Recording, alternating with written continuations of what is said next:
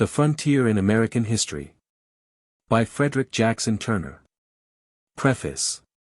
In republishing these essays in collected form, it has seemed best to issue them as they were originally printed. With the exception of a few slight corrections of slips in the text and with the omission of occasional duplication of language in the different essays.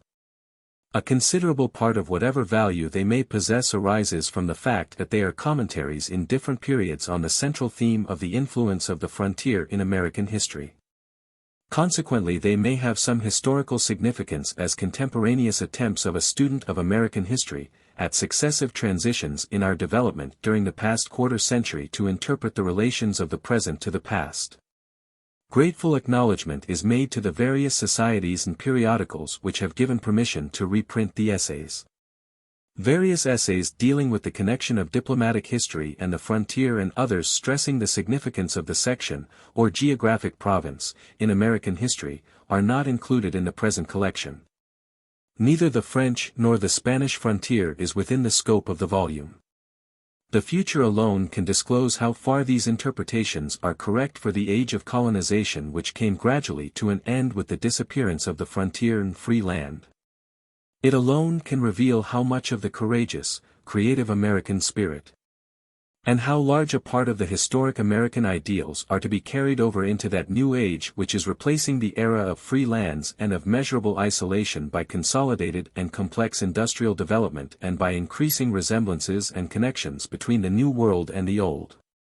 But the larger part of what has been distinctive and valuable in America's contribution to the history of the human spirit has been due to this nation's peculiar experience in extending its type of frontier into new regions, and in creating peaceful societies with new ideals in the successive vast and differing geographic provinces which together make up the United States. Directly or indirectly, these experiences shaped the life of the eastern as well as the western states, and even reacted upon the Old World and influenced the direction of its thought and its progress. This experience has been fundamental in the economic, political, and social characteristics of the American people and in their conceptions of their destiny. Writing at the close of 1796, the French minister to the United States, M. Adet, reported to his government that Jefferson could not be relied on to be devoted to French interests, and he added, "Jefferson, I say, is American, and by that name, he cannot be sincerely our friend. An American is the born enemy of all European peoples." Obviously erroneous as are these words, there was an element of truth in them. If we would understand this element of truth, we must study the transforming influence of the American wilderness, remote from Europe, and by its resources and its free opportunities affording the conditions under which a new people, with new social and political types and ideals, could arise to play its own part in the world, and to influence Europe. Frederick J. Turner. Harvard University, March, 1920. 1. The significance of the frontier in American history. In a recent bulletin of the Superintendent of the Census for 1890 appear these significant words: up to and including 1880 the country had a frontier of settlement. But at present the unsettled area has been so broken into by isolated bodies of settlement that there can hardly be said to be a frontier line. In the discussion of its extent, its westward movement, etc., it cannot, therefore, any longer have a place in the census reports. This brief official statement marks the closing of a great historic movement. Up to our own day, American history has been in a large degree the history of the colonization of the Great West. The existence of an area of free land, its continuous recession, and the advance of American settlement westward, explain American development. Behind institutions, behind constitutional forms and modifications, lie the vital forces that call these organs into life and shape them to meet changing conditions. The peculiarity of American institutions is, the fact that they have been compelled to adapt themselves to the changes of an expanding people, to the changes involved in crossing a continent, in winning a wilderness, and in developing at each area of this progress out of the primitive economic and political conditions of the frontier into the complexity of city life. Said Calhoun in 1817, "We are great, and rapidly, I was about to say fearfully, growing." So saying, he touched the distinguishing feature of American life. All peoples show development. The germ theory of politics has been sufficiently emphasized. In the case of most nations, however, the development has occurred in a limited area, and if the nation has expanded, it has met other growing peoples whom it has conquered. But in the case of the United States we have a different phenomenon. Limiting our attention to the Atlantic coast, we have the familiar phenomenon of the evolution of institutions in a limited area, such as the rise of representative government, the differentiation of simple colonial governments into complex organs. The progress from primitive industrial society, without division of labor, up to manufacturing civilization. But we have in addition to this a recurrence of the process of evolution in each Western area reached in the process of expansion. Thus American development has exhibited not merely advance along a single line, but a return to primitive conditions on a continually advancing frontier line, and a new development for that area. American social development has been continually beginning over again on the frontier. This perennial rebirth, this fluidity of American life, this expansion westward with its new opportunities, its continuous touch with the simplicity of primitive society, furnished the forces dominating American character. The true point of view in the history of this nation is not the Atlantic coast, it is the Great West. Even the slavery struggle, which is made so exclusive an object of attention by writers like Professor von Holst, occupies its important place in American history because of its relation to westward expansion. In this advance, the frontier is the outer edge of the wave, the meeting point between savagery and civilization. Much has been written about the frontier from the point of view of border warfare and the chase, but as a field for the serious study of the economist and the historian it has been neglected. The American frontier is sharply distinguished from the European frontier, a fortified boundary line running through dense populations. The most significant thing about the American frontier is, that it lies at the hither edge of free land. In the census reports it is treated as the margin of that settlement which has a density of 2 or more to the square mile. The term is an elastic one, and for our purposes does not need sharp definition. We shall consider the whole frontier belt, including the Indian country and the outer margin of the settled area of the census reports. This paper will make no attempt to treat the subject exhaustively. Its aim is simply to call attention to the frontier as a fertile field for investigation, and to suggest some of the problems which arise in connection with it. In the settlement of America we have to observe how European life entered the continent, and how America modified and developed that life and reacted on Europe. Our early history is the study of European germs developing in an American environment. Too exclusive attention has been paid by institutional students to the Germanic origins, too little to the American factors. The frontier is the line of most rapid and effective Americanization. The wilderness masters the colonist. It finds him a European in dress, industries, tools, modes of travel, and thought. It takes him from the railroad car and puts him in the birch canoe. It strips off the garments of civilization and arrays him in the hunting shirt and the moccasin. It puts him in the log cabin of the Cherokee and Iroquois and runs an Indian palisade around him. Before long he has gone to planting Indian corn and plowing with a sharp stick. He shouts the war cry and takes the scalp in orthodox Indian fashion. In short, at the frontier the environment is at first too strong for the man. He must accept the conditions which it furnishes, or perish, and so he fits himself into the Indian clearings and follows the Indian trails. Little by little he transforms the wilderness, but the outcome is not the old Europe, not simply the development of Germanic germs, any more than the first phenomenon was a case of reversion to the Germanic mark. The fact is, that here is a new product that is American. At first, the frontier was the Atlantic coast. It was the frontier of Europe in a very real sense. Moving westward, the frontier became more and more American. As successive terminal moraines result from successive glaciations, so each frontier leaves its traces behind it, and when it becomes a settled area the region still partakes of the frontier characteristics. Thus the advance of the frontier has meant a steady movement away from the influence of Europe, a steady growth of independence on American lines.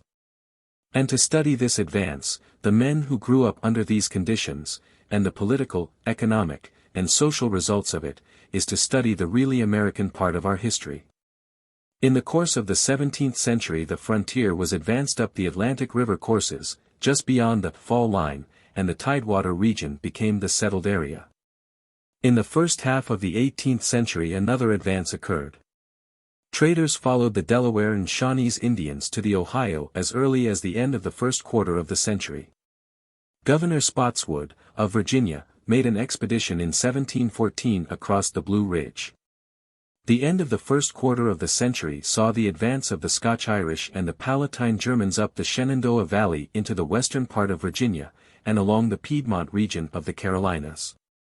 The Germans in New York pushed the frontier of settlement up the Mohawk to German Flats. In Pennsylvania the town of Bedford indicates the line of settlement. Settlements soon began on the New River, or the Great Canal, and on the sources of the Yadkin and French Broad. The king attempted to arrest the advance by his proclamation of 1763, forbidding settlements beyond the sources of the rivers flowing into the Atlantic, but in vain. In the period of the Revolution the frontier crossed the Alleghenies into Kentucky and Tennessee, and the upper waters of the Ohio were settled. When the first census was taken in 1790, the continuous settled area was bounded by a line which ran near the coast of Maine, and included New England except a portion of Vermont and New Hampshire. New York along the Hudson and up the Mohawk about Schenectady, eastern and southern Pennsylvania, Virginia well across the Shenandoah Valley, and the Carolinas and eastern Georgia. Beyond this region of continuous settlement were the small settled areas of Kentucky and Tennessee, and the Ohio, with the mountains intervening between them and the Atlantic area, thus giving a new and important character to the frontier. The isolation of the region increased its peculiarly American tendencies, and the need of transportation facilities to connect it with the East called out important schemes of internal improvement, which will be noted farther on. The West, as a self-conscious section, began to evolve. From decade to decade distinct advances of the frontier occurred. By the census of 1820 the settled area included Ohio, southern Indiana and Illinois, southeastern Missouri, and about one-half of Louisiana. This settled area had surrounded Indian areas, and the management of these tribes became an object of political concern. The frontier region of the time lay along the Great Lakes, where Astor's American Fur Company operated in the Indian trade, and beyond the Mississippi, where Indian traders extended their activity even to the Rocky Mountains. Florida also furnished frontier conditions. The Mississippi River region was the scene of typical frontier settlements. The rising steam navigation on western waters, the opening of the Erie Canal, and the westward extension of cotton culture added 5 frontier states to the Union in this period. Grund, writing in 1836, declares, "It appears then that the universal disposition of Americans to emigrate to the western wilderness, in order to enlarge their dominion over inanimate nature, is the actual result of an expansive power which is inherent in them, and which by continually agitating all classes of society is constantly throwing a large portion of the whole population on the extreme confines of the state, in order to gain space for its development. Hardly is a new state or territory formed before the same principle manifests itself again and gives rise to a further emigration, and so is it destined to go on until a physical barrier must finally obstruct its progress." In the middle of this century the line indicated by the present eastern boundary of Indian Territory, Nebraska, and Kansas marked the frontier of the Indian country. Minnesota and Wisconsin still exhibited frontier conditions, but the distinctive frontier of the period is found in California, where the gold discoveries had sent a sudden tide of adventurous miners, and in Oregon, and the settlements in Utah. As the frontier had leaped over the Alleghenies, so now it skipped the Great Plains and the Rocky Mountains. And in the same way that the advance of the frontiersmen beyond the Alleghenies had caused the rise of important questions of transportation and internal improvement, so now the settlers beyond the Rocky Mountains needed means of communication with the East, and in the furnishing of these arose the settlement of the Great Plains and the development of still another kind of frontier life. Railroads, fostered by land grants, sent an increasing tide of immigrants into the far west. The United States Army fought a series of Indian wars in Minnesota, Dakota, and the Indian Territory. By 1880 the settled area had been pushed into northern Michigan, Wisconsin, and Minnesota, along Dakota rivers, and in the Black Hills region, and was ascending the rivers of Kansas and Nebraska. The development of mines in Colorado had drawn isolated frontier settlements into that region, and Montana and Idaho were receiving settlers. The frontier was found in these mining camps and the ranches of the Great Plains. The superintendent of the census for 1,890 reports, as previously stated, that the settlements of the West lie so scattered over the region that there can no longer be said to be a frontier line. In these successive frontiers we find natural boundary lines which have served to mark and to affect the characteristics of the frontiers, namely, the fall line, the Allegheny Mountains, the Mississippi, the Missouri where its direction approximates north and south, the line of the arid lands, approximately the 99th meridian, and the Rocky Mountains. The fall line marked the frontier of the 17th century. The Alleghenies that of the 18th, the Mississippi that of the first quarter of the 19th, the Missouri that of the middle of this century, omitting the California movement. And the belt of the Rocky Mountains and the arid tract, the present frontier. Each was won by a series of Indian wars. At the Atlantic frontier one can study the germs of processes repeated at each successive frontier. We have the complex European life sharply precipitated by the wilderness into the simplicity of primitive conditions. The first frontier had to meet its Indian question, its question of the disposition of the public domain, of the means of intercourse with older settlements, of the extension of political organization, of religious and educational activity. And the settlement of these and similar questions for one frontier served as a guide for the next. The American student needs not to go to the prim little townships of Schleswig for illustrations of the law of continuity and development. For example, he may study the origin of our land policies in the colonial land policy. He may see how the system grew by adapting the statutes to the customs of the successive frontiers.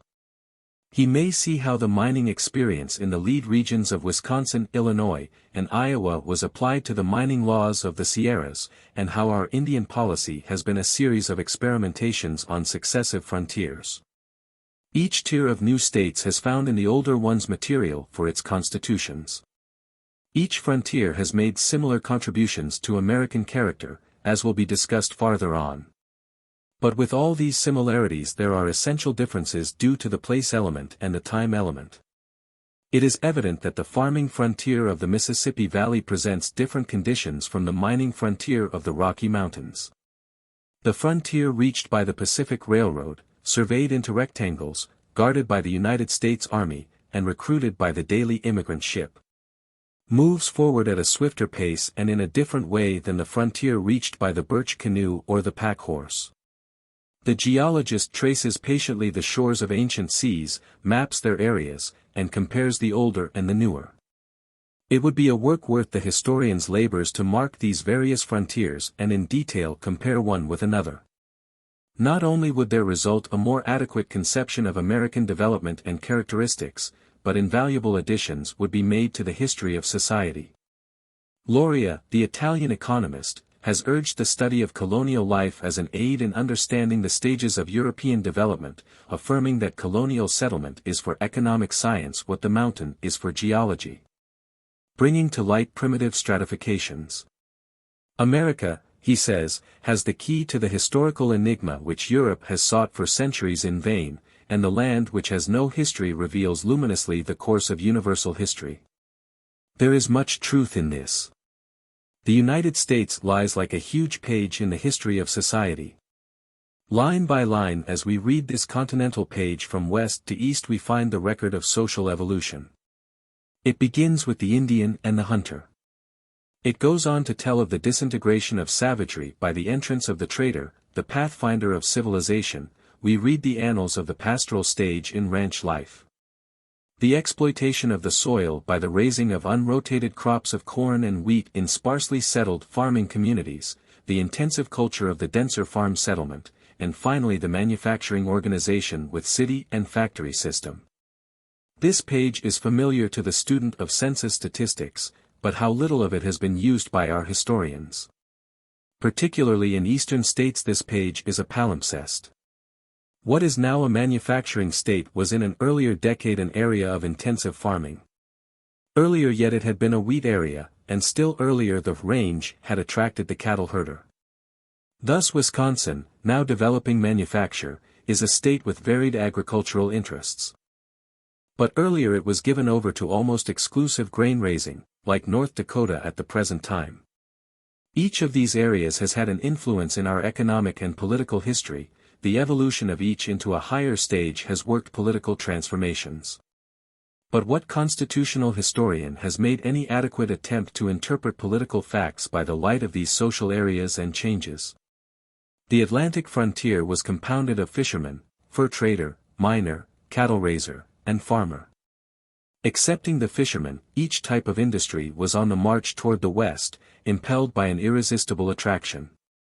Each passed in successive waves across the continent. Stand at Cumberland Gap and watch the procession of civilization, marching single file, the buffalo following the trail to the salt springs, the Indian, the fur trader and hunter, the cattle raiser, the pioneer farmer, and the frontier has passed by. Stand at South Pass in the Rockies a century later and see the same procession with wider intervals between. The unequal rate of advance compels us to distinguish the frontier into the trader's frontier, the rancher's frontier, or the miner's frontier, and the farmer's frontier. When the mines and the cow pens were still near the fall line, the traders' pack trains were tinkling across the Alleghanies, and the French on the Great Lakes were fortifying their posts, alarmed by the British traders' birch canoe. When the trappers scaled the Rockies, the farmer was still near the mouth of the Missouri. Why was it that the Indian trader passed so rapidly across the continent? What effects followed from the trader's frontier? The trade was coeval with American discovery. The Norsemen, Vespucius, Verrazani, Hudson, John Smith, all trafficked for furs. The Plymouth Pilgrims settled in Indian cornfields, and their first return cargo was of beaver and lumber. The records of the various New England colonies show how steadily exploration was carried into the wilderness by this trade. What is true for New England is, as would be expected, even plainer for the rest of the colonies. All along the coast from Maine to Georgia the Indian trade opened up the river courses. Steadily the trader passed westward, utilizing the older lines of French trade. The Ohio, the Great Lakes, the Mississippi, the Missouri, and the Platte, the lines of western advance, were ascended by traders. They found the passes in the Rocky Mountains and guided Lewis and Clark, Fremont, and Bidwell. The explanation of the rapidity of this advance is connected with the effects of the trader on the Indian. The trading post left the unarmed tribes at the mercy of those that had purchased firearms, a truth which the Iroquois Indians wrote in blood, and so the remote and unvisited tribes gave eager welcome to the trader. The savages, wrote La Salle, take better care of us French than of their own children, from us only can they get guns and goods. This accounts for the trader's power and the rapidity of his advance. Thus the disintegrating forces of civilization entered the wilderness. Every river valley and Indian trail became a fissure in Indian society, and so that society became honeycombed. Long before the pioneer farmer appeared on the scene, primitive Indian life had passed away. The farmers met Indians armed with guns. The trading frontier, while steadily undermining Indian power by making the tribes ultimately dependent on the whites, yet, through its sale of guns, gave to the Indian increased power of resistance to the farming frontier. French colonization was dominated by its trading frontier, English colonization by its farming frontier. There was an antagonism between the two frontiers as between the two nations. Said Duquesne to the Iroquois, "Are you ignorant of the difference between the King of England and the King of France? Go see the forts that our king has established and you will see that you can still hunt under their very walls. They have been placed for your advantage in places which you frequent. The English, on the contrary, are no sooner in possession of a place than the game is driven away. The forest falls before them as they advance, and the soil is laid bare so that you can scarce find the wherewithal to erect a shelter for the night." And yet, in spite of this opposition of the interests of the trader and the farmer, the Indian trade pioneered the way for civilization. The Buffalo Trail became the Indian Trail, and this became the trader's trace. The trails widened into roads, and the roads into turnpikes, and these in turn were transformed into railroads. The same origin can be shown for the railroads of the South, the Far West, and the Dominion of Canada. The trading posts reached by these trails were on the sites of Indian villages which had been placed in positions suggested by nature. And these trading posts, situated so as to command the water systems of the country, have grown into such cities as Albany, Pittsburgh, Detroit, Chicago, St. Louis, Council Bluffs, and Kansas City.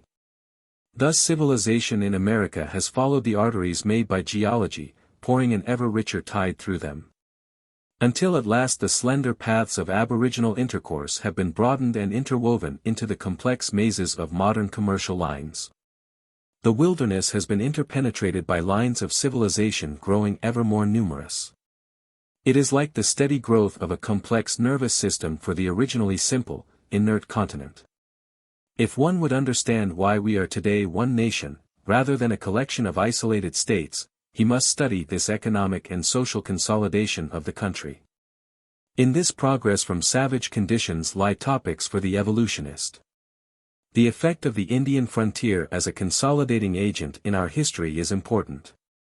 From the close of the 17th century various intercolonial congresses have been called to treat with Indians and establish common measures of defense. Particularism was strongest in colonies with no Indian frontier. This frontier stretched along the western border like a cord of union. The Indian was a common danger, demanding united action.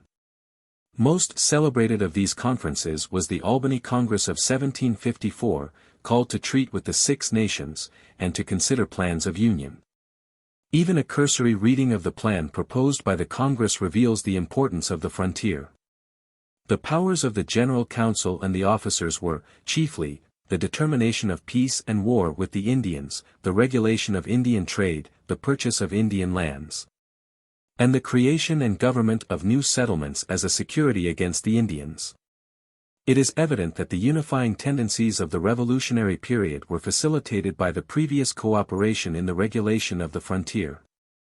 In this connection may be mentioned the importance of the frontier, from that day to this, as a military training school, keeping alive the power of resistance to aggression and developing the stalwart and rugged qualities of the frontiersman. It would not be possible in the limits of this paper to trace the other frontiers across the continent. Travelers of the 18th century found the cowpens, among the canebrakes and pea-vine pastures of the South, and the cow drivers took their droves to Charleston, Philadelphia, and New York. Travelers at the close of the War of 1812 met droves of more than 1,000 cattle and swine from the interior of Ohio going to Pennsylvania to fatten for the Philadelphia market. The ranges of the Great Plains, with ranch and cowboy and nomadic life, are things of yesterday and of today. The experience of the Carolina cowpens guided the ranchers of Texas. One element favoring the rapid extension of the rancher's frontier is the fact that in a remote country lacking transportation facilities the product must be in small bulk, or must be able to transport itself. And the cattle raiser could easily drive his product to market. The effect of these great ranches on the subsequent agrarian history of the localities in which they existed should be studied. The maps of the census reports show an uneven advance of the farmer's frontier, with tongues of settlement pushed forward and with indentations of wilderness. In part this is due to Indian resistance, in part to the location of river valleys and passes, in part to the unequal force of the centers of frontier attraction. Among the important centers of attraction may be mentioned the following: fertile and favorably situated soils, salt springs, mines, and army posts. The frontier army post, serving to protect the settlers from the Indians, has also acted as a wedge to open the Indian country, and has been a nucleus for settlement. In this connection mention should also be made of the government military and exploring expeditions in determining the lines of settlement. But all the more important expeditions were greatly indebted to the earliest pathmakers, the Indian guides, the traders and trappers, and the French voyagers, who were inevitable parts of governmental expeditions from the days of Lewis and Clark. Each expedition was an epitome of the previous factors in Western advance. In an interesting monograph, Victor Henn has traced the effect of salt upon early European development, and has pointed out how it affected the lines of settlement and the form of administration. A similar study might be made for the salt springs of the United States. The early settlers were tied to the coast by the need of salt, without which they could not preserve their meats or live in comfort. Writing in 1752, Bishop Spangenberg says of a colony for which he was seeking lands in North Carolina, they will require salt and other necessaries which they can neither manufacture nor raise. Either they must go to Charleston, which is 300 miles distant. Or else they must go to Bowling's Point in VA on a branch of the James and is also 300 miles from here. Or else they must go down the Roanoke, I know not how many miles, where salt is brought up from the Cape Fear. This may serve as a typical illustration. An annual pilgrimage to the coast for salt thus became essential. Taking phlox or furs and ginseng root, the early settlers sent their pack trains after seeding time each year to the coast. This proved to be an important educational influence, since it was almost the only way in which the pioneer learned what was going on in the East. But when discovery was made of the salt springs of the Kanawha, and the Holston, and Kentucky, and central New York, the West began to be freed from dependence on the coast. It was in part the effect of finding these salt springs that enabled settlement to cross the mountains. From the time the mountains rose between the pioneer and the seaboard, a new order of Americanism arose. The West and the East began to get out of touch of each other. The settlements from the sea to the mountains kept connection with the rear and had a certain solidarity. But the over-mountain men grew more and more independent. The East took a narrow view of American advance, and nearly lost these men. Kentucky and Tennessee history bears abundant witness to the truth of this statement. The East began to try to hedge and limit westward expansion. Though Webster could declare that there were no Alleghanies in his politics, yet in politics in general they were a very solid factor. The exploitation of the beasts took hunter and trader to the west, the exploitation of the grasses took the rancher west, and the exploitation of the virgin soil of the river valleys and prairies attracted the farmer. Good soils have been the most continuous attraction to the farmer's frontier. The land hunger of the Virginians drew them down the rivers into Carolina, in early colonial days. The search for soils took the Massachusetts men to Pennsylvania and to New York. As the eastern lands were taken up, migration flowed across them to the west. Daniel Boone, the great backwoods man, who combined the occupations of hunter, trader, cattle raiser, farmer, and surveyor, learning, probably from the traders, of the fertility of the lands of the upper Yadkin. Where the traders were wont to rest as they took their way to the Indians, left his Pennsylvania home with his father, and passed down the Great Valley Road to that stream. Learning from a trader of the game and rich pastures of Kentucky, he pioneered the way for the farmers to that region. Thence he passed to the frontier of Missouri, where his settlement was long a landmark on the frontier. Here again he helped to open the way for civilization, finding salt licks, and trails, and land. His son was among the earliest trappers in the passes of the Rocky Mountains, and his party are said to have been the first to camp on the present site of Denver. His grandson, Colonel A. J. Boone, of Colorado, was a power among the Indians of the Rocky Mountains, and was appointed an agent by the government. Kit Carson's mother was a Boone. Thus this family epitomizes the backwoodsman's advance across the continent. The farmer's advance came in a distinct series of waves. In Peck's New Guide to the West, published in Boston in 1837, occurs this suggestive passage. Generally, in all the western settlements, three classes, like the waves of the ocean, have rolled one after the other. First comes the pioneer, who depends for the subsistence of his family chiefly upon the natural growth of vegetation, called the range, and the proceeds of hunting. His implements of agriculture are rude, chiefly of his own make, and his efforts directed mainly to a crop of corn and a truck patch. The last is a rude garden for growing cabbage, beans, corn for roasting ears, cucumbers, and potatoes. A log cabin, and, occasionally, a stable and corn crib, and a field of a dozen acres, the timber girdled or deadened, and fenced, are enough for his occupancy. It is quite immaterial whether he ever becomes the owner of the soil. He is the occupant for the time being, pays no rent, and feels as independent as the lord of the manor. With a horse, cow, and 1 or 2 breeders of swine, he strikes into the woods with his family, and becomes the founder of a new county, or perhaps state. He builds his cabin, gathers around him a few other families of similar tastes and habits, and occupies till the range is somewhat subdued, and hunting a little precarious, or, which is more frequently the case, till the neighbors crowd around. Roads, bridges, and fields annoy him, and he lacks elbow room. The preemption law enables him to dispose of his cabin and cornfield to the next class of emigrants.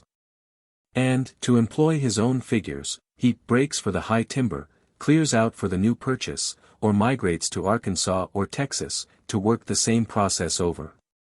The next class of emigrants purchase the lands, add field to field, clear out the roads, throw rough bridges over the streams, put up hewn log houses with glass windows and brick or stone chimneys, occasionally plant orchards, build mills, schoolhouses, courthouses, etc. And exhibit the picture and forms of plain, frugal, civilized life. Another wave rolls on. The men of capital and enterprise come. The settler is ready to sell out and take the advantage of the rise in property, push farther into the interior and become, himself, a man of capital and enterprise in turn. The small village rises to a spacious town or city. Substantial edifices of brick, extensive fields, orchards, gardens, colleges, and churches are seen.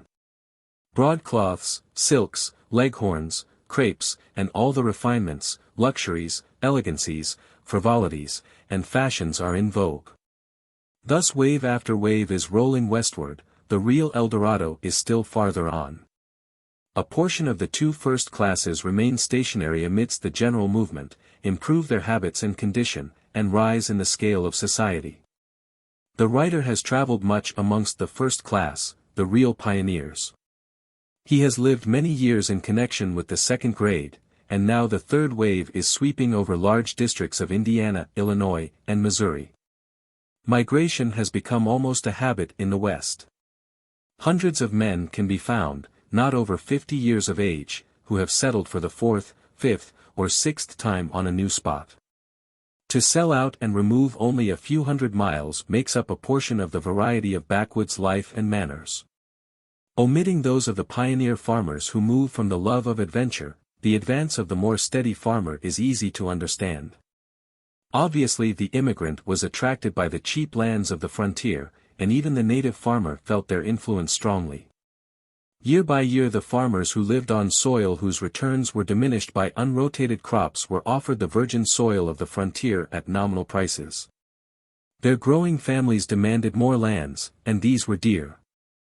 The competition of the unexhausted, cheap, and easily tilled prairie lands compelled the farmer either to go west and continue the exhaustion of the soil on a new frontier, or to adopt intensive culture. Thus the census of 1890 shows, in the Northwest, many counties in which there is an absolute or a relative decrease of population. These states have been sending farmers to advance the frontier on the plains, and have themselves begun to turn to intensive farming and to manufacture. A decade before this, Ohio had shown the same transition stage. Thus the demand for land and the love of wilderness freedom drew the frontier ever onward.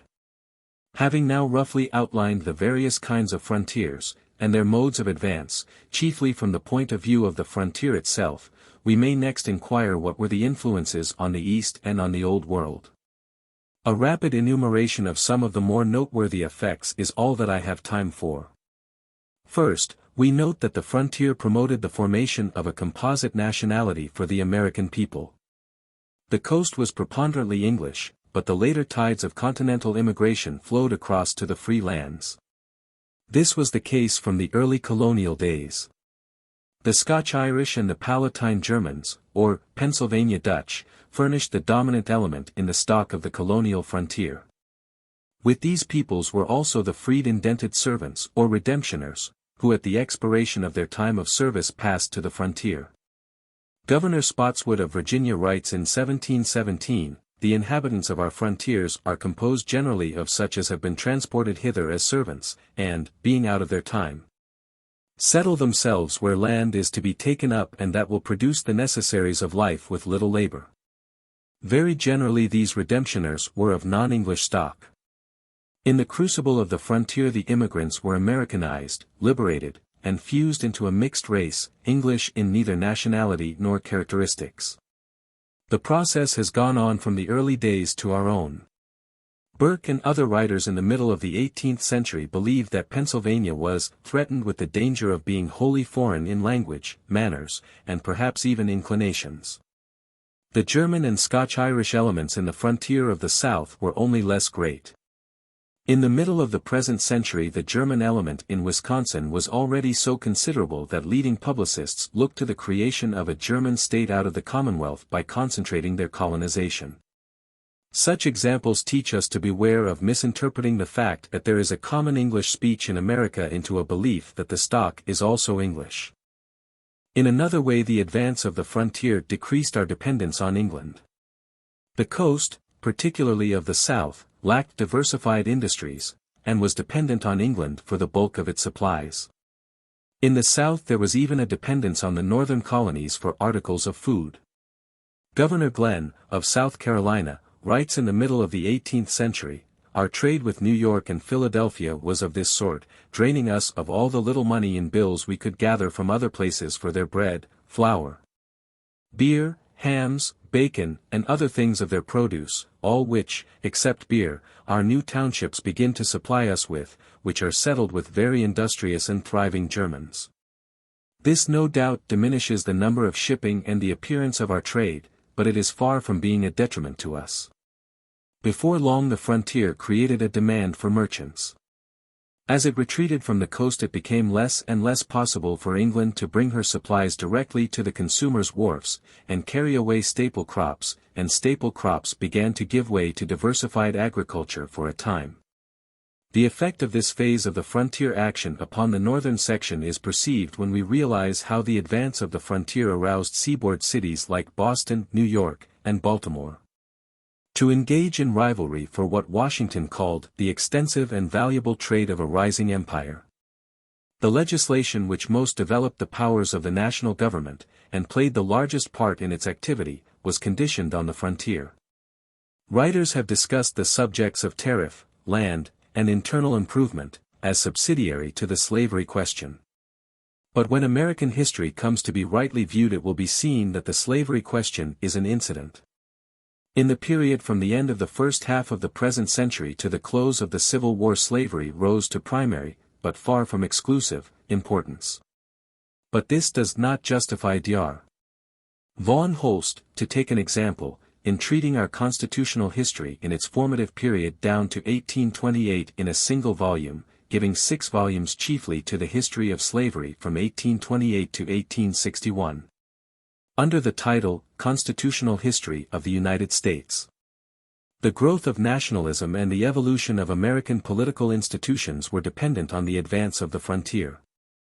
Even so recent a writer as Rhodes, in his History of the United States since the Compromise of 1850, has treated the legislation called out by the Western advance as incidental to the slavery struggle. This is a wrong perspective. The pioneer needed the goods of the coast, and so the grand series of internal improvement and railroad legislation began, with potent nationalizing effects. Over internal improvements occurred great debates, in which grave constitutional questions were discussed.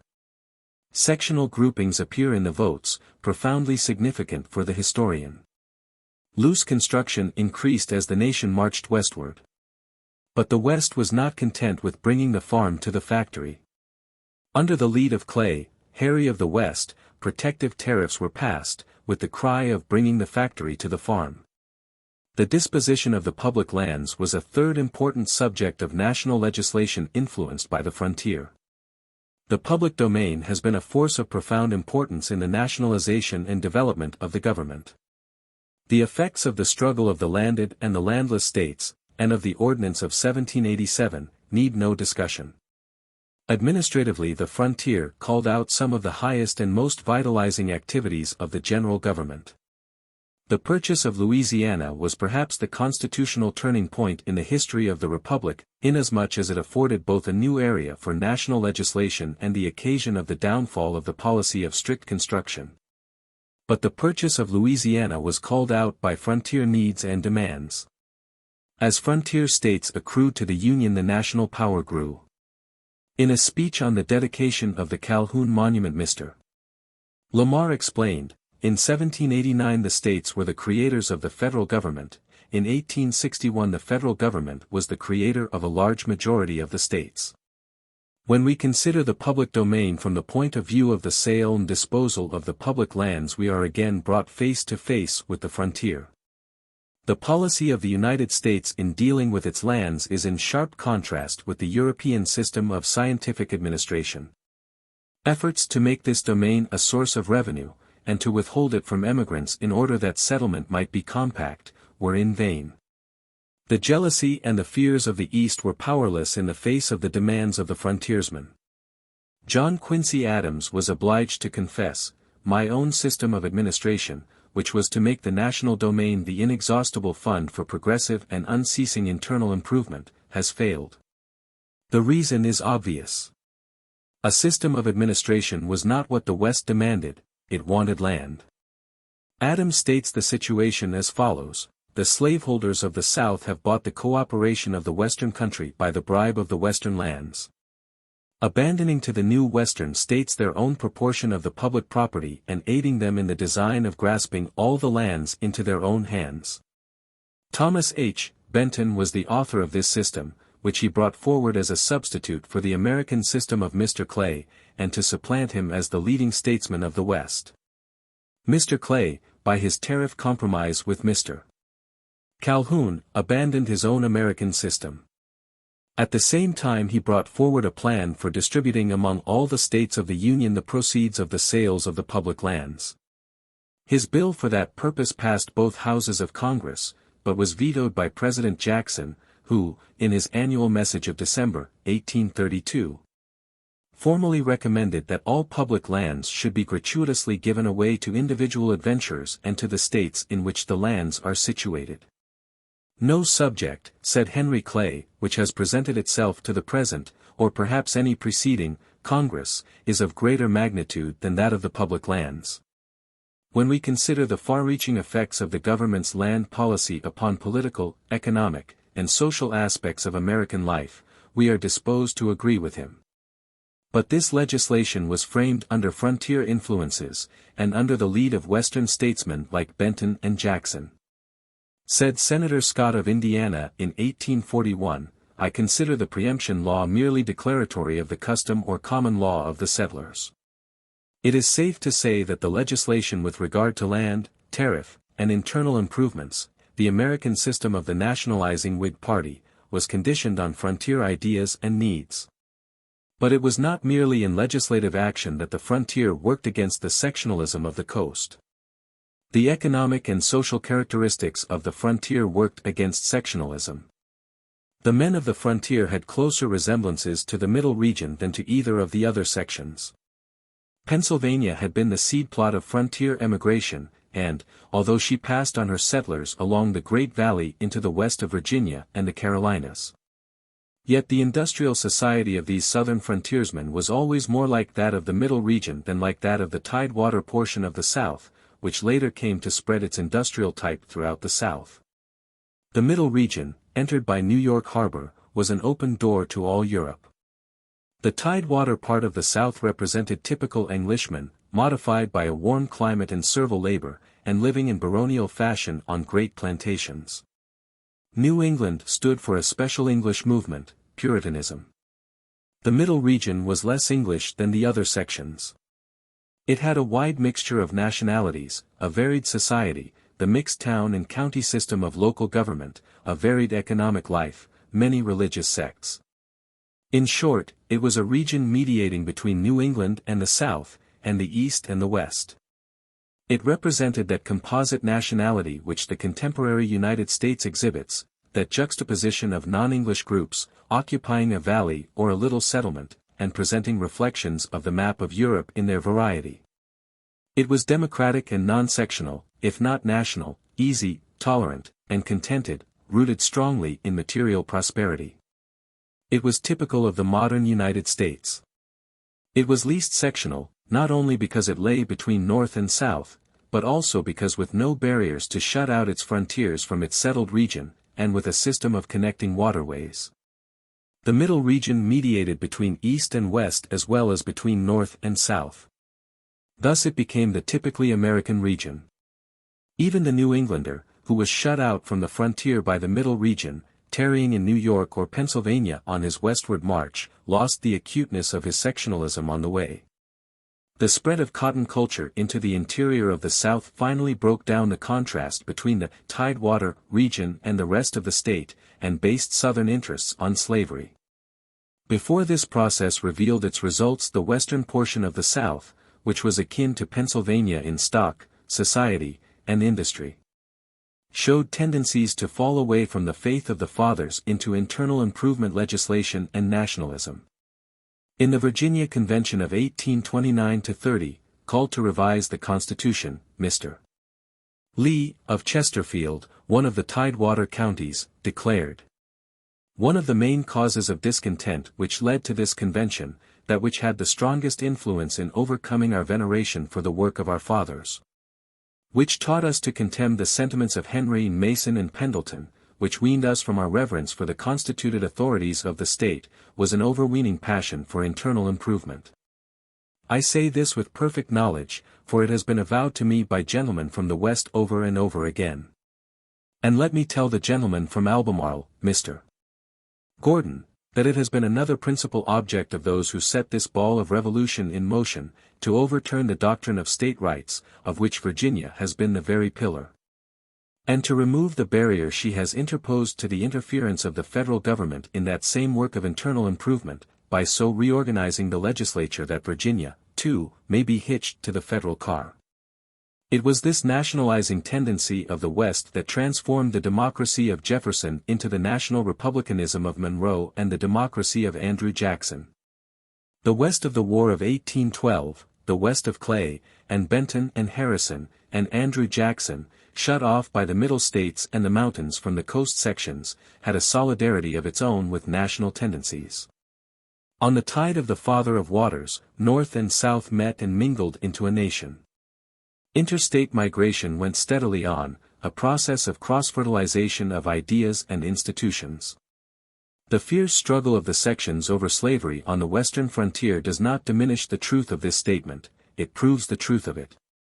Slavery was a sectional trait that would not down, but in the West it could not remain sectional. It was the greatest of frontiersmen who declared, "I believe this government cannot endure permanently half slave and half free. It will become all of one thing or all of the other." Nothing works for nationalism like intercourse within the nation. Mobility of population is death to localism, and the western frontier worked irresistibly in unsettling population. The effect reached back from the frontier and affected profoundly the Atlantic coast and even the Old World. But the most important effect of the frontier has been in the promotion of democracy here and in Europe. As has been indicated, the frontier is productive of individualism. Complex society is precipitated by the wilderness into a kind of primitive organization based on the family. The tendency is antisocial. It produces antipathy to control, and particularly to any direct control. The tax-gatherer is viewed as a representative of oppression. Prof. Osgood, in an able article, has pointed out that the frontier conditions prevalent in the colonies are important factors in the explanation of the American Revolution, where individual liberty was sometimes confused with absence of all effective government. The same conditions aid in explaining the difficulty of instituting a strong government in the period of the Confederacy. The frontier individualism has from the beginning promoted democracy.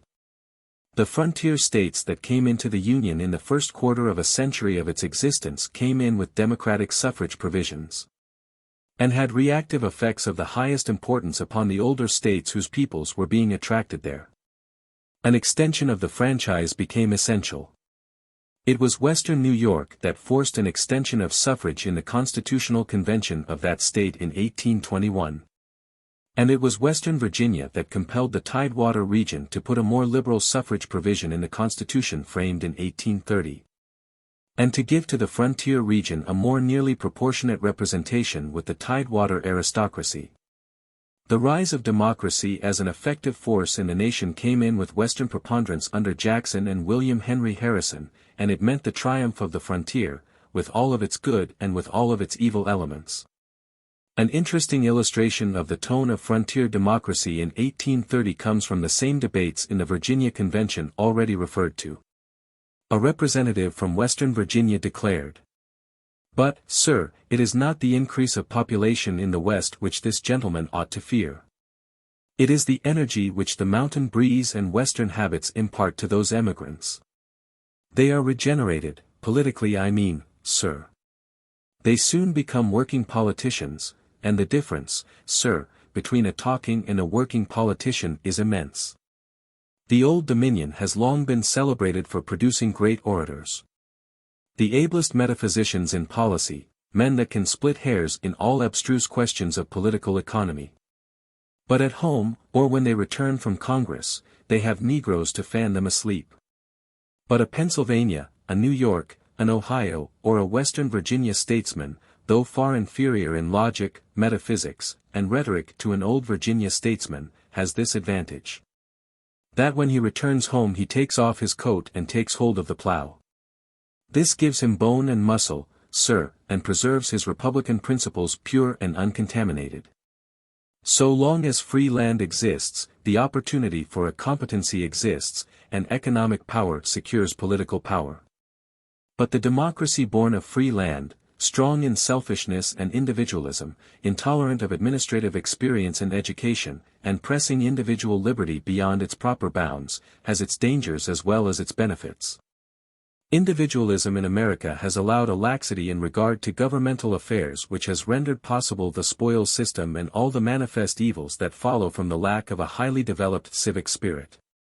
In this connection may be noted also the influence of frontier conditions in permitting lax business honor, inflated paper currency and wildcat banking.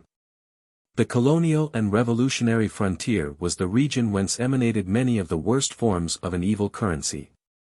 The West in the War of 1812 repeated the phenomenon on the frontier of that day, while the speculation and wildcat banking of the period of the crisis of 1837 occurred on the new frontier belt of the next tier of states. Thus each one of the periods of lax financial integrity coincides with periods when a new set of frontier communities had arisen, and coincides in area with these successive frontiers, for the most part. The recent populist agitation is a case in point. Many a state that now declines any connection with the tenets of the populists, itself adhered to such ideas in an earlier stage of the development of the state. A primitive society can hardly be expected to show the intelligent appreciation of the complexity of business interests in a developed society. The continual recurrence of these areas of paper money agitation is another evidence that the frontier can be isolated and studied as a factor in American history of the highest importance. The East has always feared the result of an unregulated advance of the frontier, and has tried to check and guide it. The English authorities would have checked settlement at the headwaters of the Atlantic tributaries and allowed the savages to enjoy their deserts in quiet lest the peltry trade should decrease. This called out Burke's splendid protest. If you stopped your grants, what would be the consequence? The people would occupy without grants. They have already so occupied in many places.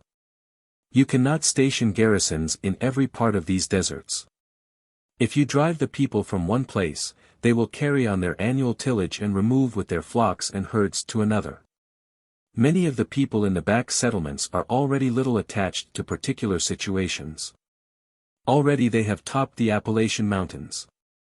From thence they behold before them an immense plain, one vast, rich, level meadow, a square of 500 miles. Over this they would wander without a possibility of restraint. They would change their manners with their habits of life, would soon forget a government by which they were disowned, would become hordes of English Tartars. And, pouring down upon your unfortified frontiers a fierce and irresistible cavalry, become masters of your governors and your councillors, your collectors and controllers, and of all the slaves that adhered to them.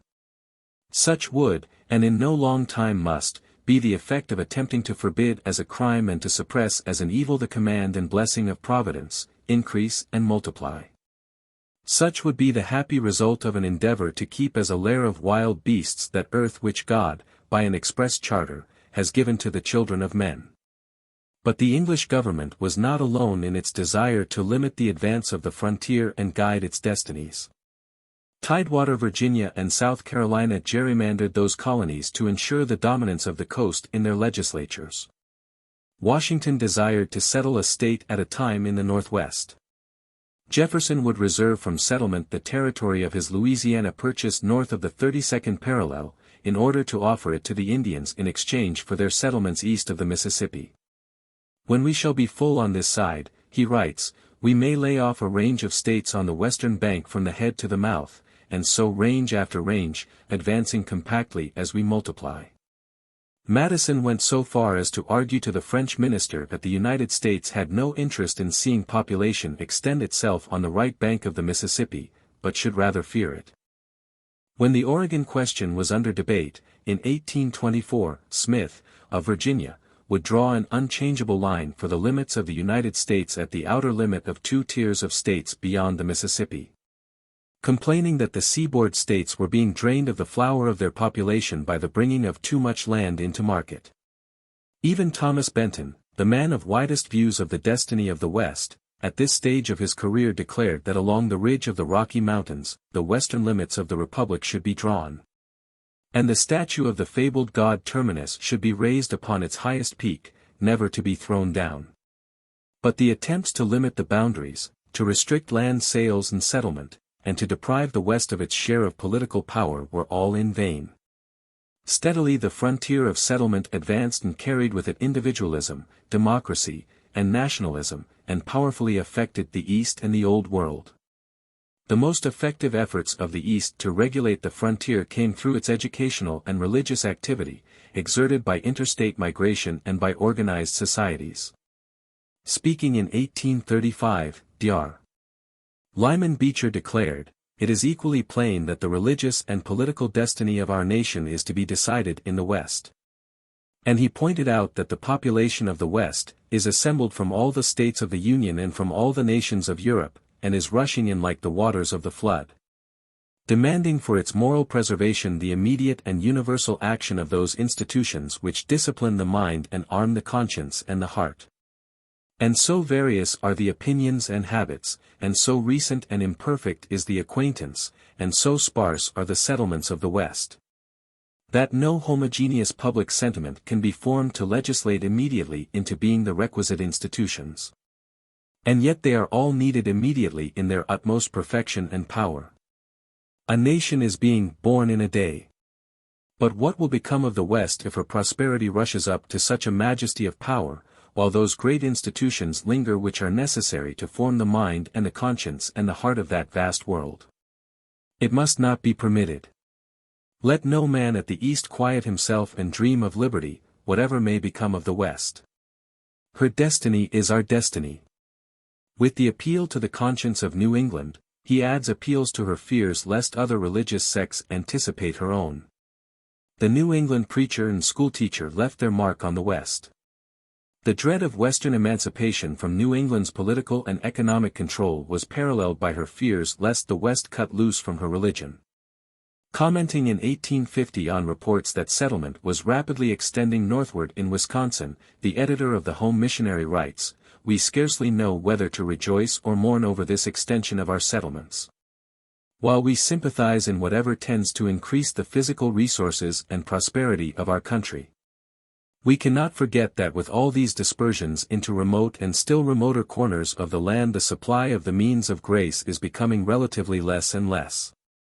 Acting in accordance with such ideas, home missions were established and Western colleges were erected.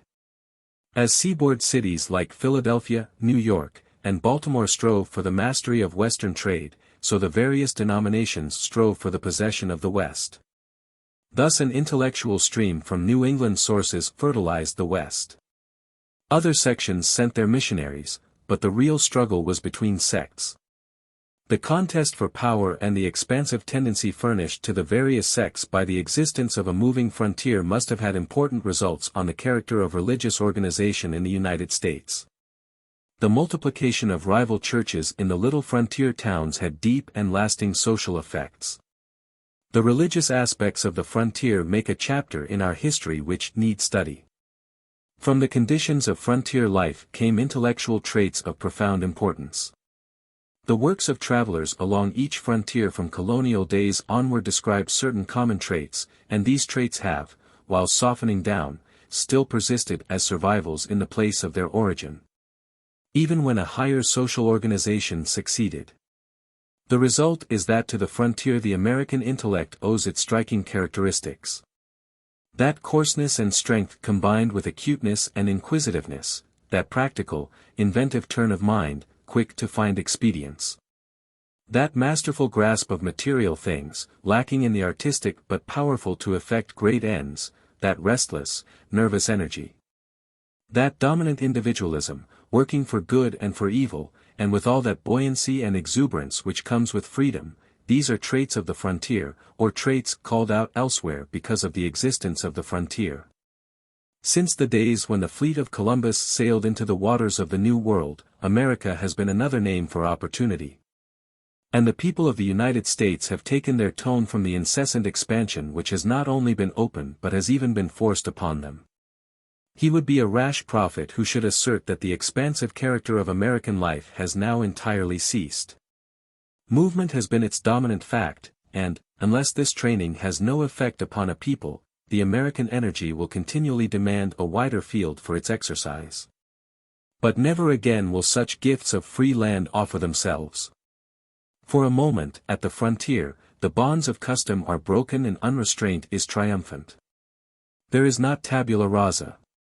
The stubborn American environment is there with its imperious summons to accept its conditions. The inherited ways of doing things are also there, and yet, in spite of environment, and in spite of custom, each frontier did indeed furnish a new field of opportunity, a gate of escape from the bondage of the past. And freshness, and confidence, and scorn of older society, impatience of its restraints and its ideas, and indifference to its lessons, have accompanied the frontier. What the Mediterranean Sea was to the Greeks, breaking the bond of custom, offering new experiences, calling out new institutions and activities, that, and more, the ever-retreating frontier has been to the United States directly. And to the nations of Europe more remotely. And now, for centuries from the discovery of America, at the end of 100 years of life under the Constitution, the frontier has gone, and with its going has closed the first period of American history. Footnotes. A paper read at the meeting of the American Historical Association in Chicago, July 12, 1893.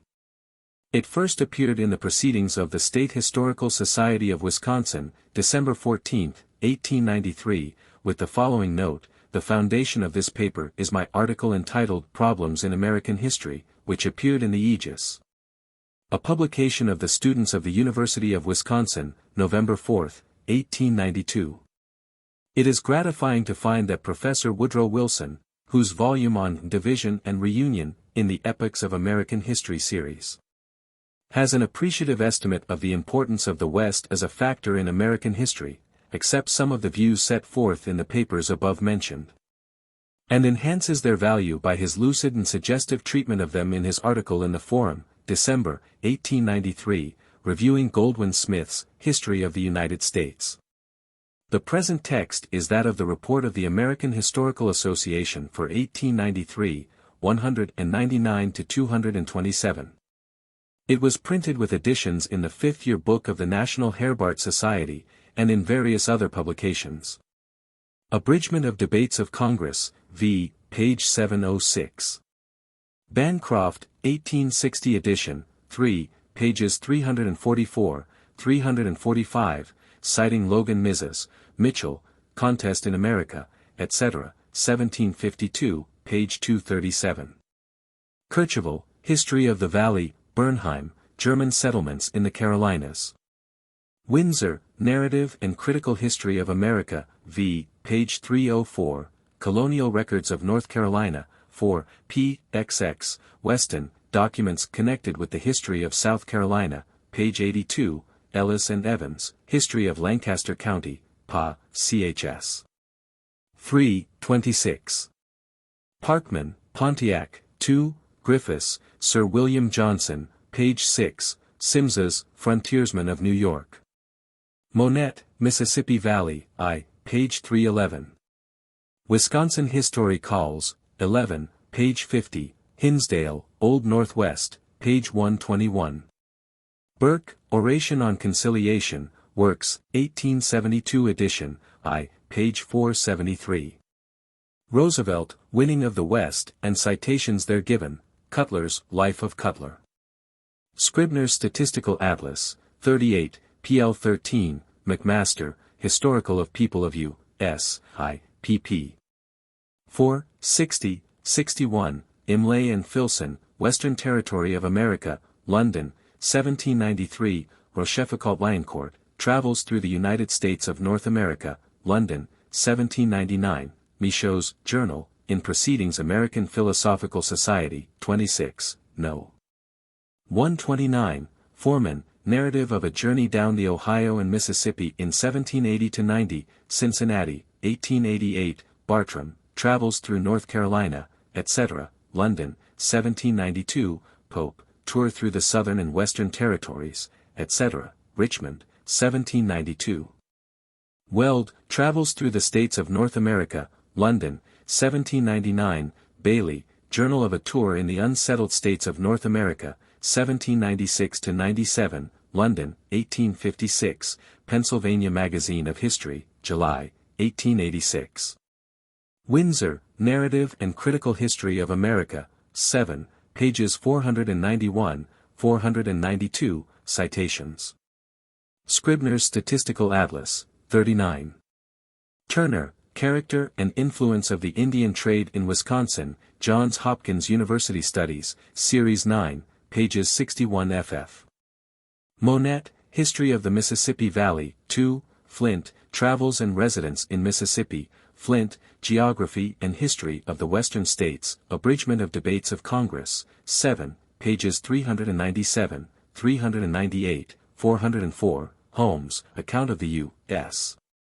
Kingdom, America and the British Colonies, London, 1820, Grund, Americans, 2, chs. I, 3, 6, although writing in 1836, he treats of conditions that grew out of Western advance from the era of 1820 to that time. Peck, Guide for Emigrants, Boston, 1831, Darby, Emigrant's Guide to Western and Southwestern States and Territories, Dana, Geographical Sketches in the Western Country, Kinsey, Wauban, Keating, Narrative of Long's Expedition. Schoolcraft, Discovery of the Sources of the Mississippi River, Travels in the Central Portions of the Mississippi Valley, and Lead Mines of the Missouri, Andreas, History of Illinois, I, 86-99, Hurlbut, Chicago Antiquities. McKenney, Tour to the Lakes, Thomas, Travels through the Western Country, etc., Auburn, N. Y., 1819. Darby, Emigrant's Guide, pages 272 ff, Benton, Abridgment of Debates, 7, page 397. DeBow's Review, 4, page 254, 17, page 428. Grund, Americans, 2, page 8. Peck, New Guide to the West, Cincinnati, 1848, ch. 4, Parkman, Oregon Trail, Hall, The West, Cincinnati, 1848, Pierce, Incidents of Western Travel, Murray, Travels in North America. Lloyd, Steamboat Directory, Cincinnati, 1856, 40 Days in a Western Hotel, Chicago, in Putnam's Magazine, December, 1894, McKay, The Western World, 2, ch. 2, 3, Meeker, Life in the West, Bogan, German in America, Boston, 1851. Olmsted, Texas Journey, Greeley, Recollections of a Busy Life, Schuller, History of the United States, v. 261-267, Peyton, Over the Alleghenies and Across the Prairies, London, 1870, Loughborough, The Pacific Telegraph and Railway, St. Louis, 1849, Whitney, Project for a Railroad to the Pacific, New York, 1849, Peyton, Suggestions on Railroad Communication with the Pacific and the Trade of China and the Indian Islands. Benton, Highway to the Pacific, a speech delivered in the U.S. Senate, December 16, 1850. A Writer in the Home Missionary, 1850, page 239, reporting Wisconsin conditions, exclaims, "Think of this, people of the enlightened East.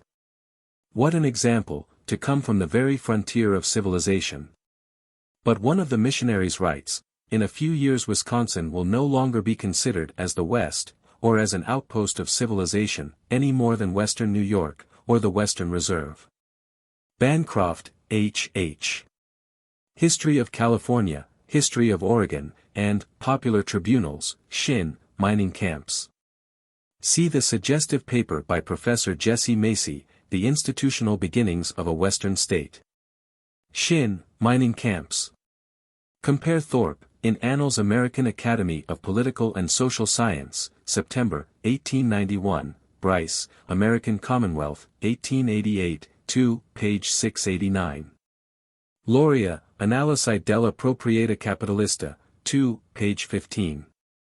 Compare, Observations on the North American Land Company, London, 1796, pages 15, 144, Logan, History of Upper South Carolina, I, pages 149 to 151, Turner, Character and Influence of Indian Trade in Wisconsin, page 18. Peck, New Guide for Emigrants, Boston, 1837, ch. 4, Compendium 11th Census, I, p. XL. See Post, for illustrations of the political accompaniments of changed industrial conditions. But Lewis and Clark were the first to explore the route from the Missouri to the Columbia. Narrative and Critical History of America, 8, page 10, Sparks, Washington Works, 9, pages 303, 327, Logan, History of Upper South Carolina, I. MacDonald, Life of Kenton, page 72, Cong Record, 23, page 57. On the effect of the fur trade in opening the routes of migration, see the authors, Character and Influence of the Indian Trade in Wisconsin. Lodge, English Colonies, p. 152 in Citations, Logan, Historical of Upper South Carolina, I, page 151. Flint, Recollections, page 9. C. Monette, Mississippi Valley, I, page 344. Cowes, Lewis and Clark's Expedition, I, pages 2, 253 to 259, Benton, in Cong Record, 23, page 57. Henn, Das Salz, Berlin, 1873. Colonel Records of N.C. v., page 3. Findley, History of the Insurrection in the Four Western Counties of Pennsylvania in the year 1794, Philadelphia, 1796, page 35. Hale, Daniel Boone, Pamphlet. Compare Bailey, Tour in the Unsettled Parts of North America, London, 1856, pages 217 to 219, where a similar analysis is made for 1796.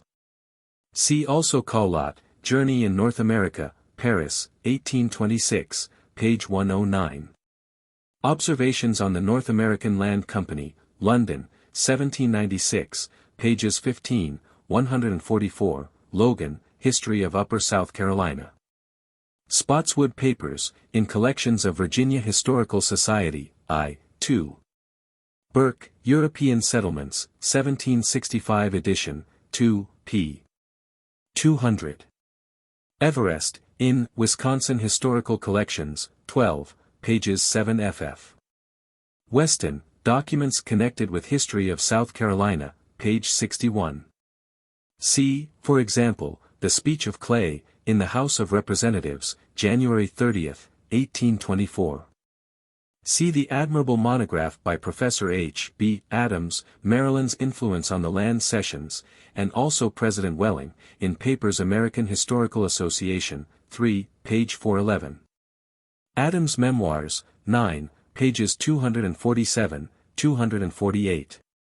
Author's article in the Aegis, Madison, Wisconsin, November 4, 1892. Compare Roosevelt, Thomas Benton, CHI. Political Science Quarterly, 2, page 457. Compare Sumner, Alexander Hamilton, CHS. 2-7. Compare Wilson, Division and Reunion, pp. 15, 24. On the relation of frontier conditions to revolutionary taxation, see Sumner, Alexander Hamilton, ch. 3.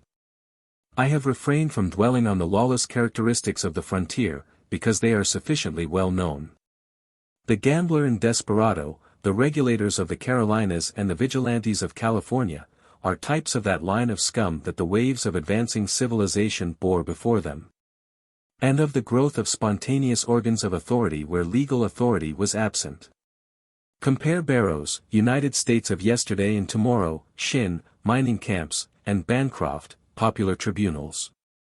The humor, bravery, and rude strength, as well as the vices of the frontier in its worst aspect, have left traces on American character, language, and literature, not soon to be effaced. Debates in the Constitutional Convention, 1829–1830. McCready, Eminent and Representative Men of the Carolinas, I, page 43, Calhoun's Works, I, pages 401–406. Speech in the Senate, March 1, 1825, Register of Debates, I, 721. Plea for the West, Cincinnati, 1835, pages 11 ff. Colonial travelers agree in remarking on the phlegmatic characteristics of the colonists. It has frequently been asked how such a people could have developed that strained nervous energy now characteristic of them. Compare Sumner, Alexander Hamilton, page 98, and Adams, History of the United States, I, page 60, 9, pages 240–241.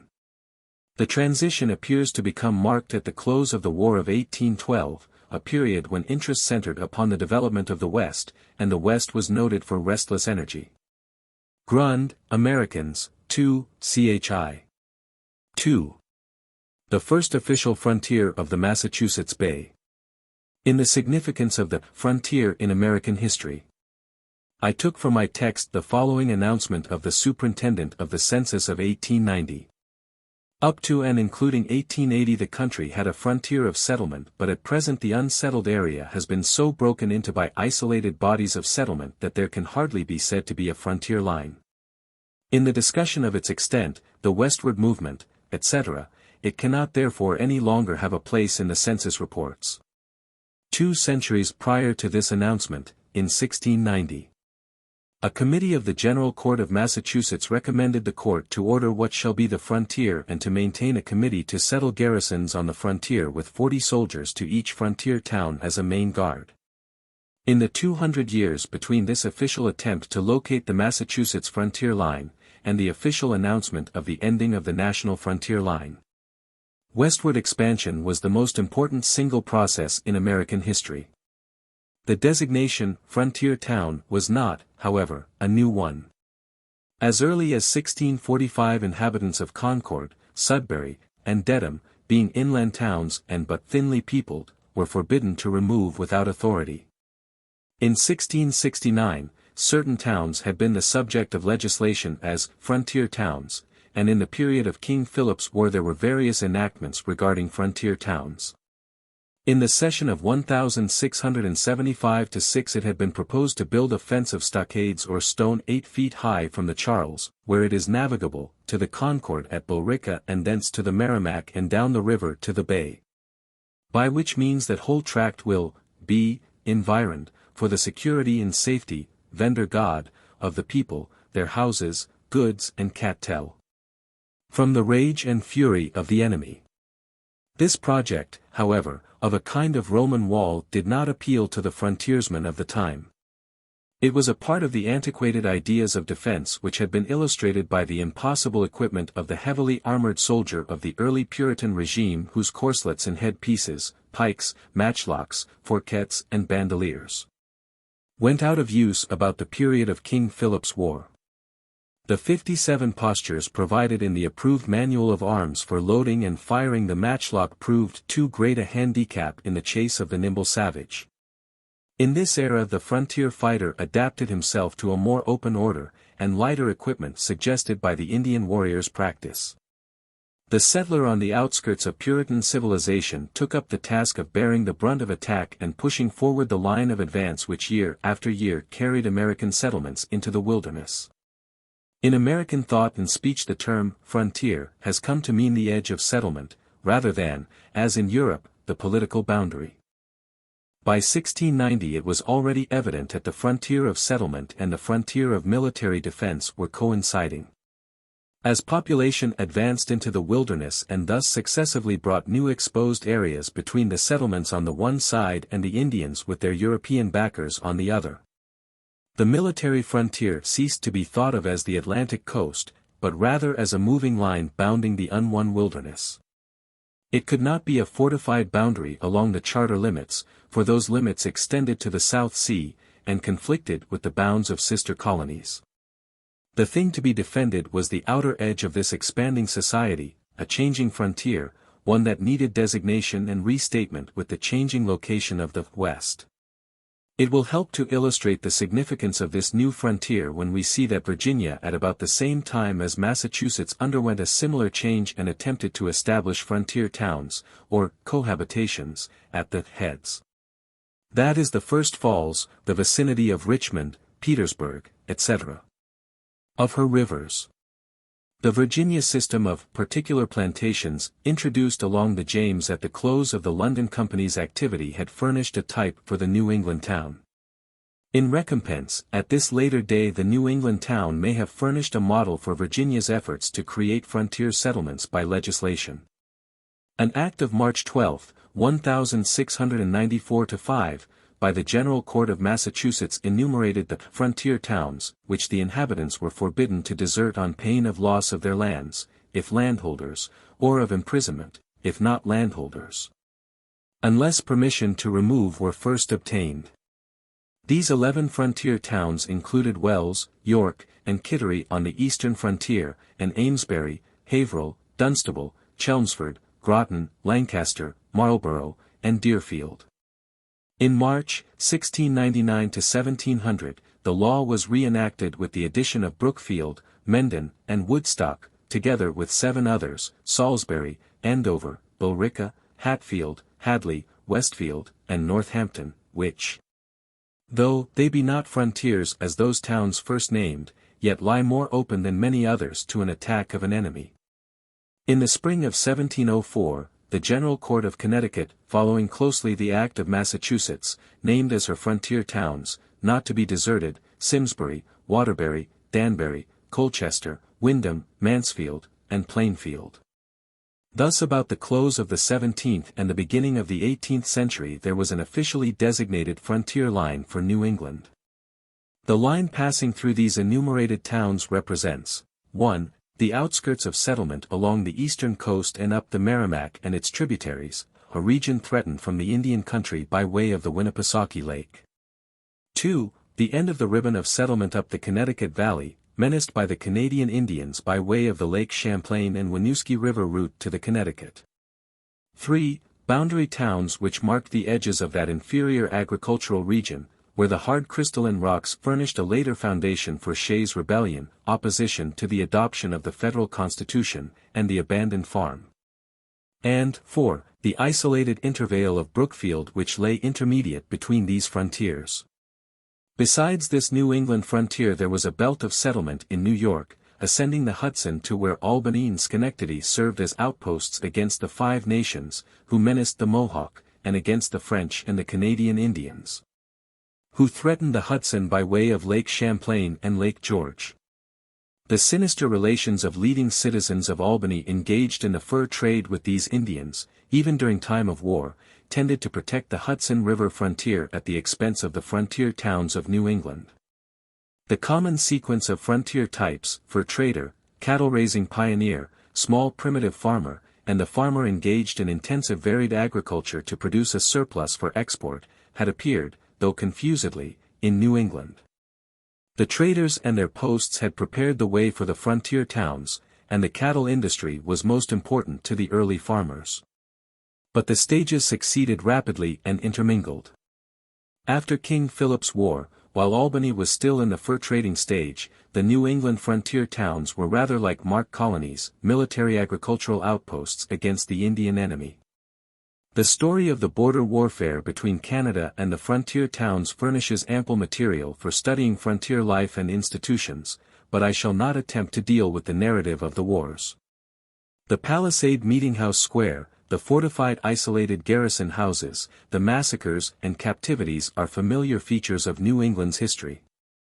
The Indian was a very real influence upon the mind and morals as well as upon the institutions of frontier New England.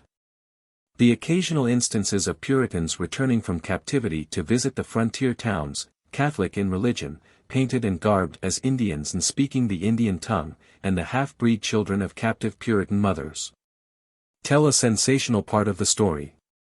But in the normal, as well as in such exceptional relations of the frontier townsmen to the Indians, there are clear evidences of the transforming influence of the Indian frontier upon the Puritan type of English colonist. In 1703-4, for example, the General Court of Massachusetts ordered 500 pairs of snowshoes and an equal number of moccasins for use in specified counties, lying frontier next to the wilderness. Connecticut in 1704, after referring to her frontier towns and garrisons, ordered that said company of English and Indians shall, from time to time at the discretion of their chief co-M. Ander, range the woods to devour the discovery of an approaching enemy, and in a special manner from Westfield to Ousatonic. And for the encouragement of our forces gone or going against the enemy, this court will allow out of the public treasury the sue =M. of £5 for every man's scalp of the enemy killed in this colony. Massachusetts offered bounties for scalps, varying in amount according to whether the scalp was of men, or women and youths, and whether it was taken by regular forces under pay, volunteers in service, or volunteers without pay. One of the most striking phases of frontier adjustment was the proposal of the Reverend Solomon Stoddard of Northampton in the fall of 1703, urging the use of dogs to hunt Indians as they do bears. The argument was that the dogs would catch many an Indian who would be too light of foot for the townsmen, nor was it to be thought of as inhuman, for the Indians act like wolves and are to be dealt with as wolves. In fact, Massachusetts passed an act in 1706 for the raising and increasing of dogs for the better security of the frontiers, and both Massachusetts and Connecticut in 1708 paid money from their treasury for the trailing of dogs. Thus we come to familiar ground. The Massachusetts frontiersman, like his western successor, hated the Indians. The "tawny serpents," of Cotton Mather's phrase, were to be hunted down and scalped in accord with law and, in at least one instance by the chaplain himself, a Harvard graduate, the hero of the Ballad of Pigwacket, who many Indians slew, and some of them he scalped when bullets round him flew. Within the area bounded by the frontier line, were the broken fragments of Indians defeated in the era of King Philip's War, restrained within reservations, drunken and degenerate survivors, among whom the missionaries worked with small results. A vexation to the border towns, as they were in the case of later frontiers. Although, as has been said, the frontier towns had scattered garrison houses, and palisade enclosures similar to the neighborhood forts, or stations, of Kentucky in the Revolution, and of Indiana and Illinois in the War of 1812. One difference is particularly noteworthy. In the case of frontiersmen who came down from Pennsylvania into the upland South along the eastern edge of the Alleghanies, as well as in the more obvious case of the backwoodsmen of Kentucky and Tennessee, the frontier towns were too isolated from the main settled regions to allow much military protection by the older areas. On the New England frontier, because it was adjacent to the coast towns, this was not the case, and here, as in 17th-century Virginia, great activity in protecting the frontier was evinced by the colonial authorities. And the frontier towns themselves called loudly for assistance. This phase of frontier defense needs a special study, but at present it is sufficient to recall that the colony sent garrisons to the frontier besides using the militia of the frontier towns, and that it employed rangers to patrol from garrison to garrison. These were prototypes of the regular army post, and of rangers, dragoons, cavalry and mounted police who have carried the remoter military frontier forward. It is possible to trace this military cordon from New England to the Carolinas early in the 18th century, still neighboring the coast. By 1840 it ran from Fort Snelling on the upper Mississippi through various posts to the Sabine boundary of Texas, and so it passed forward until today it lies at the edge of Mexico and the Pacific Ocean. A few examples of frontier appeals for garrison aid will help to an understanding of the early form of the military frontier. Wells asks, June 30, 1689. One that your honours will please to send us speedily 28 good brisk men that may be serviceable as a guard to us whilst we get in our harvest of hay and corn, we being unable to defend ourselves and to do our work. And also to pursue and destroy the enemy as occasion may require. 2. That these men may be completely furnished with arms, ammunition and provision, and that upon the country's account, it being a general war. Dunstable, still weak and unable both to keep our garrisons and to send out men to get hay for our cattle. Without doing which we cannot subsist, petition July 23, 1689, for 20 footmen for a month, to scout about the town while we get our hay. Otherwise, they say, they must be forced to leave. Still more indicative of this temper is the petition of Lancaster, March 11, 1675-6, to the Governor and Council, as God has made you father over us so you will have a father's pity to us. They asked a guard of men and aid, without which they must leave. Deerfield pled in 1678 to the General Court, unless you will be pleased to take us, out of your father-like pity, and cherish us in your bosoms we are like suddenly to breathe out our last breath. The perils of the time, the hardships of the frontier towns and readiness of this particular frontier to ask appropriations for losses and wounds, are abundantly illustrated in similar petitions from other towns. One is tempted at times to attribute the very frank self-pity and dependent attitude to a minister's phrasing, and to the desire to secure remission of taxes. The latter a frontier trait more often associated with riot than with religion in other regions. As an example of various petitions the following from Groton in 1704 is suggestive. Here the minister's hand is probably absent.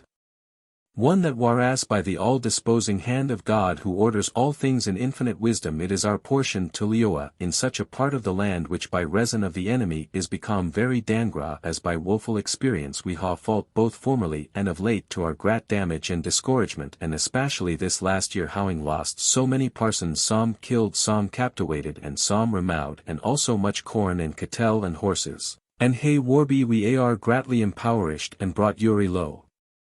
And in a Uri poor capacity to subsist any longer as the bearers hereof can inform your honours.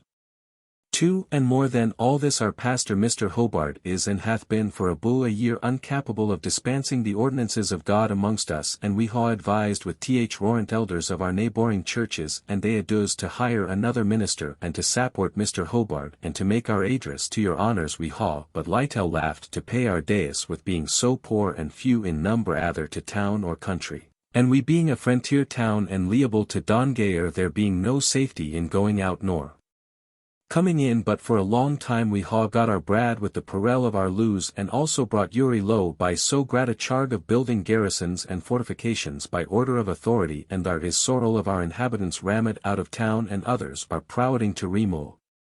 Axcap something be done for our encouragement for we are so few and so poor that we cannot pay 2 ministers nat har ar we whiling to Lioa without any we spend so much time in watching and warding that we can do but Lytel els and truly we ha lewd almost 2 years more like soldiers than otherwise and a cap your honors can find out some better way for our safety and support we cannot uphold as a town either by remitting our tax, or tow a low pay for building the sorrel forts a load and ordred by authority or alls to allow the 1/2 of our own inhabitants to be under pay or to grant liberty for our remove into our neighbouring towns to tax there for ourselves all which if your honours shall se meet to grant you will hereby greatly encourage your humble pateseners to conflict with many troubles we are insadent unto.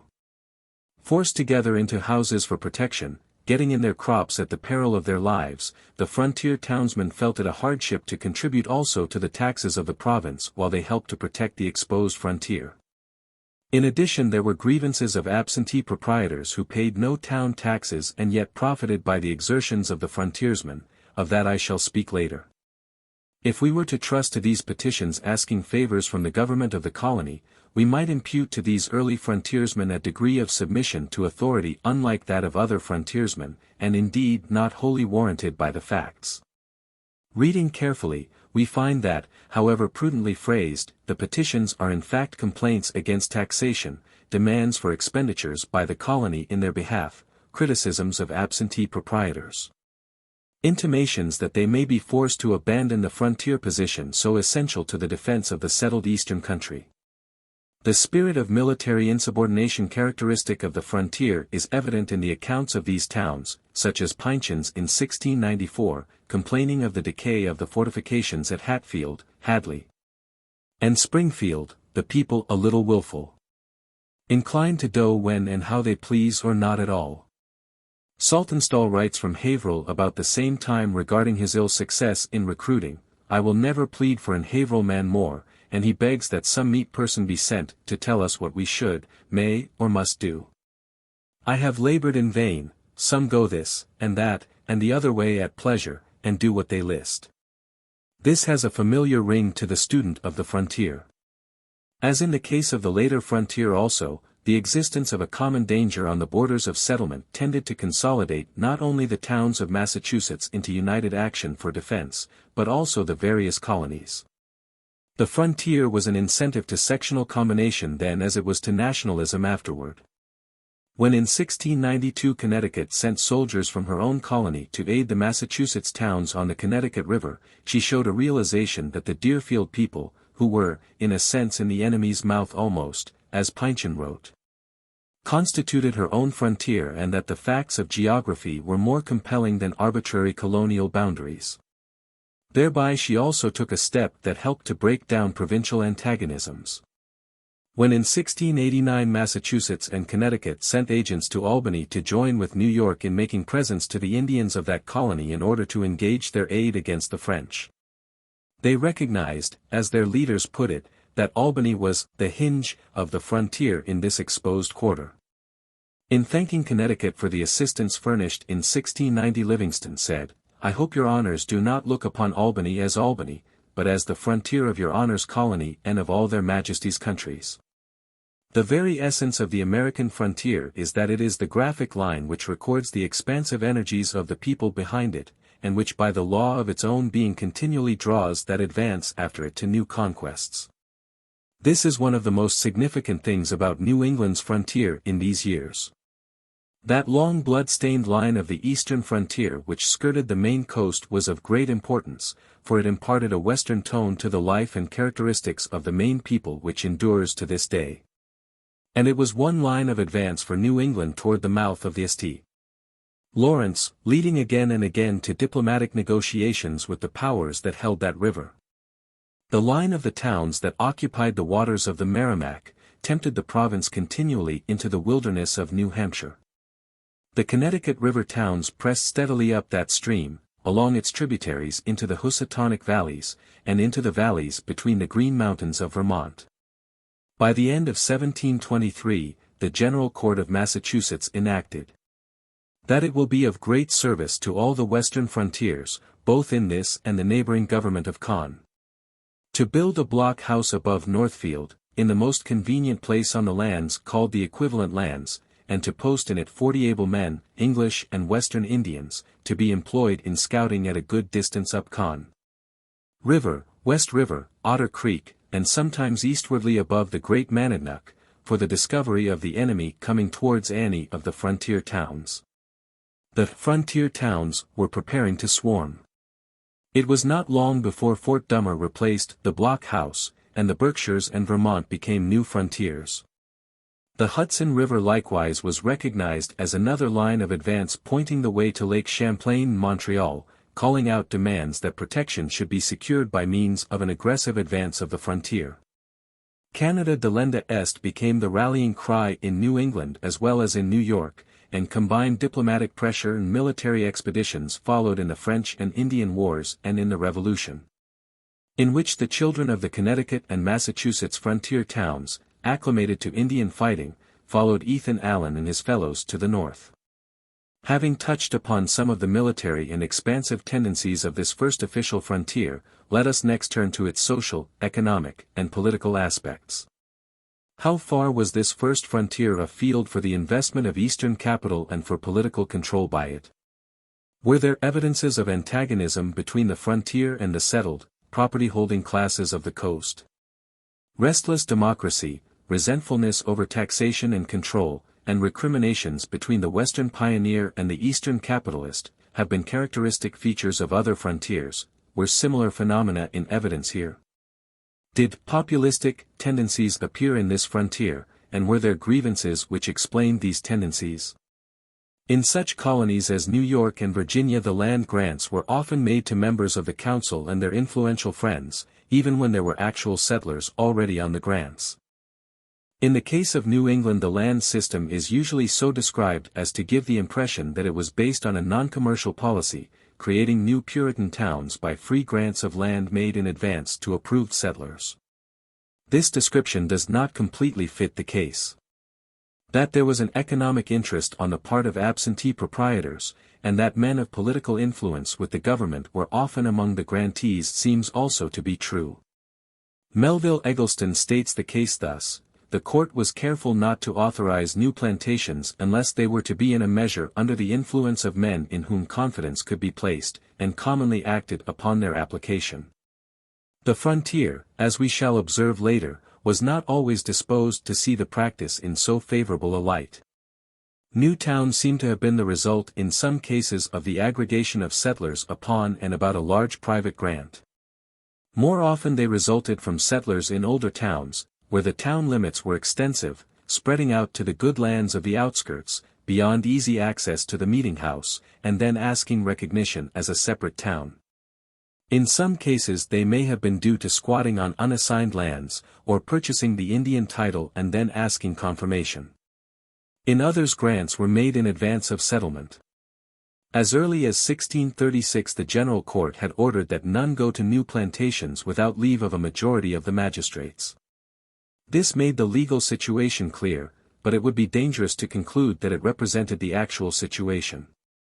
In any case there would be a necessity for the settlers finally to secure the assent of the court. This could be facilitated by a grant to leading men having political influence with the magistrates. The complaints of absentee proprietors which find expression in the frontier petitions of the 17th and early 18th century seems to indicate that this happened. In the succeeding years of the 18th century the grants to leading men and the economic and political motives in the grants are increasingly evident. This whole topic should be made the subject of special study. What is here offered is merely suggestive of a problem. The frontier settlers criticized the absentee proprietors, who profited by the pioneers' expenditure of labor and blood upon their farms, while they themselves enjoyed security in an eastern town. A few examples from town historians will illustrate this. Among the towns of the Merrimack Valley, Salisbury was planted on the basis of a grant to a dozen proprietors including such men as Mr. Bradstreet and the younger Dudley, only two of whom actually lived and died in Salisbury. Amesbury was set off from Salisbury by division, one half of the signers of the agreement signing by Mark. Haverhill was first ceded in 1641, following petitions from Mr. Ward, the Ipswich minister, his son-in-law, Giles Firmin, and others. Firmin's letter to Governor Winthrop, in 1640, complains that Ipswich had given him his ground in that town on condition that he should stay in the town 3 years or else he could not sell it. Whenas others have no business but range from place to place on purpose to live upon the country. Dunstable's large grant was brought about by a combination of leading men who had received grants after the survey of 1652, among such grants was one to the Ancient and Honorable Artillery Company and another to Thomas Brattle of Boston. Apparently it was settled chiefly by others than the original grantees. Grattan voted in 1685 to sue the non-resident, to assist in paying the rate, and in 1679 the General Court had ordered non-residents having land at Grattan to pay rates for their lands as residents did. Lancaster, Nashaway, was granted to proprietors including various craftsmen in iron, indicating, perhaps, an expectation of iron works, and few of the original proprietors actually settled in the town. The grant of 1653-4 was made by the court after reciting, 1. That it had ordered in 1647 that the ordering and disposing of the plantation at Nashaway is wholly in the court's power. 2. Considering that there is already at Nashaway about 9 families and that several both freemen and others intend to go and settle there, some whereof are named in this petition, etc. Mendon, begun in 1660 by Braintree people, is a particularly significant example. In 1681 the inhabitants petitioned that while they are not of the number of those who dwell in their sealed houses and yet say the time is not come that the Lord's house should be built. Yet they have gone outside of their strength, unless others who are proprietors as well as ourselves. The price of whose lands is much raised by our carrying on public work and will be nothing worth if we are forced to quit the place, do bear an equal share in town charges with us. Those who are not yet come up to us are a great and far yet abler part of our proprietors. In 1684 the selectmen informed the general court that 1/2 of the proprietors, 2 only excepted, are dwelling in other places, our proprietors, abroad, say they. Object that they see no reason why they should pay as much for their lands as we do for our land and stock, which we answer that if there be not enough of reason for it, we are sure there is more than enough of necessity to supply that is wanting in reason. This is the authentic voice of the frontier. Deerfield furnishes another type, inasmuch as a considerable part of its land was first held by Dedham, to which the grant was made as a recompense for the location of the Natick Indian Reservation. Dedham's shares in the town often fell into the hands of speculators, and Sheldon, the careful historian of Deerfield, declares that not a single Dedham man became a permanent resident of the grant. In 1678 Deerfield petitioned the General Court as follows. You may be pleased to know that the very principal and best of the land, the best for soil, the best for situation, as lying in ye centre and middle of the town, and as to quantity, near half, belongs unto 8 or 9 proprietors each and every of which, are never like to come to a settlement amongst us. Which we have formerly found grievous and do judge for the future will be found intolerable if not altered. Or minister, Mr. Mather, and we ourselves are much discouraged as judging the plantation will be spoiled if thus proprietors may not be begged, or will not be bought up on very easy terms out of their right. But as long as the main of the plantation lies in men's hands that can't improve it themselves, neither are ever like to put such tenants on to it as shall be likely to advance the good of ye place in civil or sacred respects. He, ourselves, and all others that think of going to it, are much discouraged. Woodstock, later a Connecticut town, was settled under a grant in the Nipmuc country made to the town of Roxbury. The settlers, who located their farms near the trading post about which the Indians still collected, were called the goers, while the stayers were those who remained in Roxbury, and retained half of the new grant. But it should be added that they paid the goers a sum of money to facilitate the settlement. This absentee proprietorship and the commercial attitude toward the lands of new towns became more evident in succeeding years of the 18th century. Leicester, for example, was confirmed by the General Court in 1713. The 20 shares were divided among 22 proprietors, including Jeremiah Dummer, Paul Dudley, Attorney General, William Dudley, like Paul a son of the governor, Joseph Dudley, Thomas Hutchinson, father of the later governor, John Clark, the political leader, and Samuel Sewell, son of the Chief Justice. These were all men of influence, and none of the proprietors became inhabitants of Leicester. The proprietors tried to induce the 50 families, whose settlement was one of the conditions on which the grant was made, to occupy the eastern half of the township, reserving the rest as their absolute property. The author of a currency tract, in 1716, entitled Some Considerations upon the Several Sorts of Banks, remarks that formerly, when land was easy to be obtained, good men came over as indentured servants. But now, he says, they are runaways, thieves, and disorderly persons. The remedy for this, in his opinion, would be to induce servants to come over by offering them homes when the terms of indenture should expire. He therefore advocates that townships should be laid out 4 or 5 miles square in which grants of 50 or 60 acres could be made to servants. Concern over the increase of Negro slaves in Massachusetts seems to have been the reason for this proposal.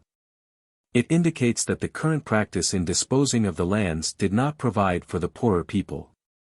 But Massachusetts did not follow this suggestion of a homestead policy.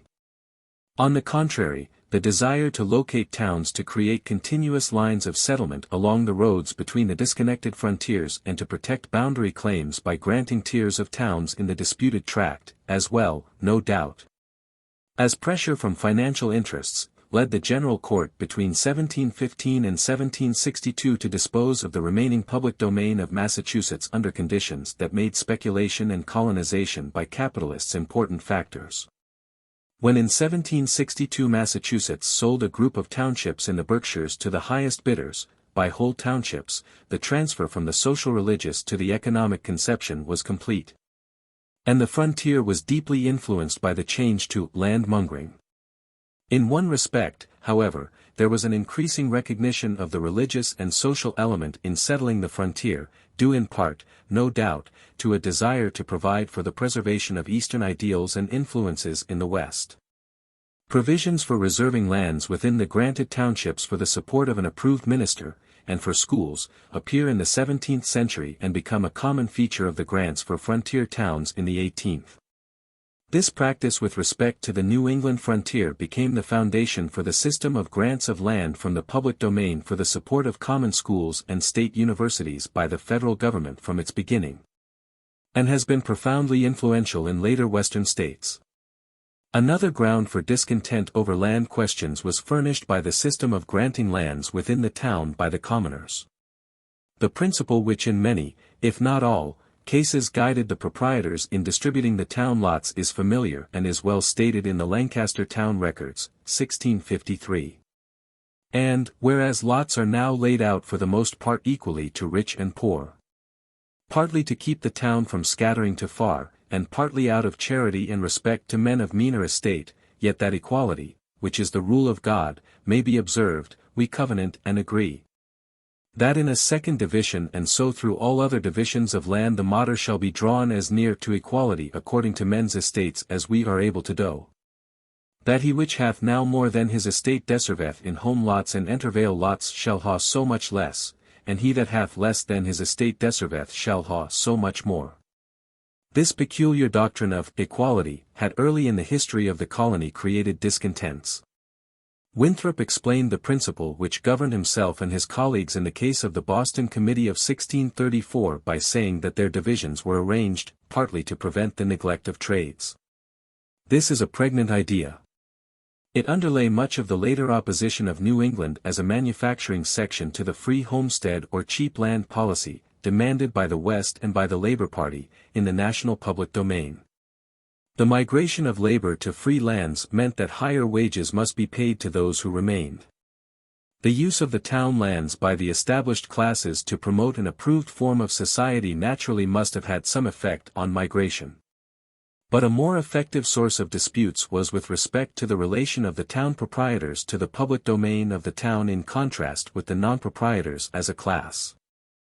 The need of keeping the town meeting and the proprietors' meeting separate in the old towns in earlier years was not so great as it was when the newcomers became numerous. In an increasing degree these newcomers were either not granted lands at all, or were not admitted to the body of proprietors with rights in the possession of the undivided town lands. Contentions on the part of the town meeting that it had the right of dealing with the town lands occasionally appear, significantly, in the frontier towns of Haverhill, Massachusetts, Simsbury, Connecticut, and in the towns of the Connecticut Valley. Jonathan Edwards, in 1751, declared that there had been in Northampton for 40 or 50 years, two parties somewhat like the court and country parties of England. The first party embraced the great proprietors of land, and the parties concerned about land and other matters. The tendency to divide up the common lands among the proprietors in individual possession did not become marked until the 18th century. But the exclusion of some from possession of the town lands and the equality in allotment favoring men with already large estates must have attracted ambitious men who were not of the favored class to join in the movement to new towns. Religious dissensions would combine to make frontier society as it formed early in the 18th century more and more democratic, dissatisfied with the existing order, and less respectful of authority.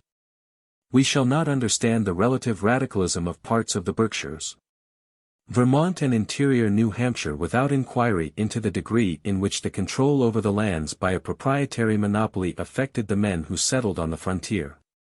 The final aspect of this frontier to be examined, is the attitude of the conservatives of the older sections towards this movement of westward advance. President Dwight in the era of the War of 1812 was very critical of the foresters, but saw in such a movement a safety valve to the institutions of New England by allowing the escape of the explosive advocates of innovation.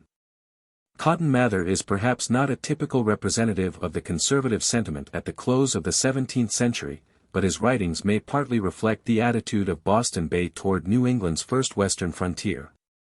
Writing in 1694 of wonderful passages which have occurred, first in the protections and then in the afflictions of New England, he says, "One while the enclosing of commons hath made neighbors, that should have been like sheep, to bite and devour one another. Again, do our old people, any of them go out from the institutions of God, swarming into new settlements, where they and their untaught families are like to perish for lack of vision? They that have done so, heretofore, have to their cost found, that they were got unto the wrong side of the hedge, in their doing so. Think, here should this be done any more. We read of Balaam, in number 22, 23. He was to his damage, driven to the wall, when he would needs make an unlawful sally forth after the gain of this world. Why, when men, for the sake of earthly gain, would be going out into the warm sun, they drive through the wall, and the angel of the Lord becomes their enemy." In his essay on Frontiers Well Defended, 1707, Mather assures the pioneers that they dwell in a Hatzermaneth, a place of tawny serpents, are inhabitants of the valley of Acre, and are the poor of this world. There may be significance in his assertion. It is remarkable to see that when the unchurched villages, have been so many of them, utterly broken up, in the war, that has been upon us, those that have had churches regularly formed in them, have generally been under a more sensible protection of heaven. Sirs, he says, a church-state well formed may fortify you wonderfully.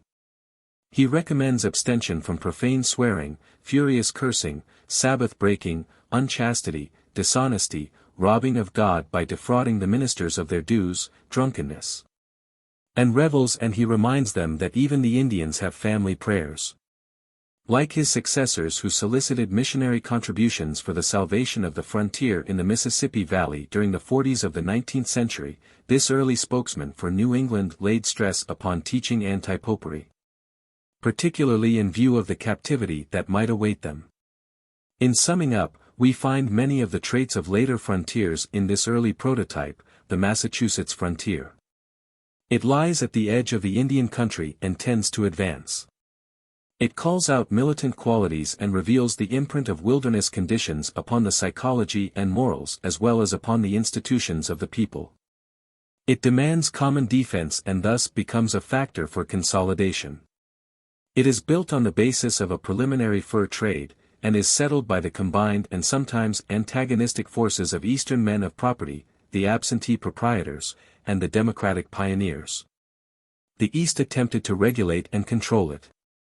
Individualistic and democratic tendencies were emphasized both by the wilderness conditions and, probably, by the prior contentions between the proprietors and non-proprietors of the towns from which settlers moved to the frontier.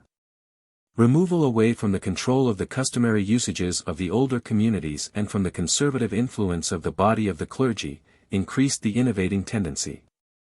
Finally, the towns were regarded by at least one prominent representative of the established order in the East, as an undesirable place for the relocation of the pillars of society.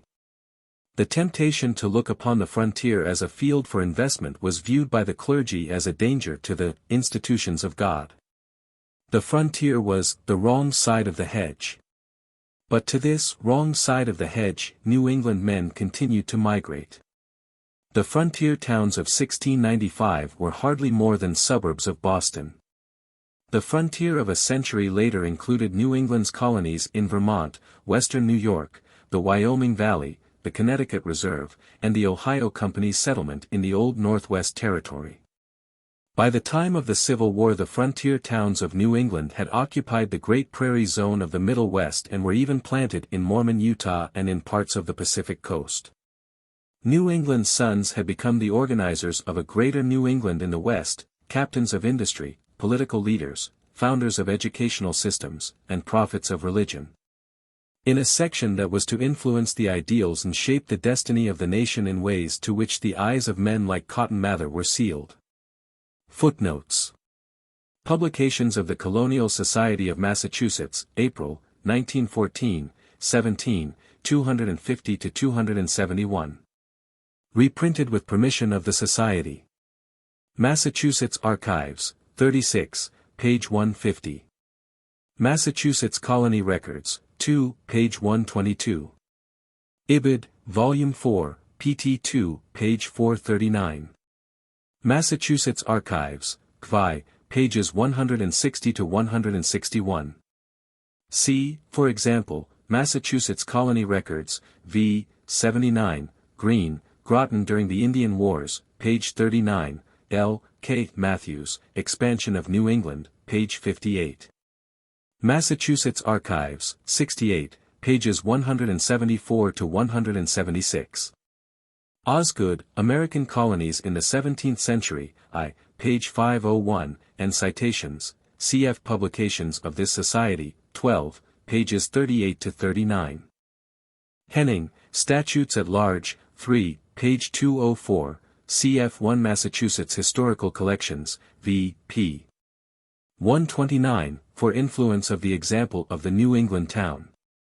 On Virginia frontier conditions, see Alvord and Bidgood, First Explorations of the Trans-Allegheny Region, pages 23-34, 93-95.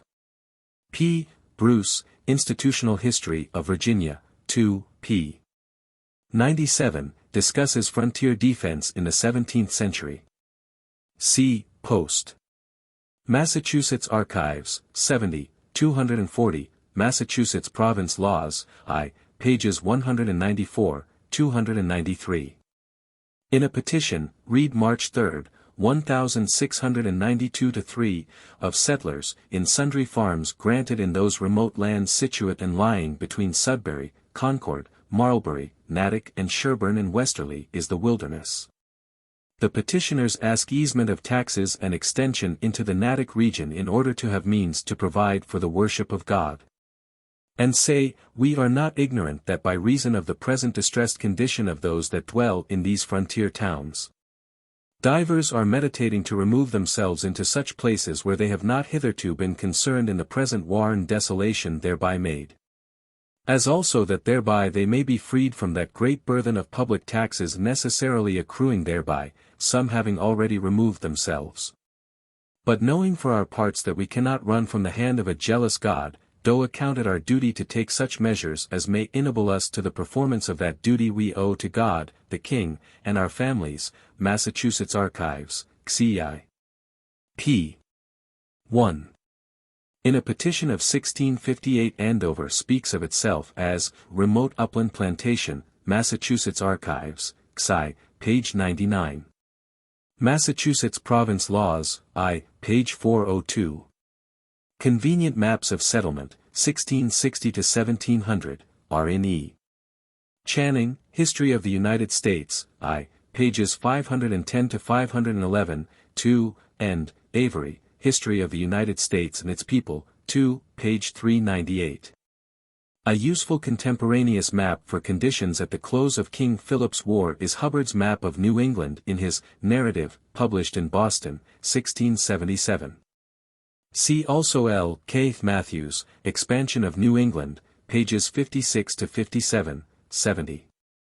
Whedon, Economic and Social History of New England, pages 90, 95, 129-132, F. J. Turner, Indian Trade in Wisconsin, page 13, McIlwain, Wraxall's Abridgment, Introduction. The town histories abound in evidence of the significance of the early Indian traders' posts, transition to Indian land cessions, and then to town grants. Whedon, Lock Sit, pages 64-67, M. Eggleston, New England Land System, pages 31-32. Sheldon, Deerfield, I, pages 37, 206, 267 to 268, Connecticut Colonial Records, 7, page 111, Illustrations of Cattle Brands in 1727. Hutchinson, History, 1795, 2, page 129, note, relates such a case of a Groton man. See also Parkman, Half Century, Volume 1, ch. 4, citing Morault, Histoire de Abenicus, page 377. Massachusetts Archives, 71, pages 4, 84, 85, 87, 88. Housatonic. Connecticut Records, 4, pages 463, 464. Massachusetts Colony Records, v. page 72. Massachusetts Province Laws, I, pages 176, 211, 292, 558, 594, 600, Massachusetts Archives, 71, pages 7, 89, 102. Cf. Publications of this Society, 7, 275 to 278. Sheldon, Deerfield, I, page 290. Judd, Hadley, page 272. For Massachusetts Historical Collections, 2, page 235. Farmer and Moore, Collections, 3, page 64. The frontier woman of the farther west found no more extreme representative than Hannah Dustin of Haverhill, with her trophy of 10 scalps, for which she received a bounty of £50, Parkman, Frontenac, 1898, page 407, note. For illustrations of resentment against those who protected the Christian Indians, cf. W. Gookin, Daniel Gookin, pages 145 to 155. For example, Massachusetts Archives, 70, page 261, Bailey, Andover, page 179, Metcalf, Annals of Mendon, page 63. Proceedings Massachusetts Historical Society, 43, pages 504 to 519. Parkman, Frontenac, Boston, 1898, page 390, and Half Century of Conflict, Boston, 1898, I, page 55, sketches the frontier defense. Massachusetts Archives, Kvi, page 155. Ibid. Kvi, page 230, cf 230a. Massachusetts Archives, 68, page 156. Sheldon, Deerfield, I, page 189. Massachusetts Archives, 71, 46 to 48, 131, 134, 135 edipassim. Massachusetts Archives, 71, page 107, cf Metcalf, Mendon, page 130. Sheldon, Deerfield, I, page 288. The frontier of Virginia in 1755 and 1774 showed similar conditions. See, for example, the citations to Washington's writings in Thwaites, France in America, pages 193 to 195. And frontier letters in Thwaites and Kellogg, Dunmore's War, pages 227, 228 et passim. The following petition to Governor Gooch of Virginia, dated July 30, 1742, affords a basis for comparison with a Scotch-Irish frontier. We your pettioners humbly sheweth that we your honours lowly and dutiful subgangs hath vaunted our lives and all that we have in settling ye back parts of Virginia, which was a very great hassart and dangerous. For it is the heathens, road to Ware, which has proved hortful to several of us that were ye first settlers of these backwoods, and we your honourable pettioners some time ago petitioned your honour for to have commissioned men amongst us which we your honour's most dutiful subjects thought properest men and men that had heart and courage to head us in time of war, and to defend your country and your poor sogbacks and tryst from ye violence of ye high then, but yet agin we humbly presume to put your honour in mind of our great one of them in hopes that your honour will grant a captain's commission to John McDowell, with full ring of assures, and your honour's compliance in this will be great satisfaction to your most dutiful and humble pettioners, and we as in duty bond shall ever pray. Calendar of Virginia State Papers, I, page 235. But there is a note of deference in Southern frontier petitions to the Continental Congress, to be discounted, however, by the remoteness of that body. Cf. J.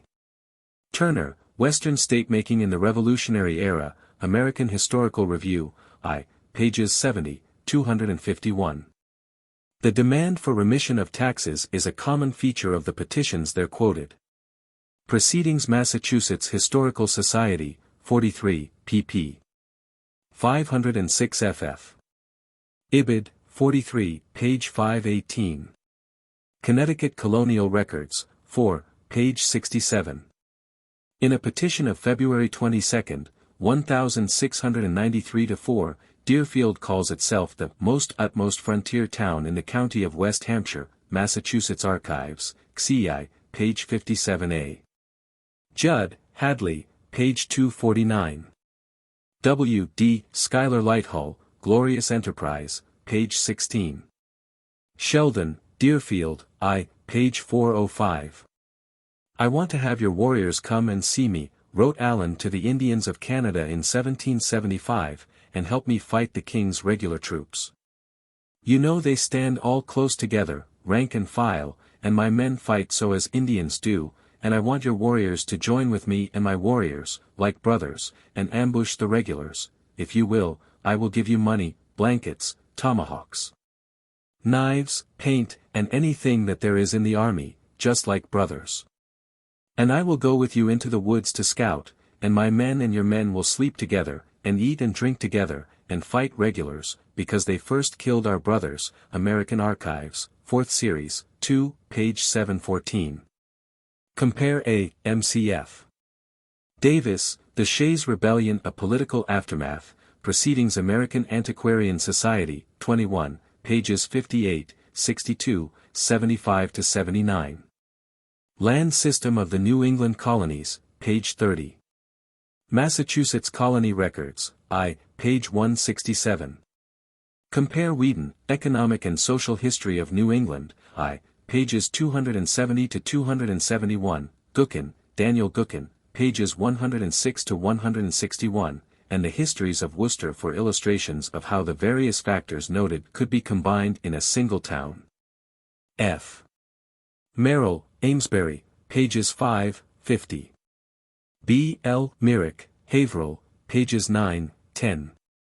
Green, Early Records of Groton, pages 49, 70, 90. Ibid. Worcester County History, I, pages 2, 3. J. G. Metcalf, Annals of Mendon, page 85. p. 96. Compare the Kentucky Petition of 1780 given in Roosevelt, Winning of the West, 2, page 398, and the letter from that frontier cited in Turner, Western Statemaking, American Historical Review, I, p.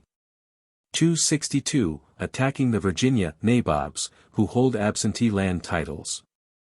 Let the great men, say they, whom the land belongs to come and defend it.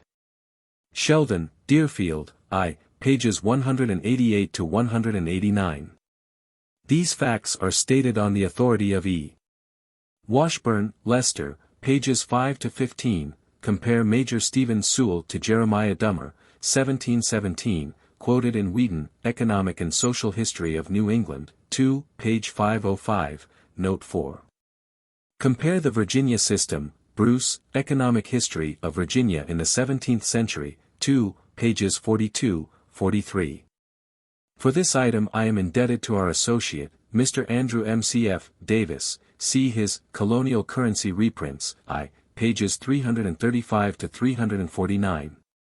Hutchinson, History of Massachusetts, 1768, 2, pages 331, 332, has an instructive comment.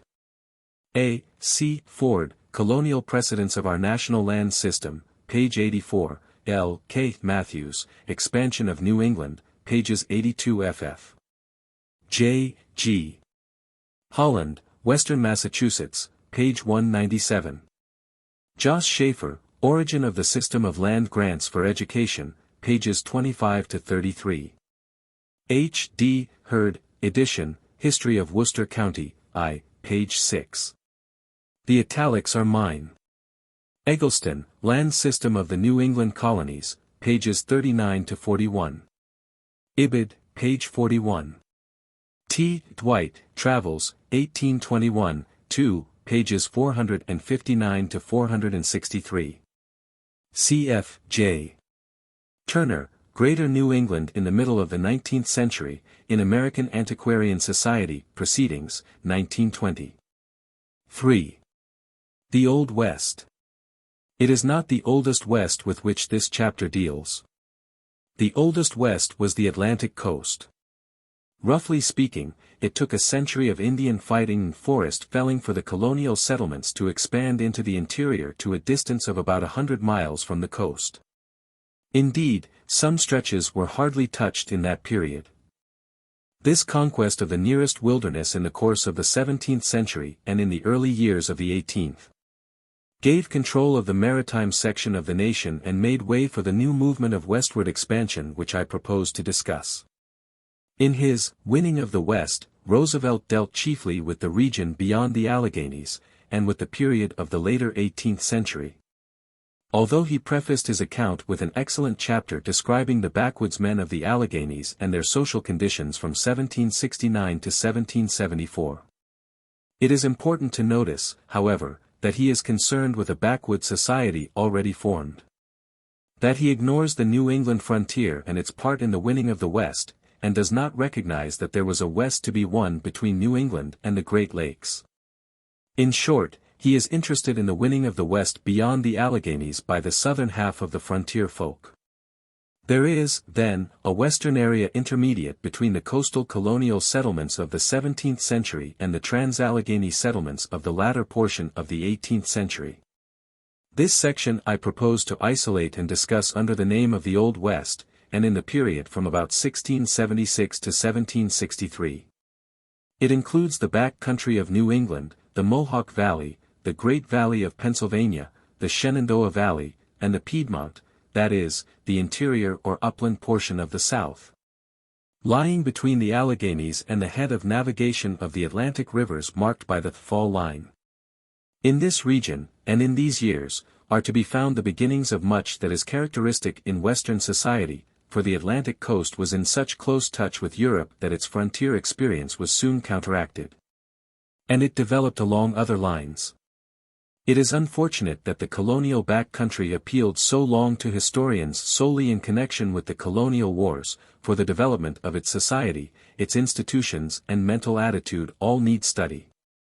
Its history has been dealt with in separate fragments, by states, or towns, or in discussions of special phases, such as German and Scotch-Irish immigration. The Old West as a whole can be appreciated only by obliterating the state boundaries which conceal its unity, by correlating the special and fragmentary studies, and by filling the gaps in the material for understanding the formation of its society. The present paper is rather a reconnaissance than a conquest of the field, a program for study of the Old West rather than an exposition of it. The end of the period proposed may be placed about 1763, and the beginning between 1676 and 1700. The termination of the period is marked by the Peace of Paris in 1763, and the royal proclamation of that year forbidding settlement beyond the Alleghanies. By this time the settlement of the Old West was fairly accomplished, and new advances were soon made into the western waters, beyond the mountains and into the interior of Vermont and New Hampshire. The isolation of the transmontane settlements, and the special conditions and doctrines of the Revolutionary era during which they were formed, make a natural distinction between the period of which I am to speak and the later extension of the West. The beginning of the period is necessarily an indeterminate date, owing to the different times of colonizing the coastal areas which served as bases of operations in the westward advance. The most active movements into the Old West occurred after 1730. But in 1676 New England, having closed the exhausting struggle with the Indians, known as King Philip's War, could regard her established settlements as secure, and go on to complete her possession of the interior. This she did in the midst of conflicts with the exterior Indian tribes which invaded her frontiers from New York and Canada during the French and Indian Wars from 1690 to 1760. And under frontier conditions different from the conditions of the earlier Puritan colonization. In 1676, Virginia was passing through Indian fighting, keenest along the fall line, where the frontier lay, and also experiencing a social revolt which resulted in the defeat of the democratic forces that sought to stay the progress of aristocratic control in the colony. The date marks the end of the period when the Virginia Tidewater could itself be regarded as a frontier region, and consequently the beginning of a more special interest in the interior. Let us first examine the northern part of the movement into the back country. The expansion of New England into the vacant spaces of its own section, in the period we have chosen for discussion, resulted in the formation of an interior society which contrasted in many ways with that of the coast, and which has a special significance in Western history, in that it was this interior New England people who settled the greater New England in central and western New York, the Wyoming Valley, the Connecticut Reserve of Ohio, and much of the prairie areas of the Old Northwest. It is important to realize that the Old West included interior New England. The situation in New England at the close of the 17th century is indicated by the Massachusetts Act of 1694 enumerating 11 towns, then on the frontier and exposed to raids, none of which might be voluntarily deserted without leave of the governor and council, on penalty of loss of their freeholds by the landowners, or fine of other inhabitants.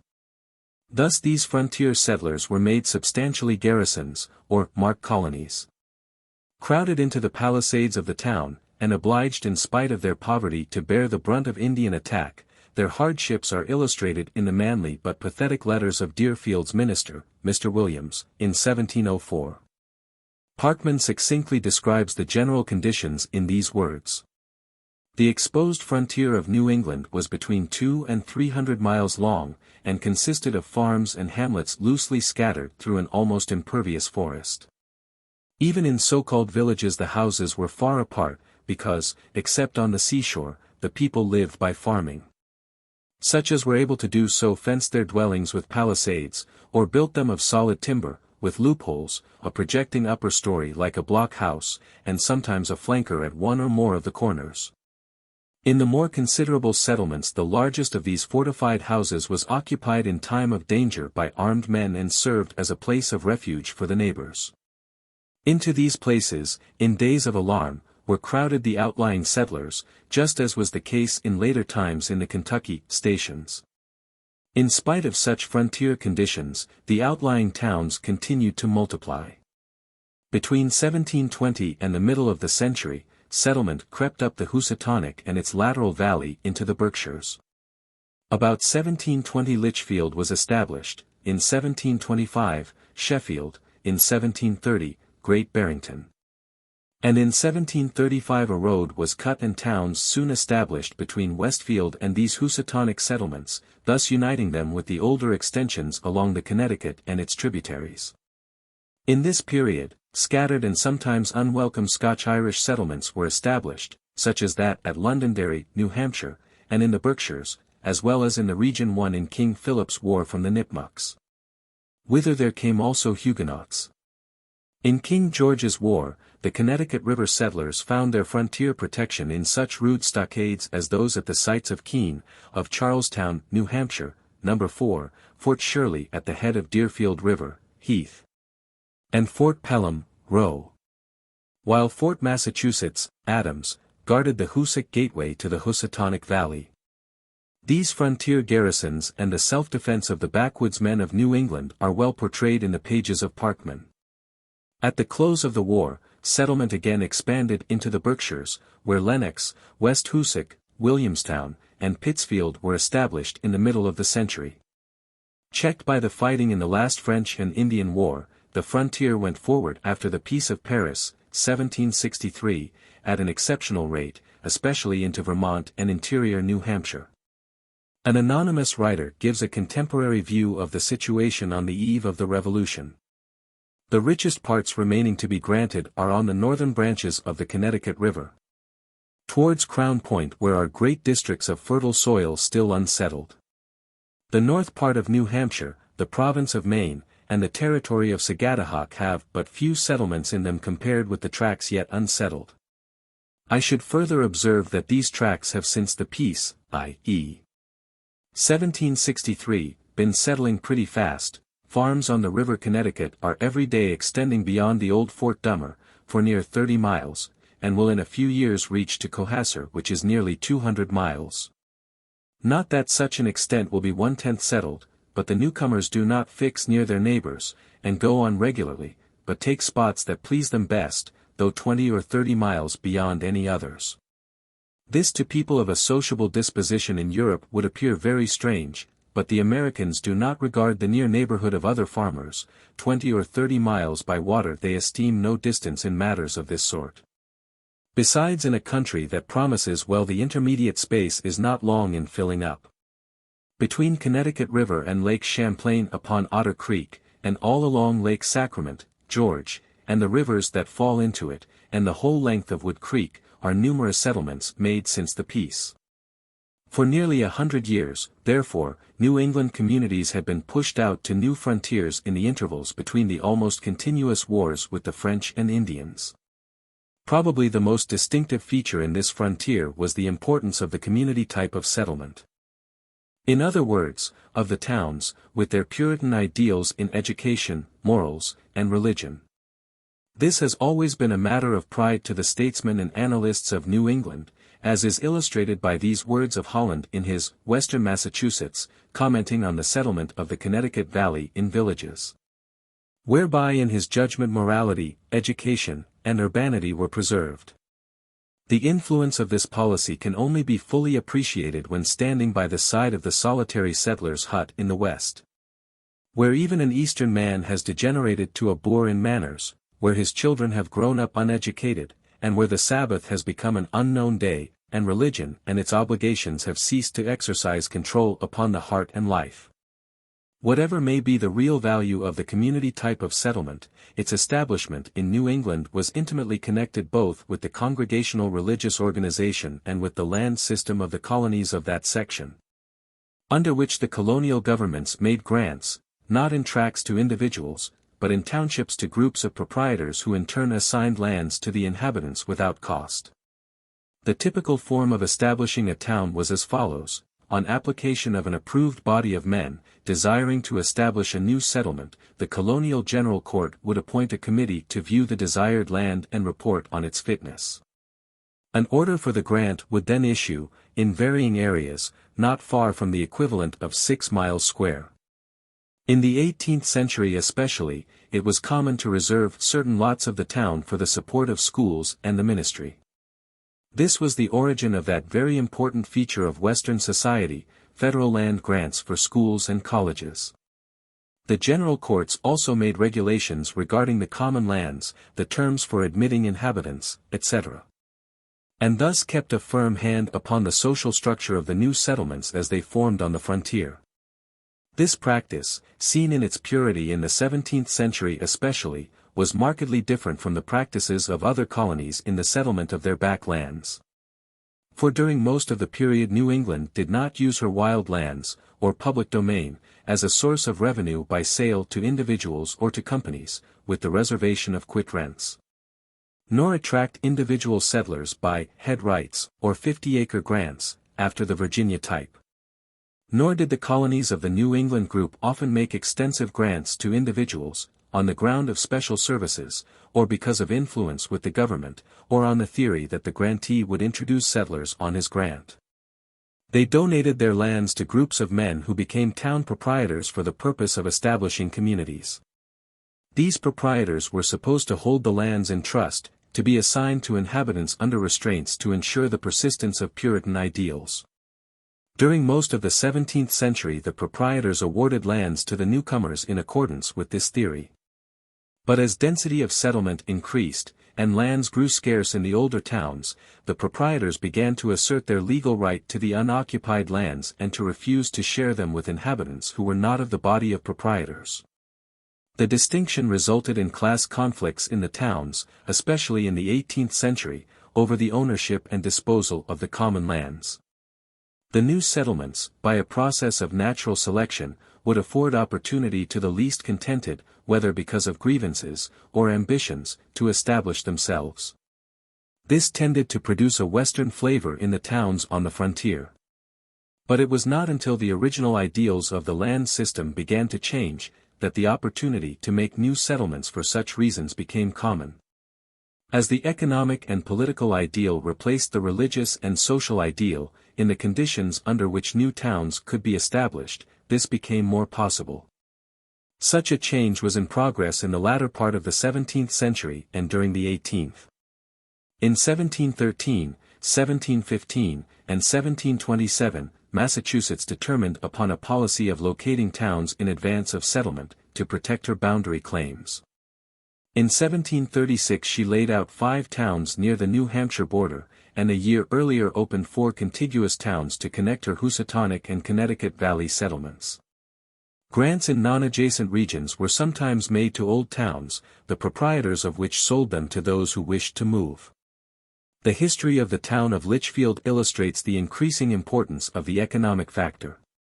At a time when Connecticut feared that Andros might dispose of the public lands to the disadvantage of the colony, the legislature granted a large part of western Connecticut to the towns of Hartford and Windsor, pro forma, as a means of withdrawing the lands from his hands.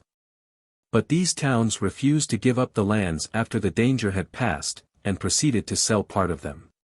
Riots occurred when the colonial authorities attempted to assert possession, and the matter was at length compromised in 1719 by allowing Litchfield to be settled in accordance with the town grants, while the colony reserved the larger part of northwestern Connecticut. In 1737 the colony disposed of its last unlocated lands by sale in lots. In 1762 Massachusetts sold a group of entire townships in the Berkshires to the highest bidders. But the most striking illustration of the tendency is afforded by the New Hampshire grants of Governor Wentworth, who, chiefly in the years about 1760, made grants of 130 towns west of the Connecticut, in what is now the state of Vermont, but which was then in dispute between New Hampshire and New York. These grants, while in form much like other town grants, were disposed of for cash, chiefly to speculators who hastened to sell their rights to the throngs of land seekers who, after the peace, began to pour into the Green Mountain region. It is needless to point out how this would affect the movement of Western settlement in respect to individualistic speculation in public lands. How it would open a career to the land jobbers, as well as to the natural leaders in the competitive movement for acquiring the best lands, for laying out town sites and building up new communities under boom conditions. The migratory tendency of New Englanders was increased by this gradual change in its land policy, the attachment to a locality was diminished.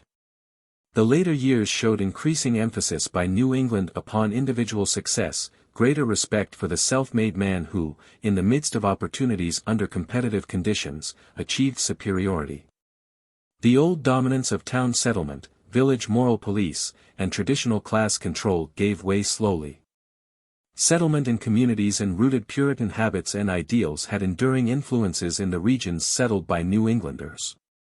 But it was in this Old West, in the years just before the Revolution, that individualism began to play an important role, along with the traditional habit of expanding in organized communities. The opening of the Vermont towns revealed more fully than before, the capability of New Englanders to become democratic pioneers, under characteristic frontier conditions. Their economic life was simple and self-sufficing. They readily adopted lynch law. The use of the birch seal is familiar to readers of Vermont history, to protect their land titles in the troubled times when these Green Mountain Boys resisted New York's assertion of authority. They later became an independent revolutionary state with frontier directness, and in very many respects their history in the revolutionary epoch is similar to that of settlers in Kentucky and Tennessee, both in assertion of the right to independent self-government and in a frontier separatism. Vermont may be regarded as the culmination of the frontier movement which I have been describing in New England. By this time two distinct New Englands existed, the one coastal, and dominated by commercial interests and the established congregational churches. The other a primitive agricultural area, democratic in principle, and with various sects increasingly indifferent to the fear of innovation which the dominant classes of the old communities felt. Already speculative land companies had begun New England settlements in the Wyoming Valley of Pennsylvania, as well as on the lower Mississippi. And New England missions among the Indians, such as that at Stockbridge, were beginning the noteworthy religious and educational expansion of the section to the west. That this movement of expansion had been chiefly from south to north, along the river valleys, should not conceal from us the fact that it was in essential characteristics a Western movement, especially in the social traits that were developing. Even the men who lived in the long line of settlements on the Maine coast, under frontier conditions, and remote from the older centers of New England, developed traits and a democratic spirit that relate them closely to the Westerners. In spite of the fact that Maine is down east by preeminence. The frontier of the middle region in this period of the formation of the Old West was divided into two parts, which happened to coincide with the colonies of New York and Pennsylvania. In the latter colony the trend of settlement was into the Great Valley, and so on to the southern uplands, while the advance of settlement in New York was like that of New England, chiefly northward, following the line of Hudson River. The Hudson and the Mohawk constituted the area of the Old West in this part of the 18th century. With them were associated the Wallkill, tributary to the Hudson, and Cherry Valley near the Mohawk, along the sources of the Susquehanna. The Berkshires walled the Hudson into the east, the Adirondacks and the Catskills to the west.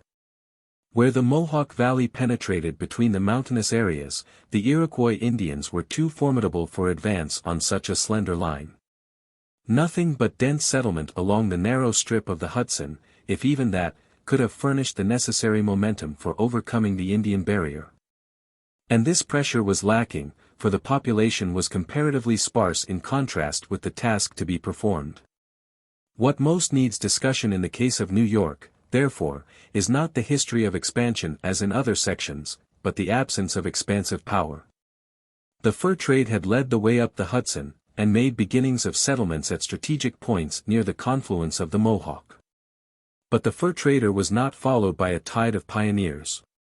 One of the most important factors in restraining density of population in New York, in retarding the settlement of its frontier, and in determining the conditions there, was the land system of that colony.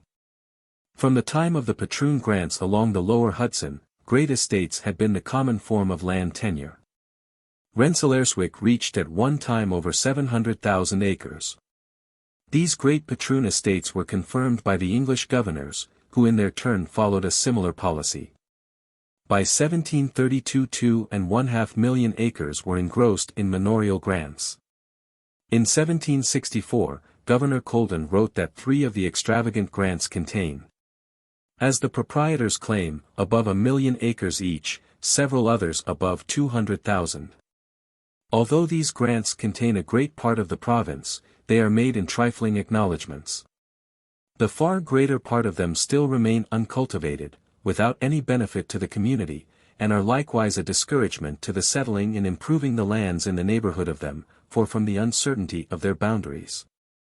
The patentees of these great tracts are daily enlarging their pretensions, and by tedious and most expensive lawsuits, distress and ruin poor families who have taken out grants near them. He adds that, the proprietors of the great tracts are not only freed from the quit rents, which the other landholders in the province pay, but by their influence in the assembly are freed from every other public tax on their lands. In 1769 it was estimated that at least 5/6 of the inhabitants of Westchester County lived within the bounds of the great manors there. In Albany County the Livingston Manor spread over 7 modern townships, and the great Van Rensselaer Manor stretched 24 by 28 miles along the Hudson. While still farther, on the Mohawk, were the vast possessions of Sir William Johnson. It was not simply that the grants were extensive, but that the policy of the proprietors favored the leasing rather than the sale of the lands, frequently also of the stock, and taking payment in shares. It followed that settlers preferred to go to frontiers where a more liberal land policy prevailed. At one time it seemed possible that the tide of German settlement, which finally sought Pennsylvania and the up-country of the South, might flow into New York. In 1710, Governor Hunter purchased a tract in Livingston's Manor and located nearly 1,500 palatines on it to produce naval stores. But the attempt soon failed. The Germans applied to the Indians on Schoharie Creek, a branch of the Mohawk, for a grant of land and migrated there, only to find that the governor had already granted the land.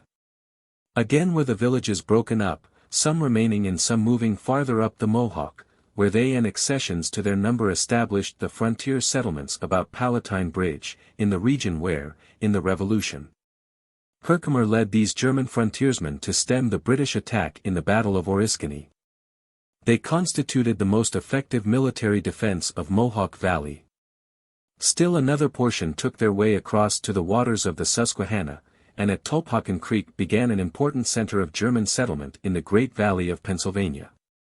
The most important aspect of the history of the movement into the frontier of New York at this period, therefore, was the evidence which it afforded that in the competition for settlement between colonies possessing a vast area of vacant land, those which imposed feudal tenures and undemocratic restraints, and which exploited settlers, were certain to lose.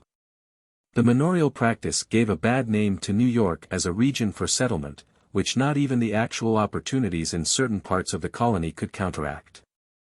The diplomacy of New York governors during this period of the Old West, in securing a protectorate over the Six Nations and a consequent claim to their territory, and in holding them aloof from France, constituted the most effective contribution of that colony to the movement of American expansion.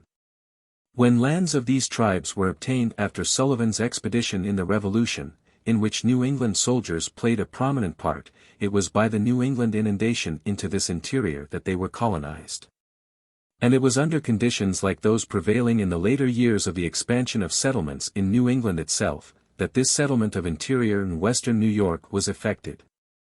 The result was, that New York became divided into two distinct peoples, the dwellers along Hudson Valley, and the Yankee pioneers of the interior. But the settlement of central and western New York, like the settlement of Vermont, is a story that belongs to the era in which the Trans-Allegheny West was occupied.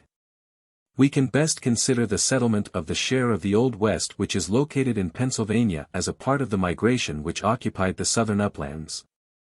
And before entering upon this it will be advantageous to survey that part of the movement toward the interior which proceeded westward from the coast.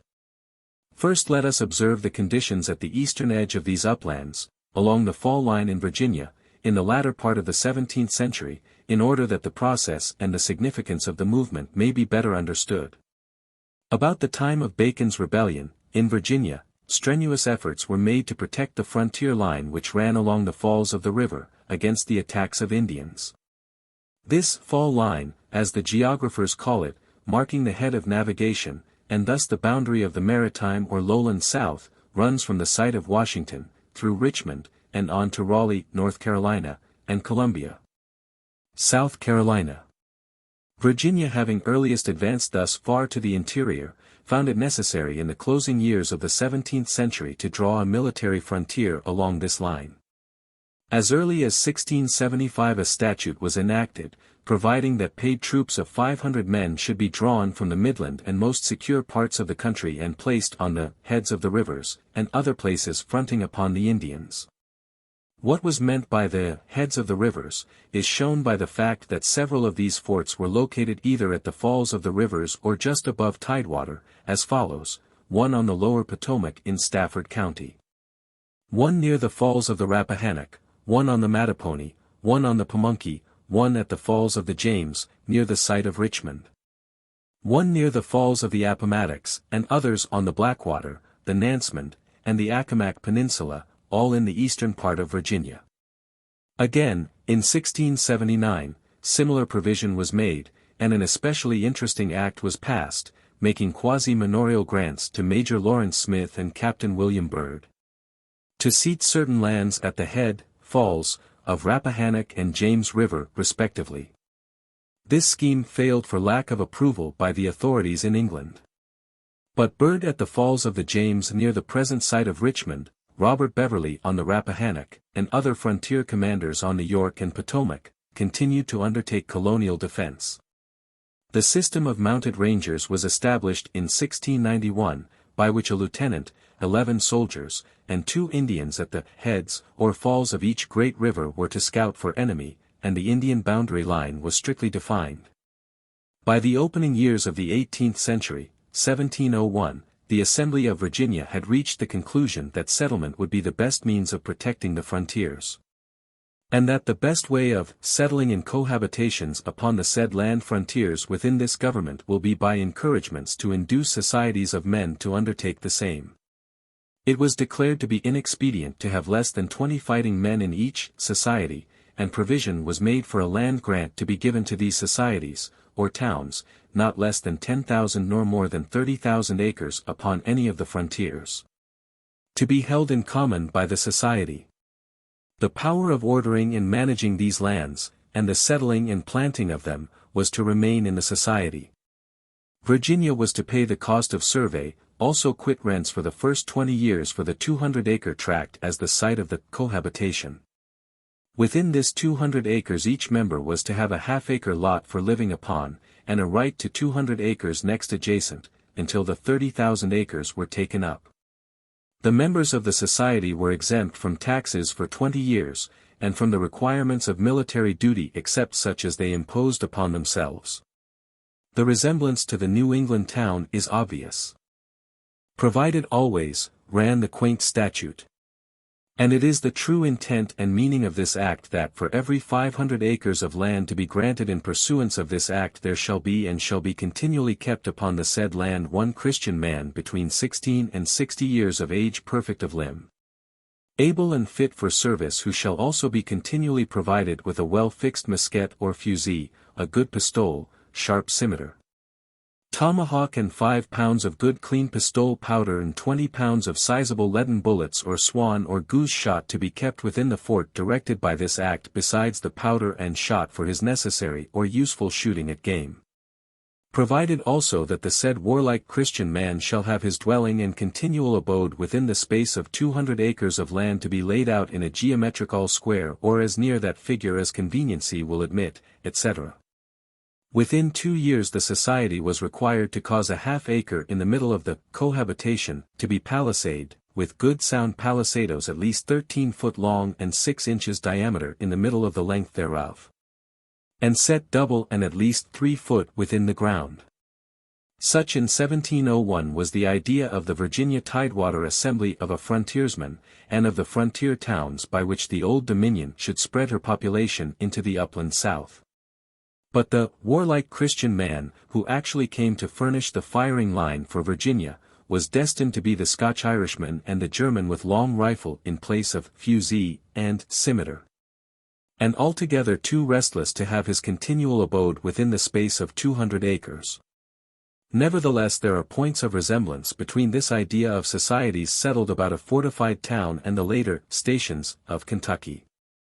By the beginning of the 18th century the engrossing of the lands of lowland Virginia had progressed so far, the practice of holding large tracts of wasteland for reserves in the great plantations had become so common, that the authorities of Virginia reported to the home government that the best lands were all taken up, and settlers were passing into North Carolina seeking cheap lands near navigable rivers. Attention was directed also to the Piedmont portions of Virginia, for by this time the Indians were conquered in this region.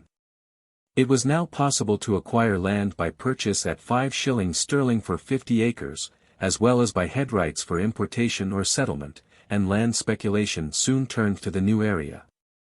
Already the Piedmont had been somewhat explored. Even by the middle of the 17th century, fur traders had followed the trail southwest from the James more than 400 miles to the Catawbas and later to the Cherokees.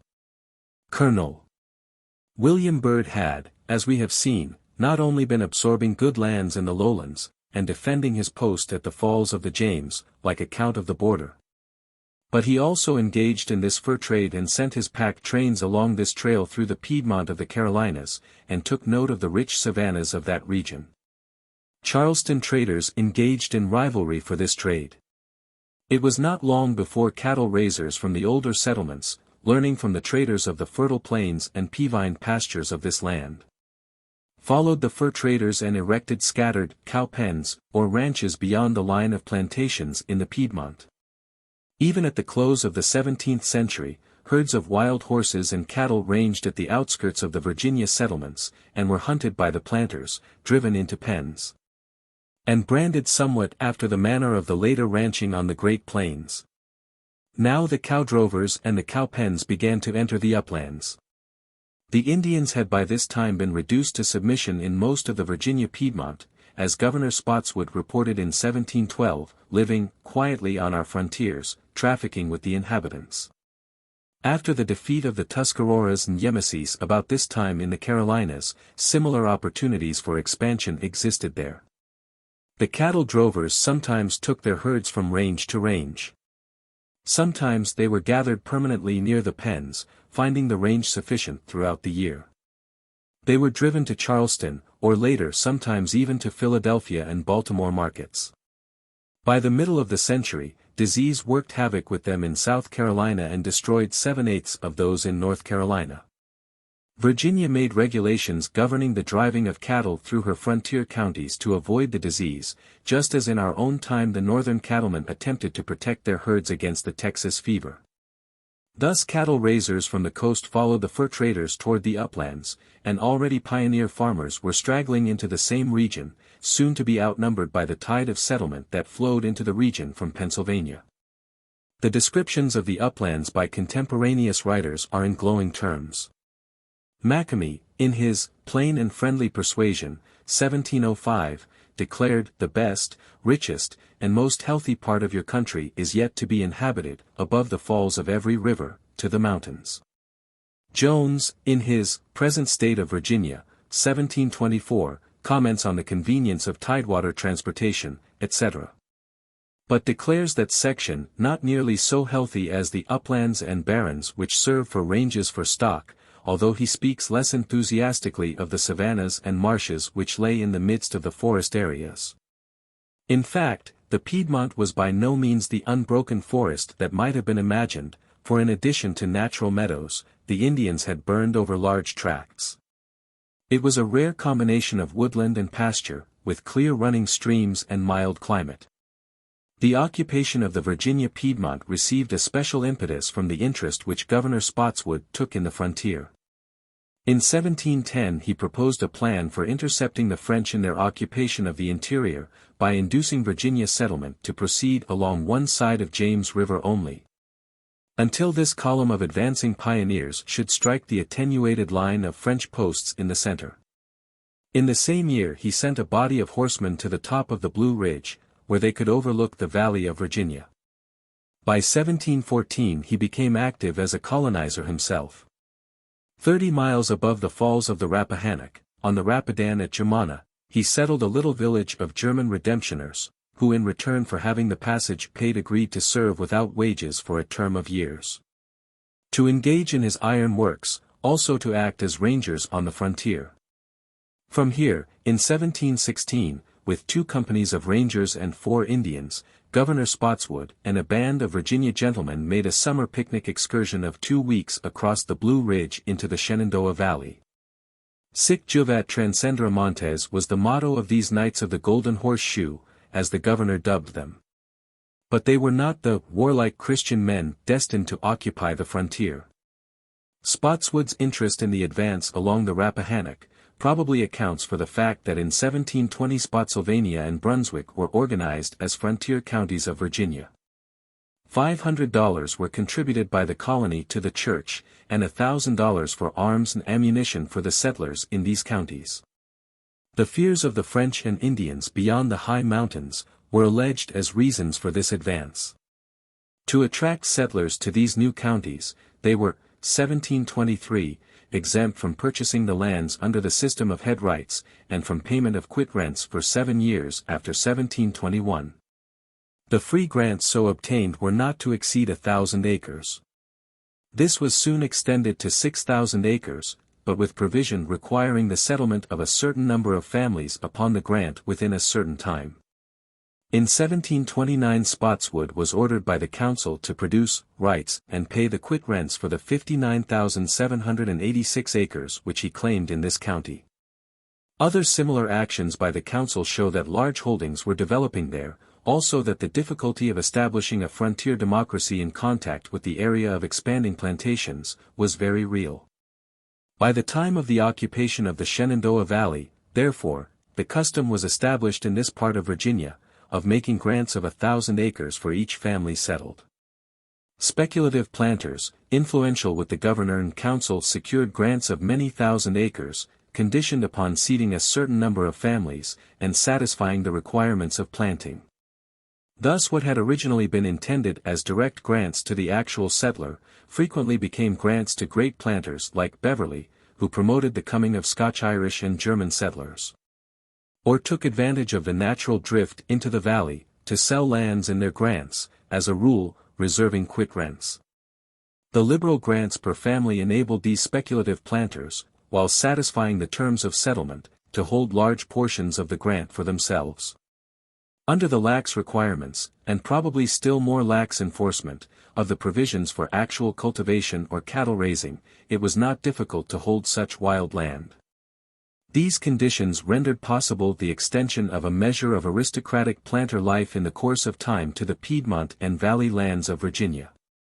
It must be added, however, that some of the newcomers, both Germans and Scotch-Irish, like the Van Meters, Stover, and Lewis, also showed an ability to act as promoters in locating settlers and securing grants to themselves.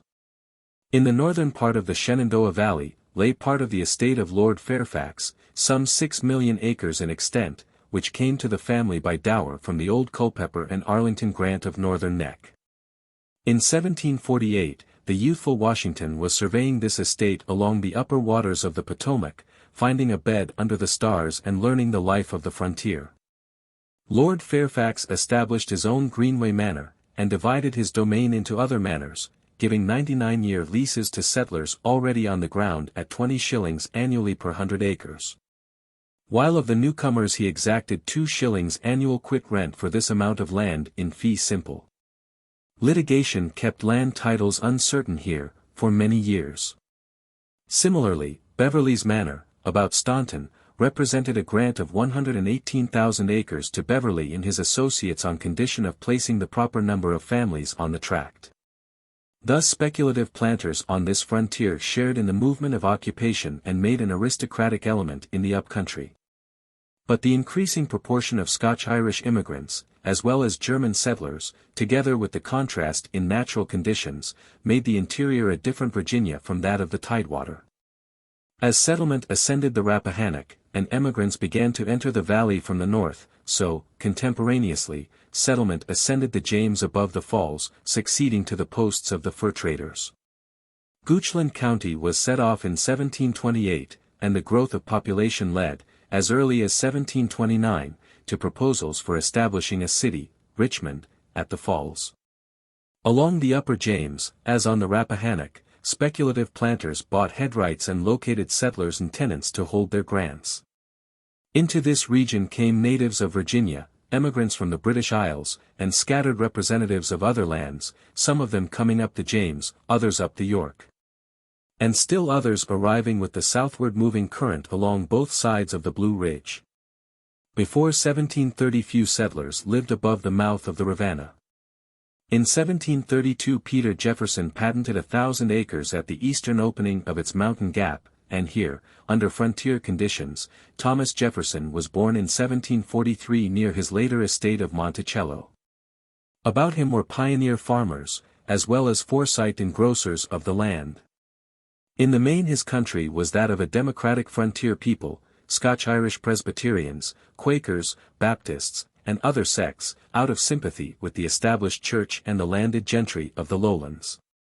This society in which he was born, was to find in Jefferson a powerful exponent of its ideals.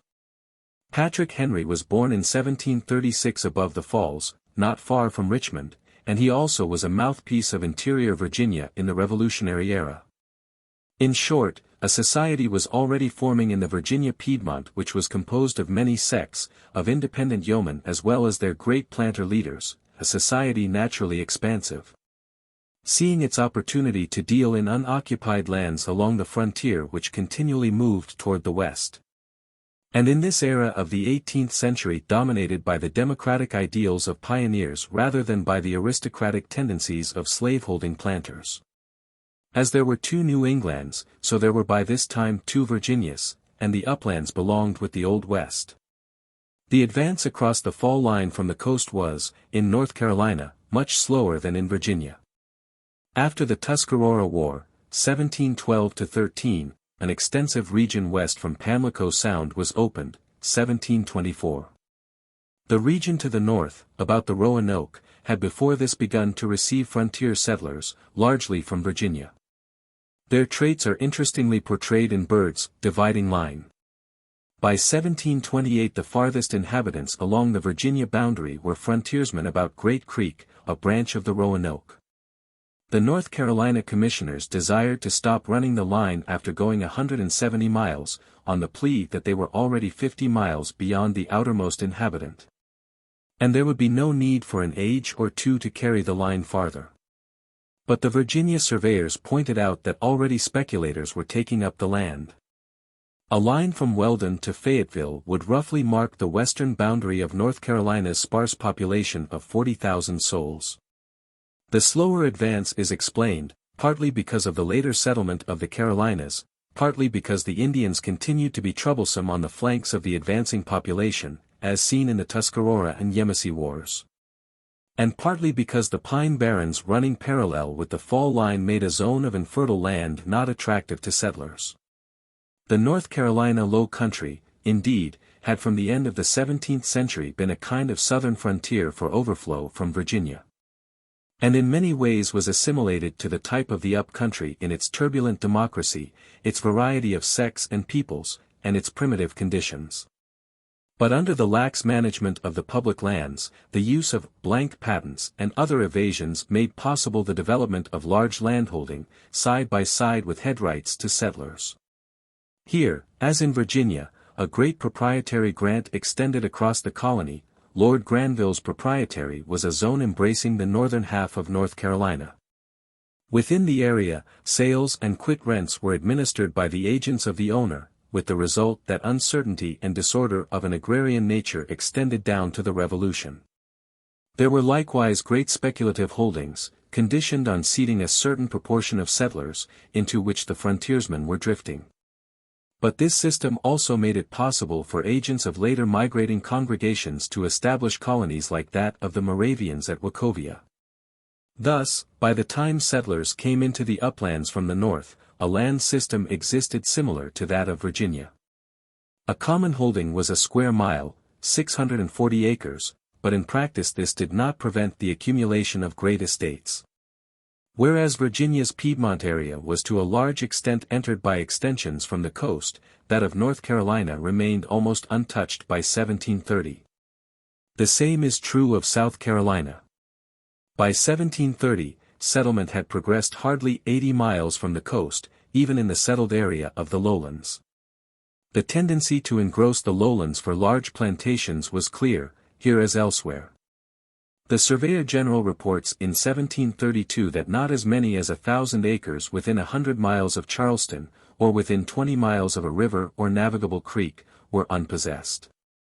In 1729 the Crown ordered 11 townships of 20,000 acres each to be laid out in rectangles, divided into 50 acres for each actual settler under a quit rent of 4 shillings a year for every 100 acres, or proportionally. To be paid after the first 10 years. By 1732 these townships, designed to attract foreign Protestants, were laid out on the great rivers of the colony. As they were located in the middle region, east of the fall line, among pine barrens, or in malarial lands in the southern corner of the colony, they all proved abortive as towns, except Orangeburg on the North Edisto, where German Redemptioners made a settlement. The Scotch-Irish Presbyterians who came to Williamsburg, on Black River, suffered hardships, as did the Swiss who, under the visionary leadership of P, settled in the deadly climate of Petersburg, on the lower Savannah. To Welsh colonists from Pennsylvania there was made a grant, known as the Welsh Tract, embracing over 173,000 acres on the Great Petty, Marion County, under headrights of 50 acres, also a bounty in provisions, tools, and livestock. These attempts, east of the fall line, are interesting as showing the colonial policy of marking out towns, which were to be politically organized parishes, with representation in the legislature, and attracting foreigners thereto. Prior to the coming of settlers from the north. The settlement of Georgia, in 1732, completed the southern line of colonization toward the Piedmont. Among the objects of the colony, as specified in the charters, were the relief of the poor and the protection of the frontiers. To guard against the tendency to engross the lands in great estates, already so clearly revealed in the older colonies, the Georgia trustees provided that the grants of 50 acres should not be alienated or divided, but should pass to the male heirs and revert to the trustees in case heirs were lacking. No grant greater than 500 acres was permitted, and even this was made conditionally upon the holder settling 10 colonists. However, under local conditions and the competition and example of neighboring colonies, this attempt to restrict land tenure in the interest of democracy broke down by 1750. And Georgia's land system became not unlike that of the other southern colonies. In 1734, Salzburgers had been located above Savannah, and within 7 years some 1,200 German Protestants were dwelling on the Georgia frontier. While a settlement of Scotch Highlanders at Darien, near the mouth of the Altamaha, protected the southern frontier. At Augusta, an Indian trading fort, 1735, whence the dealers in peltry visited the Cherokee, completed the familiar picture of frontier advance. We have now hastily surveyed the movement of the frontier of settlement westward from the lowlands, in the later years of the 17th and early part of the 18th century. There is much that is common in the whole line of advance. The original settlers engrossed the desirable lands of the older area. Indented servants and newcomers passed to the frontier seeking a place to locate their headrights, or plant new towns.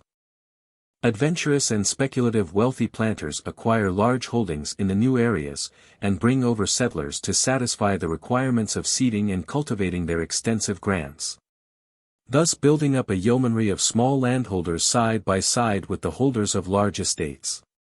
The most far-sighted of the newcomers follow the example of the planters, and petition for increasing extensive grants.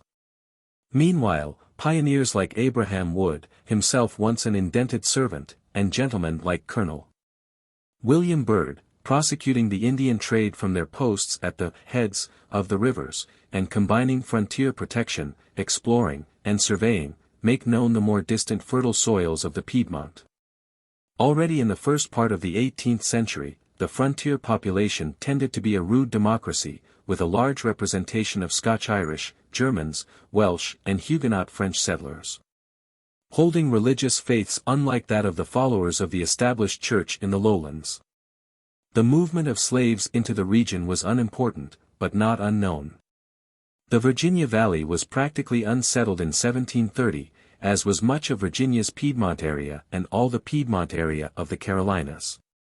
The significance of the movement of settlers from the north into this vacant valley and Piedmont, behind the area occupied by expansion from the coast is, that it was geographically separated from the westward movement from the coast, and that it was sufficient in volume to recruit the democratic forces and postpone for a long time the process of social assimilation to the type of the lowlands.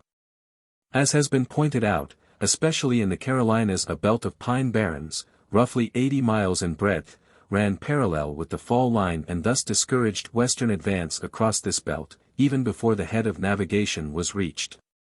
In Virginia, the Blue Ridge made an almost equally effective barrier, walling off the Shenandoah Valley from the westward advance.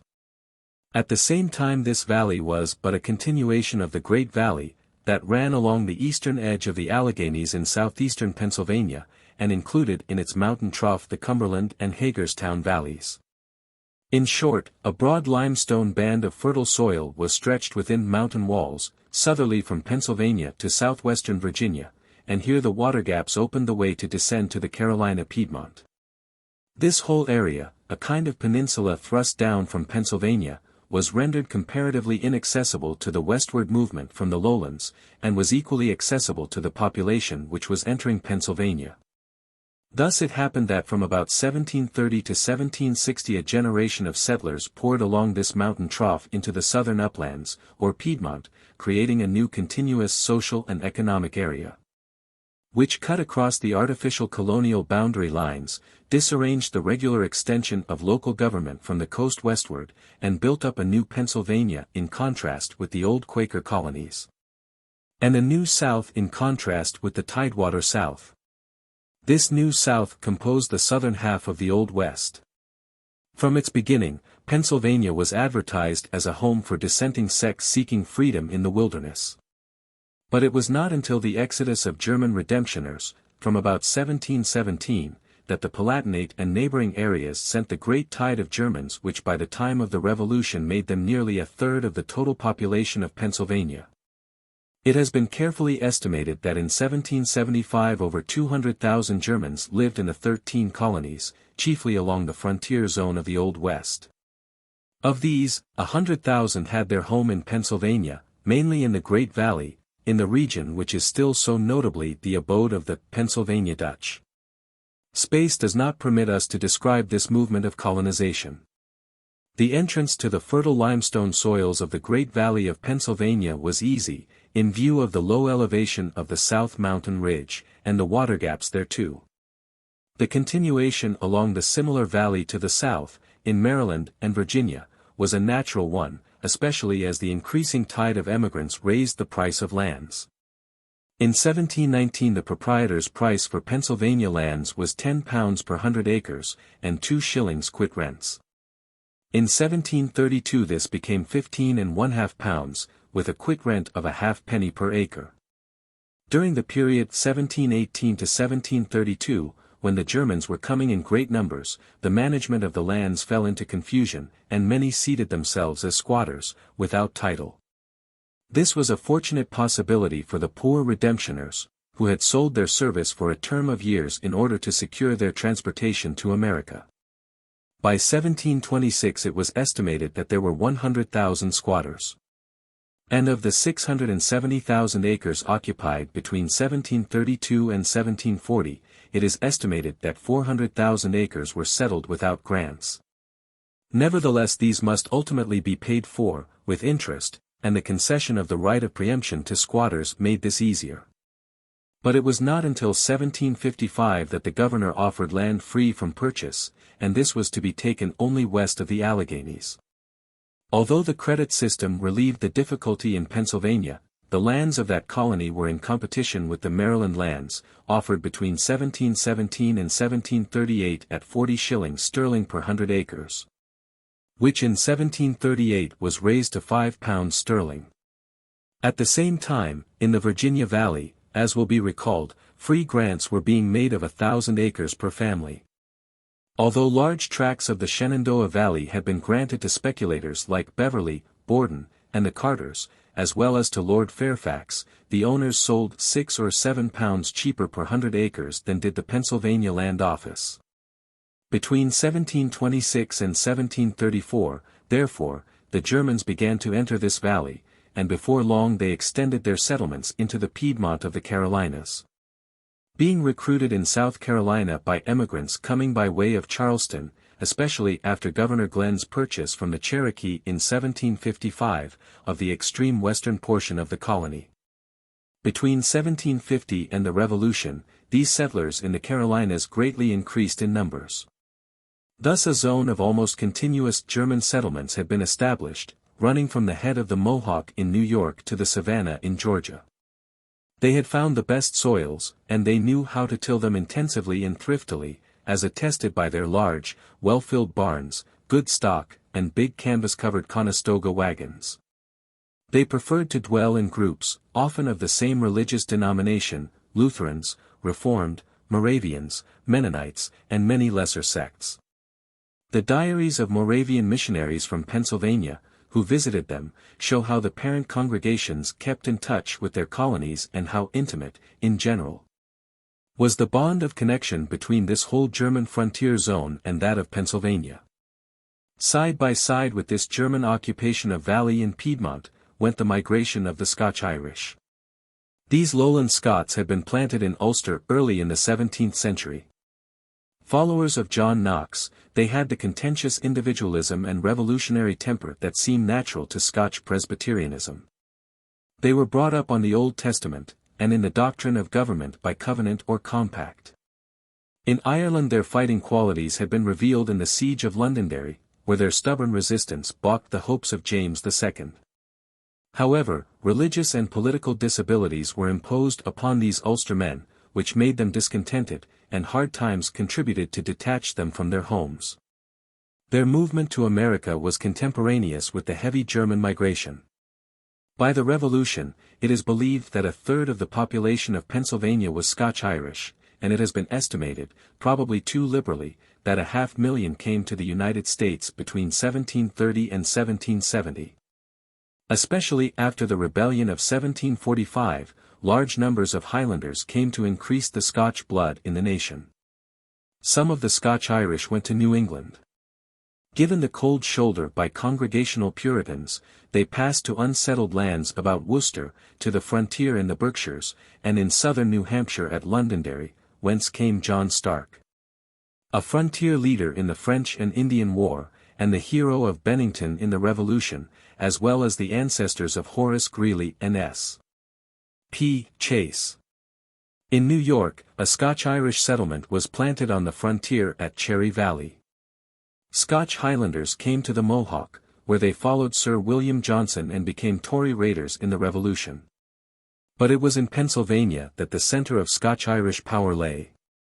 These bold and indigent strangers, saying as their excuse when challenged for titles that we had solicited for colonists and they had come accordingly, and asserting that it was against the laws of God and nature that so much land should be idle while so many Christians wanted it to work on and to raise their bread, squatted on the vacant lands, especially in the region disputed between Pennsylvania and Maryland, and remained in spite of efforts to drive them off.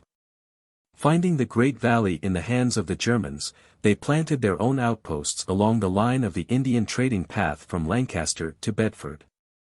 They occupied Cumberland Valley, and before 1760 pressed up the Juniata somewhat beyond the Narrows, spreading out along its tributaries, and by 1768 had to be warned off from the Redstone country to avoid Indian trouble. By the time of the Revolution, their settlements made Pittsburgh a center from which was to come a new era in Pennsylvania history. It was the Scotch-Irish and German fur traders whose pack trains pioneered into the Ohio Valley in the days before the French and Indian Wars. The messengers between civilization and savagery were such men, as the Irish Croghan, and the Germans Conrad Weiser and Christian Post. Like the Germans, the Scotch-Irish passed into the Shenandoah Valley, and on to the uplands of the South. In 1738 a delegation of the Philadelphia Presbyterian Synod was sent to the Virginia governor and received assurances of security of religious freedom. The same policy was followed by the Carolinas. By 1760 a zone of Scotch-Irish Presbyterian churches extended from the frontiers of New England to the frontiers of South Carolina. This zone combined in part with the German zone, but in general Scotch-Irishmen tended to follow the valleys farther toward the mountains, to be the outer edge of this frontier. Along with this combined frontier stream were English, Welsh and Irish Quakers, and French Huguenots. Among this moving mass, as it passed along the valley into the Piedmont, in the middle of the 18th century, were Daniel Boone, John Sevier, James Robertson, and the ancestors of John C. Calhoun, Abraham Lincoln, Jefferson Davis, Stonewall Jackson, James K. Polk, Sam Houston, and Davy Crockett, while the father of Andrew Jackson came to the Carolina Piedmont at the same time from the coast. Recalling that Thomas Jefferson's home was on the frontier, at the edge of the Blue Ridge, we perceive that these names represent the militant expansive movement in American life. They foretell the settlement across the Alleghenies in Kentucky and Tennessee, the Louisiana Purchase, and Lewis and Clark's transcontinental exploration, the conquest of the Gulf Plains in the War of 1812-15, the annexation of Texas, the acquisition of California and the Spanish Southwest. They represent, too, frontier democracy in its two aspects personified in Andrew Jackson and Abraham Lincoln. It was a democracy responsive to leadership, susceptible to waves of emotion, of a high religious voltage, quick and direct in action.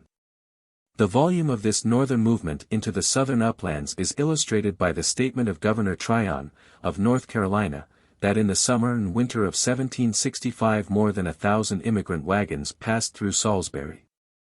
In that colony, coming by families, or groups of families or congregations, they often drove their herds with them. Whereas in 1746 scarce 100 fighting men were found in Orange and the western counties of North Carolina, there were in 1753 fully 3,000, in addition to over 1,000 Scotch in the Cumberland. And they covered the province more or less thickly, from Hillsborough and Fayetteville to the mountains. Bassett remarks that the Presbyterians received their first ministers from the Synod of New York and Pennsylvania, and later on sent their ministerial students to Princeton College. Indeed, it is likely that the inhabitants of this region knew more about Philadelphia at that time than about Newbern or Edenton. We are now in a position to note briefly, in conclusion, some of the results of the occupation of this new frontier during the first half of the 18th century, some of the consequences of this formation of the Old West. A fighting frontier had been created all along the line from New England to Georgia, which bore the brunt of French and Indian attacks and gave indispensable service during the Revolution. The significance of this fact could only be developed by an extended survey of the scattered border warfare of this era. We should have to see Rogers leading his New England Rangers, and Washington defending interior Virginia with his frontiersmen in their hunting shirts, in the French and Indian War. When all of the campaigns about the region of Canada, Lake Champlain, and the Hudson, central New York, Oriskany, Cherry Valley, Sullivan's expedition against the Iroquois, Wyoming Valley, western Pennsylvania, the Virginia Valley, and the back country of the South are considered as a whole from this point of view, the meaning of the Old West will become more apparent. 2. A new society had been established, differing in essentials from the colonial society of the coast. It was a democratic self-sufficing, primitive agricultural society, in which individualism was more pronounced than the community life of the lowlands. The indented servant and the slave were not a normal part of its labor system. It was engaged in grain and cattle raising, not in producing staples, and it found a partial means of supplying its scarcity of specie by the peltries which it shipped to the coast. But the hunter folk were already pushing farther on. The cowpens and the range were giving place to the small farm, as in our own day they have done in the cattle country. It was a region of hard work and poverty, not of wealth and leisure. Schools and churches were secured under serious difficulty, if at all, but in spite of the natural tendencies of a frontier life, a large portion of the interior showed a distinctly religious atmosphere. 3. The Old West began the movement of internal trade which developed home markets and diminished that colonial dependence on Europe in industrial matters shown by the maritime and staple-raising sections. Not only did Boston and other New England towns increase as trading centers when the back country settled up, but an even more significant interchange occurred along the Valley and Piedmont. The German farmers of the Great Valley brought their woven linen, knitted stockings, firkins of butter, dried apples, grain, etc., to Philadelphia and especially to Baltimore, which was laid out in 1730. To this city also came trade from the Shenandoah Valley, and even from the Piedmont came peltry trains and droves of cattle and hogs to the same market. The increase of settlement on the Upper James resulted in the establishment of the city of Richmond at the falls of the river in 1737. Already the tobacco-planting aristocracy of the lowlands were finding rivals in the grain-raising area of interior Virginia and Maryland. Charleston prospered as the upcountry of the Carolinas grew. Writing in the middle of the 18th century, Governor Glenn, of South Carolina, explained the apparent diminution of the colony's shipping thus. Our trade with New York and Philadelphia was of this sort. Draining us of all the little money in bills that we could gather from other places, for their bread, flour, beer, hams, bacon, and other things of their produce, all which, except beer. Our new townships begin to supply us with which are settled with very industrious and consequently thriving Germans. It was not long before this interior trade produced those rivalries for commercial ascendancy, between the coastwise cities, which still continue. The problem of internal improvements became a pressing one, and the statutes show increasing provision for roads, ferries, bridges, river improvements, etc. The basis was being laid for a national economy, and at the same time a new source for foreign export was created. 4. The Old West raised the issues of nativism and a lower standard of comfort. In New England, Scotch-Irish Presbyterians had been frowned upon and pushed away by the Puritan townsmen. In Pennsylvania, the coming of the Germans and the Scotch-Irish in such numbers caused grave anxiety. Indeed, a bill was passed to limit the importation of the Palatines, but it was vetoed. Such astute observers as Franklin feared in 1753 that Pennsylvania would be unable to preserve its language and that even its government would become precarious. "I remember," he declares, "when they modestly declined intermeddling in our elections, but now they come in droves and carry all before them, except in 1 or 2 counties." And he lamented that the English could not remove their prejudices by addressing them in German. Dr. Douglas apprehended that Pennsylvania would degenerate into a foreign colony, and endanger the quiet of the adjacent provinces. Edmund Burke, regretting that the Germans adhered to their own schools, literature, and language, and that they possessed great tracts without admixture of English, feared that they would not blend and become one people with the British colonists, and that the colony was threatened with the danger of being wholly foreign.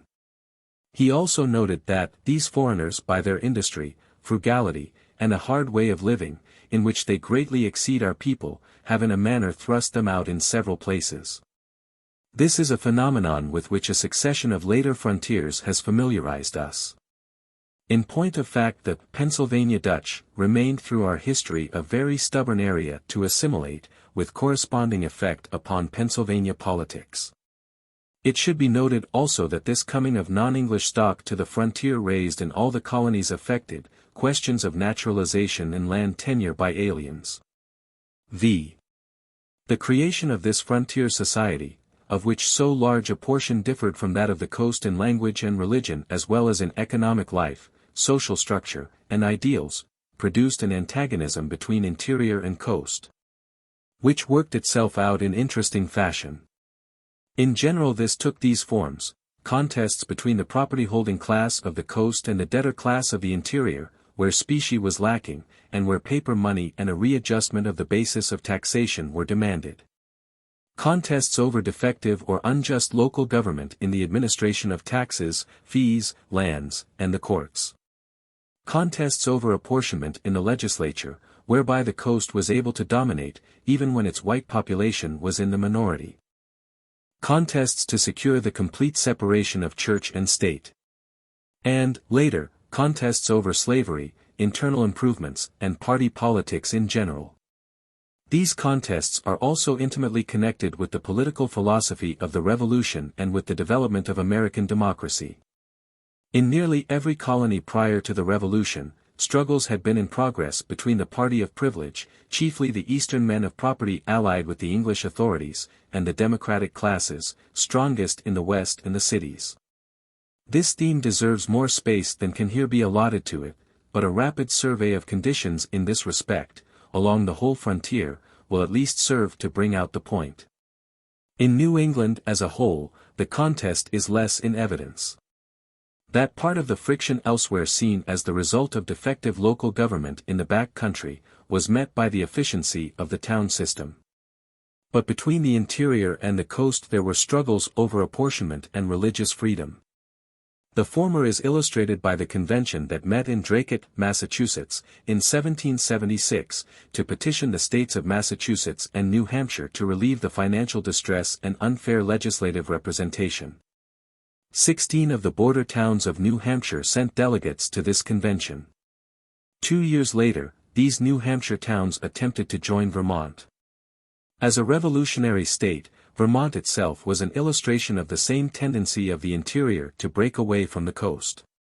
Massachusetts in this period witnessed a campaign between the paper money party which was entrenched in the more recently and thinly settled areas of the interior and west, and the property-holding classes of the coast. The opposition to the constitutions of 1778 and 1780 is tinctured with the same antagonism between the ideas of the newer part of the interior and of the coast. Shays' Rebellion and the anti-federal opposition of 1787–88 found its stronghold in the same interior areas. The religious struggles continued until the democratic interior, where dissenting sects were strong, and where there was antagonism to the privileges of the Congregational Church, finally secured complete disestablishment in New Hampshire, Connecticut, and Massachusetts. But this belongs to a later period. Pennsylvania affords a clear illustration of these sectional antagonisms. The Memorial of the Frontier, Paxton Boys, in 1764, demanded a right to share in political privileges with the older part of the colony, and protested against the apportionment by which the counties of Chester, Bucks, and Philadelphia, together with the city of Philadelphia, elected 26 delegates, while the 5 frontier counties had but 10. The frontier complained against the failure of the dominant Quaker party of the coast to protect the interior against the Indians. The 3 old wealthy counties under Quaker rule feared the growth of the West, therefore made few new counties, and carefully restricted the representation in each to preserve the majority in the old section. At the same time, by a property qualification they met the danger of the democratic city population. Among the points of grievance in this colony, in addition to apportionment and representation, was the difficulty of access to the county seat, owing to the size of the back counties. Dr. Lincoln has well set forth the struggle of the back country, culminating in its triumph in the Constitutional Convention of 1776, which was chiefly the work of the Presbyterian counties. Indeed, there were 2 revolutions in Pennsylvania, which went on side by side, one a revolt against the coastal property-holding classes, the old dominant Quaker party, and the other a revolt against Great Britain, which was in this colony made possible only by the triumph of the interior. In Virginia, as early as 1710, Governor Spotswood had complained that the old counties remained small while the new ones were sometimes 90 miles long, the inhabitants being obliged to travel 30 or 40 miles to their own courthouse. Some of the counties had 1,700 tithables, while others only a dozen miles square had 500.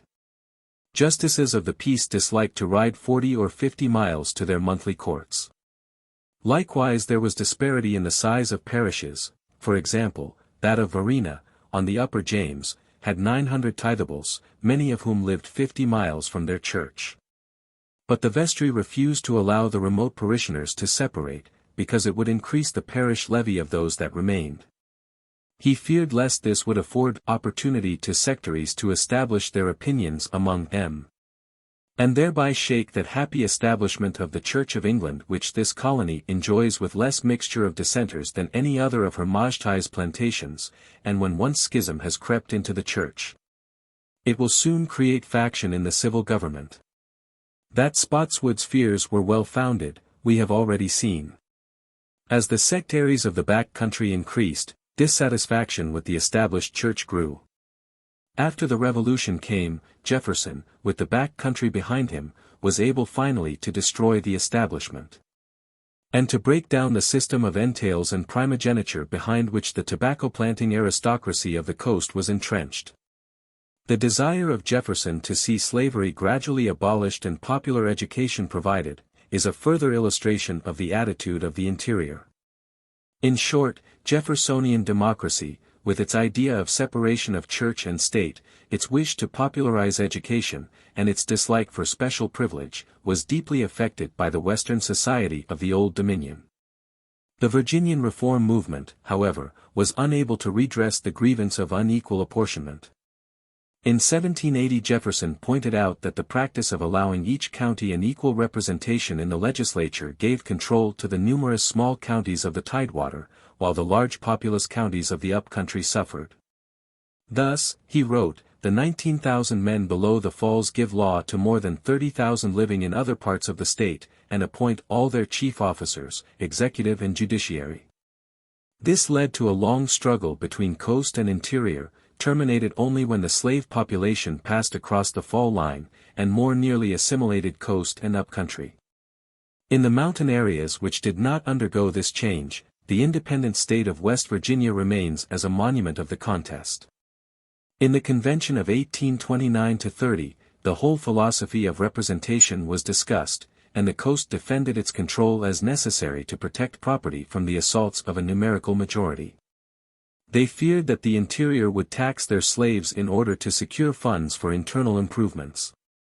As Doddridge put the case, the principle is that the owners of slave property must be possessed of all the powers of government, however small their own numbers may be, to secure that property from the rapacity of an overgrown majority of white men. This principle admits of no relaxation, because the weaker the minority becomes, the greater will their need for power be according to their own doctrines. Lee of Chesterfield County declared. It is remarkable, I mention it for the curiosity of the fact, that if any evil, physical or moral, arise in any of the states south of us, it never takes a northerly direction, or taints the southern breeze. Whereas, if any plague originate in the north, it is sure to spread to the south and to invade us sooner or later. The influenza, the smallpox, the varioloid, the Hessian fly, the circuit court system, universal suffrage, all come from the north, and they always cross above the falls of the great rivers.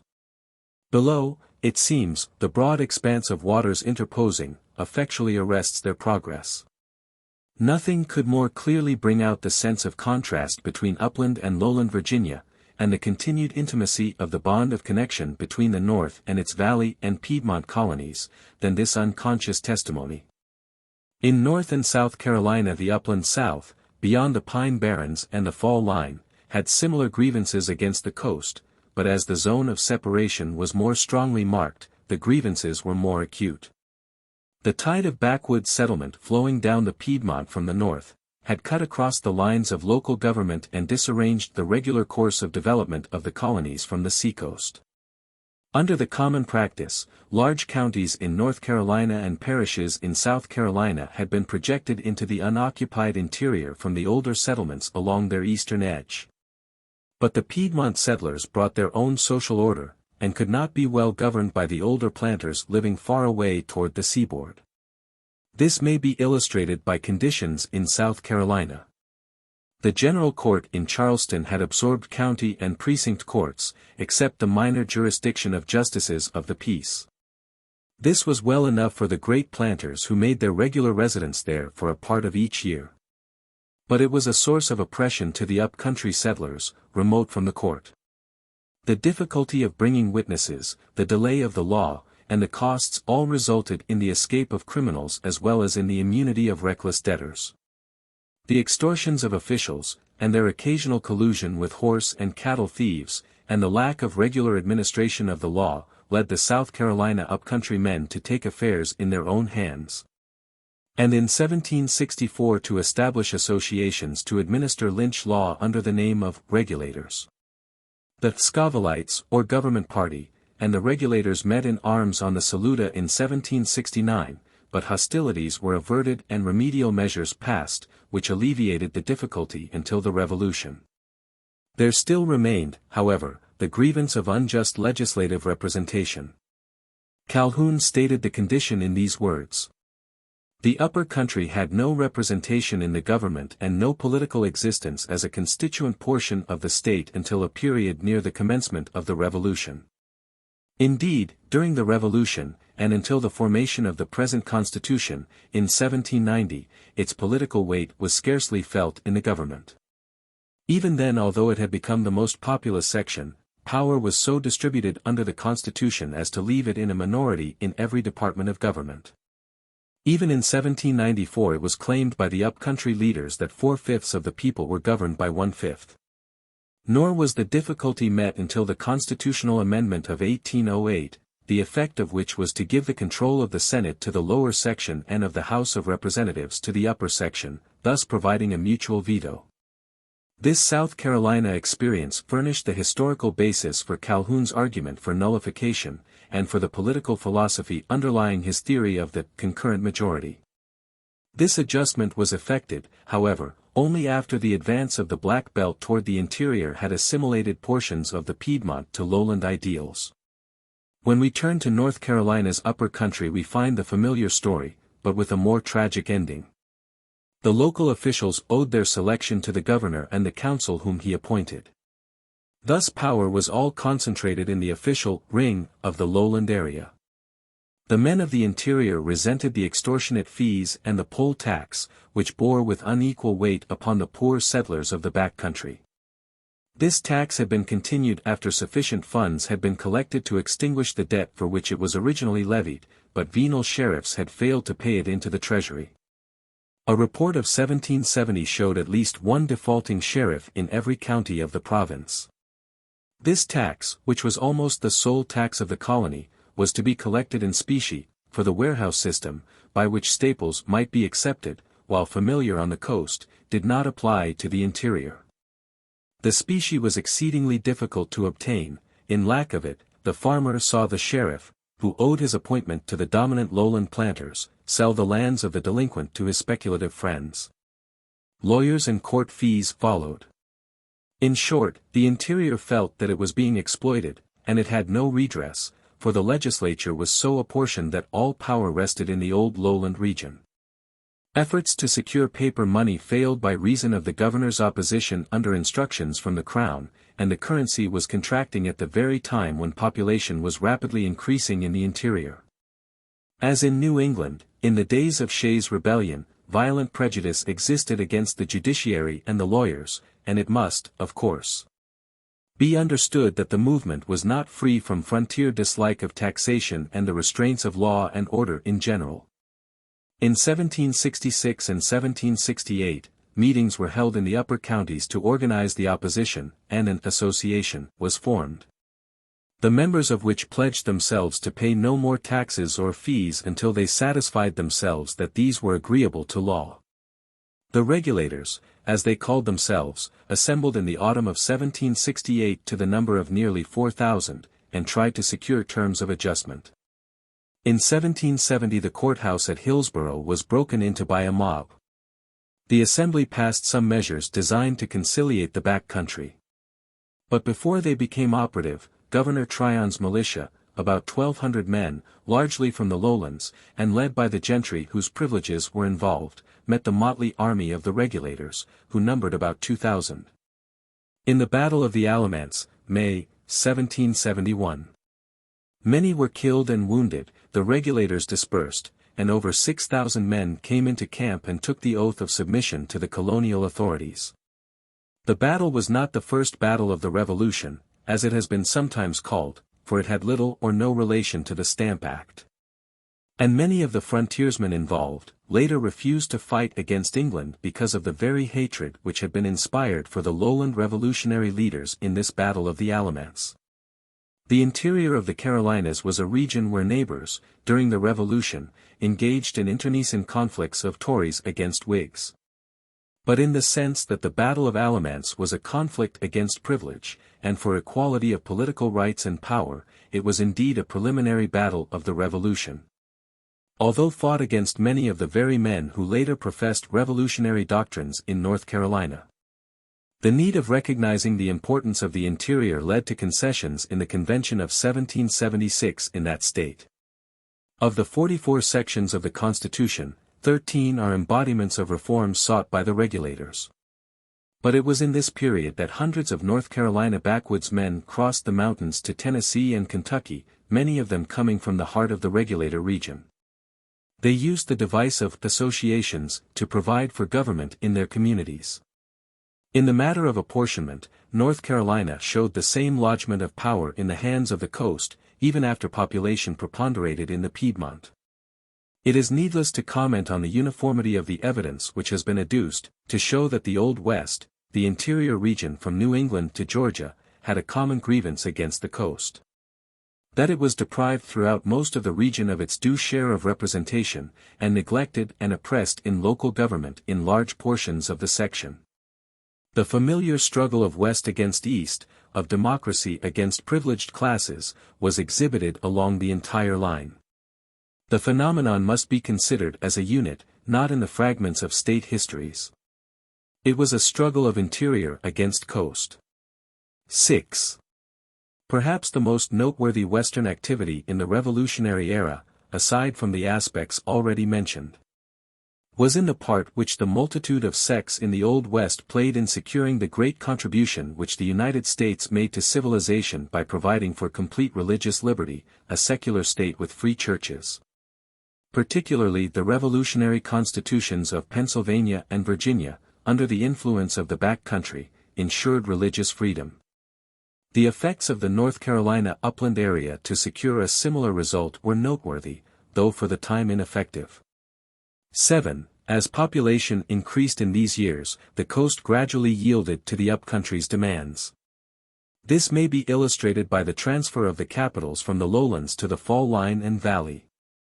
In 1779, Virginia changed her seat of government from Williamsburg to Richmond, in 1790, South Carolina, from Charleston to Columbia.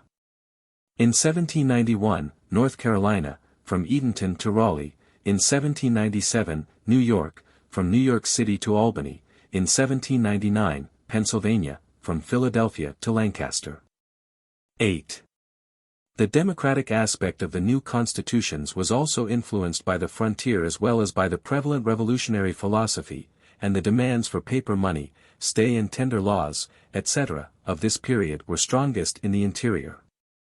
It was this region that supported Shays' rebellion. It was, with some important exceptions, the same area that resisted the ratification of the federal constitution, fearful of a stronger government and of the loss of paper money.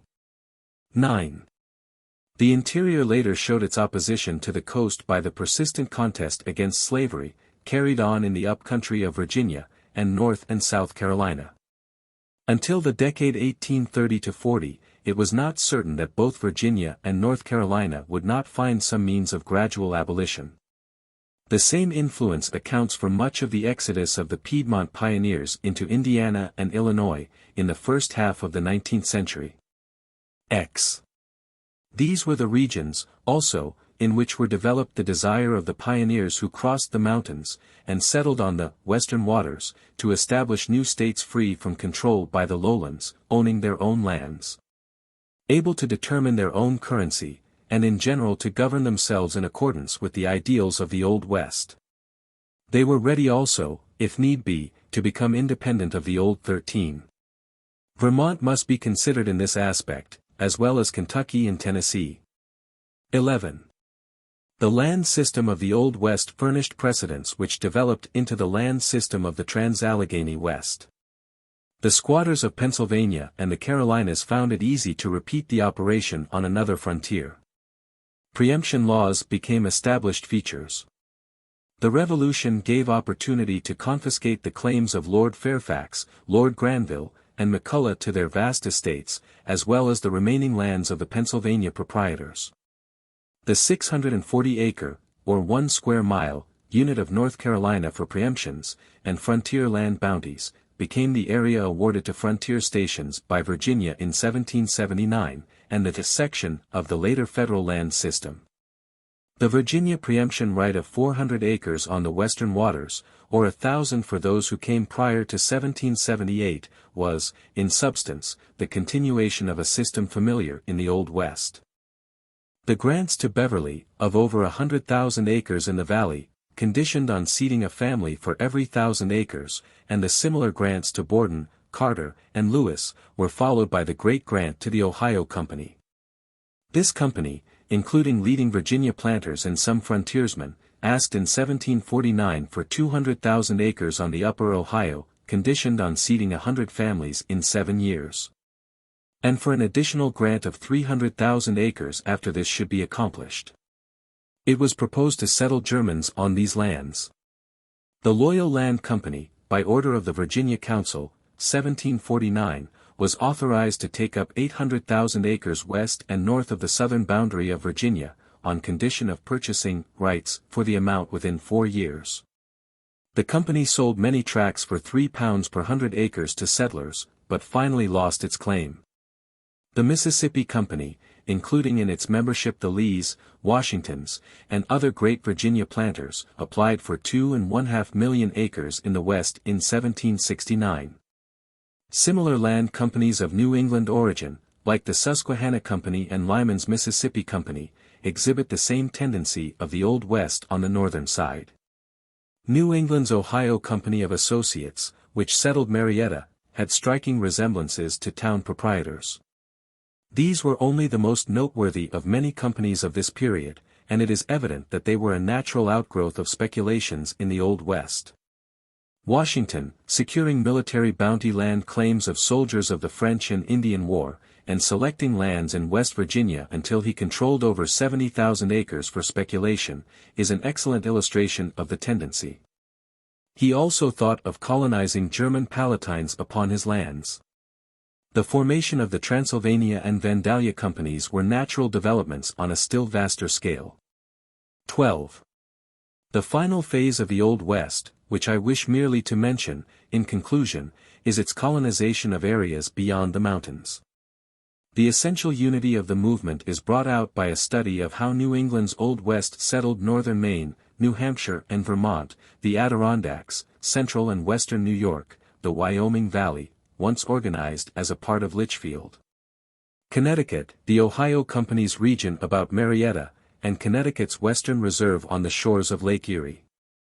And how the pioneers of the Great Valley and the Piedmont region of the South crossed the Alleghenies and settled on the western waters. Daniel Boone, going from his Pennsylvania home to the Yadkin, and from the Yadkin to Tennessee and Kentucky, took part in the whole process, and later in its continuation into Missouri. The social conditions and ideals of the Old West powerfully shaped those of the Trans-Allegheny West. The important contrast between the spirit of individual colonization, resentful of control, which the Southern frontiersmen showed, and the spirit of community colonization and control to which the New England pioneers inclined, left deep traces on the later history of the West. The Old West diminished the importance of the town as a colonizing unit, even in New England. In the southern area, efforts to legislate towns into existence, as in Virginia, South Carolina, and Georgia, failed. They faded away before wilderness conditions. But in general, the northern stream of migration was communal, and the southern individual. The difference which existed between that portion of the Old West which was formed by the northward colonization, chiefly of the New England Plateau, including New York, and that portion formed by the southward colonization of the Virginia Valley and the southern Piedmont was reflected in the history of the Middle West and the Mississippi Valley. Footnotes. Proceedings of the State Historical Society of Wisconsin for 1908. Reprinted with the permission of the Society. For the settled area in 1660, see the map by Lois Matthews in Channing, United States, N.Y., 1905, I, page 510.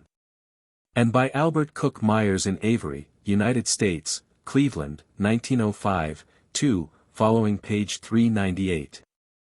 In Channing, 2, following page 603, is Marion F.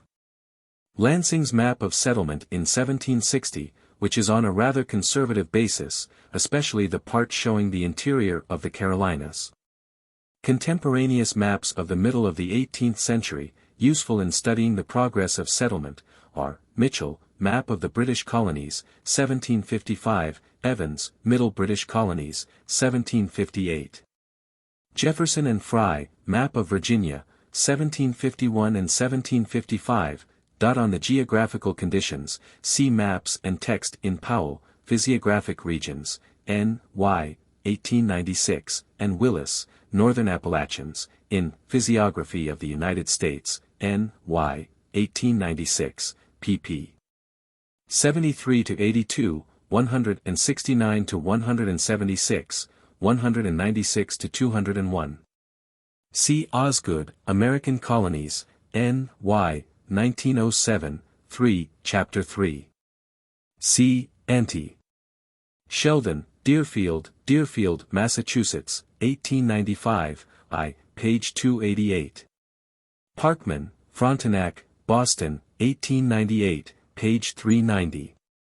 Compare his description of Deerfield in 1704, in Half Century of Conflict, Boston, 1898, I, page 55. Hannah, Scotch-Irish, N.Y. and London, 1902, 2, pages 17-24.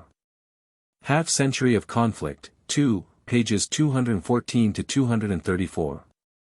American Husbandry, London, 1775, I, page 47. For the extent of New England settlements in 1760, compared with 1700, see the map in Channing, United States, 2, at end of volume. Schaefer, Land Grants for Education, University of Wis. Bulletin, Madison, 1902, Chapter 4.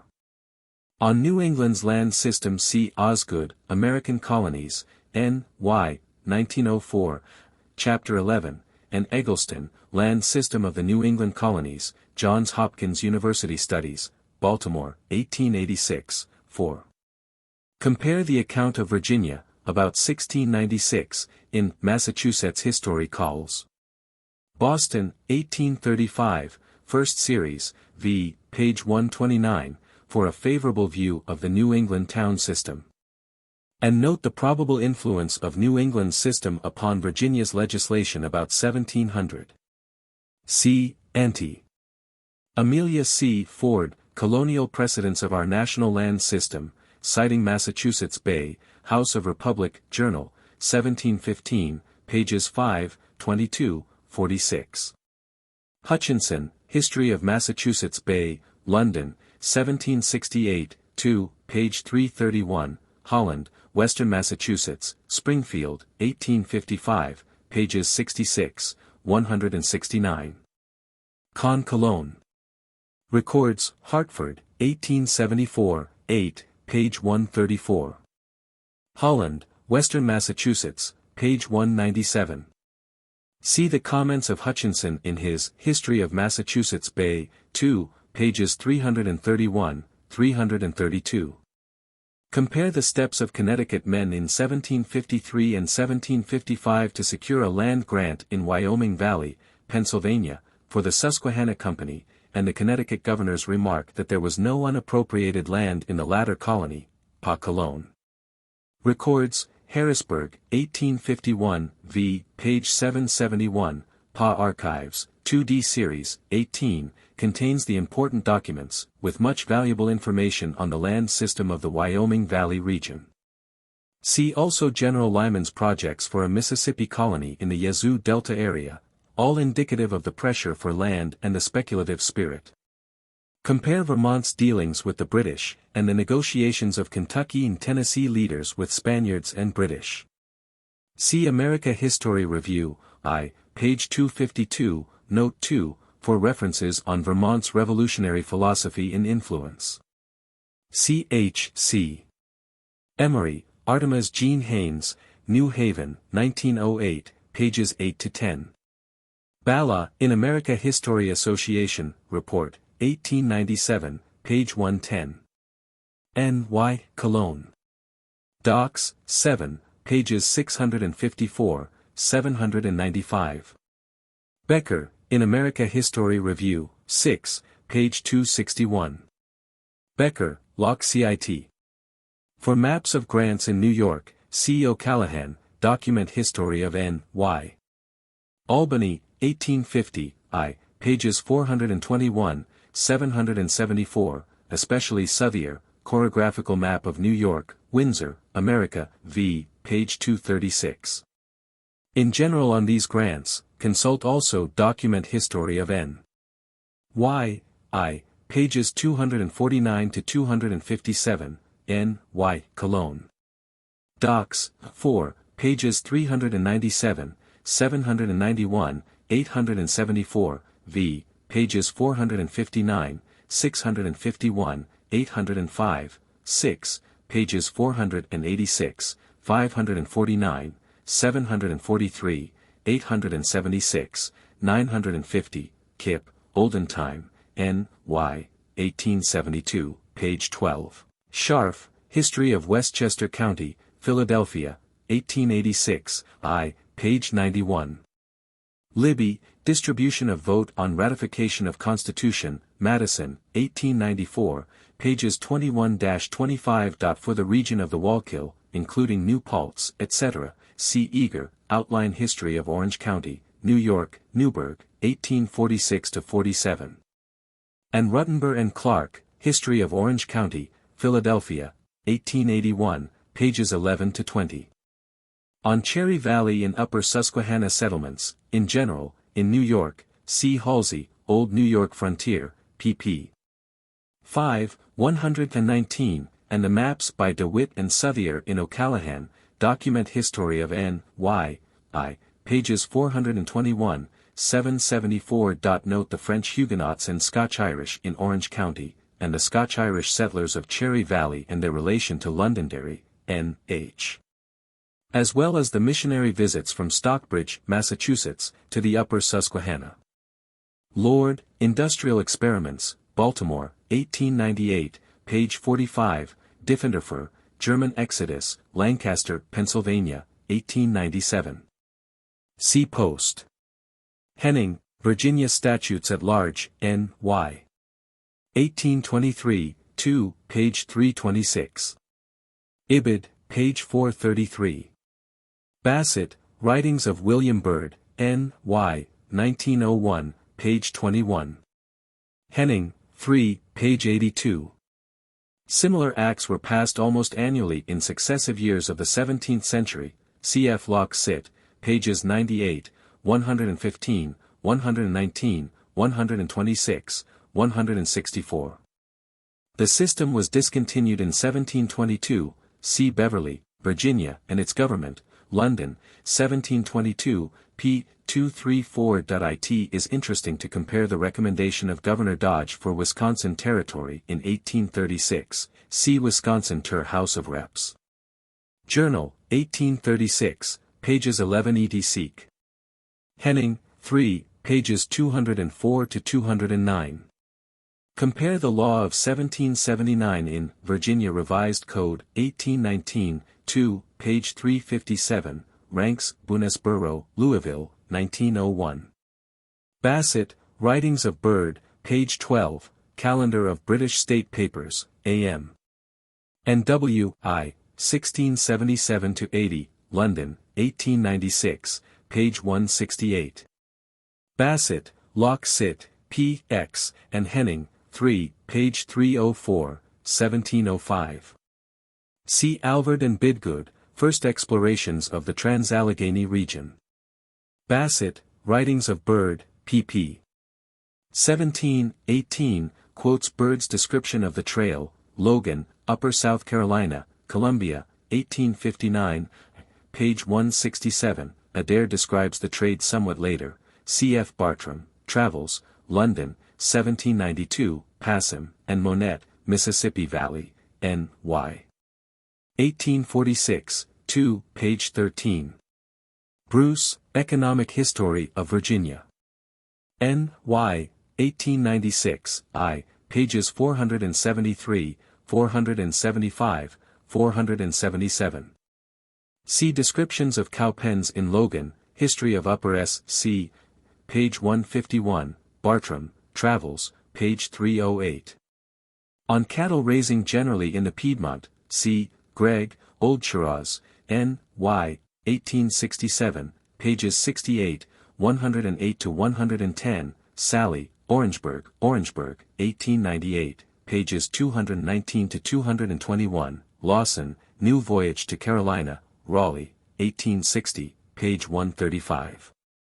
Ramsey, South Carolina, Charleston, 1809, I, page 207, J. F. D. Smith, Tour, London, 1784, I, page 143, 2, pages 78, 97, Foot, Sketches of N. C. N. Y., 1846, page 77, N. C. Cologne. Records, Raleigh, 1887, v. pages Sly, 1193, 1223. American Husbandry, London, 1775, I, pages 336, 350, 384, Henning, v. pages 176, 245. Spotswood, Letters, Richmond, 1882, I, page 167, Compare Virginia Magazine, 3, pages 120, 189. N. C. Cologne. Records, V. P. Sly. Lawson, Carolina, Raleigh, 1860, gives a description early in the 18th century. His map is reproduced in Avery, United States, Cleveland, 1907, 3, page 224. The advantages and disadvantages of the Piedmont region of the Carolinas in the middle of the 18th century are illustrated in Spangenberg's diary, in N. C. Cologne. Records, v. pages 6, 7, 13, 14.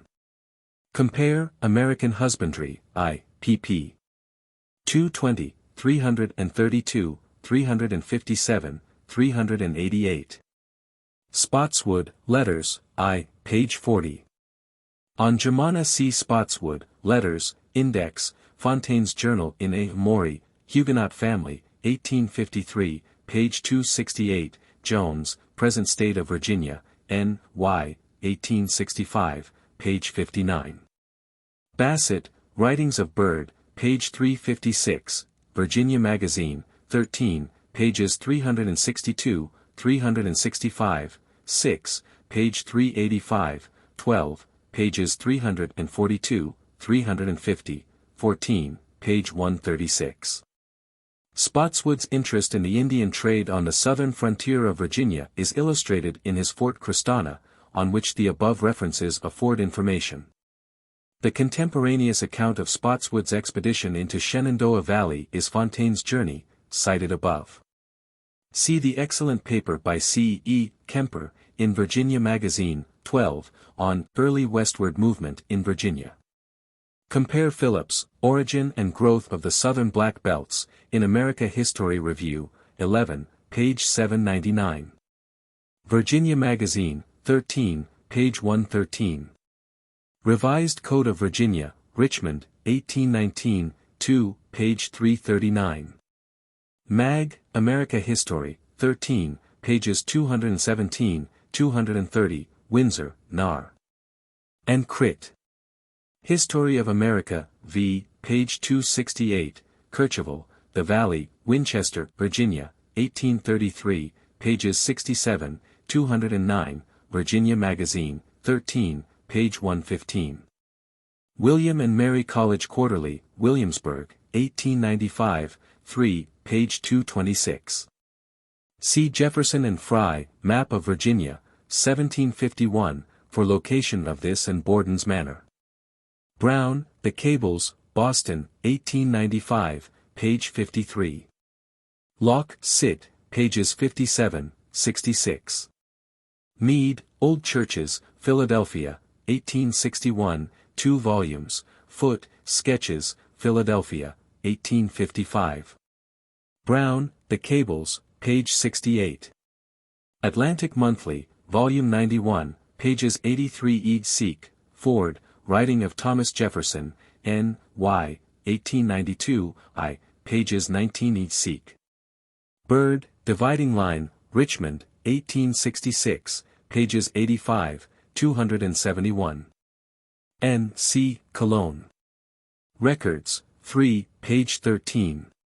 Compare Hawks, Historical of North Carolina, Fayetteville, 1859, Map of Precincts, 1663 to 1729. Raper, North Carolina, N. Y., 1904, Chapter 5, W. R. Smith, South Carolina, N. Y., 1903, pages 48, 57. Kluel, Wachovia, N. Y., 1902. Bala, in Amer.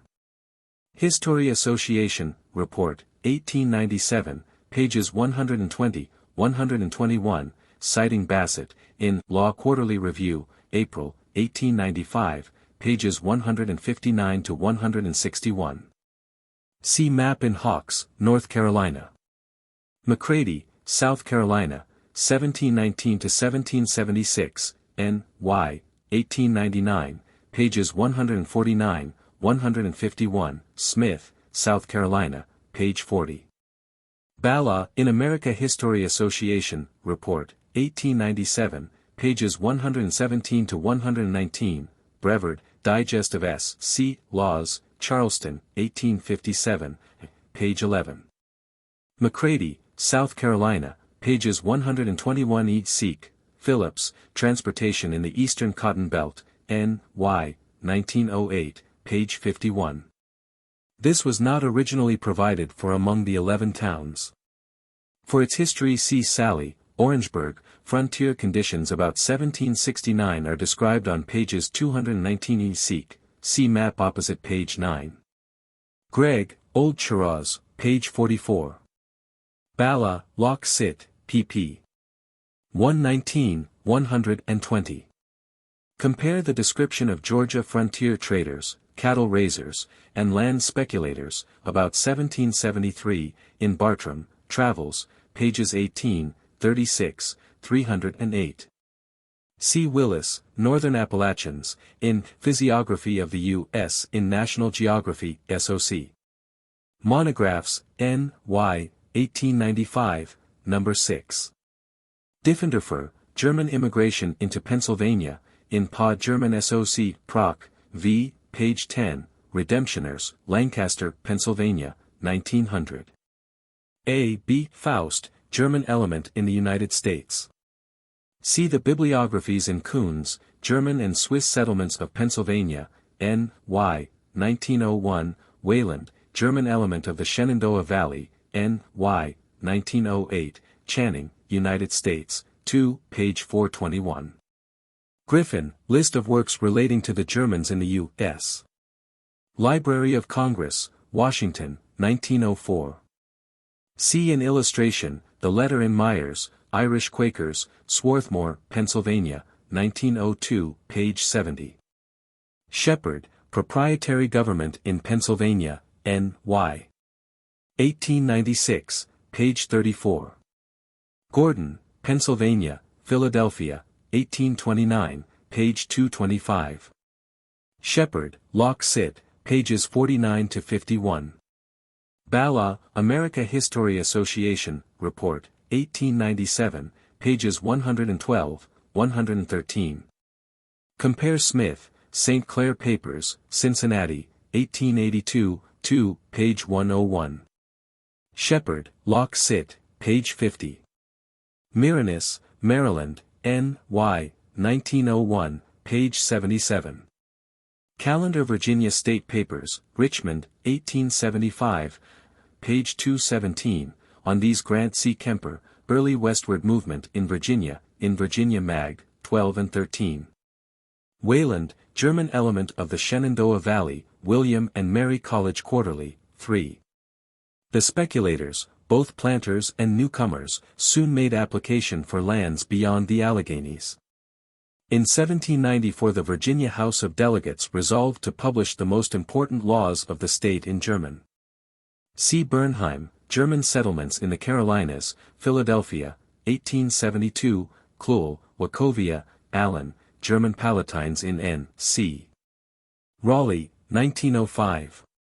C. Wayland, Lock Sit, Bibliography, for references, and especially Virginia Mag, 11, pages 113, 225, 370, 12, pages 55, 134, 271, German American Annals, N. S. 3, pages 342, 369, 4, page 16, Kluhl, Wachovia, N. C. Cologne. Records, v. pages 1 to 14. On the Scotch-Irish, see the bibliography in Green, Scotch-Irish in America, America Antiquarian Associ. Proceedings, April, 1895, Hannah, Scotch-Irish, N. Y., 1902, is a comprehensive presentation of the subject. See also Myers, Irish Quakers. Fisk, Old Virginia, Boston, 1897, 2, page 394. Compare Linehan, The Irish Scots and the Scotch-Irish, Concord, N. H., 1902. C. McLean, Scotch Highlanders in America, Cleveland, 1900. Hannah, Scotch-Irish, 2, pages 17 to 24. Halsey, Old New York Frontier, N. Y., 1901. McLean, pages 196 to 230. The Words of Logan, Penn's agent, in 1724, in Hannah, 2, pages 60, 63. Windsor, Mississippi Basin, Boston, 1895, pages 238 to 243. C. Thwaites, Early Western Travels, Cleveland, 1904 to 2006, I. Walton, Conrad Weiser, Philadelphia, 1900, Heckwelder, Narrative, Philadelphia, 1820. Christian, Scotch-Irish Settlers in the Valley of Virginia, Richmond, 1860.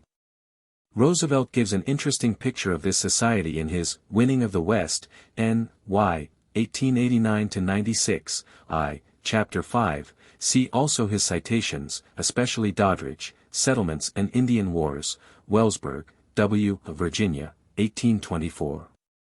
Bassett, In America History Association. Report, 1894, page 145. N. C. Cologne. Records, v. pages 39, XL, cf. page 21. Locke, Sit, pages 146, 147. See the interesting account of Reverend Moses Waddell's school in South Carolina, on the Upper Savannah, where the students, including John C. Calhoun, Macduff, Laguerre, and Pettigrew, were educated in the wilderness. They lived in log huts in the woods, furnished their own supplies, or boarded nearby, were called to the log schoolhouse by horn for morning prayers, and then scattered in groups to the woods for study. Hunt, Calhoun, Philadelphia, 1907, page 13. Scharf, Maryland, Baltimore, 1879, 2, page 61, and Chaps. Ian 18, Kercheval, The Valley. Weston, Documents, page 82. See, for example, Phillips, Transportation in the Eastern Cotton Belt, pages 21 to 53. Hannah, Scotch-Irish, 2, pp. 19, 22 to 24. Cobb, Story of the Palatines, Wilkes-Barre, Pennsylvania, 1897, page 300, citing Penn Cologne. Records, 4, pages 225, 345. Works, Bigelow edition, 2, pages 296 to 299. Ibid, 3, page 297, cf. page 221. Summary, 1755, 2, page 326. European Settlements, London, 1793, 2, page 200, 1765, cf. Franklin, Works, N. Y., 1905 to 2007, 2, page 221, to the same effect. Proper, Colonial Immigration Laws, in Columbia University, Studies, 12. Libby, Distribution of the Vote on the Federal Constitution, University of Wisconsin Bulletin, pages 8, 9, and citations. Note especially, New Hampshire State Papers, X, pages 228 etc. Libby, Locke Sit, pages 12 to 14, 46, 54 to 57. Farrand, in Yale Review, May, 1908, page 52 and citation. Libby, Locke Cit. C. Turner, Rise of the New West, America Nation Series, N. Y., 1906, pages 16 to 18. Parkman, Pontiac, Boston, 1851, 2, page 352.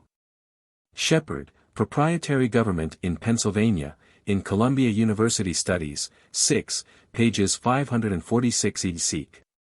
Compare Watson, Annals, 2, page 259, Green, Provincial America, America Nation Series, N. Y., 1905, page 234. Lincoln, Revolutionary Movement in Pennsylvania, Boston, 1901, McMaster and Stone, Pennsylvania and the Federal Constitution, Lancaster, 1888. Notes on Virginia.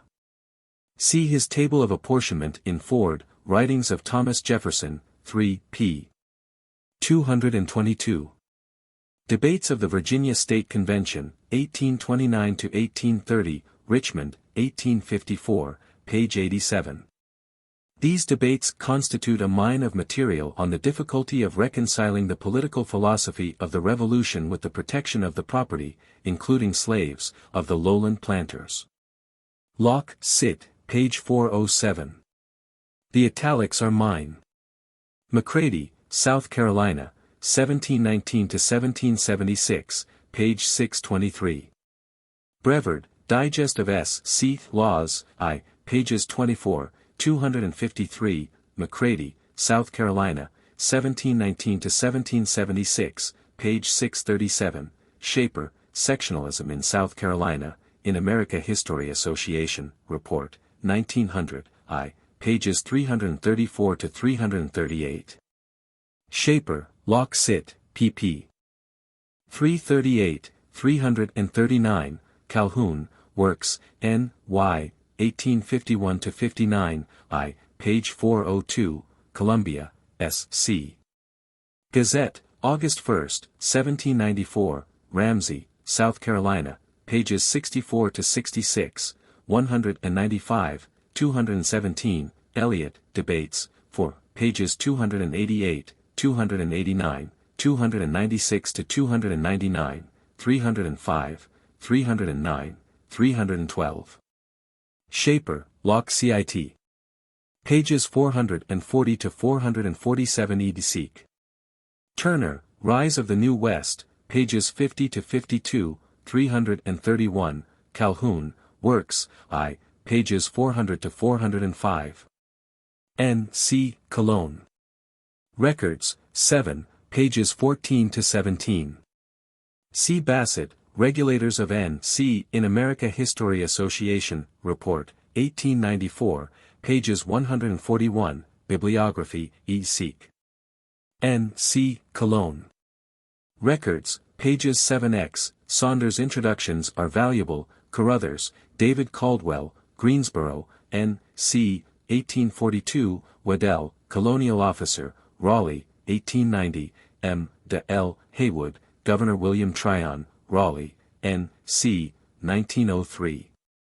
Kluhl, Wachovia, Chapter 10, W. E. Fitch, Some Neglected History of N. C. N. Y. 1905, L. McCorkle and F. Nash, in N. C. Booklet, Raleigh, 1901-2007, 3, Wheeler, North Carolina, 2, pages 301 ed. Seek, Cutter, Lynch Law, Chapter 2. and 3. Bassett, Locke Cit, page 152. Wheeler, North Carolina, 2, pages 301-306, N. C. Cologne.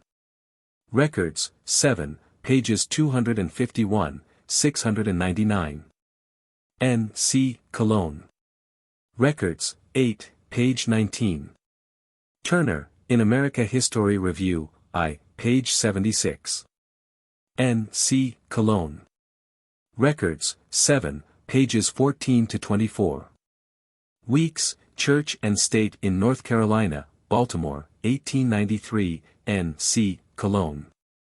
Records, X, page 870, Curry, Establishment and Disestablishment, Philadelphia, 1889, C. F. James, Documentary History of the Struggle for Religious Liberty in Virginia, Lynchburg, Virginia, 1900, Semple, The Virginia Baptists, Richmond, 1810, America History Association, Papers, 2, page 21, 3, pages 205, 213. C. Balla, Slavery in Virginia, Johns Hopkins University, Studies, Extra, 24, Bassett, Slavery and Servitude in the Colony of North Carolina, ID, 14, pages 169-254, Bassett, Slavery in the State of North Carolina, ID, 17. Bassett, Anti-Slavery Leaders in North Carolina, ID, 16, Weeks, Southern Quakers, ID, 15, Extra, Shaper, Sectionalism in South Carolina, America History Association, Report, 1900, Turner, Rise of the New West, pages 54-56, 76-78, 80, 90, 150-152. C.F. J. Turner, State-Making in the West During the Revolutionary Era, in American Historical Review, I, page 70. Henning, X, page 35, Public Acts of N. C. I, pages 204, 306, Revised Code of Virginia, 1819, 2, page 357. Roosevelt, Winning of the West, I, page 261, 2, pages 92, 220. Alden, New Governments West of the Alleghenies, Madison, 1897, gives an account of these colonies. See the more recent work by C. W.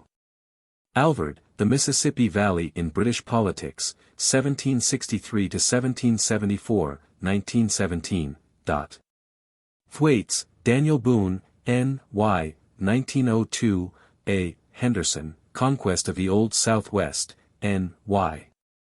1920, brings out the important share of upcountry men of means in promoting colonization. Turner, in Alumni Quarterly of the University of Illinois, 2, 133-136. It has seemed best in this volume not to attempt to deal with the French frontier or the Spanish-American frontier. Besides the works of Parkman, a multitude of monographs have appeared in recent years which set the French frontier in new light. And for the Spanish frontier in both the Southwest and California much new information has been secured, and illuminating interpretations made by Professors H. E. Bolton, I. J. Cox, Chapman, Father Engelhardt, and other California and Texas investigators, although the works of Hubert Howe Bancroft remain a useful mine of material. There was, of course, a contemporaneous Old West on both the French and the Spanish frontiers. The formation, approach and ultimate collision and intermingling of these contrasting types of frontiers are worthy of a special study. 4. The Middle West. American sectional nomenclature is still confused. Once, the West described the whole region beyond the Alleghenies, but the term has hopelessly lost its definiteness. The rapidity of the spread of settlement has broken down old usage, and as yet no substitute has been generally accepted. The Middle West is a term variously used by the public, but for the purpose of the present paper, it will be applied to that region of the United States included in the census reports under the name of the North Central Division. Comprising the states of Ohio, Indiana, Illinois, Michigan, and Wisconsin, the old territory northwest of the River Ohio, and their trans-Mississippi sisters of the Louisiana Purchase, Missouri, Iowa, Minnesota, Kansas, Nebraska, North Dakota, and South Dakota. It is an imperial domain. If the greater countries of Central Europe, France, Germany, Italy, and Austro-Hungary, were laid down upon this area, the Middle West would still show a margin of spare territory. Pittsburgh, Cleveland, and Buffalo constitute its gateways to the eastern states. Kansas City, Omaha, St. Paul, Minneapolis, and Duluth Superior dominate its western areas. Cincinnati and St. Louis stand on its southern borders, and Chicago reigns at the center. What Boston, New York, Philadelphia, and Baltimore are to the Atlantic seaboard, these cities are to the Middle West. The Great Lakes and the Mississippi, with the Ohio and the Missouri as laterals, constitute the vast water system that binds the Middle West together. It is the economic and political center of the Republic. At one edge is the populism of the prairies, at the other, the capitalism that is typified in Pittsburgh. Great as are the local differences within the Middle West, it possesses, in its physiography, in the history of its settlement, and in its economic and social life, a unity and interdependence which warrant a study of the area as an entity. Within the limits of this article, treatment of so vast a region, however, can at best afford no more than an outline sketch, in which old and well-known facts must, if possible, be so grouped as to explain the position of the section in American history. In spite of the difficulties of the task, there is a definite advantage in so large a view. By fixing our attention too exclusively upon the artificial boundary lines of the states, we have failed to perceive much that is significant in the westward development of the United States.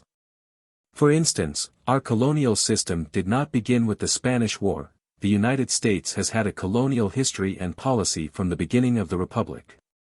But they have been hidden under the phraseology of interstate migration and territorial organization. The American people have occupied a spacious wilderness. Vast physiographic provinces, each with its own peculiarities, have lain across the path of this migration, and each has furnished a special environment for economic and social transformation. It is possible to underestimate the importance of state lines, but if we direct our gaze rather to the physiographic province than to the state area, we shall be able to see some facts in a new light. Then it becomes clear that these physiographic provinces of America are in some respects comparable to the countries of Europe, and that each has its own history of occupation and development. General Francis A.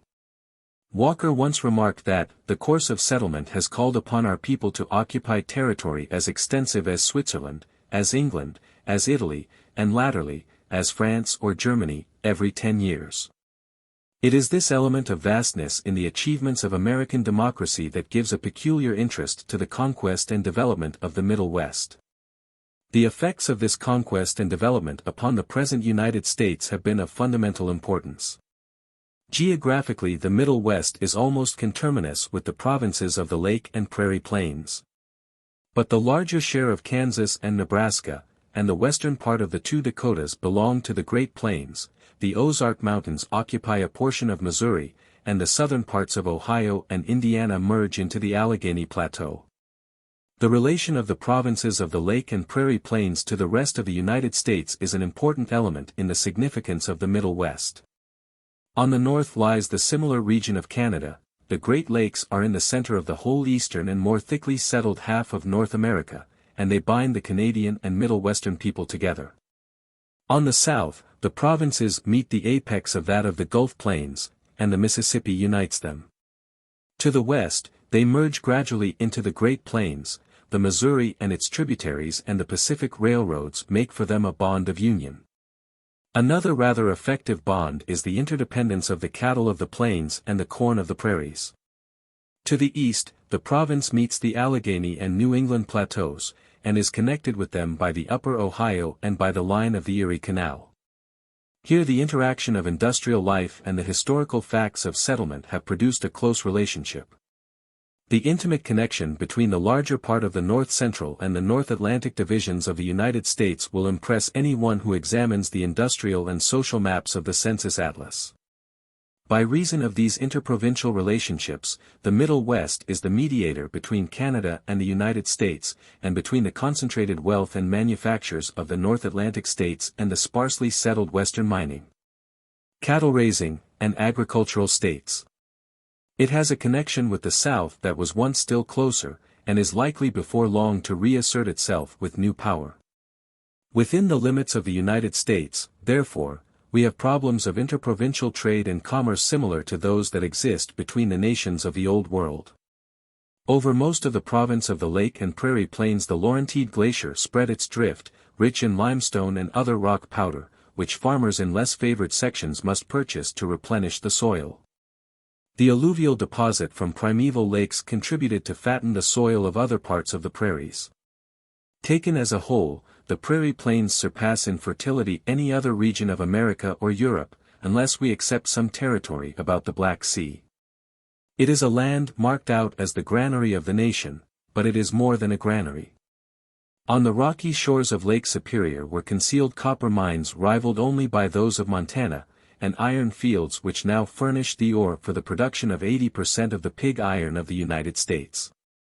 The Great Lakes afford a highway between these iron fields and the coal areas of the Ohio Valley. The gas and oil deposits of the Ohio Valley, the coal of Illinois, Iowa, Michigan, and eastern Kansas, the lead and zinc of the Ozark region and of the upper Mississippi Valley, and the gold of the Black Hills, all contribute underground wealth to the Middle West. The primeval American forest once spread its shade over vast portions of the same province. Ohio, Indiana, southern Michigan, and central Wisconsin were almost covered with a growth of noble deciduous trees. In southern Illinois, along the broad bottomlands of the Mississippi in the Illinois, and in southern and southwestern Missouri, similar forests prevailed.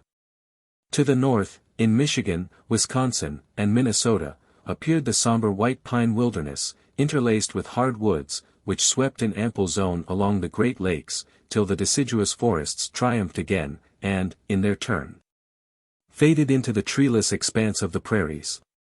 In the remaining portions were openings in the midst of the forested area, and then the grassy ocean of prairie that rolled to west and northwest, until it passed beyond the line of sufficient rainfall for agriculture without irrigation, into the semi-arid stretches of the Great Plains. In the middle of the 18th century, the forested region of this province was occupied by the wigwams of many different tribes of the Algonquin tongue, sparsely scattered in villages along the water courses, warring and trading through the vast wilderness. The western edge of the prairie and the Great Plains were held by the Sioux, chasing herds of bison across these far-stretching expanses. These horsemen of the plains and the canoemen of the Great Lakes and the Ohio were factors with which civilization had to reckon. For they constituted important portions of perhaps the fiercest native race with which the white man has ever battled for new lands. The Frenchman had done but little fighting for this region. He swore brotherhood with its savages, traded with them, intermarried with them, and explored the Middle West, but he left the wilderness much as he found it. Some 6,000 or 7,000 French people in all, about Detroit and Vincennes, and in the Illinois country, and scattered among the Indian villages of the remote lakes and streams, held possession when George Washington reached the site of Pittsburgh, bearing Virginia's summons of eviction to France. In his person fate knocked at the portals of a rising empire. France hurried her commanders and garrisons, with Indian allies, from the posts about the Great Lakes and the upper Mississippi, but it was in vain. In vain, too, the aftermath of Pontiac's widespread Indian uprising against the English occupation. When she came into possession of the lands between the Ohio, the Mississippi, and the Great Lakes, England organized them as a part of the province of Quebec. The daring conquest of George Rogers Clark left Virginia in military possession of the Illinois country at the conclusion of the Revolutionary War, but over all the remainder of the Old Northwest, England was in control. Although she ceded the region by the treaty which closed the Revolution, she remained for many years the mistress of the Indians and the fur trade. When Lord Shelburne was upbraided in Parliament for yielding the Northwest to the United States, the complaint was that he had clothed the Americans in the warm covering of our fur trade. And his defense was that the peltry trade of the ceded tract was not sufficiently profitable to warrant further war. But the English government became convinced that the Indian trade demanded the retention of the Northwest, and she did in fact hold her posts there in spite of the Treaty of Peace. Dundas, the English Secretary for the Colonies, expressed the policy, when he declared, in 1792, that the object was to interpose an Indian barrier between Canada and the United States.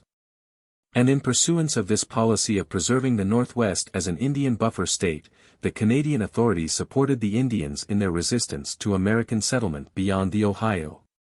The conception of the Northwest as an Indian reserve strikingly exhibits England's inability to foresee the future of the region, and to measure the forces of American expansion. By the cessions of Virginia, New York, Massachusetts, and Connecticut, the old Congress had come into nominal possession of an extensive public domain, and a field for the exercise of national authority. The significance of this fact in the development of national power is not likely to be overestimated. The first result was the completion of the Ordinance of 1787, which provided a territorial government for the Old Northwest, with provisions for the admission of states into the Union. This federal colonial system guaranteed that the new national possessions should not be governed as dependent provinces, but should enter as a group of sister states into the Federation. While the importance of the article excluding slavery has often been pointed out, it is probable that the provisions for a federal colonial organization have been at least equally potential in our actual development.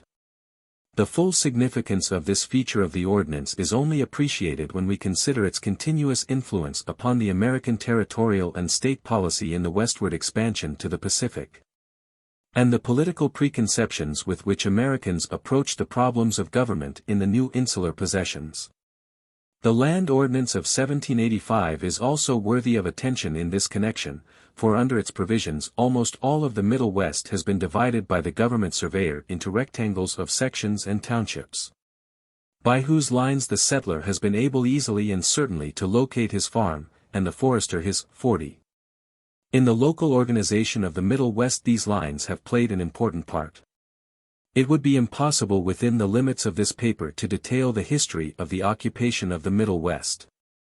But the larger aspects of the flow of population into the region may be sketched. Massachusetts men had formed the Ohio Company, and had been influential in shaping the liberal provisions of the ordinance.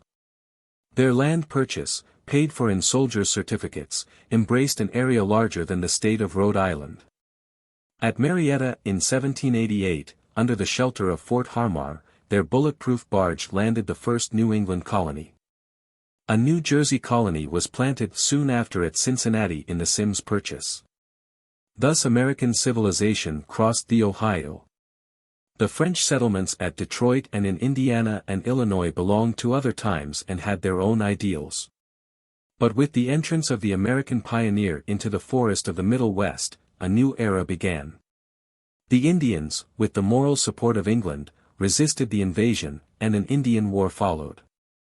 The conquest of Wayne, in 1795, pushed back the Indians to the Greenville line, extending irregularly across the state of Ohio from the site of Cleveland to Fort Recovery in the middle point of her present western boundary, and secured certain areas in Indiana. In the same period Jay's Treaty provided for the withdrawal of the British posts. After this extension of the area open to the pioneer, new settlements were rapidly formed. Connecticut disposed of her reserved land about Lake Erie to companies, and in 1796 General Moses Cleveland led the way to the site of the city that bears his name. This was the beginning of the occupation of the Western Reserve, a district about as large as the parent state of Connecticut, a New England colony in the Middle West, which has maintained, even to the present time, the impress of New England traits. Virginia and Kentucky settlers sought the Virginia military bounty lands, and the foundation of Chillicothe here, in 1796, afforded a center for southern settlement. The region is a modified extension of the limestone area of Kentucky, and naturally attracted the emigrants from the Bluegrass State. Ohio's history is deeply marked by the interaction of the New England, Middle, and Southern colonies within her borders. By the opening of the 19th century, when Napoleon's cession brought to the United States the vast spaces of the Louisiana Purchase beyond the Mississippi, the pioneers had hardly more than entered the outskirts of the forest along the Ohio and Lake Erie. But by 1810 the government had extinguished the Indian title to the unsecured portions of the Western Reserve, and to great tracts of Indiana, along the Ohio and up the Wabash Valley, thus protecting the Ohio Highway from the Indians, and opening new lands to settlement. The embargo had destroyed the trade of New England, and had weighted down her citizens with debt and taxation. Caravans of Yankee emigrant wagons, precursors of the prairie schooner, had already begun to cross Pennsylvania on their way to Ohio, and they now greatly increased in number. North Carolina-backed countrymen flocked to the Indiana settlements, giving the peculiar Hoosier flavor to the state, and other Southerners followed, outnumbering the northern immigrants, who sought the eastern edge of Indiana. Tecumseh, rendered desperate by the advance into his hunting grounds, took up the hatchet, made wide-reaching alliances among the Indians, and turned to England for protection. The Indian War merged into the War of 1812, and the settlers strove in vain to add Canadian lands to their empire. In the diplomatic negotiations that followed the war, England made another attempt to erect the Old Northwest beyond the Greenville line into a permanent Indian barrier between Canada and the United States. But the demand was refused, and by the treaties of 1818, the Indians were pressed still farther north. In the meantime, Indian treaties had released additional land in southern Illinois, and pioneers were widening the bounds of the old French settlements. Avoiding the rich savannas of the prairie regions, as devoid of wood, remote from transportation facilities, and suited only to grazing, they entered the hard woods, and in the early 20s they were advancing in a wedge-shaped column up the Illinois Valley. The southern element constituted the main portion of this phalanx of axe-bearers. Abraham Lincoln's father joined the throng of Kentuckians that entered the Indiana woods in 1816, and the boy, when he had learned to hew out a forest home, betook himself, in 1830, to Sangamon County, Illinois. He represents the pioneer of the period. But his axe sank deeper than other men's, and the plaster cast of his great sinewy hand, at Washington, embodies the training of these frontier railsplitters, in the days when Fort Dearborn, on the site of Chicago, was but a military outpost in a desolate country. While the hard woods of Illinois were being entered, the pioneer movement passed also into the Missouri Valley. The French lead miners had already opened the southeastern section, and Southern mountaineers had pushed up the Missouri. But now the planters from the Ohio Valley and the upper Tennessee followed, seeking the alluvial soils for slave labor. Moving across the southern border of free Illinois, they had awakened regrets in that state at the loss of so large a body of settlers. Looking at the Middle West, as a whole, in the decade from 1810 to 1820, we perceive that settlement extended from the shores of Lake Erie in an arc, following the banks of the Ohio till it joined the Mississippi. and thence along that river and up the Missouri well into the center of the state. The next decade was marked by the increased use of the steamboat. Pioneers pressed farther up the streams, etching out the hardwood forests well up to the prairie lands, and forming additional tracts of settlement in the region tributary to Detroit and in the southeastern part of Michigan. In the area of the Galena lead mines of northwestern Illinois, southwestern Wisconsin, and northeastern Iowa, Southerners had already begun operations. And if we except Ohio and Michigan, the dominant element in all this overflow of settlement into the Middle West was Southern, particularly from Kentucky, Virginia, and North Carolina. The settlements were still dependent on the rivers for transportation, and the areas between the rivers were but lightly occupied. The Mississippi constituted the principal outlet for the products of the Middle West. Pittsburgh furnished most of the supplies for the region, but New Orleans received its crops. The old National Road was built piecemeal, and too late, as a whole, to make a great artery of trade throughout the Middle West, in this early period. But it marked the northern borders of the southern stream of population, running, as this did, through Columbus, Indianapolis, and Vandalia. The 20 years from 1830 to 1850 saw great changes in the composition of the population of the Middle West.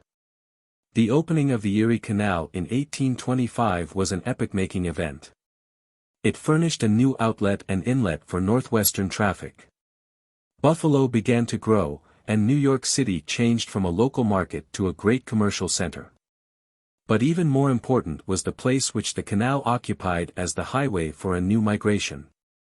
In the march of the New England people from the coast, three movements are of especial importance: the advance from the seaboard up the Connecticut and Housatonic valleys through Massachusetts and into Vermont, the advance thence to central and western New York, and the advance to the interior of the Old Northwest.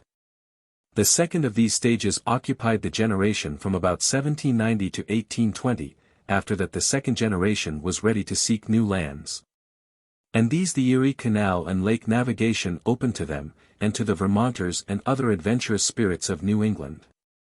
It was this combined New York-New England stream that in the 30s poured in large volume into the zone north of the settlements which have been described. The newcomers filled in the southern counties of Michigan and Wisconsin, the northern countries of Illinois, and parts of the northern and central areas of Indiana.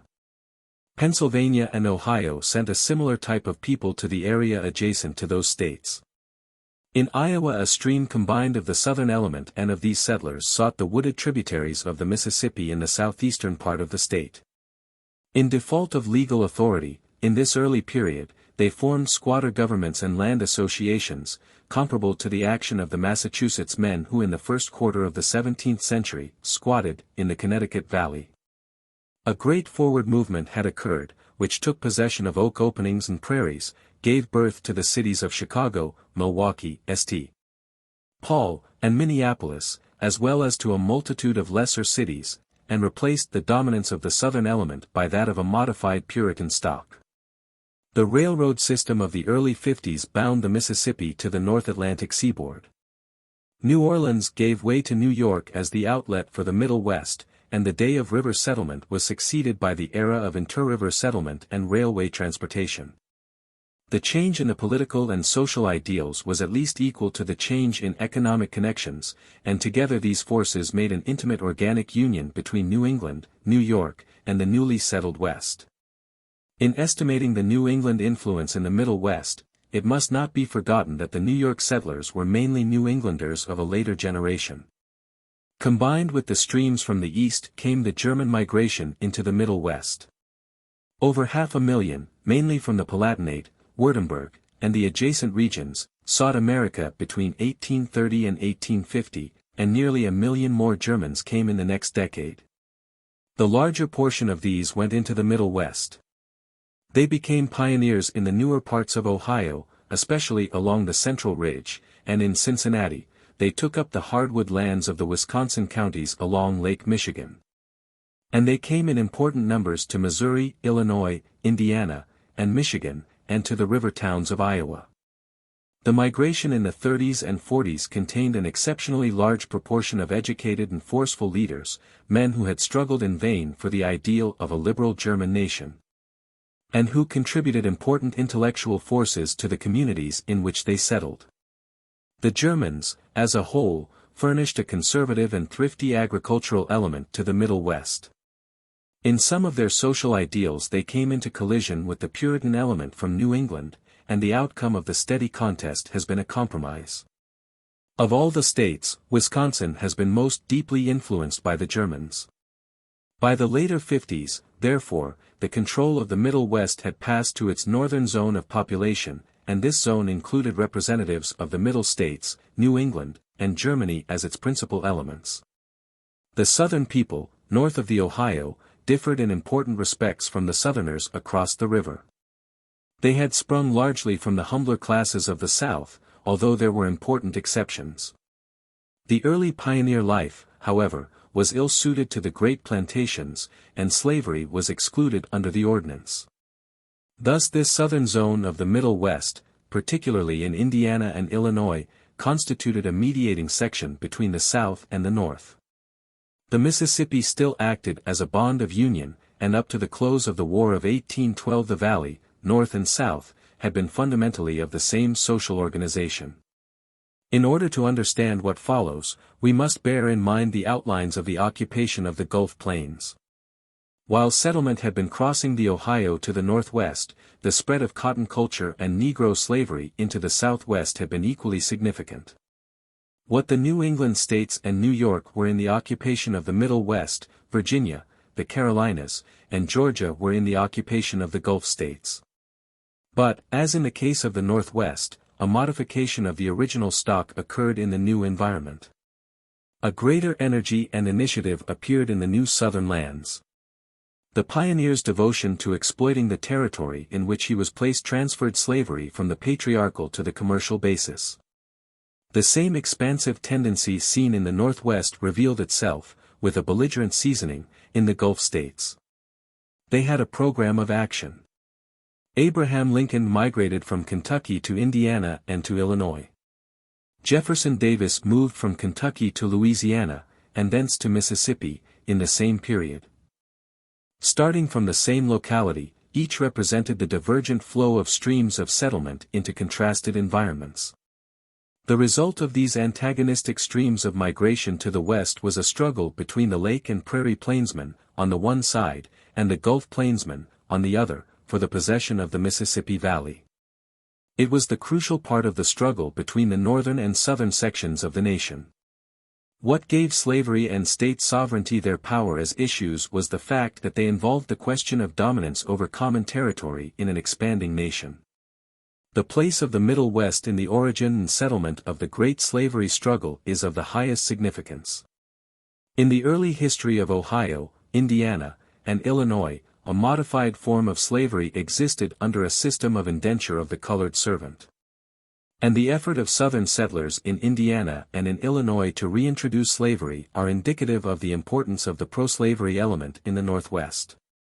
But the most significant early manifestation of the rival currents of migration with respect to slavery is seen in the contest which culminated in the Missouri Compromise. The historical obstacle of the ordinance, as well as natural conditions, gave an advantage to the anti-slavery settlers northwest of the Ohio. But when the Mississippi was crossed, and the rival streams of settlement mingled in the area of the Louisiana Purchase, the struggle followed. It was an Illinois man, with constituents in both currents of settlement, who introduced the Missouri Compromise, which made a modus vivendi for the Middle West, until the Compromise of 1850 gave to Senator Douglas of Illinois, in 1854, the opportunity to reopen the issue by his Kansas-Nebraska bill. In his doctrine of squatter sovereignty, or the right of the territories to determine the question of slavery within their bounds, Douglas utilized a favorite Western political idea, one which Cass of Michigan had promulgated before. Douglas set the love of the Middle West for local self-government against its preponderant antipathy to the spread of slavery.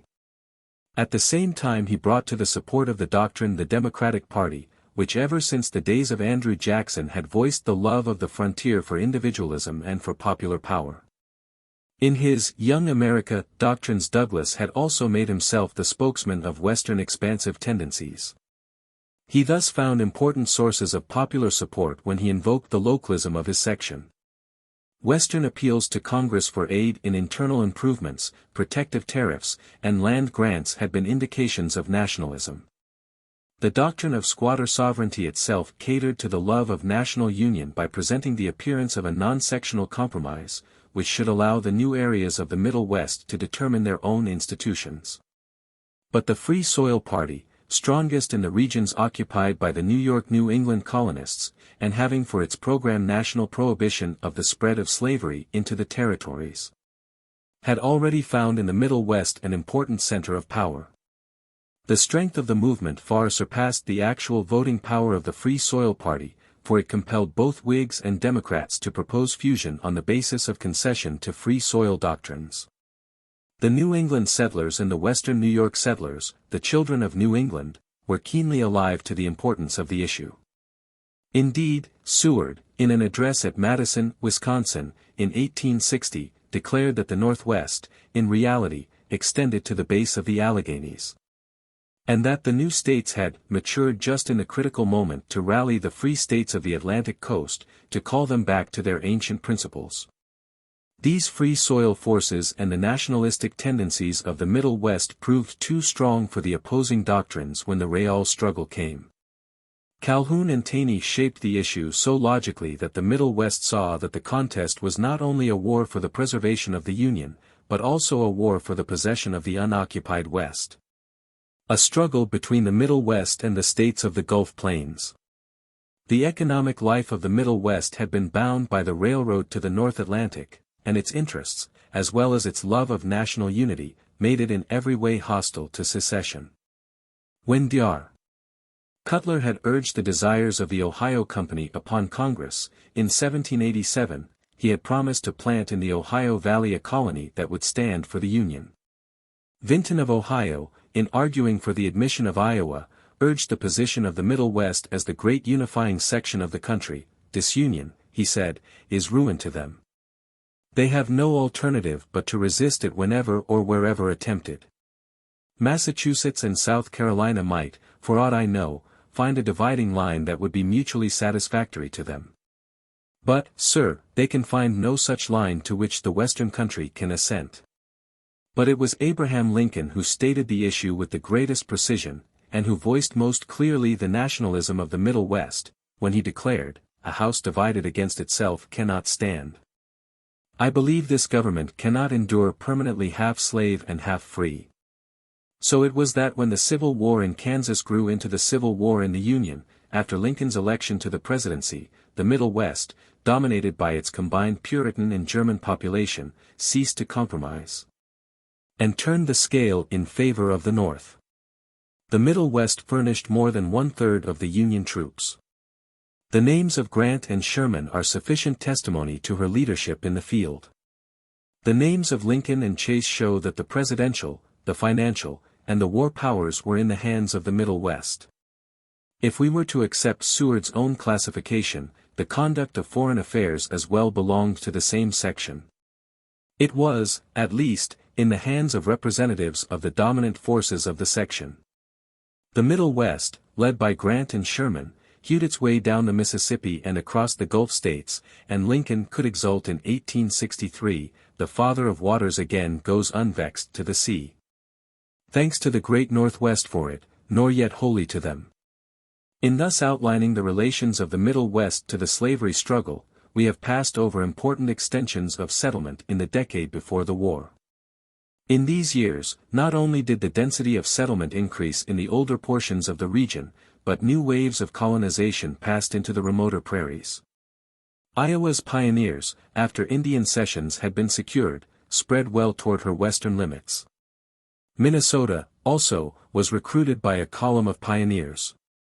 The Treaty of Traverse des Sioux, in 1851, opened over 20 million acres of arable land in that state, and Minnesota increased her population 2,730.7% in the decade from 1850 to 1860. Up to this decade the Pine Belt of the Middle West, in northern Michigan, Wisconsin, and Minnesota had been the field of operations of Indian traders. At first under English companies, and afterward under Astor's American Fur Company, the traders with their French and half-breed boatmen skirted the Great Lakes and followed the rivers into the forests, where they stationed their posts and spread goods and whiskey among the Indians. Their posts were centers of disintegration among the savages.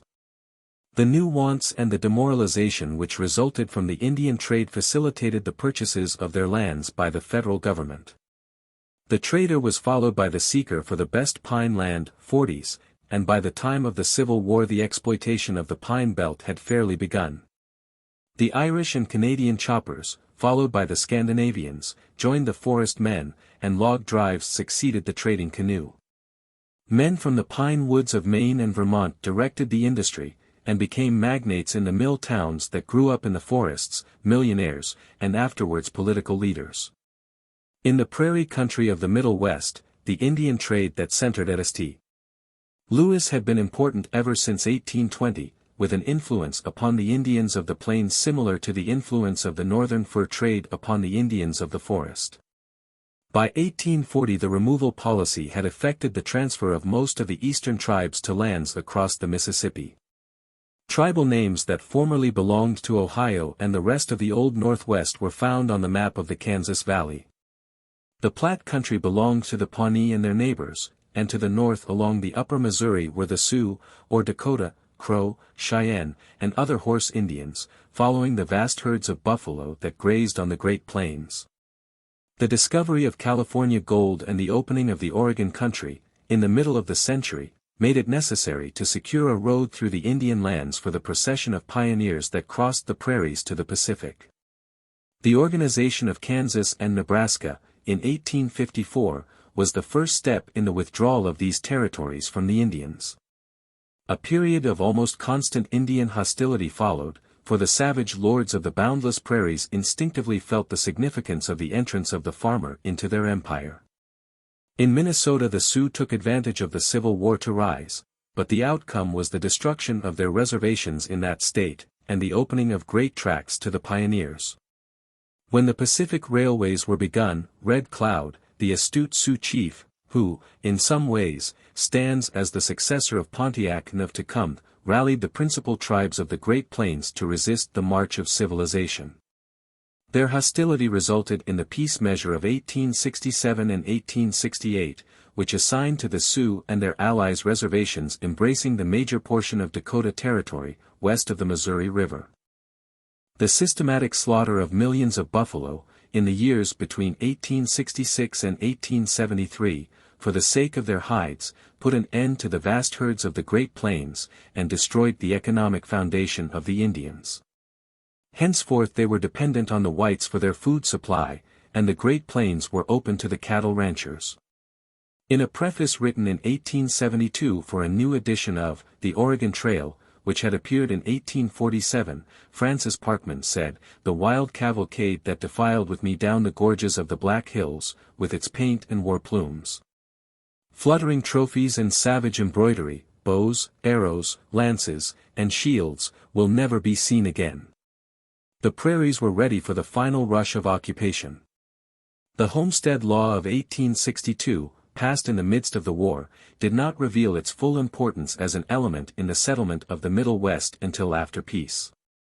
It began to operate most actively, contemporaneously with the development of the several railways to the Pacific, in the 2 decades from 1870 to 1890, and in connection with the marketing of the railroad land grants. The outcome was an epoch-making extension of population. Before 1870 the vast and fertile valley of the Red River, once the level bed of an ancient lake, occupying the region where North Dakota and Minnesota meet, was almost virgin soil. But in 1875 the Great Dalrymple Farm showed its advantages for wheat raising, and a tide of farm seekers turned to the region. The Jim River Valley of South Dakota attracted still other settlers. The Northern Pacific and the Great Northern Railway thrust out laterals into these Minnesota and Dakota wheat areas from which to draw the nourishment for their daring passage to the Pacific. The Chicago, Milwaukee, and St. Paul, the Chicago and Northwestern Railway, Burlington, and other roads, gridironed the region, and the unoccupied lands of the Middle West were taken up by a migration that in its system and scale is unprecedented. The railroads sent their agents and their literature everywhere, booming the Golden West. The opportunity for economic and political fortunes in such rapidly growing communities attracted multitudes of Americans whom the cheap land alone would not have tempted. In 1870 the Dakotas had 14,000 settlers, in 1890 they had over 510,000. Nebraska's population was 28,000 in 1860, 123,000 in 1870, 452,000 in 1880, and 1,059,000 in 1890. Kansas had 107,000 in 1860, 364,000 in 1870, 996,000 in 1880, and 1,427,000 in 1890. Wisconsin and New York gave the largest fractions of the native element to Minnesota.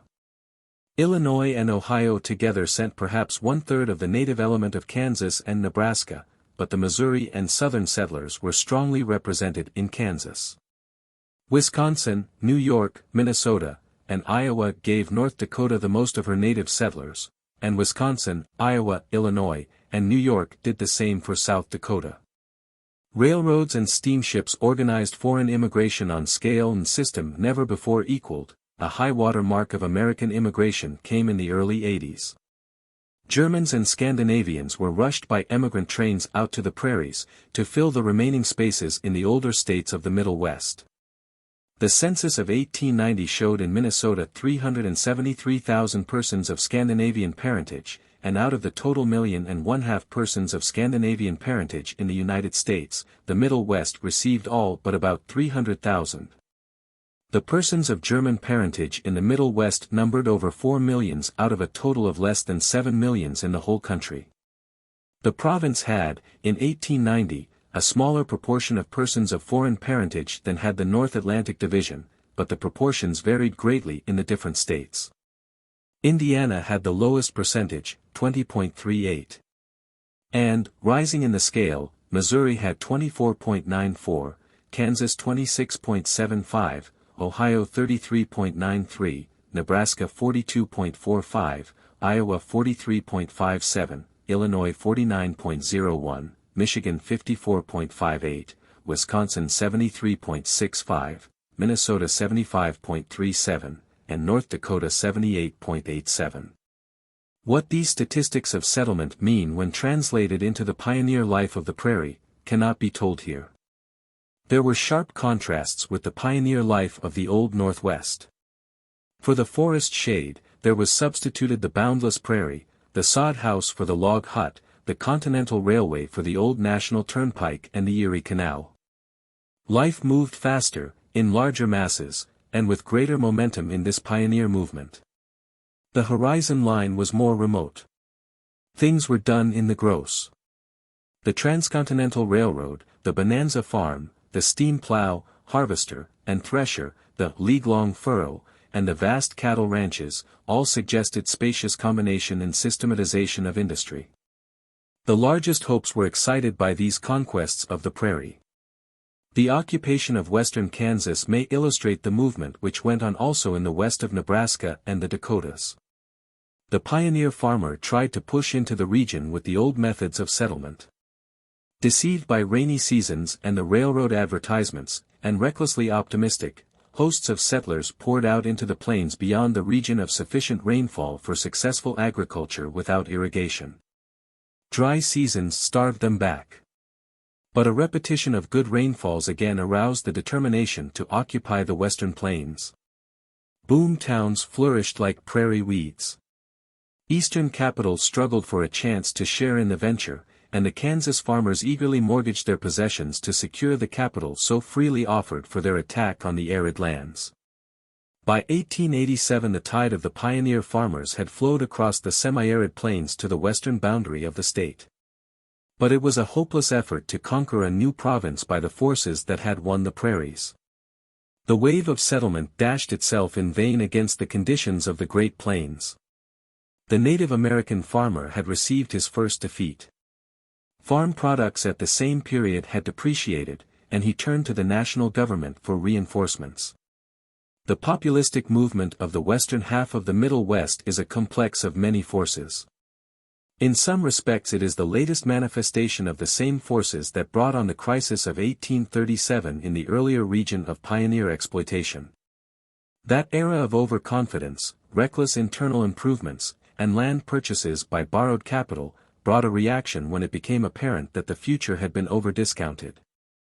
But, in that time, there were the farther free lands to which the ruined pioneer could turn. The demand for an expansion of the currency has marked each area of Western advance. The greenback movement of Ohio and the eastern part of the Middle West grew into the fiat money, free silver, and land bank propositions of the populists across the Mississippi. Efforts for cheaper transportation also appear in each stage of Western advance. When the pioneer left the rivers and had to haul his crops by wagon to a market, the transportation factor determined both his profits and the extension of settlement. Demands for national aid to roads and canals had marked the pioneer advance of the first third of the century. The Granger attacks upon the railway rates, and in favor of governmental regulation, marked a second advance of Western settlement. The Farmers' Alliance and the populist demand for government ownership of the railroad is a phase of the same effort of the pioneer farmer, on his latest frontier.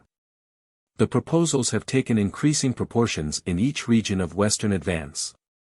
Taken as a whole, populism is a manifestation of the old pioneer ideals of the Native American, with the added element of increasing readiness to utilize the national government to effect its ends. This is not unnatural in a section whose lands were originally purchased by the government and given away to its settlers by the same authority, whose railroads were built largely by federal land grants, and whose settlements were protected by the United States Army and governed by the national authority until they were carved into rectangular states and admitted into the Union. Its native settlers were drawn from many states, many of them former soldiers of the Civil War, who mingled in new lands with foreign immigrants accustomed to the vigorous authority of European national governments. But these old ideals of the American pioneer, phrased in the new language of national power, did not meet with the assent of the East.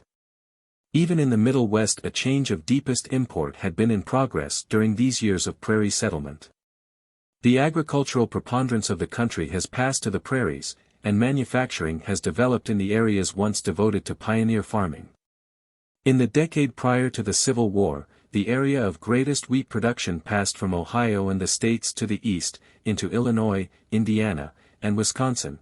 After 1880, the center of wheat growing moved across the Mississippi. And in 1890 the new settlements produced half the crop of the United States. The corn area shows a similar migration. In 1840 the southern states produced half the crop, and the Middle West one-fifth. By 1860 the situation was reversed and in 1890 nearly one-half the corn of the Union came from beyond the Mississippi. Thus the settlers of the Old Northwest and their crops have moved together across the Mississippi, and in the regions whence they migrated varied agriculture and manufacture have sprung up. As these movements in population and products have passed across the Middle West, and as the economic life of the eastern border has been intensified, a huge industrial organism has been created in the province, an organism of tremendous power, activity, and unity. Fundamentally the Middle West is an agricultural area unequaled for its combination of space, variety, productiveness, and freedom from interruption by deserts or mountains. The huge water system of the Great Lakes has become the highway of a mighty commerce. The Sault Ste. Marie Canal, although open but two-thirds of the year, is the channel of a traffic of greater tonnage than that which passes through the Suez Canal, and nearly all this commerce moves almost the whole length of the Great Lakes system. The chief ports being Duluth, Chicago, Detroit, Cleveland, and Buffalo. The transportation facilities of the Great Lakes were revolutionized after 1886, to supply the needs of commerce between the East and the newly developed lands of the Middle West. The tonnage doubled, wooden ships gave way to steel. Sailing vessels yielded to steam, and huge docks, derricks, and elevators, triumphs of mechanical skill, were constructed. A competent investigator has lately declared that, there is probably in the world today no place at tidewater where ship plates can be laid down for a less price than they can be manufactured or purchased at the lake ports. This rapid rise of the merchant marine of our inland seas has led to the demand for deep water canals to connect them with the ocean road to Europe. When the fleets of the Great Lakes plow the Atlantic, and when Duluth and Chicago become seaports, the water transportation of the Middle West will have completed its evolution. The significance of the development of the railway systems is not inferior to that of the Great Waterway. Chicago has become the greatest railroad center of the world, nor is there another area of like size which equals this in its railroad facilities. All the forces of the nation intersect here. Improved terminals, steel rails, better rolling stock, and consolidation of railway systems have accompanied the advance of the people of the Middle West. This unparalleled development of transportation facilities measures the magnitude of the material development of the province. Its wheat and corn surplus supplies the deficit of the rest of the United States and much of that of Europe. Such is the agricultural condition of the province of which Monroe wrote to Jefferson, in 1786, in these words: "A great part of the territory is miserably poor, especially that near Lakes Michigan and Erie. And that upon the Mississippi and the Illinois consists of extensive plains which have not had, from appearances, and will not have, a single bush on them for ages. The districts, therefore, within which these fall will never contain a sufficient number of inhabitants to entitle them to membership in the Confederacy. Minneapolis and Duluth receive the spring wheat of the northern prairies, and after manufacturing great portions of it into flour, transmit it to Buffalo, the eastern cities, and to Europe. Chicago is still the great city of the Corn Belt, but its power as a milling and wheat center has been passing to the cities that receive tribute from the northern prairies. It lies in the region of winter wheat, corn, oats, and livestock. Kansas City, St. Louis, and Cincinnati are the sister cities of this zone, which reaches into the grazing country of the Great Plains. The meeting point of corn and cattle has led to the development of the packing industries, large business systems that send the beef and pork of the region to supply the East and parts of Europe. The feeding system adopted in Kansas, Nebraska, and Iowa, whereby the stock is fattened from the surplus corn of the region, constitutes a species of varied farming that has saved these states from the disasters of the failure of a single industry, and has been one solution of the economic life of the transition belt between the prairies and the Great Plains. Under a more complex agriculture, better adapted to the various sections of the state, and with better crops, Kansas has become more prosperous and less a center of political discontent. While this development of the agricultural interests of the Middle West has been in progress, the exploitation of the pine woods of the North has furnished another contribution to the commerce of the province. The center of activity has migrated from Michigan to Minnesota, and the lumber traffic furnishes one of the principal contributions to the vessels that ply the Great Lakes and supply the tributary mills. As the white pine vanishes before the organized forces of exploitation, the remaining hardwoods serve to establish factories in the former mill towns. The more fertile denuded lands of the North are now receiving settlers who repeat the old pioneer life among the stumps. But the most striking development in the industrial history of the Middle West in recent years has been due to the opening up of the iron mines of Lake Superior. Even in 1873 the Lake Superior ores furnished a quarter of the total production of American blast furnaces. The opening of the Gogebic mines in 1884, and the development of the Vermilion and Mesabi mines adjacent to the head of the lake, in the early 90s, completed the transfer of iron ore production to the Lake Superior region. Michigan, Minnesota, and Wisconsin together now produce the ore for 80% of the pig iron of the United States. 4/5 of this great product moves to the ports on Lake Erie and the rest to the manufactories at Chicago and Milwaukee. The vast steel and iron industry that centers at Pittsburgh and Cleveland, with important outposts like Chicago and Milwaukee, is the outcome of the meeting of the coal of the eastern and southern borders of the province and of Pennsylvania with the iron ores of the North. The industry has been systematized and consolidated by a few captains of industry. Steam shovels dig the ore from many of the Mesabi mines. Gravity roads carry it to the docks and to the ships, and huge hoisting and carrying devices, built especially for the traffic, unload it for the railroad and the furnace. Iron and coal mines, transportation fleets, railroad systems, and iron manufactories are concentrated in a few corporations, principally the United States Steel Corporation. The world has never seen such a consolidation of capital and so complete a systematization of economic processes. Such is the economic appearance of the Middle West a century after the pioneers left the frontier village of Pittsburgh and crossed the Ohio into the forests. De Tocqueville exclaimed, with reason, in 1833, "This gradual and continuous progress of the European race toward the Rocky Mountains has the solemnity of a providential event. It is like a deluge of men, rising unabatedly, and driven daily onward by the hand of God." The ideals of the Middle West began in the log huts set in the midst of the forest a century ago. While his horizon was still bounded by the clearing that his axe had made, the pioneer dreamed of continental conquests.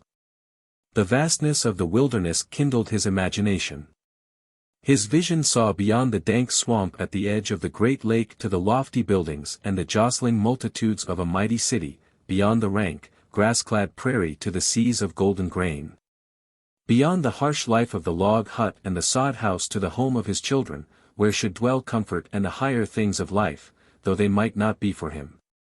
The men and women who made the Middle West were idealists, and they had the power of will to make their dreams come true. Here, also, were the pioneers' traits, individual activity, inventiveness, and competition for the prizes of the rich province that awaited exploitation under freedom and equality of opportunity. He honored the man whose eye was the quickest and whose grasp was the strongest in this contest. It was, every one for himself. The early society of the Middle West was not a complex, highly differentiated and organized society.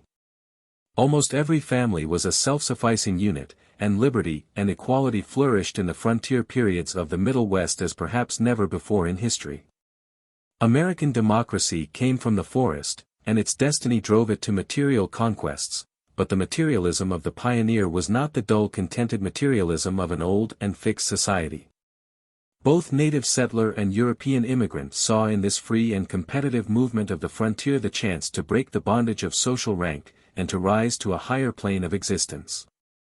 The pioneer was passionately desirous to secure for himself and for his family a favorable place in the midst of these large and free but vanishing opportunities. It took a century for this society to fit itself into the conditions of the whole province. Little by little, nature pressed into her mold the plastic pioneer life. The Middle West, yesterday a pioneer province, is today the field of industrial resources and systematization so vast that Europe, alarmed for her industries in competition with this new power, is discussing the policy of forming protective alliances among the nations of the continent. Into this region flowed the great forces of modern capitalism. Indeed, the region itself furnished favorable conditions for the creation of these forces, and trained many of the famous American industrial leaders. The prairies, the Great Plains, and the Great Lakes furnished new standards of industrial measurement. From this society, seated amidst a wealth of material advantages, and breeding individualism, energetic competition, inventiveness, and spaciousness of design, came the triumph of the strongest. The captains of industry arose and seized on nature's gifts. Struggling with one another, increasing the scope of their ambitions as the largeness of the resources and the extent of the fields of activity revealed themselves. They were forced to accept the natural conditions of a province vast in area but simple in structure. Competition grew into consolidation. On the Pittsburgh border of the Middle West the completion of the process is most clearly seen. On the prairies of Kansas stands the populist, a survival of the pioneer, striving to adjust present conditions to his old ideals. The ideals of equality, freedom of opportunity, faith in the common man are deep-rooted in all the Middle West. The frontier stage, through which each portion passed, left abiding traces on the older, as well as on the newer, areas of the province. Nor were these ideals limited to the Native American settlers. Germans and Scandinavians who poured into the Middle West sought the country with like hopes and like faith. These facts must be remembered in estimating the effects of the economic transformation of the province upon its democracy. The peculiar democracy of the frontier has passed away with the conditions that produced it. But the democratic aspirations remain. They are held with passionate determination. The task of the Middle West is that of adapting democracy to the vast economic organization of the present. This region, which has so often needed the reminder that bigness is not greatness, may yet show that its training has produced the power to reconcile popular government and culture with the huge industrial society of the modern world. The democracies of the past have been small communities, under simple and primitive economic conditions. At bottom the problem is how to reconcile real greatness with bigness.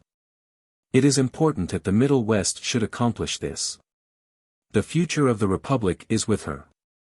Politically she is dominant, as is illustrated by the fact that 6 out of 7 of the presidents elected since 1860 have come from her borders. 26 million people live in the Middle West as against 21 million in New England and the Middle States together, and the Middle West has indefinite capacity for growth. The educational forces are more democratic than in the East, and the Middle West has twice as many students, if we count together the common school, secondary, and collegiate attendance, as have New England and the Middle States combined. Nor is this educational system, as a whole, inferior to that of the Eastern states. State universities crown the public school system in every one of these states of the Middle West, and rank with the universities of the seaboard, while private munificence has furnished others on an unexampled scale. The public and private art collections of Pittsburgh, Chicago, St. Paul, and other cities rival those of the seaboard. World's fairs, with their important popular educational influences, have been held at Chicago, Omaha, and Buffalo.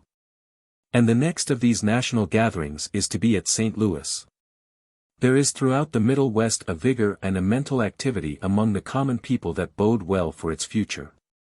If the task of reducing the province of the Lake and Prairie Plains to the uses of civilization should for a time overweigh art and literature, and even high political and social ideals, it would not be surprising. But if the ideals of the pioneers shall survive the inundation of material success, we may expect to see in the Middle West the rise of a highly intelligent society where culture shall be reconciled with democracy in the large. Footnotes. With acknowledgments to the International Monthly, December, 1901. 1901. C.F. J. Turner, Western Statemaking in the Revolutionary Era, in A.M. Historical Review, I, pages 70 e. Seek. V. The Ohio Valley in American History. In a notable essay Professor Josiah Royce has asserted the salutary influence of a highly organized provincial life in order to counteract certain evils arising from the tremendous development of nationalism in our own day. Among these evils he enumerates, first, the frequent changes of dwelling place, whereby the community is in danger of losing the well-knit organization of a common life. Second, the tendency to reduce variety in national civilization, to assimilate all to a common type and thus to discourage individuality, and produce a remorseless mechanism, vast, irrational. Third, the evils arising from the fact that waves of emotion, the passion of the mob, tend in our day to sweep across the nation. Against these surges of national feeling Professor Royce would erect dikes in the form of provincialism, the resistance of separate sections each with its own traditions, beliefs and aspirations. Our national unities have grown so vast, our forces of social consolidation so paramount, the resulting problems, conflicts, evils, have become so intensified, he says, that we must seek in the province renewed strength, usefulness and beauty of American life. Whatever may be thought of this philosopher's appeal for a revival of sectionalism, on a higher level, in order to check the tendencies to a deadening uniformity of national consolidation, and to me this appeal, under the limitations which he gives it, seems warranted by the conditions. It is certainly true that in the history of the United States sectionalism holds a place too little recognized by the historians.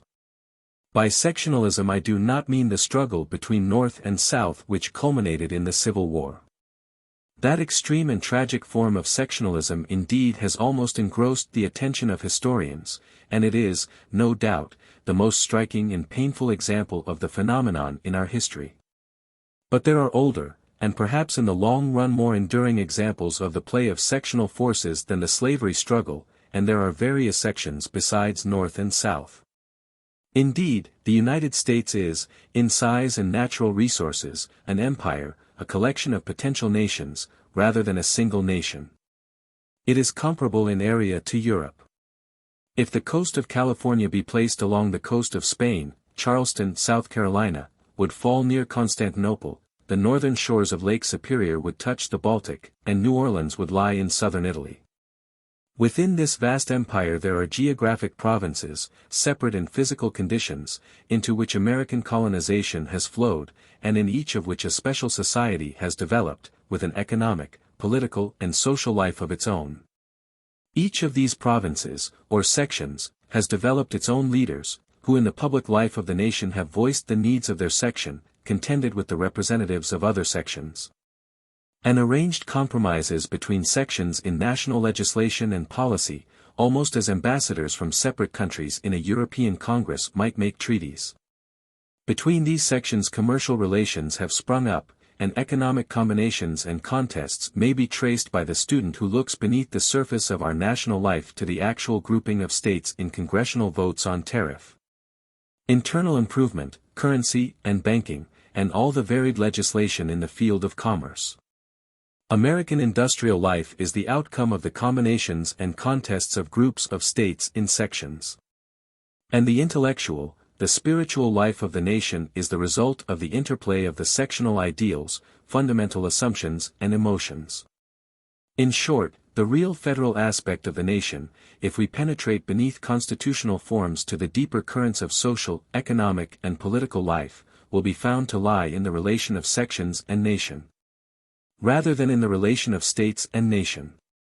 Recently ex-Secretary Root emphasized the danger that the states, by neglecting to fulfill their duties, might fall into decay, while the national government engrossed their former power. But even if the states disappeared altogether as effective factors in our national life, the sections might, in my opinion, gain from that very disappearance a strength and activity that would prove effective limitations upon the nationalizing process. Without pursuing the interesting speculation, I may note as evidence of the development of sectionalism, the various gatherings of businessmen, religious denominations and educational organizations in groups of states. Among the signs of growth of a healthy provincialism is the formation of sectional historical societies.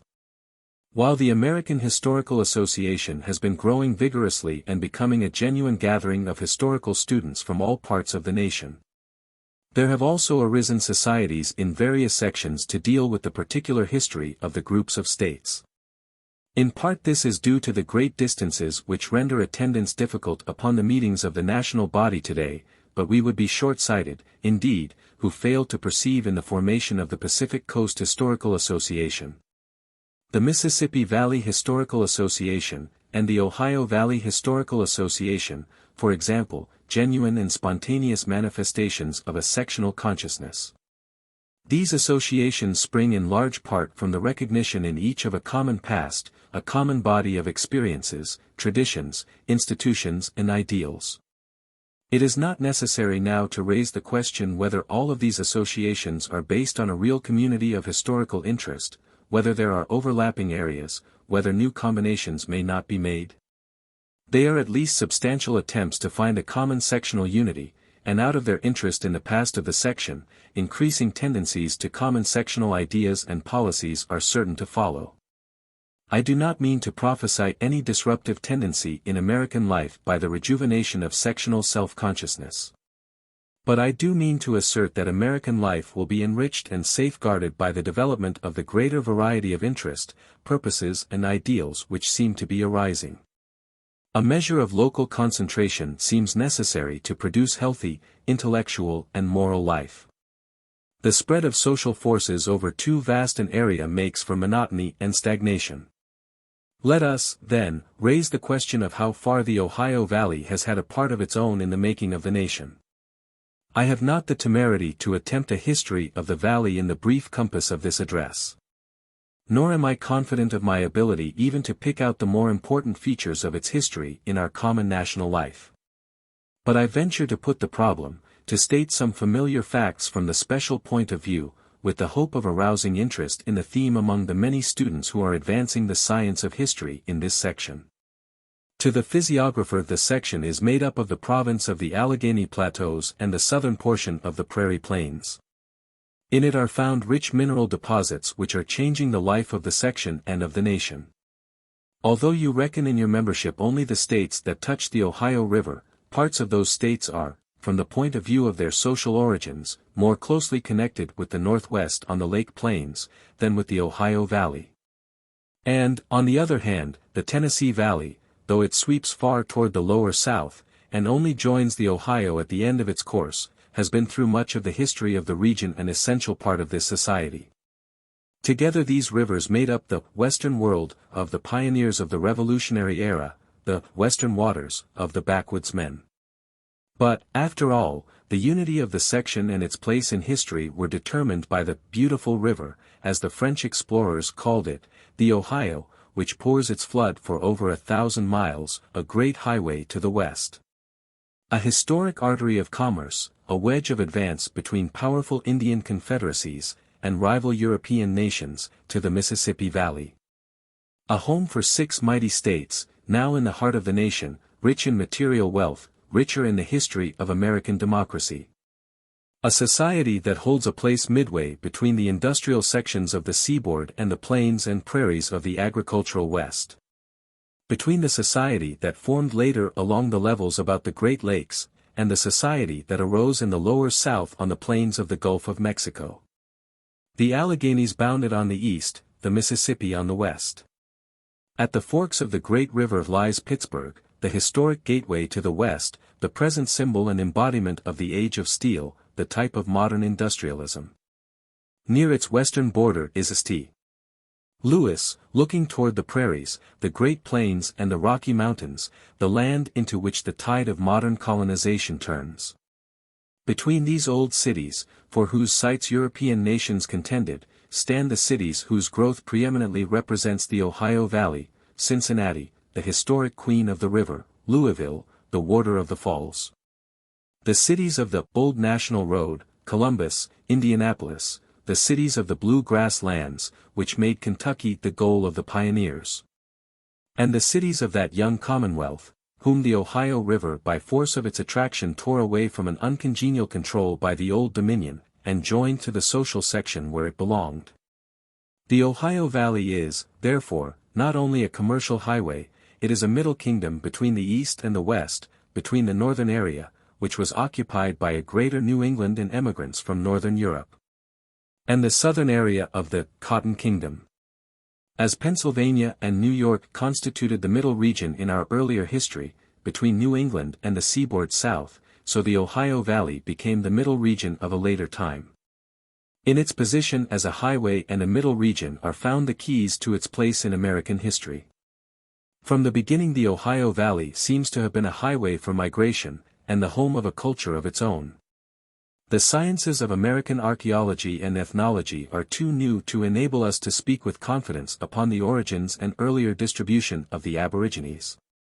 But it is at least clear that the Ohio River played an important part in the movements of the earlier men in America, and that the mounds of the valley indicate a special type of development intermediate between that of the northern hunter folk and the Pueblo-building races of the South. This dim and yet fascinating introduction to the history of the Ohio will afford ample opportunity for later students of the relations between geography and population to make contributions to our history. The French explorers saw the river, but failed to grasp its significance as a strategic line in the conquest of the West. Entangled in the water labyrinth of the vast interior, and kindled with aspirations to reach the Sea of the West, their fur traders and explorers pushed their way through the forests of the north and across the plains of the south. From river to lake, from lake to river, until they met the mountains of the west. But while they were reaching the upper course of the Missouri and the Spanish outposts of Santa Fe, they missed the opportunity to hold the Ohio Valley, and before France could settle the valley. The long and attenuated line of French posts in the west, reaching from Canada to Louisiana, was struck by the advancing column of the American backwoodsmen in the center by the way of the Ohio. Parkman, in whose golden pages is written the epic of the American wilderness, found his hero in the wandering Frenchman. Perhaps because he was a New Englander, he missed a great opportunity and neglected to portray the formation and advance of the backwoods society which was finally to erase the traces of French control in the interior of North America. It is not without significance in a consideration of the national aspects of the history of the Ohio Valley, that the messenger of English civilization, who summoned the French to evacuate the valley and its approaches, and whose men near the forks of the Ohio fired the opening gun of the world historic conflict that wrought the doom of New France in America, was George Washington, the first American to win a national position in the United States. The father of his country was the prophet of the Ohio Valley. Into this dominion, in the next scene of this drama, came the backwoods men, the men who began the formation of the society of the valley. I wish to consider the effects of the formation of this society upon the nation. And first let us consider the stock itself. The Ohio Valley was settled, for the most part, though with important exceptions, especially in Ohio, by men of the upland South, and this determined a large part of its influence in the nation through a long period. As the Ohio Valley, as a whole, was an extension of the upland South, so the upland South was, broadly speaking, an extension from the Old Middle region, chiefly from Pennsylvania. The Society of Pioneers, English, Scotch-Irish, Germans, and other nationalities which formed in the beginning of the 18th century in the Great Valley of Pennsylvania and its lateral extensions was the nursery of the American backwoodsmen. Between about 1730 and the Revolution, successive tides of pioneers ascended the Shenandoah, occupied the Piedmont, or up-country of Virginia and the Carolinas, and received recruits from similar peoples who came by eastward advances from the coast toward this Old West. Thus by the middle of the 18th century a new section had been created in America. A kind of peninsula thrust down from Pennsylvania between the falls of the rivers of the South Atlantic colonies on the one side and the Allegheny Mountains on the other. Its population showed a mixture of nationalities and religions. Less English than the colonial coast, it was built on a basis of religious feeling different from that of Puritan New England, and still different from the conservative Anglicans of the southern seaboard. The Scotch-Irish Presbyterians with the glow of the Covenanters. German sectaries with serious-minded devotion to one or another of a multiplicity of sects, but withal deeply responsive to the call of the religious spirit. And the English Quakers all furnish a foundation of emotional responsiveness to religion and a readiness to find a new heaven and a new earth in politics as well as in religion. In spite of the influence of the backwoods in hampering religious organization, this upland society was a fertile field for tillage by such democratic and emotional sects as the Baptists, Methodists, and the later Campbellites, as well as by Presbyterians. Mr. Bryce has well characterized the South as a region of high religious voltage, but this characterization is especially applicable to the upland South, and its colonies in the Ohio Valley. It is not necessary to assert that this religious spirit resulted in the kind of conduct associated with the religious life of the Puritans. What I wish to point out is the responsiveness of the upland South to emotional religious and political appeal. Besides its variety of stocks and its religious sects responsive to emotion, the upland South was intensely democratic and individualistic. It believed that government was based on a limited contract for the benefit of the individual. And it acted independently of governmental organs and restraints with such ease that in many regions this was the habitual mode of social procedure. Voluntary cooperation was more natural to the southern uplanders than action through the machinery of government, especially when government checked rather than aided their industrial and social tendencies and desires. It was a naturally radical society. It was moreover a rural section not of the planter or merchant type, but characterized by the small farmer, building his log cabin in the wilderness, raising a small crop and a few animals for family use. It was this stock which began to pass into the Ohio Valley when Daniel Boone, and the pioneers associated with his name, followed the wilderness trace from the upland South to the blue grass lands in the midst of the Kentucky hills, on the Ohio River. In the opening years of the Revolution these pioneers were recruited by westward extensions from Pennsylvania and West Virginia. With this colonization of the Ohio Valley begins a chapter in American history.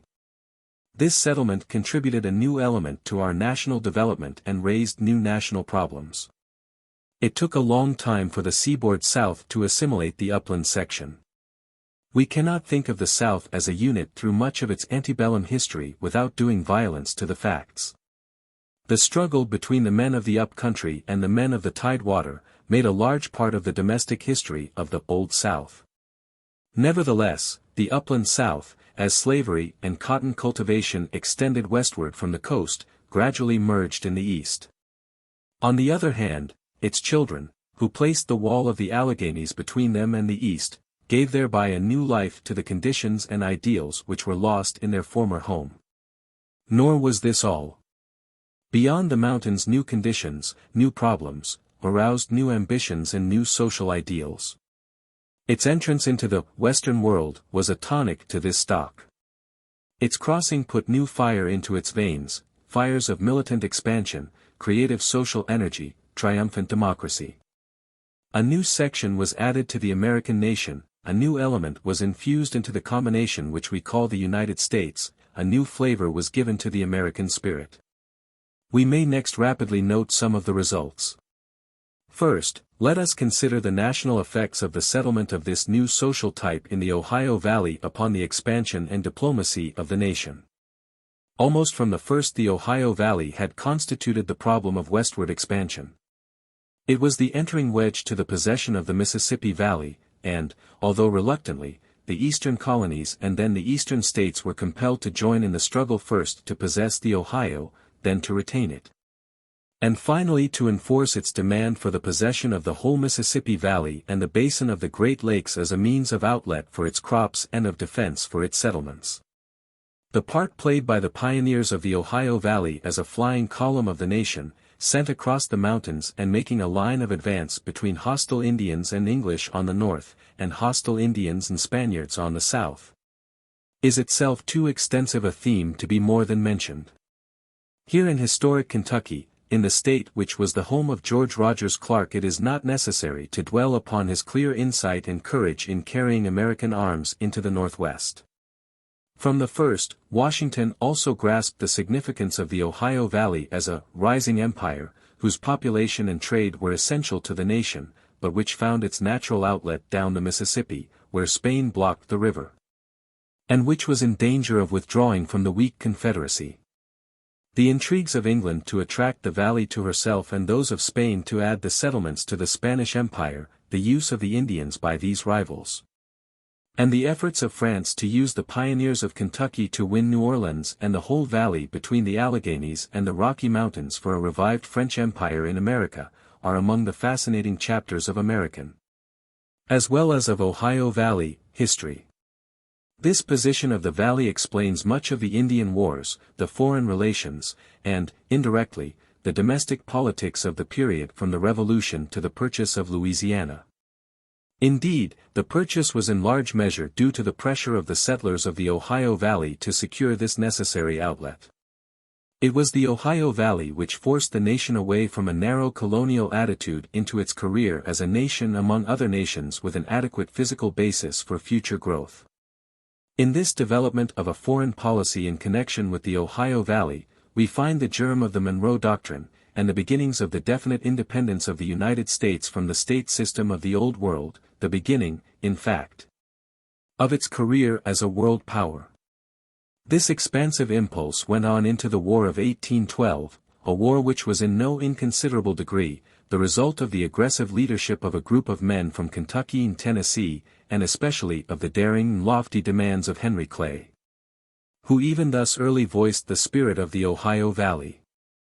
That in this war William Henry Harrison and the Kentucky troops achieved the real conquest of the Northwest Province, and Andrew Jackson with his Tennesseans achieved the real conquest of the Gulf Plains, is in itself abundant evidence of the part played in the expansion of the nation by the section which formed on the Ohio and its tributaries.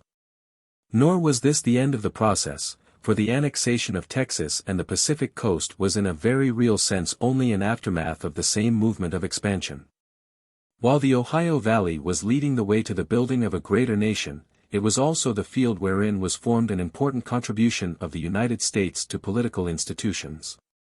By this I mean what George Bancroft has well called federal colonial system, that is, our system of territories and new states. It is a mistake to attribute this system to the Ordinance of 1787 and to the leadership of New England. It was in large measure the work of the communities of the Ohio Valley who wrought out the essentials of the system for themselves, and by their attitude imposed it, of necessity, upon the nation. The great ordinance only perfected the system. Under the belief that all men going into vacant lands have the right to shape their own political institutions, the riflemen of Western Virginia, Western Pennsylvania, Kentucky and Tennessee, during the Revolution, protested against the rule of governments east of the mountains, and asserted with manly independence their right to self-government.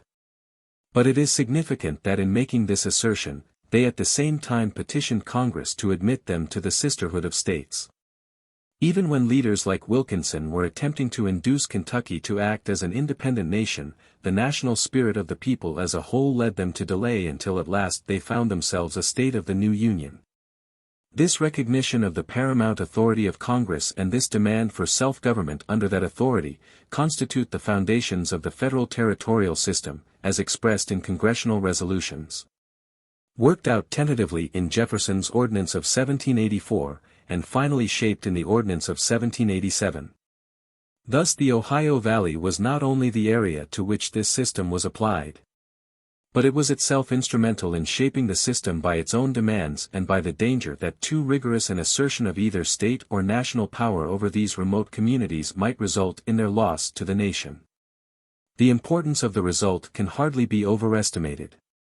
It ensured the peaceful and free development of the Great West and gave it political organization not as the outcome of wars of hostile states, nor by arbitrary government by distant powers, but by territorial government combined with large local autonomy. These governments in turn were admitted as equal states of the Union. By this peaceful process of colonization a whole continent has been filled with free and orderly commonwealths so quietly, so naturally, that we can only appreciate the profound significance of the process by contrasting it with the spread of European nations through conquest and oppression. Next, let me invite your attention to the part played by the Ohio Valley in the economic legislation which shaped our history in the years of the making of the nation between the War of 1812 and the rise of the slavery struggle. It needs but slight reflection to discover that in the area in question, the men and measures of the Ohio Valley held the balance of power and set the course of our national progress. The problems before the country at that time were problems of internal development, the mode of dealing with the public domain, the building of roads and digging of canals for the internal improvement of a nation which was separated into east and west by the Allegheny Mountains, the formation of a tariff system for the protection of home industries and to supply a market for the surplus of the West which no longer found an outlet in warring Europe, the framing of a banking and currency system which should meet the needs of the new interstate commerce produced by the rise of the Western surplus. In the Ohio Valley, by the initiative of Ohio Valley men, and often against the protest of eastern sections, the public land policy was developed by laws which subordinated the revenue idea to the idea of the upbuilding of a democracy of small landholders. The squatters of the Ohio Valley forced the passage of preemption laws, and these laws in their turn led to the homestead agitation. There has been no single element more influential in shaping American democracy and its ideals than this land policy. And whether the system be regarded as harmful or helpful, there can be, I think, no doubt that it was the outcome of conditions imposed by the settlers of the Ohio Valley. When one names the tariff, internal improvements and the bank, he is bound to add the title, the American system, and to think of Henry Clay of Kentucky, the captivating young statesman, who fashioned a national policy, raised issues and disciplined a party to support them and who finally imposed the system upon the nation. But, however clearly we recognize the genius and originality of Henry Clay as a political leader, however we recognize that he has a national standing as a constructive statesman, we must perceive, if we probe the matter deeply enough, that his policy and his power grew out of the economic and social conditions of the people whose needs he voiced, the people of the Ohio Valley. It was the fact that in this period they had begun to create an agricultural surplus, which made the necessity for this legislation. The nation has recently celebrated the 100th anniversary of Fulton's invention of the steamboat, and the Hudson River has been ablaze in his honor. But in truth it is on the Ohio and the Mississippi that the fires of celebration should really burn in honor of Fulton, for the historic significance to the United States of the invention of the steamboat does not lie in its use on eastern rivers. Not even in its use on the ocean, for our own internal commerce carried in our own ships has had a vaster influence upon our national life than has our foreign commerce. And this internal commerce was at first, and for many years, the commerce of the Ohio Valley carried by way of the Mississippi. When Fulton's steamboat was applied in 1811 to the western waters, it became possible to develop agriculture and to get the western crops rapidly and cheaply to a market. The result was a tremendous growth in the entire Ohio Valley, but this invention did not solve the problem of cheap supplies of eastern manufactures, nor satisfy the desire of the West to build up its own factories in order to consume its own products. The Ohio Valley had seen the advantage of home markets, as her towns grew up with their commerce and manufacturers close to the rural regions. Lands had increased in value in proportion to their nearness to these cities, and crops were in higher demand near them. Thus Henry Clay found a whole section standing behind him when he demanded a protective tariff to create home markets on a national scale, and when he urged the breaking of the Allegheny Barrier by a national system of roads and canals. If we analyze the congressional votes by which the Tariff and Internal Improvement Acts were passed, we shall find that there was an almost unbroken South against them, a middle region largely for them, a New England divided, and the Ohio Valley almost a unit, holding the balance of power and casting it in favor of the American system.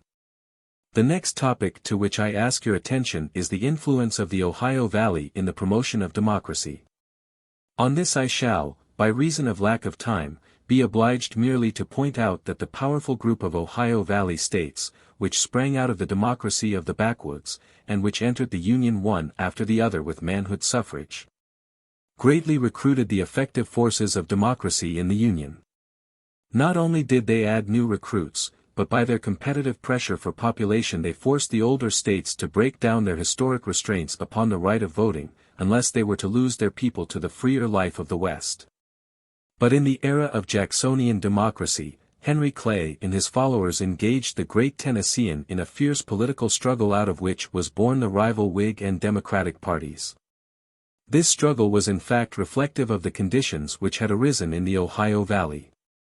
As the section had grown in population and wealth, as the trails changed into roads, the cabins into well-built houses, the clearings into broad farms, the hamlets into towns, as barter became commerce and all the modern processes of industrial development began to operate in this rising region, the Ohio Valley broke apart into the rival interests of the industrial forces, the town makers and the business builders, on the one side and the old rural democracy of the uplands on the other. This division was symbolical of national processes. In the contest between these forces, Andrew Jackson was the champion of the cause of the upland democracy. He denounced the money power, banks, and the whole credit system and sounded a fierce tocsin of danger against the increasing influence of wealth in politics. Henry Clay, on the other hand, represented the new industrial forces along the Ohio. It is certainly significant that in the rivalry between the great Whig of the Ohio Valley and the great Democrat of its Tennessee tributary lay the issues of American politics almost until the slavery struggle. The responsiveness of the Ohio Valley to leadership and its enthusiasm in action are illustrated by the Harrison Campaign of 1840. In that log cabin campaign, when the Whigs stole the thunder of pioneer Jacksonian democracy for another backwoods hero, the Ohio Valley carried its spirit as well as its political favorite throughout the nation. Meanwhile, on each side of the Ohio Valley, other sections were forming.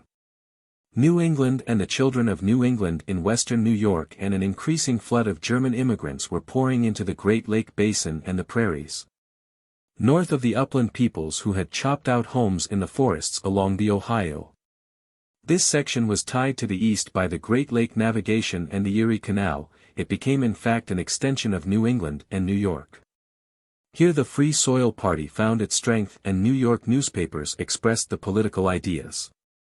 Although this section tried to attach the Ohio River interests to itself by canals and later by railroads, it was in reality for a long time separate in its ideals and its interests and never succeeded in dominating the Ohio Valley.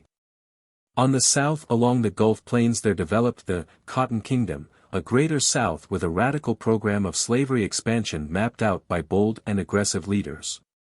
Already this southern section had attempted to establish increasing commercial relations with the Ohio Valley. The staple-producing region was a principal consumer of its livestock and food products. South Carolina leaders like Calhoun tried to bind the Ohio to the chariot of the South by the Cincinnati and Charleston Railroad, designed to make an outlet for the Ohio Valley products to the southeast. Georgia in her turn was a rival of South Carolina in plans to drain this commerce itself. In all of these plans to connect the Ohio Valley commercially with the South, the political object was quite as prominent as the commercial. In short, various areas were bidding for the support of the zone of population along the Ohio River. The Ohio Valley recognized its old relationship to the South, but its people were by no means champions of slavery. In the southern portion of the states north of the Ohio where indented servitude for many years opened a way to a system of semi-slavery, there were divided councils. Kentucky also spoke with no certain voice. As a result, it is in these regions that we find the stronghold of the compromising movement in the slavery struggle. Kentucky furnished Abraham Lincoln to Illinois, and Jefferson Davis to Mississippi, and was in reality the very center of the region of adjustment between these rival interests. Senator Thomas, of Southern Illinois, moved the Missouri Compromise, and Henry Clay was the most effective champion of that compromise, as he was the architect of the Compromise of 1850. The Crittenden Compromise proposals on the eve of the Civil War came also from Kentucky and represent the persistence of the spirit of Henry Clay. In a word, as I pointed out in the beginning, the Ohio Valley was a middle region with a strong national allegiance, striving to hold apart with either hand the sectional combatants in this struggle. In the cautious development of his policy of emancipation, we may see the profound influence of the Ohio Valley upon Abraham Lincoln, Kentucky's greatest son. No one can understand his presidency without proper appreciation of the deep influence of the Ohio Valley, its ideals and its prejudices upon America's original contribution to the great men of the world. Enough has been said to make it clear, I trust, that the Ohio Valley has not only a local history worthy of study, a rich heritage to its people, but also that it has been an independent and powerful force in shaping the development of a nation.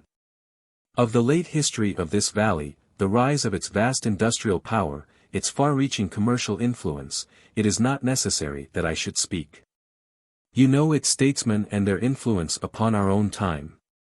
You know the relation of Ohio to the office of President of the United States.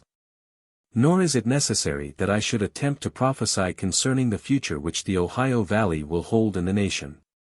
In that new age of inland water transportation, which is certain to supplement the age of the railroad, there can be no more important region than the Ohio Valley.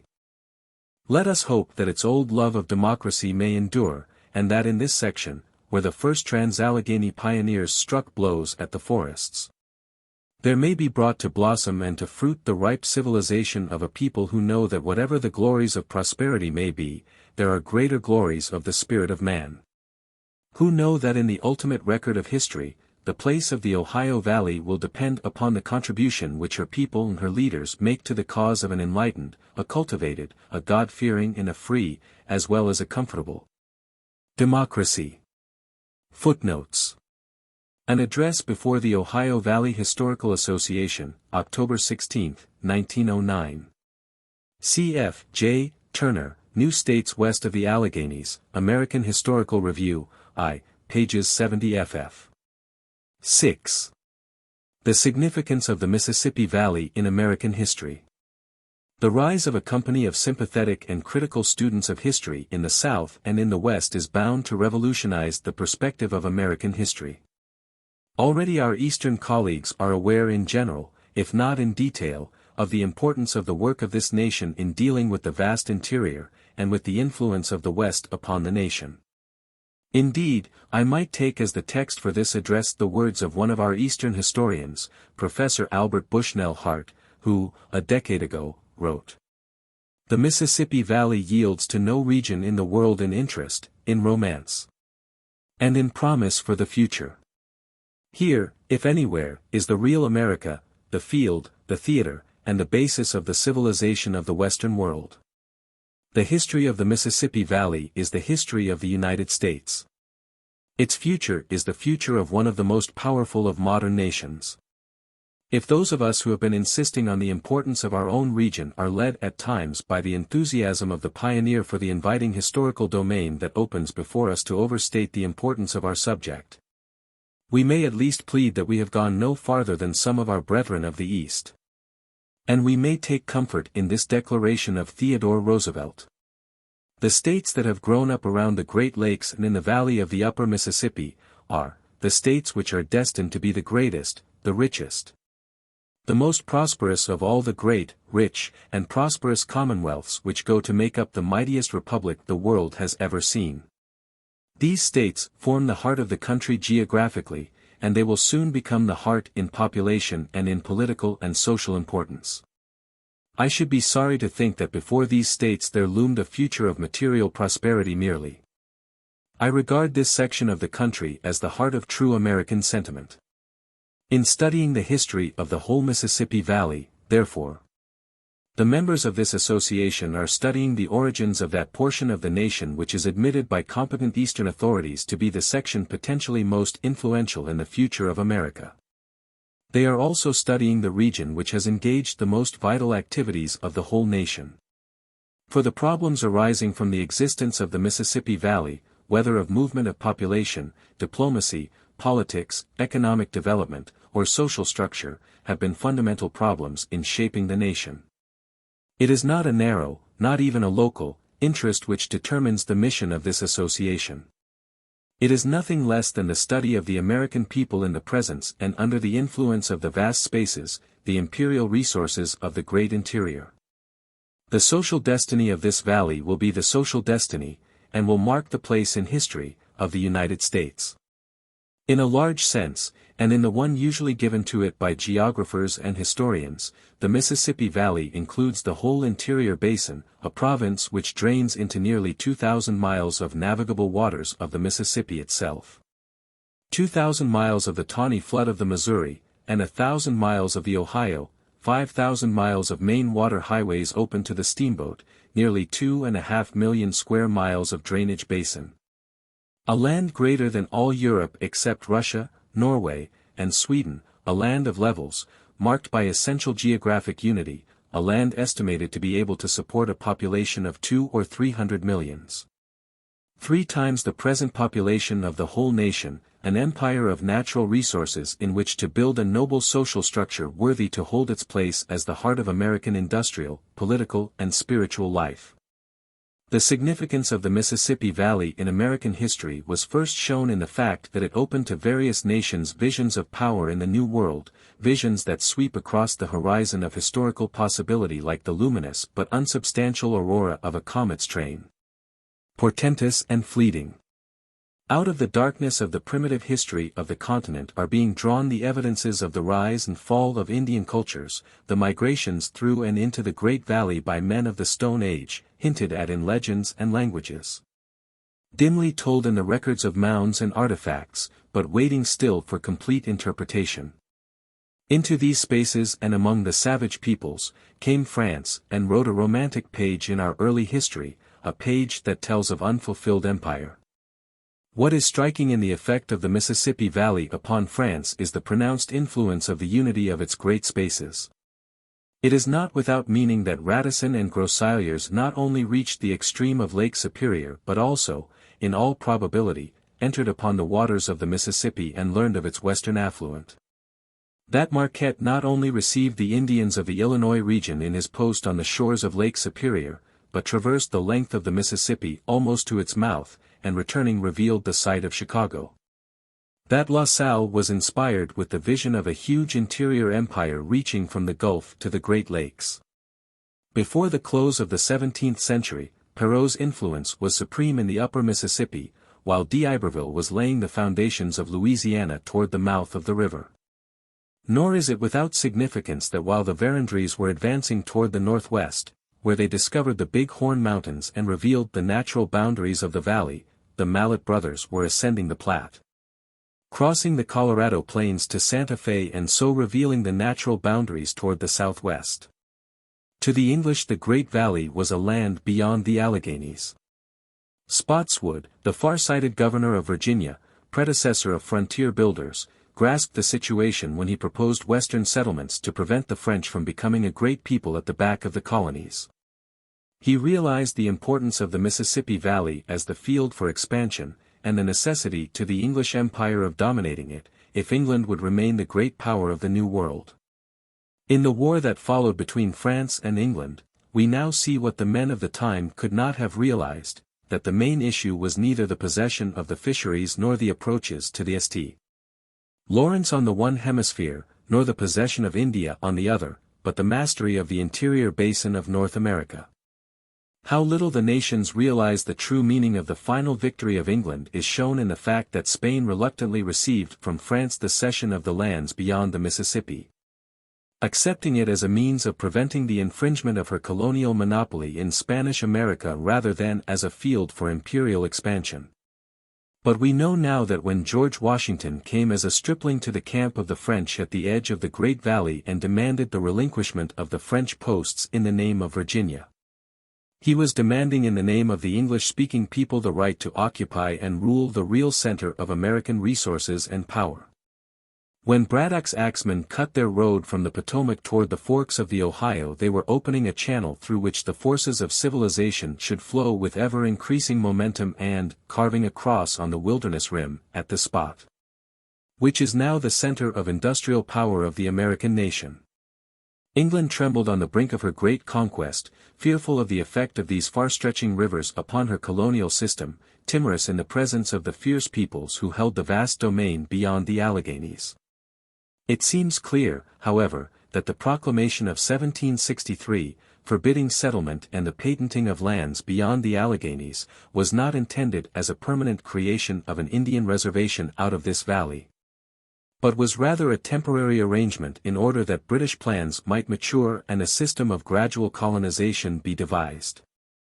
Already our greatest leaders, men like Washington and Franklin, had been quick to see the importance of this new area for enlarged activities of the American people. A sudden revelation that it was the West, rather than the ocean, which was the real theater for the creative energy of America came with the triumph over France.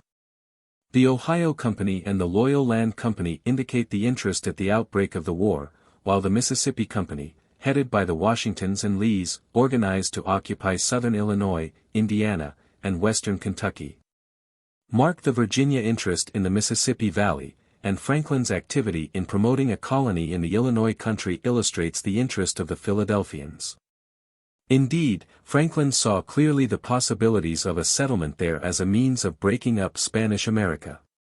Writing to his son in 1767, he declared that a settlement should be made in the Illinois country, raising a strength there which on occasions of a future war might easily be poured down the Mississippi upon the lower country and into the Bay of Mexico to be used against Cuba, the French islands, or Mexico itself.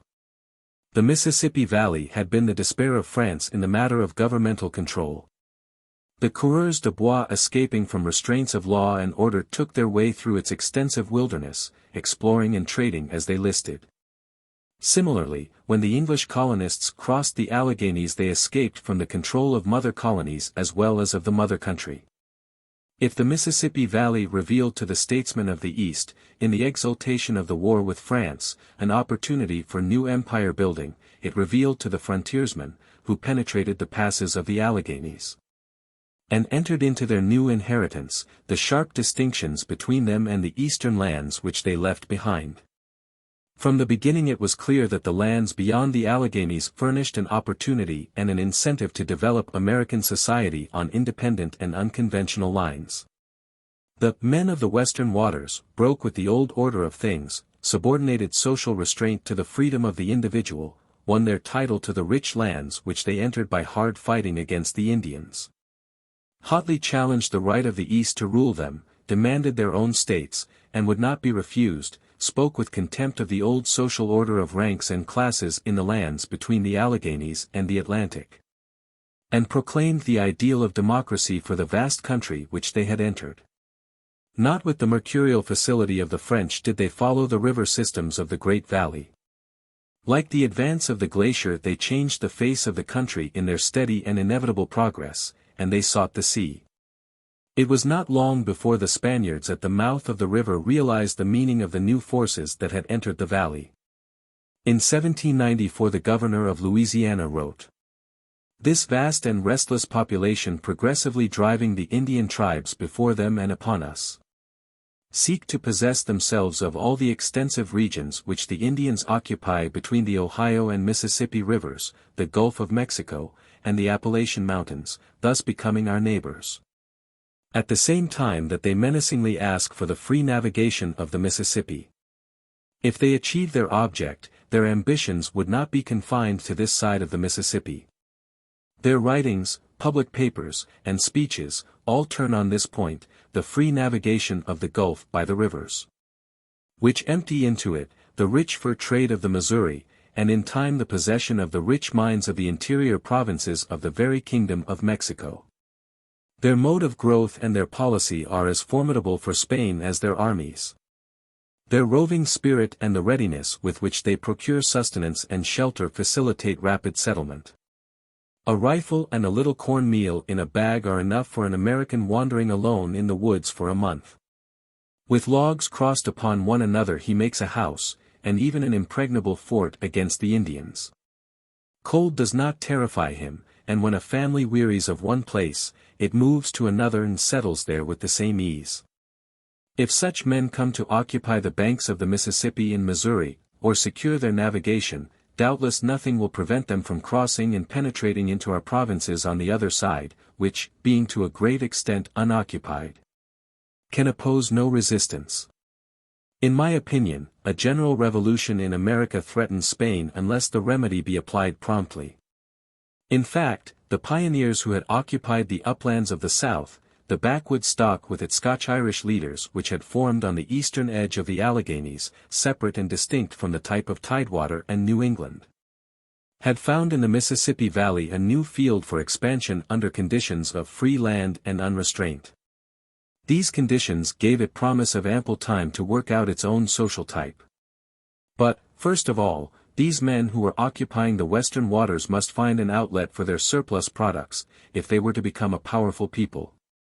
While the Alleghenies placed a veto toward the east, the Mississippi opened a broad highway to the south. Its swift current took their flat boats in its strong arms to bear them to the sea, but across the outlet of the great river Spain drew the barrier of her colonial monopoly and denied them exit.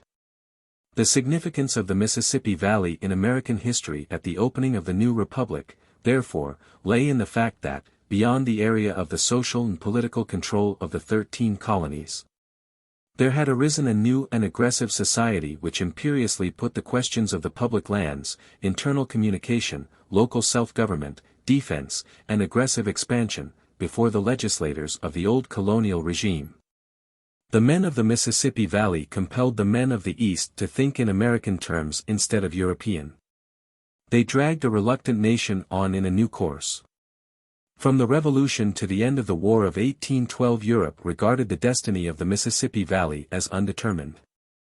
Spain desired to maintain her hold by means of the control given through the possession of the mouth of the river and the Gulf, by her influence upon the Indian tribes, and by intrigues with the settlers. Her object was primarily to safeguard the Spanish-American monopoly which had made her a great nation in the world. Instinctively she seemed to surmise that out of this valley were the issues of her future. Here was the lever which might break successively, from her empire fragments about the Gulf, Louisiana, Florida and Texas, Cuba and Puerto Rico, the Southwest and Pacific coast, and even the Philippines and the Isthmian Canal. While the American Republic, building itself on the resources of the valley, should become paramount over the independent republics into which her empire was to disintegrate. France, seeking to regain her former colonial power, would use the Mississippi Valley as a means of provisioning her West Indian islands, of dominating Spanish America, and of subordinating to her purposes the feeble United States, which her policy assigned to the lands between the Atlantic and the Alleghanies. The ancient Bourbon monarchy, the Revolutionary Republic, and the Napoleonic Empire, all contemplated the acquisition of the whole valley of the Mississippi from the Alleghanies to the Rocky Mountains. England holding the Great Lakes, dominating the northern Indian populations and threatening the Gulf and the mouth of the Mississippi by her fleet, watched during the Revolution, the Confederation, and the early Republic for the breaking of the fragile bonds of the 13 states, ready to extend her protection over the settlers in the Mississippi Valley. Alarmed by the prospect of England's taking Louisiana and Florida from Spain, Jefferson wrote in 1790, embraced from St. Croix to St. Mary's on one side by their possessions, on the other by their fleet, we need not hesitate to say that they would soon find means to unite to them all the territory covered by the ramifications of the Mississippi. And that, he thought, must result in bloody and eternal war or indissoluble confederacy with England. None of these nations deemed it impossible that American settlers in the Mississippi Valley might be won to accept another flag than that of the United States. Gardoqui had the effrontery in 1787 to suggest to Madison that the Kentuckians would make good Spanish subjects. France enlisted the support of frontiersmen led by George Rogers Clark for her attempted conquest of Louisiana in 1793. England tried to win support among the Western settlers. Indeed, when we recall that George Rogers Clark accepted a commission as Major General from France in 1793 and again in 1798. That Wilkinson, afterwards Commander-in-Chief of the American Army, secretly asked Spanish citizenship and promised renunciation of his American allegiance.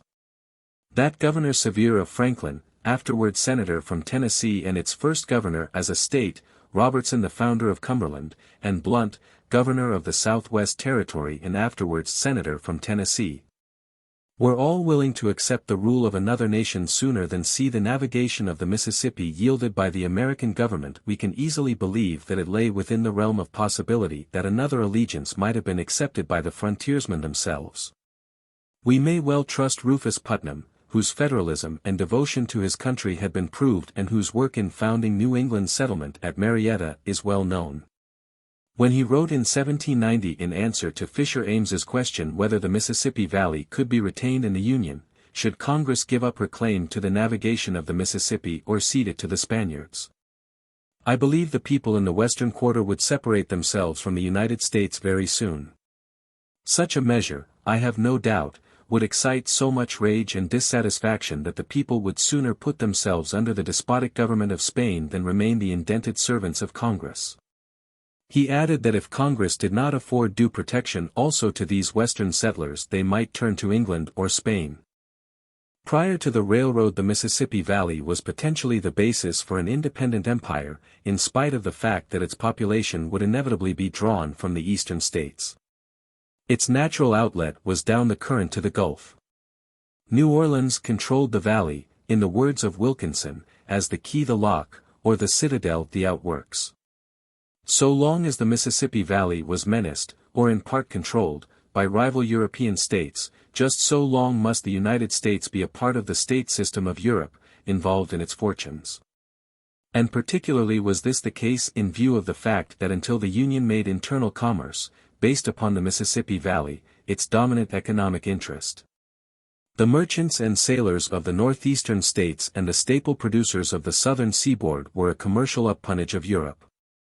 The significance of the Mississippi Valley was clearly seen by Jefferson. Writing to Livingston in 1802 he declared, "There is on the globe one single spot, the possessor of which is our natural and habitual enemy.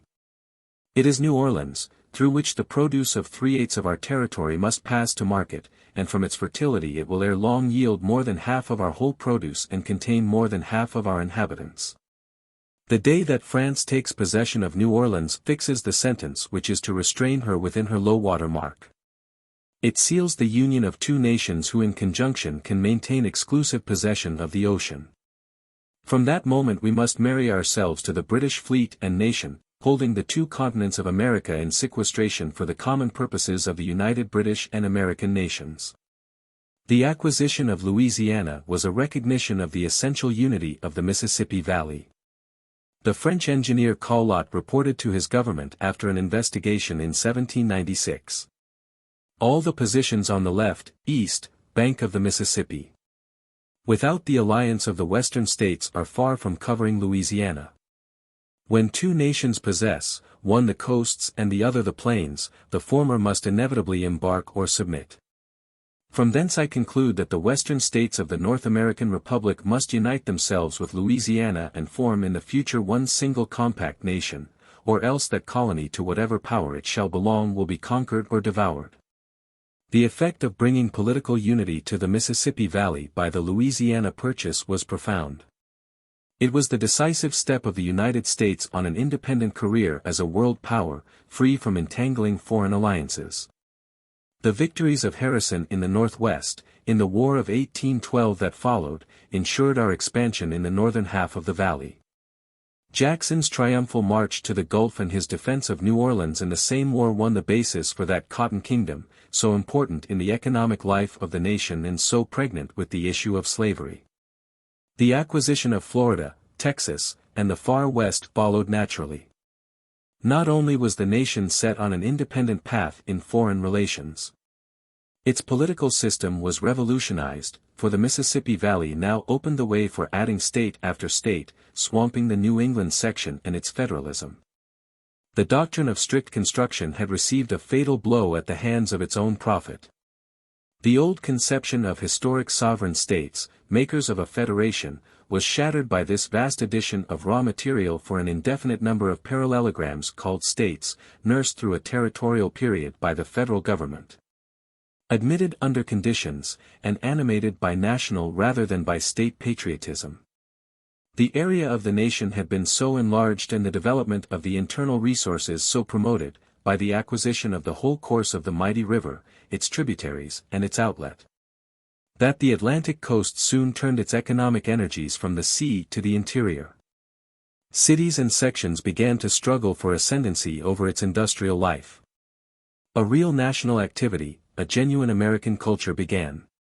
The vast spaces, the huge natural resources, of the valley demanded exploitation and population. Later there came the tide of foreign immigration which has risen so steadily that it has made a composite American people whose amalgamation is destined to produce a new national stock. But without attempting to exhaust, or even to indicate, all the effects of the Louisiana Purchase, I wish next to ask your attention to the significance of the Mississippi Valley in the promotion of democracy and the transfer of the political center of gravity in the nation. The Mississippi Valley has been the especial home of democracy. Born of free land and the pioneer spirit, nurtured in the ideas of the Revolution and finding free play for these ideas in the freedom of the wilderness. Democracy showed itself in the earliest utterances of the men of the Western waters and it has persisted there. The demand for local self-government, which was insistent on the frontier, and the endorsement given by the Alleghenies to these demands led to the creation of a system of independent Western governments and to the Ordinance of 1787. An original contribution to colonial policy.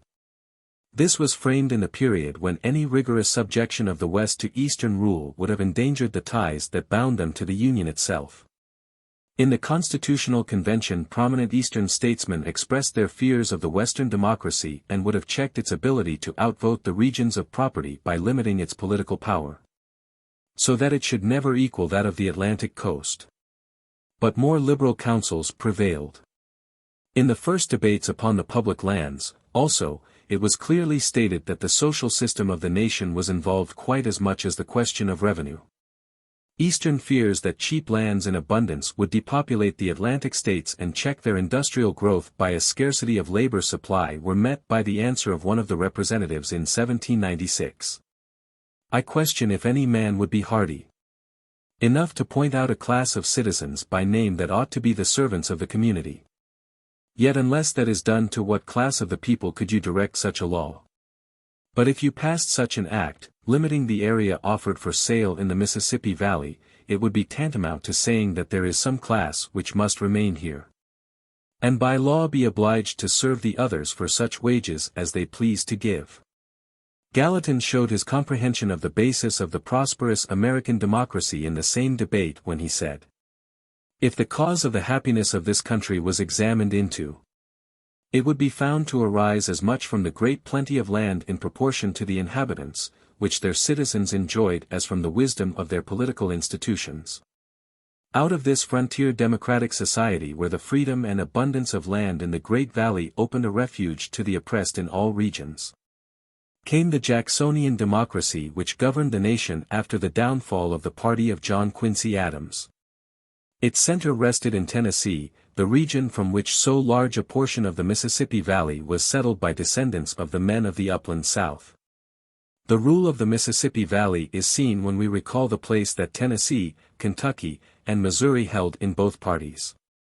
Besides Jackson, Clay, Harrison and Polk, we count such presidential candidates as Hugh White and John Bell, Vice President R. M. Johnson, Grundy, the chairman of the Finance Committee, and Benton, the champion of Western radicalism.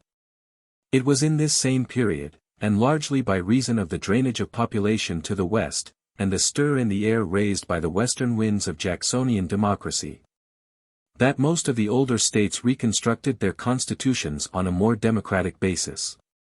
From the Mississippi Valley where there were liberal suffrage provisions, based on population alone instead of property in population, disregard of vested interests, and insistence on the rights of man, came the inspiration for this era of change in the franchise and apportionment, of reform of laws for imprisonment for debt, of general attacks upon monopoly and privilege. It is now plain, wrote Jackson in 1837, that the war is to be carried on by the moneyed aristocracy of the few against the democracy of numbers, the prosperous, to make the honest laborers hewers of wood and drawers of water. Through the credit and paper system. By this time the Mississippi Valley had grown in population and political power so that it ranked with the older sections. The next indication of its significance in American history which I shall mention is its position in shaping the economic and political course of the nation between the close of the War of 1812 and the slavery struggle. In 1790 the Mississippi Valley had a population of about 100,000, or 1/40th of that of the United States as a whole. By 1810 it had over 1 million, or 1/7, by 1830 it had 3 2/3 millions, or over 1/4. By 1840 over 6 millions, more than 1/3. While the Atlantic coast increased only 1.5 million souls between 1830 and 1840, the Mississippi Valley gained nearly 3 millions.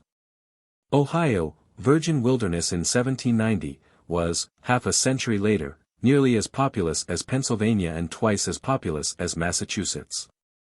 While Virginia, North Carolina, and South Carolina were gaining 60,000 souls between 1830 and 1840, Illinois gained 318,000. Indeed, the growth of this state alone excelled that of the entire South Atlantic states.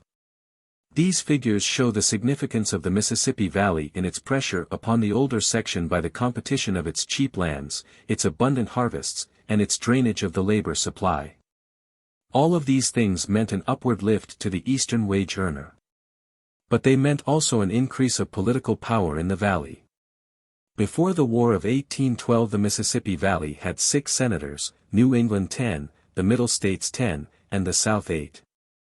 By 1840 the Mississippi Valley had 22 senators, double those of the Middle States and New England combined, and nearly 3 times as many as the Old South. While in the House of Representatives the Mississippi Valley outweighed any one of the old sections. In 1810 it had less than 1/3 the power of New England and the South together in the House. In 1840 it outweighed them both combined and because of its special circumstances it held the balance of power. While the Mississippi Valley thus rose to superior political power as compared with any of the old sections, its economic development made it the inciting factor in the industrial life of the nation. After the War of 1812 the steamboat revolutionized the transportation facilities of the Mississippi Valley. In each economic area a surplus formed, demanding an outlet and demanding returns in manufactures. The spread of cotton into the lower Mississippi Valley and the Gulf Plains had a double significance. This transfer of the center of cotton production away from the Atlantic South not only brought increasing hardship and increasing unrest to the east as the competition of the virgin soils depressed Atlantic land values and made eastern labor increasingly dear. But the price of cotton fell also in due proportion to the increase in production by the Mississippi Valley. While the transfer of economic power from the seaboard south to the cotton kingdom of the lower Mississippi Valley was in progress, the upper Mississippi Valley was leaping forward. Partly under the stimulus of a market for its surplus in the plantations of the South, where almost exclusive cultivation of the great staples resulted in a lack of foodstuffs and livestock. At the same time, the great river and its affluents became the highway of a commerce that reached to the West Indies, the Atlantic coast, Europe, and South America. The Mississippi Valley was an industrial entity, from Pittsburgh and Santa Fe to New Orleans. It became the most important influence in American politics and industry. Washington had declared in 1784 that it was the part of wisdom for Virginia to bind the West to the East by ties of interest through internal improvement, thereby taking advantage of the extensive and valuable trade of a rising empire. This realization of the fact that an economic empire was growing up beyond the mountain stimulated rival cities, New York, Philadelphia, and Baltimore, to engage in a struggle to supply the West with goods and receive its products. This resulted in an attempt to break down the barrier of the Alleghenies by internal improvements. The movement became especially active after the War of 1812, when New York carried out DeWitt Clinton's vast conception of making by the Erie Canal a greater Hudson which should drain to the port of New York all the basin of the Great Lakes, and by means of other canals even divert the traffic from the tributaries of the Mississippi. New York City's commercial ascendancy dates from this connection with interior New York and the Mississippi Valley. A writer in Hunt's Merchants magazine in 1869 makes the significance of this clearer by these words. There was a period in the history of the seaboard cities when there was no West. And when the Allegheny Mountains formed the frontier of settlement and agricultural production. During that epoch the seaboard cities, north and south, grew in proportion to the extent and fertility of the country in their rear.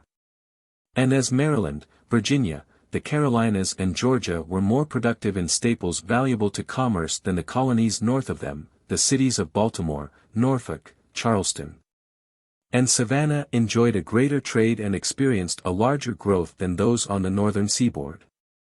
He, then, classifies the periods of city development into three: 1. The provincial, limited to the Atlantic seaboard; 2. That of canal and turnpike connected with the Mississippi Valley; and 3. That of railroad connection.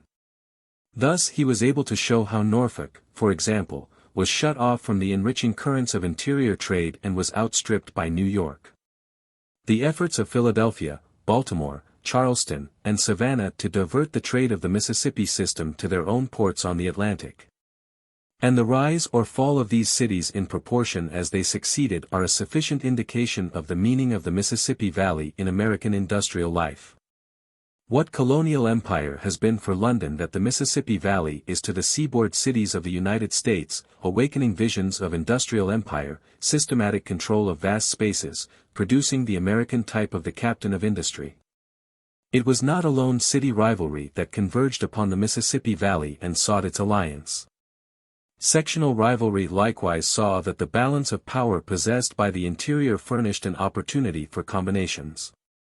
This was a fundamental feature of Calhoun's policy when he urged the seaboard South to complete a railroad system to tap the Northwest. As Washington had hoped to make Western trade seek its outlet in Virginia and build up the industrial power of the Old Dominion by enriching intercourse with the Mississippi Valley.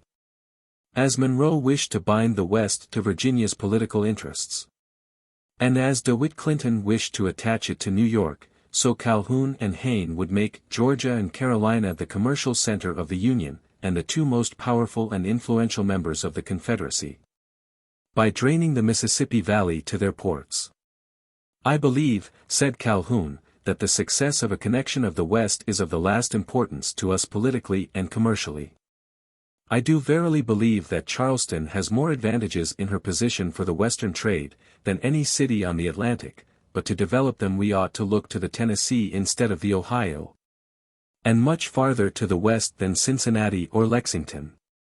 This was the secret of Calhoun's advocacy in 1836 and 1837, both of the distribution of the surplus revenue and of the cession of the public lands to the states in which they lay, as an inducement to the West to ally itself with Southern policies.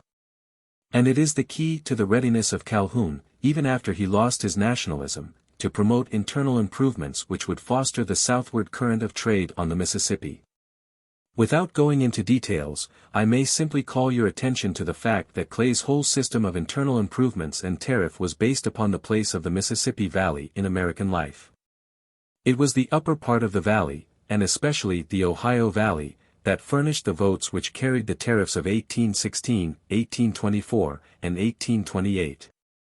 Its interests profoundly influenced the details of those tariffs, and its need of internal improvement constituted a basis for sectional bargaining in all the constructive legislation after the War of 1812.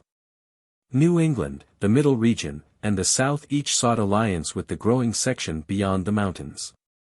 American legislation bears the enduring evidence of these alliances. Even the National Bank found in this valley the main sphere of its business.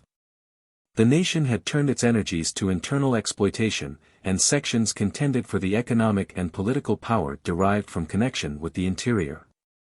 But already the Mississippi Valley was beginning to stratify, both socially and geographically.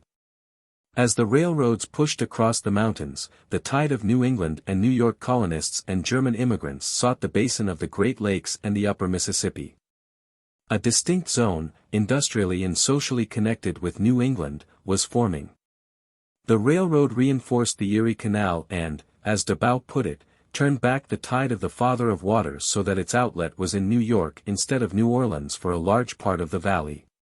Below the northern zone was the border zone of the upland South, the region of compromise, including both banks of the Ohio and the Missouri and reaching down to the hills on the north of the Gulf Plains. The Cotton Kingdom based on slavery found its center in the fertile soils along the lower Mississippi and the black prairies of Georgia and Alabama, and was settled largely by planters from the old cotton lands of the Atlantic states. The Mississippi Valley had rejuvenated slavery, had given it an aggressive tone characteristic of Western life. Thus the valley found itself in the midst of the slavery struggle at the very time when its own society had lost homogeneity.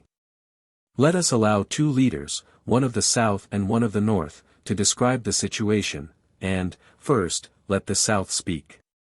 Said Hammond, of South Carolina, in a speech in the Senate on March 4, 1858.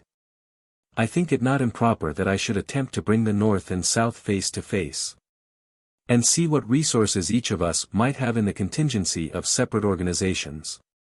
Through the heart of our country runs the great Mississippi, the Father of Waters, into whose bosom are poured 36,000 miles of tributary streams, and beyond we have the desert prairie wastes to protect us in our rear. Can you hem in such a territory as that?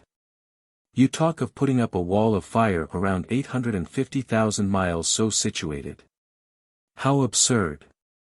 But in this territory lies the great valley of the Mississippi, now the real and soon to be the acknowledged seat of the empire of the world. The sway of that valley will be as great as ever the Nile knew in the earlier ages of mankind. We own the most of it. The most valuable part of it belongs to us now, and although those who have settled above us are now opposed to us, another generation will tell a different tale. They are ours by all the laws of nature. Slave labor will go to every foot of this great valley where it will be found profitable to use it, and some of those who may not use it are soon to be united with us by such ties as will make us one and inseparable. The iron horse will soon be clattering over the sunny plains of the South to bear the products of its upper tributaries to our Atlantic ports, as it now does through the ice-bound North. There is the great Mississippi, bond of union made by nature herself. She will maintain it forever. As the seaboard South had transferred the mantle of leadership to Tennessee and then to the Cotton Kingdom of the lower Mississippi, so New England and New York resigned their command to the northern half of the Mississippi Valley and the basin of the Great Lakes. Seward, the old-time leader of the Eastern Whigs who had just lost the Republican nomination for the presidency to Lincoln, may rightfully speak for the Northeast. In the fall of 1860, addressing an audience at Madison, Wisconsin, he declared, "The empire established at Washington is of less than 100 years' formation. It was the empire of 13 Atlantic states. Still, practically, the mission of that empire is fulfilled. The power that directs it is ready to pass away from those 13 states, and although held and exercised under the same constitution and national form of government. Yet it is now in the very act of being transferred from the 13 states east of the Allegheny Mountains and on the coast of the Atlantic Ocean, to the 20 states that lie west of the Alleghenies, and stretch away from their base to the base of the Rocky Mountains on the west, and you are the heirs to it. When the next census shall reveal your power, you will be found to be the masters of the United States of America, and through them the dominating political power of the world." Appealing to the Northwest on the slavery issue, Seward declared, "The whole responsibility rests henceforth directly or indirectly on the people of the Northwest. There can be no virtue in commercial and manufacturing communities to maintain a democracy, when the democracy themselves do not want a democracy. There is no virtue in Pearl Street, in Wall Street, in Court Street, in Chestnut Street, in any other street of great commercial cities, that can save the great democratic government of ours, when you cease to uphold it with your intelligent votes, your strong and mighty hands. You must, therefore, lead us as we heretofore reserved and prepared the way for you. We resign to you the banner of human rights and human liberty, on this continent, and we bid you be firm, bold and onward, and then you may hope that we will be able to follow you. When we survey the course of the slavery struggle in the United States, it is clear that the form the question took was due to the Mississippi Valley. The Ordinance of 1787, the Missouri Compromise, the Texas Question, the Free Soil Agitation, the Compromise of 1850, the Kansas-Nebraska Bill, the Dred Scott Decision, Bleeding Kansas, these are all Mississippi Valley questions. And the mere enumeration makes it plain that it was the Mississippi Valley as an area for expansion which gave the slavery issue its significance in American history. But for this field of expansion, slavery might have fulfilled the expectation of the fathers and gradually died away. Of the significance of the Mississippi Valley in the Civil War, it is unnecessary that I should speak. Illinois gave to the North its president, Mississippi gave to the South its president. Lincoln and Davis were both born in Kentucky. Grant and Sherman, the Northern generals, came from the Mississippi Valley. And both of them believed that when Vicksburg fell the cause of the South was lost, and so it must have been if the Confederacy had been unable, after victories in the East, to regain the Father of Waters. For, as General Sherman said, whatever power holds that river can govern this continent. With the close of the war, political power passed for many years to the northern half of the Mississippi Valley, as the names of Grant, Hayes, Garfield, Harrison, and McKinley indicate. The population of the valley grew from about 15 millions in 1860 to over 40 millions in 1900, over half the total population of the United States. The significance of its industrial growth is not likely to be overestimated or overlooked. On its northern border, from near Minnesota's boundary line, through the Great Lakes to Pittsburgh, on its eastern edge, runs a huge movement of iron from mine to factory.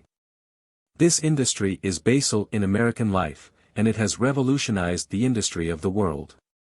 The United States produces pig iron and steel in amount equal to her two greatest competitors combined, and the iron ores for this product are chiefly in the Mississippi Valley. It is the chief producer of coal, thereby enabling the United States almost to equal the combined production of Germany and Great Britain, and great oil fields of the nation are in its midst. Its huge crops of wheat and corn and its cattle are the main resources for the United States and are drawn upon by Europe. Its cotton furnishes 2/3 of the world's factory supply. Its railroad system constitutes the greatest transportation network in the world. Again, it is seeking industrial consolidation by demanding improvement of its vast water system as a unit. If this design, favored by Roosevelt, shall at some time be accomplished, again the bulk of the commerce of the valley may flow along the old routes to New Orleans and to Galveston by the development of southern railroad outlets after the building of the Panama Canal. For the development and exploitation of these and of the transportation and trade interests of the Middle West, Eastern capital has been consolidated into huge corporations, trusts, and combinations. With the influx of capital, and the rise of cities and manufactures, portions of the Mississippi Valley have become assimilated with the East. With the end of the era of free lands, the basis of its democratic society is passing away. The final topic on which I shall briefly comment in this discussion of the significance of the Mississippi Valley in American history is a corollary of this condition. Has the Mississippi Valley a permanent contribution to make to American society, or is it to be adjusted into a type characteristically Eastern and European? In other words, has the United States itself an original contribution to make to the history of society? This is what it comes to. The most significant fact in the Mississippi Valley is its ideals. Here has been developed, not by revolutionary theory, but by growth among free opportunities, the conception of a vast democracy made up of mobile ascending individuals, conscious of their power and their responsibilities. Can these ideals of individualism and democracy be reconciled and applied to the 20th century type of civilization?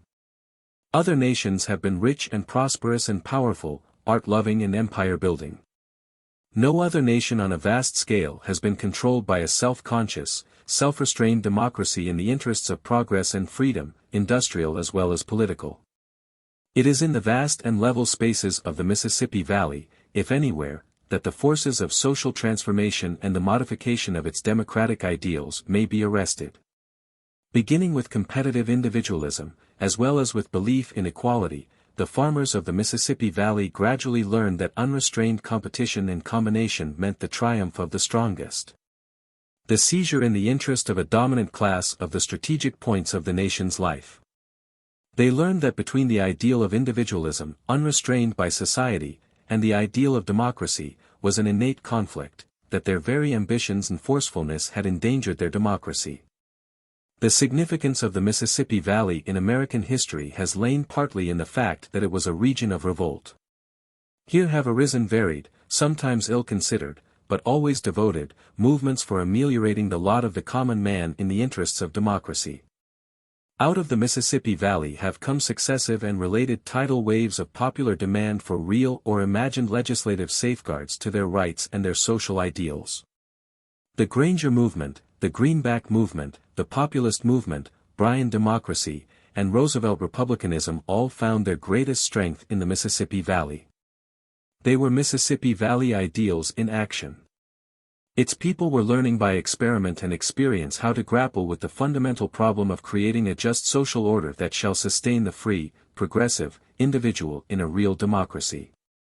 The Mississippi Valley is asking, what shall it profit a man if he gain the whole world and lose his own soul? The Mississippi Valley has furnished a new social order to America. Its universities have set new types of institutions for social service and for the elevation of the plain people. Its historians should recount its old ambitions, and inventory its ideals, as well as its resources, for the information of the present age, to the end that building on its past. The mighty valley may have a significance in the life of the nation even more profound than any which I have recounted. Footnotes. Proceedings of the Mississippi Valley Historical Association for 1909-10. Reprinted with the permission of the association. Harper's Magazine, February, 1900, page 413. Roosevelt, the Northwest and the Nation, in Proceedings of the Wisconsin Historical Society, 40th Annual Meeting, page 92. Franklin's Works, 4, page 141. See the author's paper in American Historical Review, X, page 245. Cutler, 2, page 372. Jefferson's Works, 4, page 431. See on the Cotton Kingdom, U. B. Phillips, History of Slavery, W. G. Brown, Lower South, W. E. Dodd, Expansion and Conflict, F. J. Turner, New West. Congressional Globe, 35th Congress, First Session, Appendix, page 70. Seward's Works, Boston, 1884, 4, page 319. 7. The Problem of the West. The problem of the West is nothing less than the problem of American development. A glance at the map of the United States reveals the truth. To write of a Western sectionalism, bounded on the east by the Alleghanies, is, in itself, to proclaim the writer a provincial. What is the West? What has it been in American life?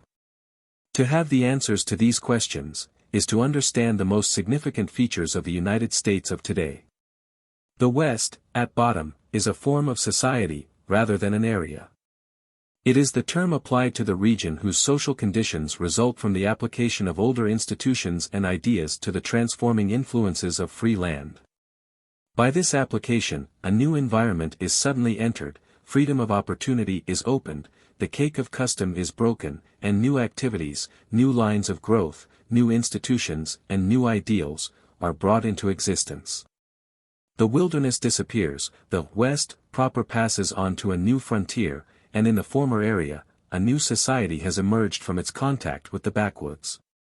Gradually this society loses its primitive conditions, and assimilates itself to the type of the older social conditions of the East, but it bears within it enduring and distinguishing survivals of its frontier experience. Decade after decade, West after West, this rebirth of American society has gone on, has left its traces behind it, and has reacted on the East. The history of our political institutions, our democracy, is not a history of imitation, of simple borrowing. It is a history of the evolution and adaptation of organs in response to changed environment, a history of the origin of new political species. In this sense, therefore, the West has been a constructive force of the highest significance in our life. To use the words of that acute and widely informed observer, Mr. Bryce, the West is the most American part of America. What Europe is to Asia, what America is to England, that the Western states and territories are to the Atlantic states. The West, as a phase of social organization, began with the Atlantic coast, and passed across the continent. But the colonial tidewater area was in close touch with the Old World, and soon lost its Western aspects. In the middle of the 18th century, the newer social conditions appeared along the upper waters of the tributaries of the Atlantic. Here it was that the West took on its distinguishing features, and transmitted frontier traits and ideals to this area in later days.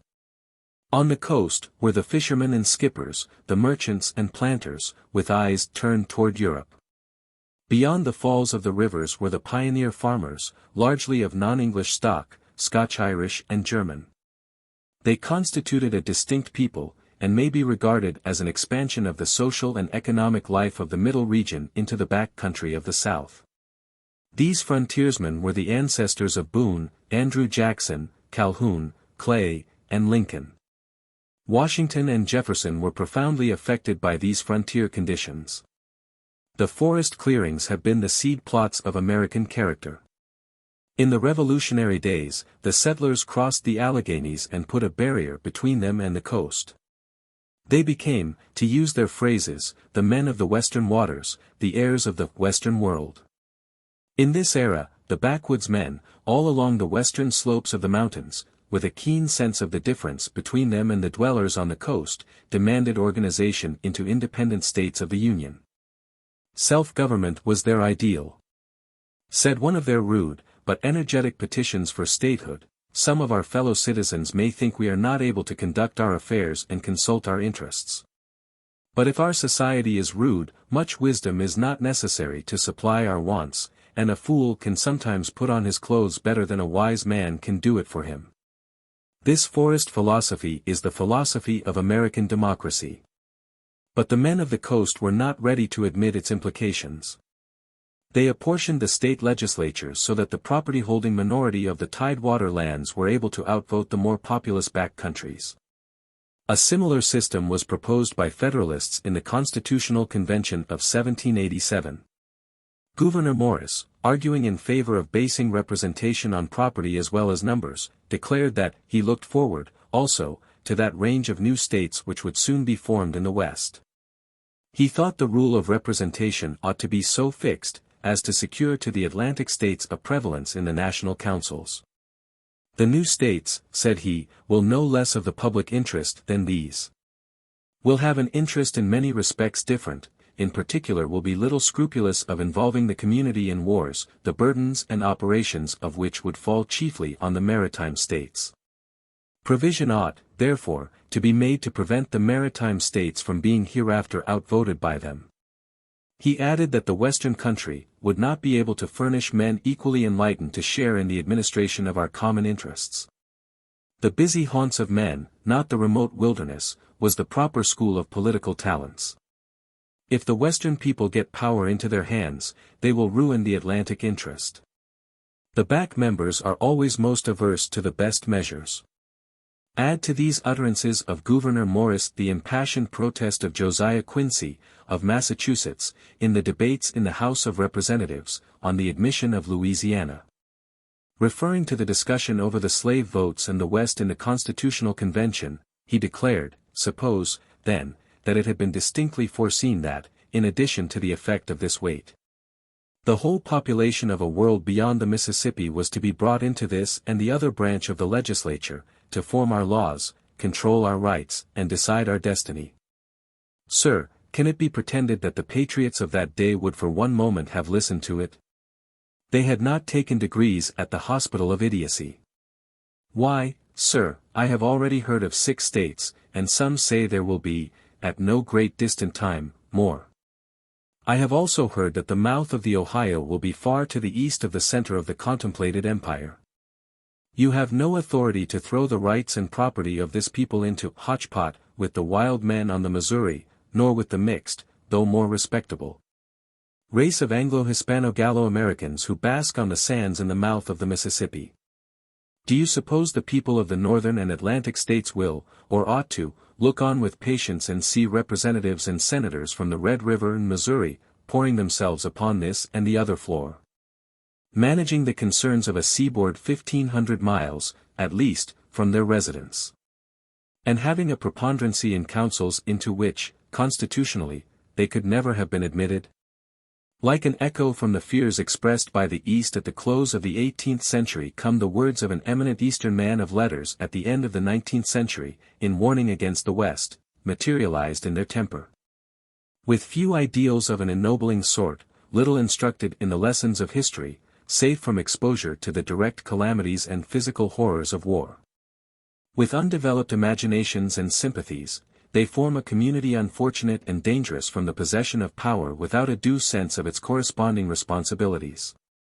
A community in which the passion for war may easily be excited as the fancied means by which its greatness may be convincingly exhibited, and its ambitions gratified. Some chance spark may fire the prairie. Here, then, is the problem of the West, as it looked to New England leaders of thought in the beginning and at the end of this century. From the first it was recognized that a new type was growing up beyond the seaboard, and that the time would come when the destiny of the nation would be in Western hands. The divergence of these societies became clear in the struggle over the ratification of the federal constitution.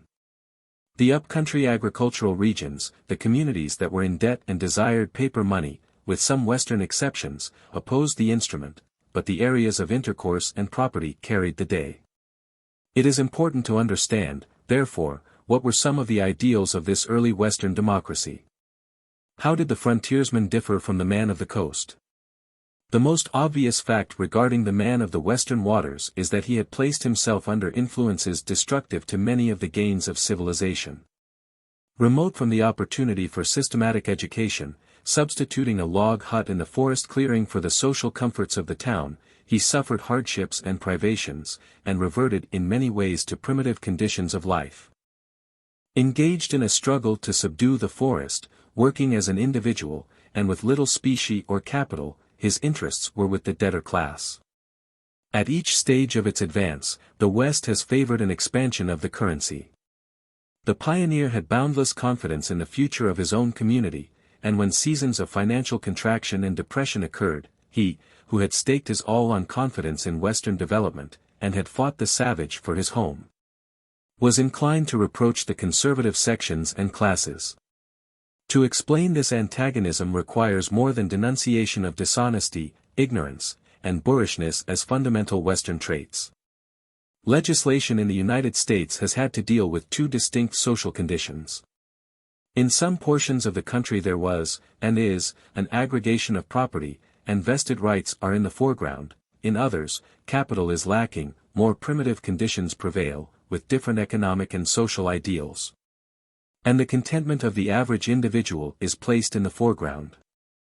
That in the conflict between these two ideals an even hand has always been held by the government would be difficult to show. The separation of the Western man from the seaboard, and his environment, made him in a large degree free from European precedents and forces.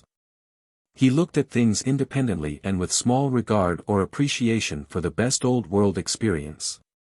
He had no ideal of a philosophical, eclectic nation, that should advance civilization by intercourse with foreigners and familiarity with their point of view, and readiness to adopt whatever is best and most suitable in their ideas, manners, and customs.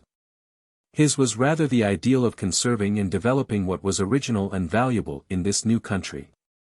The entrance of old society upon free lands meant to him opportunity for a new type of democracy and new popular ideals. The West was not conservative. Buoyant self-confidence and self-assertion were distinguishing traits in its composition. It saw in its growth nothing less than a new order of society and state. In this conception were elements of evil and elements of good. But the fundamental fact in regard to this new society was its relation to land. Professor Boutmy has said of the United States, their one primary and predominant object is to cultivate and settle these prairies, forests, and vast waste lands. The striking and peculiar characteristic of American society is that it is not so much a democracy as a huge commercial company for the discovery, cultivation, and capitalization of its enormous territory. The United States are primarily a commercial society, and only secondarily a nation. Of course, this involves a serious misapprehension. By the very fact of the task here set forth, far-reaching ideals of the state and of society have been evolved in the West, accompanied by loyalty to the nation representative of these ideals. But M.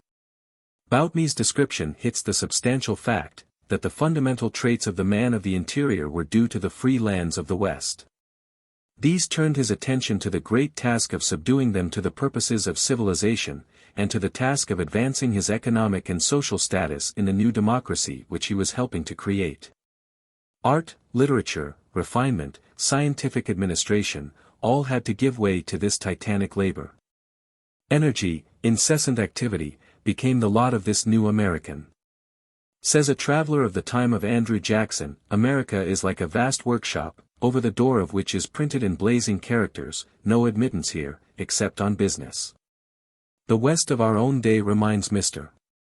Bryce of the crowd which Vathek found in the hall of Eblis, each darting hither and thither with swift steps and unquiet mien, driven to and fro by a fire in the heart. Time seems too short for what they have to do, and the result always to come short of their desire. But free lands and the consciousness of working out their social destiny did more than turn the Westerner to material interests and devote him to a restless existence. They promoted equality among the Western settlers, and reacted as a check on the aristocratic influences of the East. Where everybody could have a farm, almost for taking it, economic equality easily resulted, and this involved political equality. Not without a struggle would the Western man abandon this ideal, and it goes far to explain the unrest in the remote West today. Western democracy included individual liberty, as well as equality. The frontiersman was impatient of restraints. He knew how to preserve order, even in the absence of legal authority. If there were cattle thieves, lynch law was sudden and effective. The regulators of the Carolinas were the predecessors of the claims associations of Iowa and the vigilance committees of California. But the individual was not ready to submit to complex regulations. Population was sparse, there was no multitude of jostling interests, as in older settlements, demanding an elaborate system of personal restraints. Society became atomic. There was a reproduction of the primitive idea of the personality of the law. A crime was more an offense against the victim than a violation of the law of the land. Substantial justice, secured in the most direct way, was the ideal of the backwoodsman. He had little patience with finely drawn distinctions or scruples of method. If the thing was one proper to be done, then the most immediate, rough and ready, effective way was the best way. It followed from the lack of organized political life, from the atomic conditions of the backwoods society, that the individual was exalted and given free play. The West was another name for opportunity. Here were mines to be seized, fertile valleys to be preempted, all the natural resources open to the shrewdest and the boldest. The United States is unique in the extent to which the individual has been given an open field, unchecked by restraints of an old social order, or of scientific administration of government. The self-made man was the Western man's ideal, was the kind of man that all men might become. Out of his wilderness experience, out of the freedom of his opportunities, he fashioned a formula for social regeneration, the freedom of the individual to seek his own. He did not consider that his conditions were exceptional and temporary. Under such conditions, leadership easily develops, a leadership based on the possession of the qualities most serviceable to the young society. In the history of Western settlement, we see each fortied village following its local hero. Clay, Jackson, Harrison, Lincoln, were illustrations of this tendency in periods when the Western hero rose to the dignity of national hero. The Western man believed in the manifest destiny of his country. On his border, and checking his advance, were the Indian, the Spaniard, and the Englishman. He was indignant at Eastern indifference and lack of sympathy with his view of his relations to these peoples, at the short-sightedness of Eastern policy. The closure of the Mississippi by Spain, and the proposal to exchange our claim of freedom of navigating the river, in return for commercial advantages to New England, nearly led to the withdrawal of the West from the Union. It was the Western demands that brought about the purchase of Louisiana, and turned the scale in favor of declaring the War of 1812. Militant qualities were favored by the annual expansion of the settled area in the face of hostile Indians and the stubborn wilderness. The West caught the vision of the nation's continental destiny. Henry Adams, in his History of the United States, makes the American of 1800 exclaim to the foreign visitor, "Look at my wealth. See these solid mountains of salt and iron, of lead, copper, silver, and gold. See these magnificent cities scattered broadcast to the Pacific. See my cornfields rustling and waving in the summer breeze from ocean to ocean, so far that the sun itself is not high enough to mark where the distant mountains bound my golden seas. Look at this continent of mine, fairest of created worlds, as she lies turning up to the sun's never-failing caress her broad and exuberant breasts, overflowing with milk for her 100,000,000 children." And the foreigner saw only dreary deserts, tenanted by sparse, ague-stricken pioneers and savages. The cities were log huts and gambling dens. But the frontiersman's dream was prophetic. In spite of his rude, gross nature, this early Western man was an idealist withal. He dreamed dreams and beheld visions. He had faith in man, hope for democracy, belief in America's destiny, unbounded confidence in his ability to make his dreams come true. Said Harriet Martineau in 1834, "I regard the American people as a great embryo poet, now moody, now wild, but bringing out results of absolute good sense, restless and wayward in action, but with deep peace at his heart. Exulting that he has caught the true aspect of things past, and the depth of futurity which lies before him, wherein to create something so magnificent as the world has scarcely begun to dream of. There is the strongest hope of a nation that is capable of being possessed with an idea. It is important to bear this idealism of the West in mind. The very materialism that has been urged against the West was accompanied by ideals of equality, of the exaltation of the common man, of national expansion. That makes it a profound mistake to write of the West as though it were engrossed in mere material ends. It has been, and is, preeminently a region of ideals, mistaken or not. It is obvious that these economic and social conditions were so fundamental in Western life that they might well dominate whatever accessions came to the West by immigration from the coast sections or from Europe. Nevertheless, the West cannot be understood without bearing in mind the fact that it has received the great streams from the north and from the south, and that the Mississippi compelled these currents to intermingle. Here it was that sectionalism first gave way under the pressure of unification. Ultimately, the conflicting ideas and institutions of the old sections struggled for dominance in this area under the influence of the forces that made for uniformity, but this is merely another phase of the truth that the West must become unified. That it could not rest in sectional groupings. For precisely this reason the struggle occurred. In the period from the Revolution to the close of the War of 1812, the democracy of the Southern and Middle states contributed the main streams of settlement and social influence to the West.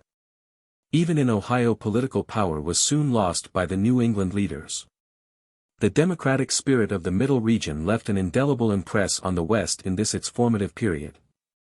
After the War of 1812, New England, its supremacy in the carrying trade of the world having vanished, became a hive from which swarms of settlers went out to western New York and the remoter regions.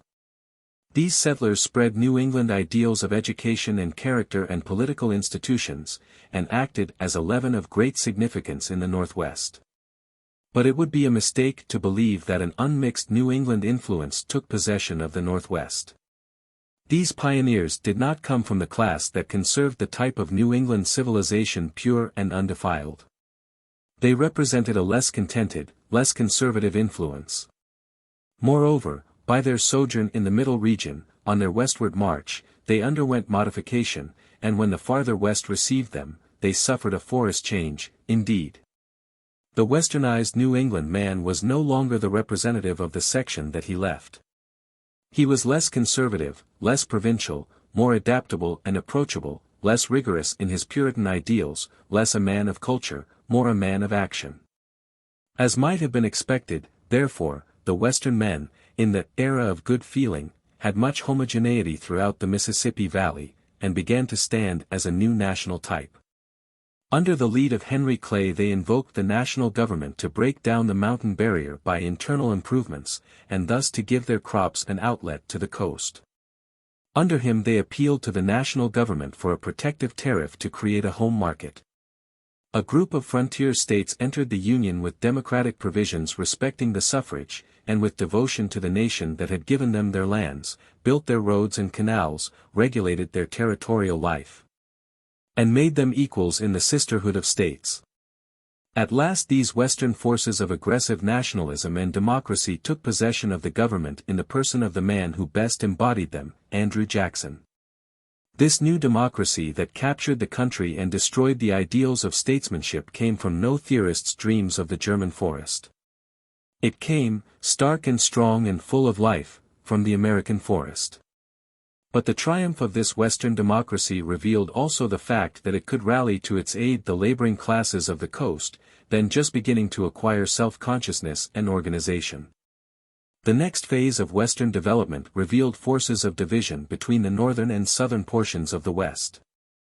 With the spread of the cotton culture went the slave system and the great plantation. The small farmer in his log cabin, raising varied crops, was displaced by the planter raising cotton. In all except the mountainous areas the industrial organization of the Tidewater took possession of the Southwest, the unity of the back country was broken, and the solid South was formed. In the Northwest this was the era of railroads and canals, opening the region to the increasing stream of Middle State and New England settlement, and strengthening the opposition to slavery. A map showing the location of the men of New England ancestry in the Northwest would represent also the counties in which the Free Soil Party cast its heaviest votes. The commercial connections of the Northwest likewise were reversed by the railroad. The result is stated by a writer in DeBow's Review in 1852 in these words. What is New Orleans now? Where are her dreams of greatness and glory? Whilst she slept, an enemy has sowed tares in her most prolific fields. Armed with energy, enterprise, and an indomitable spirit, that enemy, by a system of bold, vigorous, and sustained efforts, has succeeded in reversing the very laws of nature and of nature's God. Rolled back the mighty tide of the Mississippi and its 1,000 tributary streams, until their mouth, practically and commercially, is more at New York or Boston than at New Orleans. The West broke asunder, and the great struggle over the social system to be given to the lands beyond the Mississippi followed. In the Civil War the Northwest furnished the national hero, Lincoln was the very flower of frontier training and ideals, and it also took into its hands the whole power of the government. Before the war closed, the West could claim the President, Vice President, Chief Justice, Speaker of the House, Secretary of the Treasury, Postmaster General, Attorney General, General of the Army, and Admiral of the Navy. The leading generals of the war had been furnished by the West. It was the region of action, and in the crisis it took the reins. The triumph of the nation was followed by a new era of Western development. The national forces projected themselves across the prairies and plains. Railroads, fostered by government loans and land grants, opened the way for settlement and poured a flood of European immigrants and restless pioneers from all sections of the Union into the government lands. The Army of the United States pushed back the Indian, rectangular territories were carved into checkerboard states, creations of the federal government, without a history, without physiographical unity, without particularistic ideas. The later frontiersmen leaned on the strong arm of national power. At the same time the South underwent a revolution. The plantation, based on slavery, gave place to the farm, the gentry to the democratic elements. As in the West, new industries, of mining and of manufacture, sprang up as by magic. The New South, like the New West, was an area of construction, a debtor area, an area of unrest. And it, too, had learned the uses to which federal legislation might be put. In the meantime the Old Northwest passed through an economic and social transformation. The whole West furnished an area over which successive waves of economic development have passed. The state of Wisconsin, now much like parts of the state of New York, was at an earlier period like the state of Nebraska of today. The Granger movement and Greenback Party had for a time the ascendancy, and in the northern counties of the state, where there is a sparser population, and the country is being settled, its sympathies are still with the debtor class. Thus the Old Northwest is a region where the older frontier conditions survive in parts, and where the inherited ways of looking at things are largely to be traced to its frontier days. At the same time it is a region in many ways assimilated to the East. It understands both sections. It is not entirely content with the existing structure of economic society in the sections where wealth has accumulated and corporate organizations are powerful. But neither has it seemed to feel that its interests lie in supporting the program of the prairies and the South. In the 53rd Congress it voted for the income tax, but it rejected free coinage. It is still affected by the ideal of the self-made man, rather than by the ideal of industrial nationalism. It is more American, but less cosmopolitan than the seaboard. We are now in a position to see clearly some of the factors involved in the Western problem. For nearly 3 centuries the dominant fact in American life has been expansion. With the settlement of the Pacific coast and the occupation of the free lands, this movement has come to a check. That these energies of expansion will no longer operate would be a rash prediction. And the demands for a vigorous foreign policy, for an interoceanic canal, for a revival of our power upon the seas, and for the extension of American influence to outlying islands and adjoining countries, are indications that the movement will continue. The stronghold of these demands lies west of the Alleghenies. In the remoter west, the restless, rushing wave of settlement has broken with a shock against the arid plains. The free lands are gone, the continent is crossed, and all this push and energy is turning into channels of agitation. Failures in one area can no longer be made good by taking up land on a new frontier. The conditions of a settled society are being reached with suddenness and with confusion. The West has been built up with borrowed capital, and the question of the stability of gold, as a standard of deferred payments, is eagerly agitated by the debtor West, profoundly dissatisfied with the industrial conditions that confront it, and actuated by frontier directness and rigor in its remedies. For the most part, the men who built up the West beyond the Mississippi, and who are now leading the agitation, came as pioneers from the Old Northwest, in the days when it was just passing from the stage of a frontier section. For example, Senator Allen of Nebraska, president of the recent National Populist Convention, and a type of the political leaders of his section, was born in Ohio in the middle of the century, went in his youth to Iowa. And not long after the Civil War made his home in Nebraska. As a boy, he saw the buffalo driven out by the settlers, he saw the Indian retreat as the pioneer advanced. His training is that of the Old West, in its frontier days. And now the frontier opportunities are gone. Discontent is demanding an extension of governmental activity in its behalf. In these demands, it finds itself in touch with the depressed agricultural classes and the workingmen of the South and East. The Western problem is no longer a sectional problem, it is a social problem on a national scale. The Greater West, extending from the Alleghenies to the Pacific, cannot be regarded as a unit, it requires analysis into regions and classes. But its area, its population, and its material resources would give force to its assertion that if there is a sectionalism in the country, the sectionalism is Eastern. The Old West, united to the New South, would produce, not a new sectionalism, but a new Americanism. It would not mean sectional disunion, as some have speculated, but it might mean a drastic assertion of national government and imperial expansion under a popular hero. This, then, is the real situation, a people composed of heterogeneous materials, with diverse and conflicting ideals and social interests, having passed from the task of filling up the vacant spaces of the continent, is now thrown back upon itself. And is seeking an equilibrium. The diverse elements are being fused into national unity. The forces of reorganization are turbulent and the nation seems like a witch's kettle. But the West has its own centers of industrial life and culture not unlike those of the East. It has state universities, rivaling in conservative and scientific economic instruction those of any other part of the Union, and its citizens more often visit the East, than do Eastern men the West. As time goes on, its industrial development will bring it more into harmony with the East. Moreover, the Old Northwest holds the balance of power, and is the battlefield on which these issues of American development are to be settled.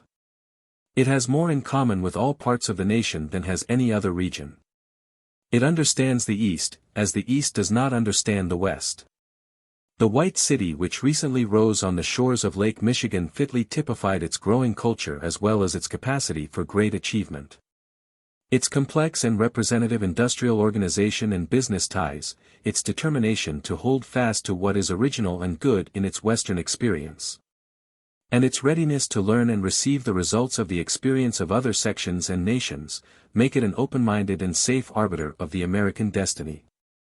In the long run the center of the Republic may be trusted to strike a wise balance between the contending ideals.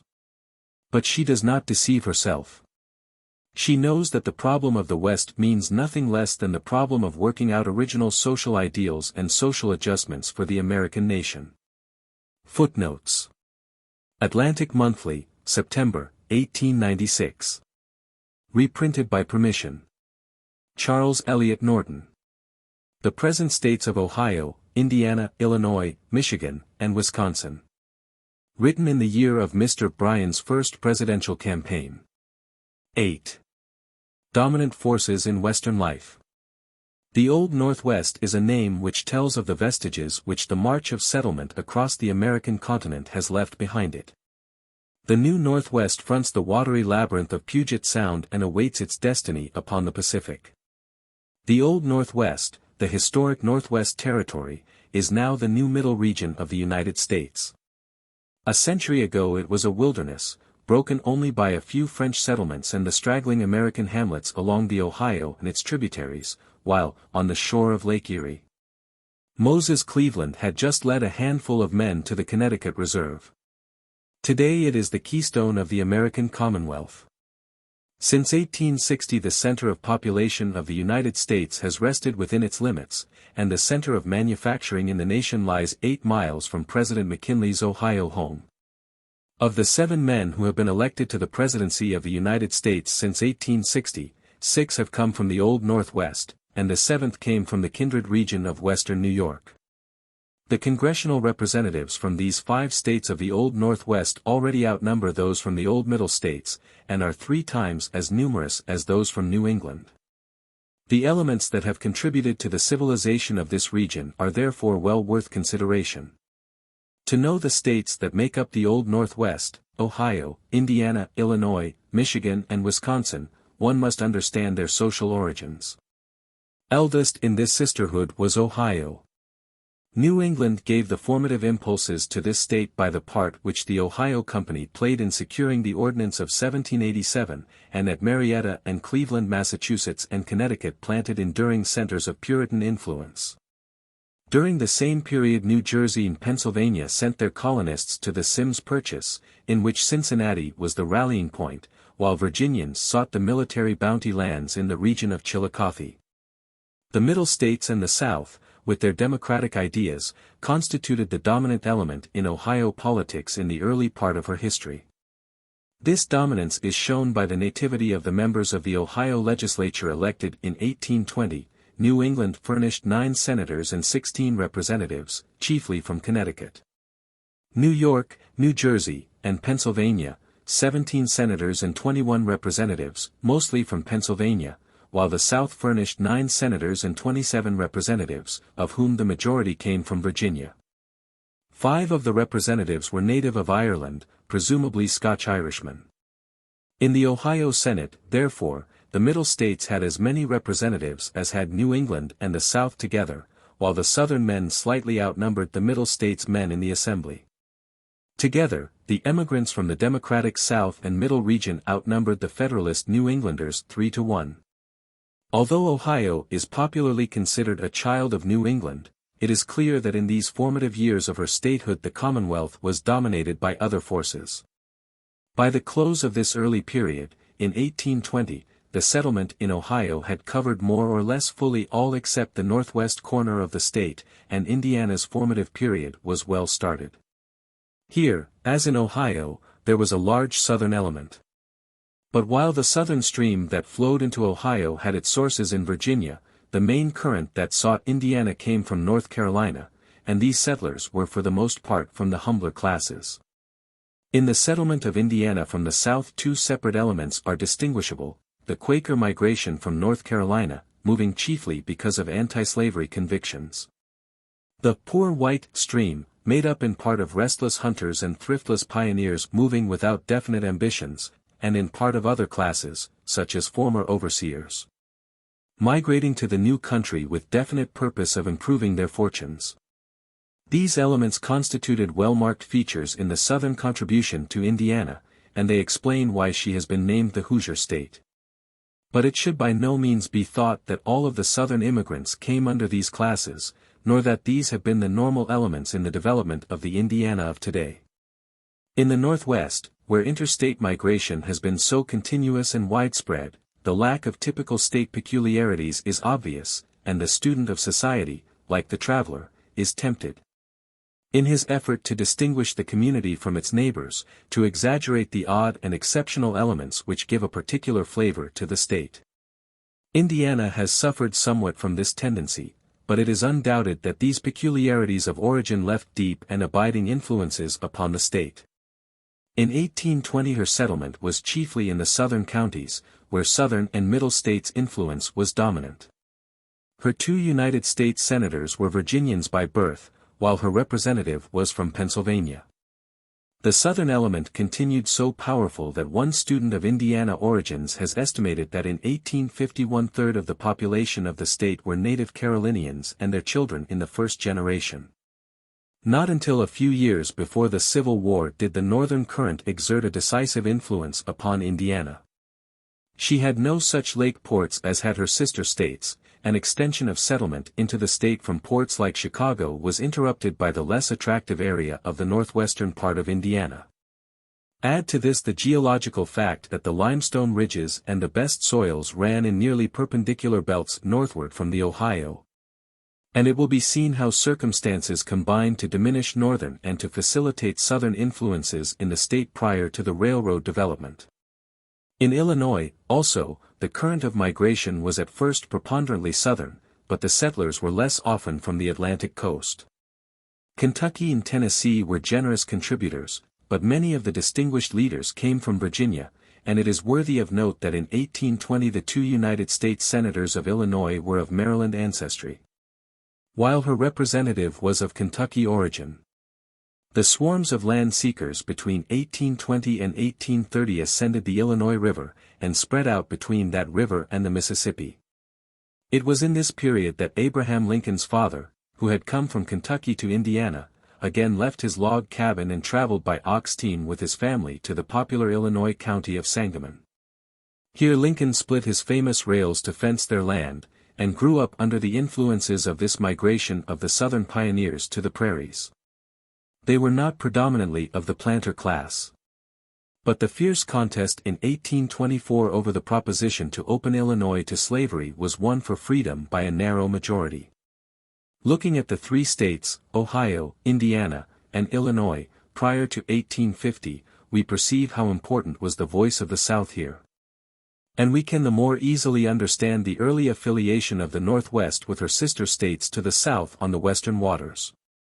It was not without reason that the proposal of the Missouri Compromise came from Illinois, and it was a natural enthusiasm with which these states followed Henry Clay in the war policy of 1812. The combination of the South, the western portion of the Middle States, and the Mississippi Valley gave the ascendancy to the democratic ideals of the followers of Jefferson, and left New England a weakened and isolated section for nearly half a century.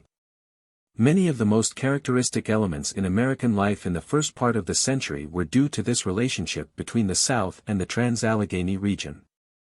But even thus early the Northwest had revealed strong predilections for the Northern economic ideals as against the peculiar institution of the South, and this tendency grew with the increase of New England immigration. The Northern two in this sisterhood of Northwestern states were the first to be entered by the French, but latest by the English settlers. Why Michigan was not occupied by New York men at an earlier period is at first sight not easy to understand. Perhaps the adverse reports of surveyors who visited the interior of the state, the partial geographical isolation, and the unprogressive character of the French settlers account for the tardy occupation of the area. Certain it is that while the southern tier of states was sought by swarms of settlers, Wisconsin and Michigan still echoed to Canadian boating songs. And voyagers paddled their birch canoes along the streams of the wilderness to traffic with the savages. Great Britain maintained the dominant position until after the War of 1812, and the real center of authority was in Canada. But after the digging of the Erie Canal, settlement began to turn into Michigan. Between 1830 and 1840 the population of the state leaped from 31,000 to 212,000, in the face of the fact that the heavy debt of the state and the crisis of 1837 turned from her borders many of the thrifty, debt-hating Germans. The vast majority of the settlers were New Yorkers. Michigan is distinctly a child of the Empire State. Canadians, both French and English, continued to come as the lumber interests of the region increased. By 1850 Michigan contained nearly 400,000 inhabitants, who occupied the southern half of the state. But she now found an active competitor for settlement in Wisconsin. In this region two forces had attracted the earlier inhabitants. The fur trading posts of Green Bay, Prairie du Chien, and Milwaukee constituted one element, in which the French influence was continued. The lead region of the southwest corner of the state formed the center of attraction for Illinois and Southern pioneers. The soldiers who followed Black Hawk's trail in 1832 reported the richness of the soil, and an era of immigration followed. To the port of Milwaukee came a combined migration from western New York and New England, and spread along the southern tier of prairie counties until it met the southern settlers in the lead region. Many of the early political contests in the state were connected, as in Ohio and Illinois, with the antagonisms between the sections thus brought together in a limited area. The other element in the formation of Wisconsin was that of the Germans, then just entering upon their vast immigration to the United States. Wisconsin was free from debt. She made a constitution of exceptional liberality to foreigners, and instead of treasuring her school lands or using them for internal improvements, she sold them for almost nothing to attract immigration. The result was that the prudent Germans, who loved light taxes and cheap hardwood lands, turned toward Wisconsin, another Völkerwanderung. From Milwaukee as a center they spread north along the shore of Lake Michigan, and later into northern central Wisconsin, following the belt of the hardwood forests. So considerable were their numbers that such an economist as Roscher wrote of the feasibility of making Wisconsin a German state. "They can plant the vine on the hills," cried Franz Lohr in 1847, "and drink with happy song and dance. They can have German schools and universities, German literature and art, German science and philosophy, German courts and assemblies. In short, they can form a German state, in which the German language shall be as much the popular and official language as the English is now, and in which the German spirit shall rule." By 1860 the German-born were 16% of the population of the state. But the New York and New England stream proved even more broad and steady in its flow in these years before the war. Wisconsin's population rose from 30,000 in 1840 to 300,000 in 1850. The New England element that entered this state is probably typical of the same element in Wisconsin's neighboring states, and demands notice. It came for the most part, not from the seaboard of Massachusetts, which has so frequently represented New England to the popular apprehension. A large element in this stock was the product of the migration that ascended the valleys of Connecticut and central Massachusetts through the hills into Vermont and New York, a pioneer folk almost from the time of their origin. The Vermont colonists decidedly outnumbered those of Massachusetts in both Michigan and Wisconsin, and were far more numerous in other northwestern states than the population of Vermont warranted. Together with this current came the settlers from western New York. These were generally descendants of this same pioneer New England stock, continuing into a remoter west the movement that had brought their parents to New York. The combined current from New England and New York thus constituted a distinctly modified New England stock, and was clearly the dominant native element in Michigan and Wisconsin. The decade of the 40s was also the period of Iowa's rapid increase. Although not politically a part of the Old Northwest, in history she is closely related to that region. Her growth was by no means so rapid as was Wisconsin's, for the proportion of foreign immigration was less. Whereas in 1850 more than one-third of Wisconsin's population was foreign-born, the proportion for Iowa was not much over one-tenth. The main body of her people finally came from the Middle States, and Illinois and Ohio, but Southern elements were well represented, particularly among her political leaders. The middle of the century was the turning point in the transfer of control in the Northwest. Below the line of the old National Turnpike, marked by the cities of Columbus, Indianapolis, Vandalia, and St. Louis, the counties had acquired a stability of settlement, and partly because of the Southern element, partly because of a natural tendency of new communities toward Jacksonian ideals, these counties were preponderantly Democratic. But the Southern migration had turned to the cotton areas of the Southwest, and the development of railroads and canals had broken the historic commercial ascendancy of the Mississippi River. New Orleans was yielding the scepter to New York. The tide of migration from the north poured along these newly opened channels, and occupied the less settled counties above the National Turnpike. In cities like Columbus and Indianapolis, where the two currents had run side by side, the combined elements were most clearly marked, but in the Northwest as a whole a varied population had been formed. This region seemed to represent and understand the various parts of the Union. It was this aspect which Mr. Vinton, of Ohio, urged in Congress when he made his notable speech in favor of the admission of Iowa. He pleaded the mission of the Northwest as the mediator between the sections and the unifying agency in the nation, with such power and pathos as to thrill even John Quincy Adams. But there are some issues which cannot be settled by compromise, tendencies one of which must conquer the other. Such an issue the slave power raised, and raised too late for support in the upper half of the Mississippi Basin. The northern and the southern elements found themselves in opposition to each other. "A house divided against itself cannot stand," said Abraham Lincoln, a northern leader of southern origin. Douglas, a leader of the southern forces, though coming from New England, declared his indifference whether slavery were voted up or down in the western territories. The historic debates between these two champions reveal the complex conditions in the Northwest, and take on a new meaning when considered in the light of this contest between the northern and the southern elements. The state that had been so potent for compromise was at last the battleground itself, and the places selected for the various debates of Lincoln and Douglas marked the strongholds and the outposts of the antagonistic forces. At this time the kinship of Western New York and the dominant element in the Northwest was clearly revealed.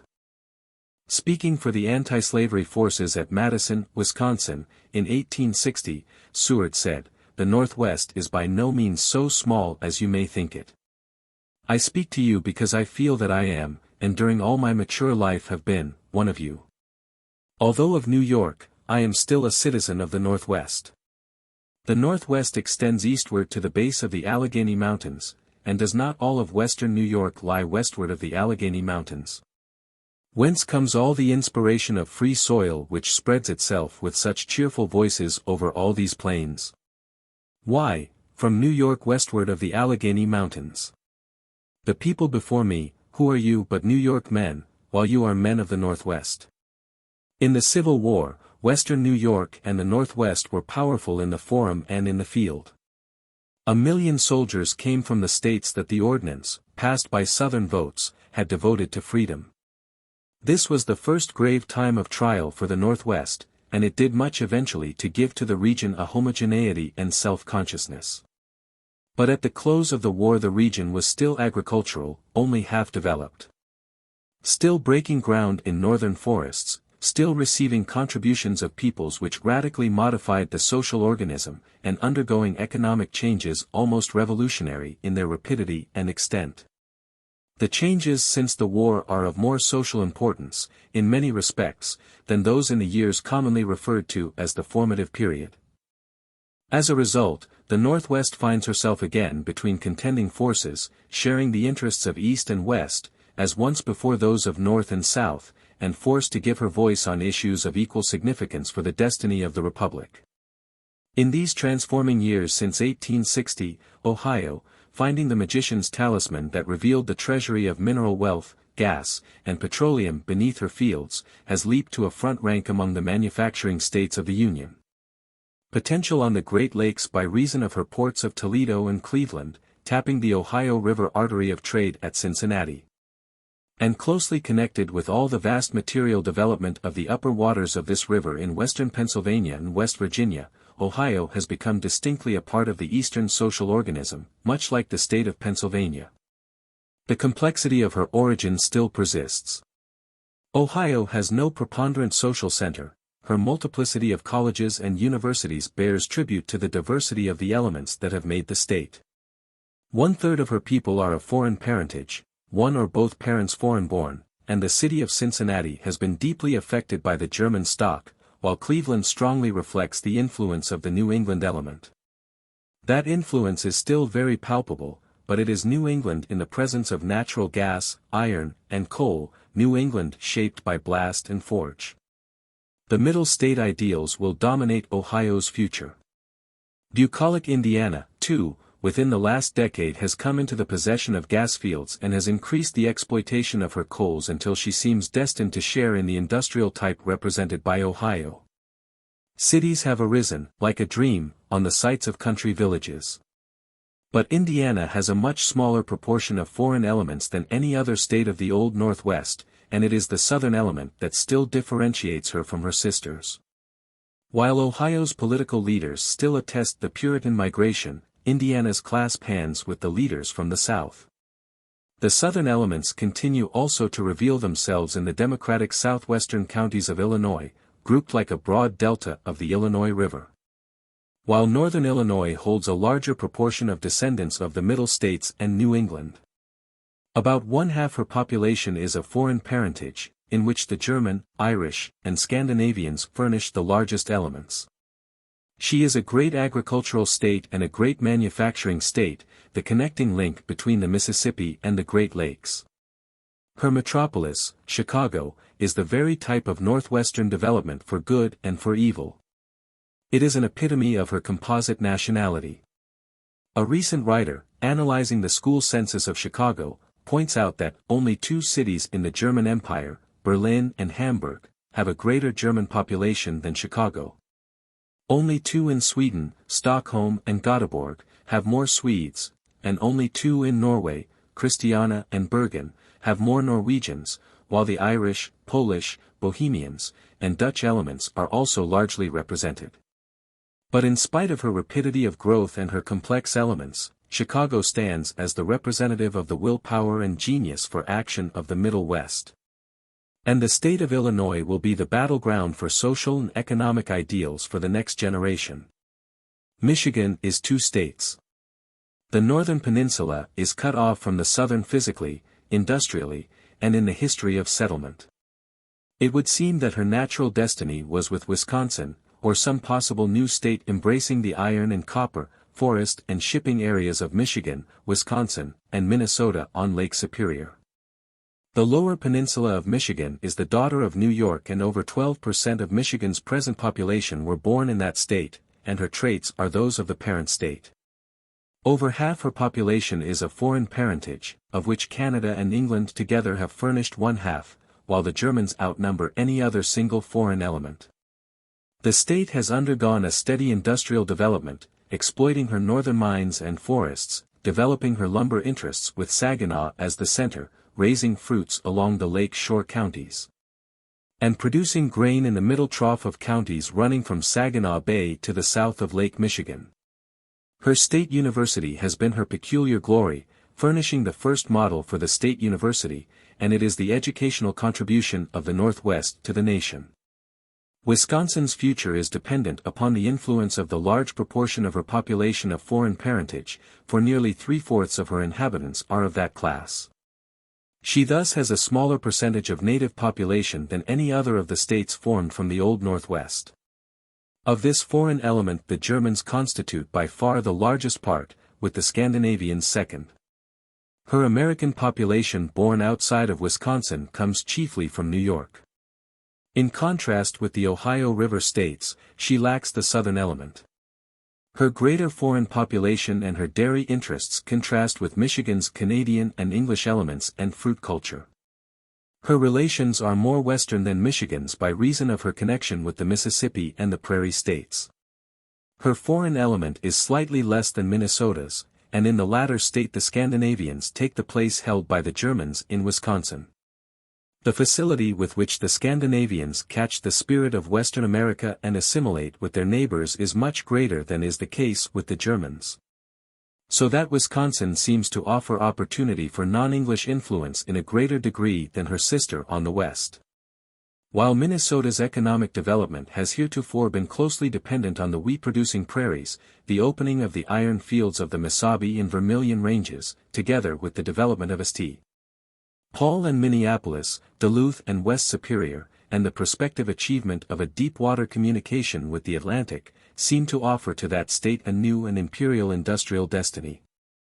Between this stupendous economic future to the northwest and the colossal growth of Chicago on the southeast, Wisconsin seems likely to become a middle agricultural area, developing particularly into a dairy state.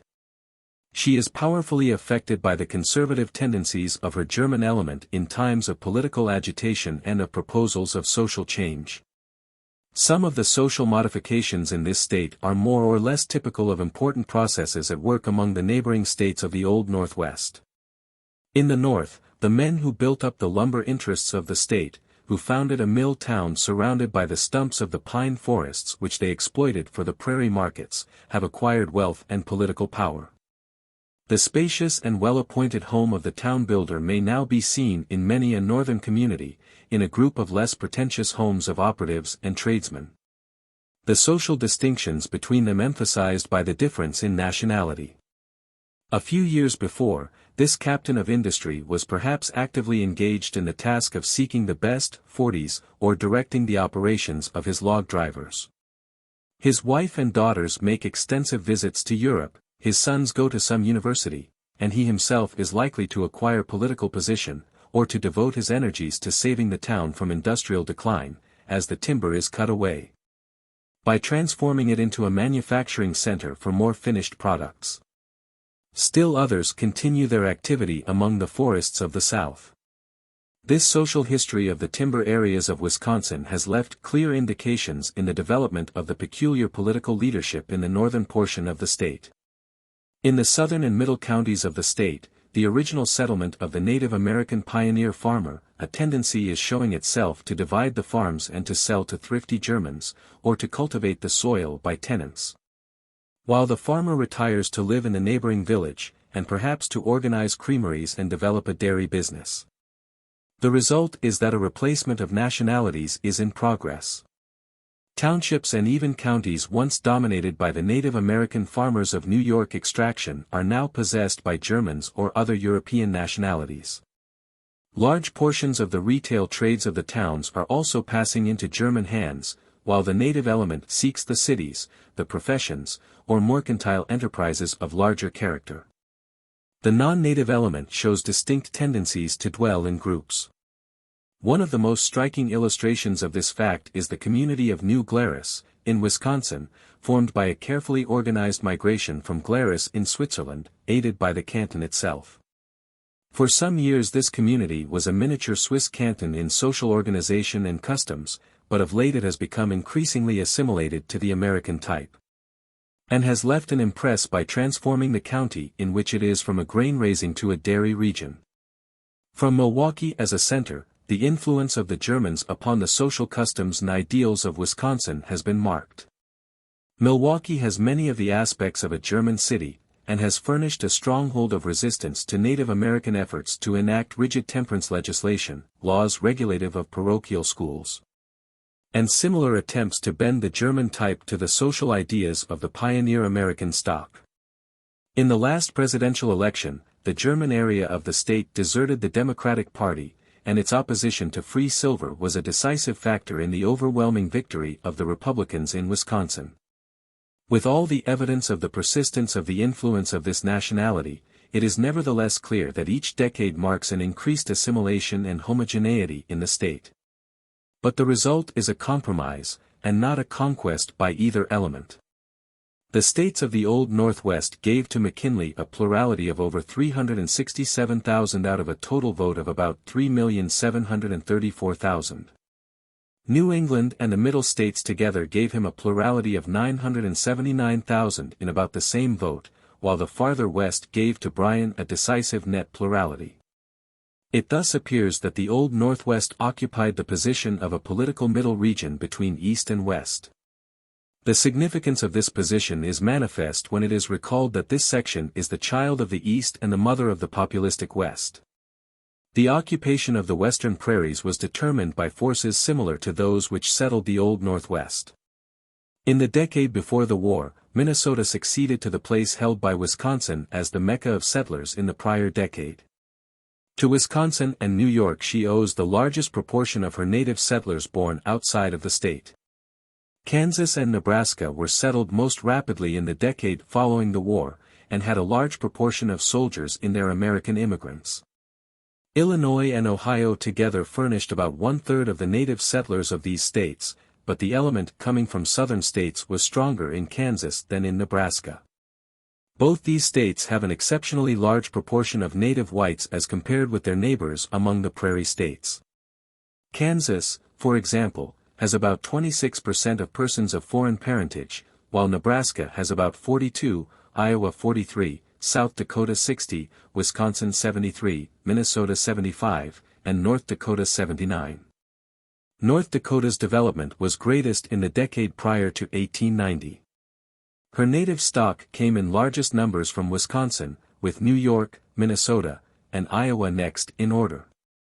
The growth of South Dakota occupied the 2 decades prior to the census of 1890, and she has recruited her native element from Wisconsin, Iowa, Illinois, and New York. In consequence of the large migration from the states of the Old Northwest to the virgin soils of these prairie states, many counties in the parent states show a considerable decline in growth in the decade before 1890. There is significance in the fact that, with the exception of Iowa, these prairie states, the colonies of the Old Northwest, gave Bryan votes in the election of 1896 in the ratio of their proportion of persons of native parentage. North Dakota, with the heaviest foreign element, was carried for McKinley, while South Dakota, with a much smaller foreign vote, went for Bryan. Kansas and Nebraska rank with Ohio in their native percentage, and they were the center of prairie populism. Of course, there were other important local economic and political explanations for this ratio, but it seems to have a basis of real meaning. Certain it is that the leaders of the silver movement came from the native element furnished by the Old Northwest. The original populists in the Kansas legislature of 1891 were born in different states as follows: in Ohio, 12, Indiana, 6.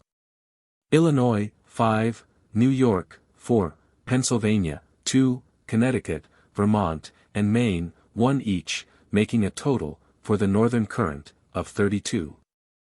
Of the remaining 18, 13 were from the South, and 1 each from Kansas, Missouri, California, England and Ireland. Nearly all were Methodists and former Republicans.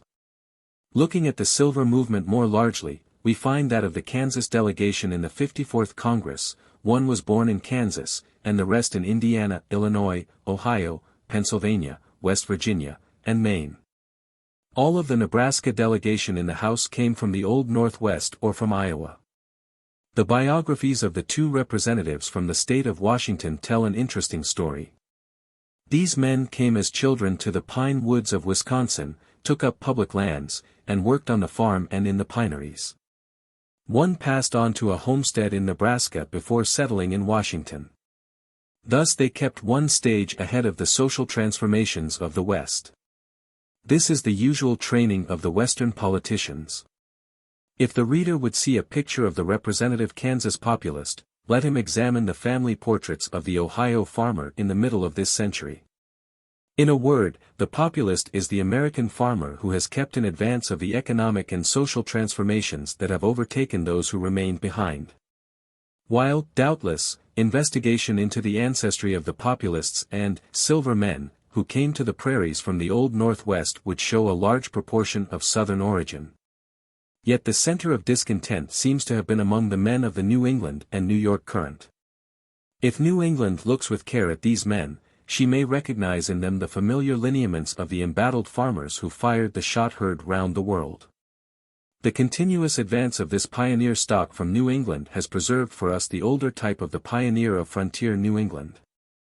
I do not overlook the transforming influences of the wilderness on this stock ever since it left the earlier frontier to follow up the valleys of western Connecticut, Massachusetts, and Vermont, into western New York, into Ohio, into Iowa, and out to the arid plains of western Kansas and Nebraska. Nor do I overlook the peculiar industrial conditions of the prairie states. But I desire to insist upon the other truth, also, that these westward immigrants, keeping for generations in advance of the transforming industrial and social forces that have wrought so vast a revolution in the older regions of the East which they left, could not but preserve important aspects of the older farmer type. In the arid West these pioneers have halted and have turned to perceive an altered nation and changed social ideals. They see the sharp contrast between their traditional idea of America, as the land of opportunity, the land of the self-made man, free from class distinctions and from the power of wealth, and the existing America, so unlike the earlier ideal. If we follow back the line of march of the Puritan farmer, we shall see how responsive he has always been to isms, and how persistently he has resisted encroachments on his ideals of individual opportunity and democracy. He is the prophet of the higher law in Kansas before the Civil War. He is the prohibitionist of Iowa and Wisconsin, crying out against German customs as an invasion of his traditional ideals. He is the Granger of Wisconsin, passing restrictive railroad legislation. He is the abolitionist, the anti-Mason, the millwright, the woman suffragist, the spiritualist, the Mormon, of western New York. Follow him to his New England home in the turbulent days of Shays' Rebellion, paper money, stay and tender laws, and land banks. The radicals among these New England farmers hated lawyers and capitalists. I would not trust them, said Abraham White, in the Ratification Convention of Massachusetts, in 1788, though every one of them should be a Moses. These lawyers, cried Amos Singletary, and men of learning and moneyed men that talk so finely and gloss over matters so smoothly to make us poor illiterate people swallow the pill, expect to get into Congress themselves. They mean to get all the money into their hands, and then they will swallow up all us little folk, like the Leviathan, Mr. President, just as the whale swallowed up Jonah. If the voice of Mary Ellen Lease sounds raucous to the New England man today, while it is sweet music in the ears of the Kansas farmer, let him ponder the utterances of these frontier farmers in the days of the Revolution. And if he is still doubtful of this spiritual kinship, let him read the words of the levelers and sectaries of Cromwell's army. The story of the political leaders who remained in the place of their birth and shared its economic changes differs from the story of those who by moving to the West continued on a new area the old social type. In the throng of Scotch-Irish pioneers that entered the uplands of the Carolinas in the second quarter of the 18th century were the ancestors of Calhoun and of Andrew Jackson. Remaining in this region, Calhoun shared the transformations of the South Carolina interior. He saw it change from the area of the pioneer farmers to an area of great planters raising cotton by slave labor. This explains the transformation of the nationalist and protectionist Calhoun of 1816 into the state sovereignty and free trade Calhoun. Jackson, on the other hand, left the region while it was still a frontier, shared the frontier life of Tennessee, and reflected the democracy and nationalism of his people. Henry Clay lived long enough in the kindred state of Kentucky to see it pass from a frontier to a settled community, and his views on slavery reflected the transitional history of that state. Lincoln, on the other hand, born in Kentucky in 1809, while the state was still under frontier conditions, migrated in 1816 to Indiana, and in 1830 to Illinois. The pioneer influences of his community did much to shape his life, and the development of the raw frontiersman into the statesman was not unlike the development of his own state. Political leaders who experienced the later growth of the Northwest, like Garfield, Hayes, Harrison, and McKinley, show clearly the continued transformations of the section. But in the days when the Northwest was still in the gristle, she sent her sons into the newer West to continue the views of life and the policies of the half-frontier region they had left. Today, the Northwest, standing between her ancestral connections in the East and her children in the West, partly like the East, partly like the West, finds herself in a position strangely like that in the days of the slavery struggle, when her origins presented to her a divided duty. But these issues are not with the same imperious which, as was the issue of freedom or slavery. Looking at the Northwest as a whole, one sees, in the character of its industries and in the elements of its population, it is identified on the east with the zone of states including the Middle Region and New England. Cotton culture and the Negro make a clear line of division between the Old Northwest and the South. And yet in important historical ideals, in the process of expansion, in the persistence of agricultural interests, in impulsiveness, in imperialistic ways of looking at the American destiny, in hero worship, in the newness of its present social structure, the Old Northwest has much in common with the South and the Far West. Behind her is the old pioneer past of simple democratic conditions, and freedom of opportunity for all men. Before her is a superb industrial development, the brilliancy of success as evinced in a vast population, aggregate wealth, and sectional power. Footnotes. Atlantic Monthly, April, 1897. Published by permission. For this information I am indebted to Professor F. W. Blackmar, of the University of Kansas. 9. Contributions of the West to American Democracy. Political thought in the period of the French Revolution tended to treat democracy as an absolute system applicable to all times and to all peoples. A system that was to be created by the act of the people themselves on philosophical principles.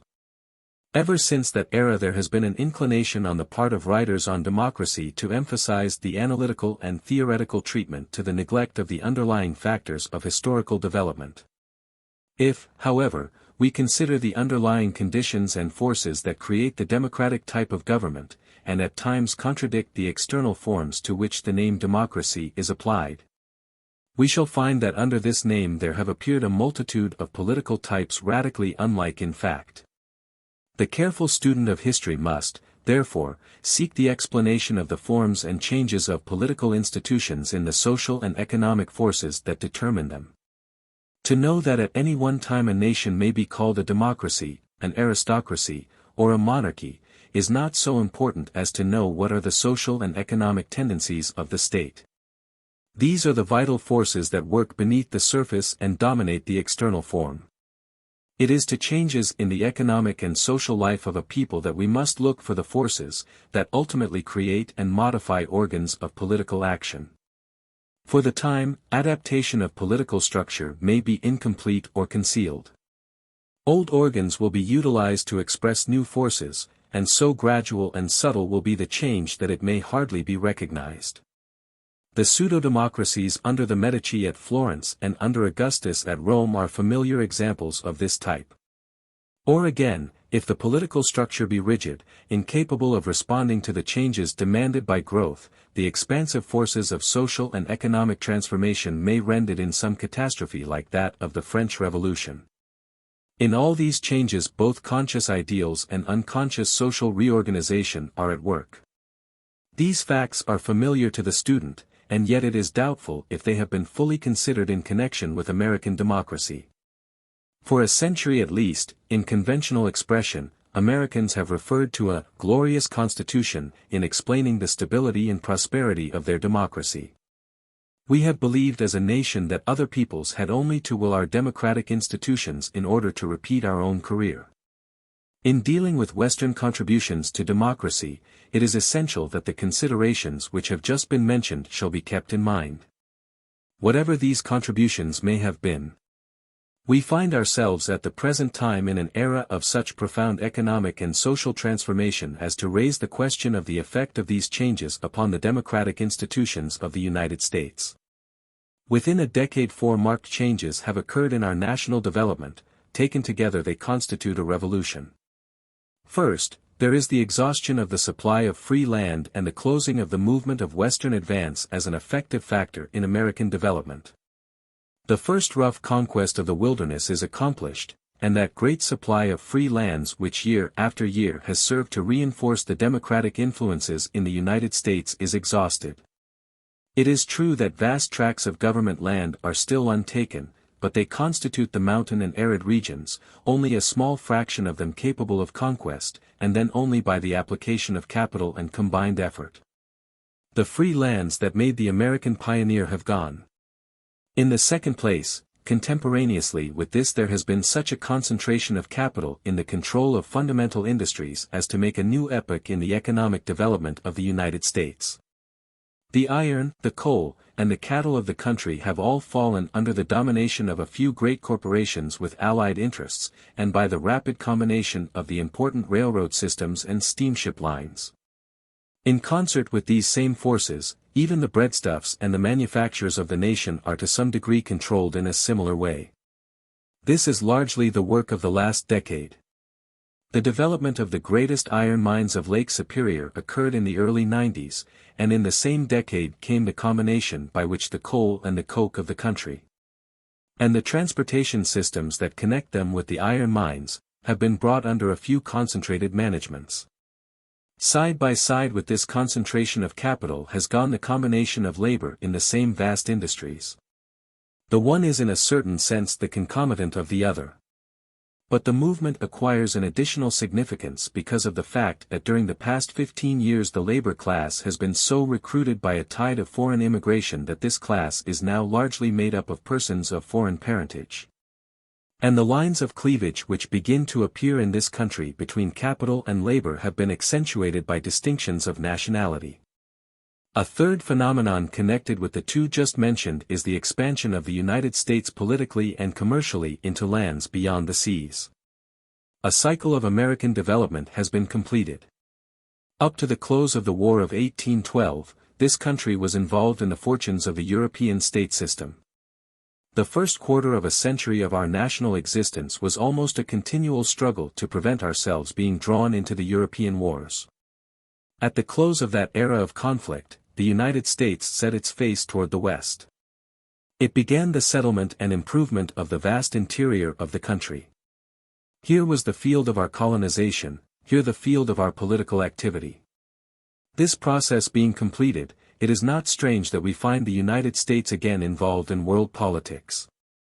The revolution that occurred 4 years ago, when the United States struck down that ancient nation under whose auspices the New World was discovered, is hardly yet more than dimly understood.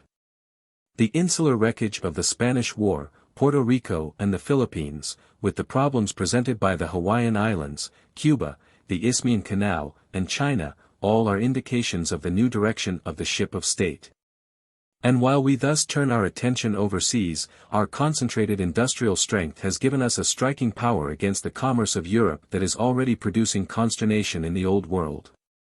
Having completed the conquest of the wilderness, and having consolidated our interests, we are beginning to consider the relations of democracy and empire. And fourth, the political parties of the United States now tend to divide on issues that involve the question of socialism. The rise of the Populist Party in the last decade, and the acceptance of so many of its principles by the Democratic Party under the leadership of Mr. Bryan, show in striking manner the birth of new political ideas, the reformation of the lines of political conflict. It is doubtful if in any 10 years of American history more significant factors in our growth have revealed themselves. The struggle of the pioneer farmers to subdue the arid lands of the Great Plains in the 80s was followed by the official announcement of the extinction of the frontier line in 1890. The dramatic outcome of the Chicago Convention of 1896 marked the rise into power of the representatives of populistic change.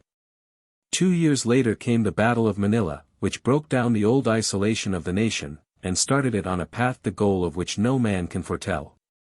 And finally, but 2 years ago came that concentration of which the $1.5 billion Steel Trust and the Union of the Northern Continental Railways are stupendous examples.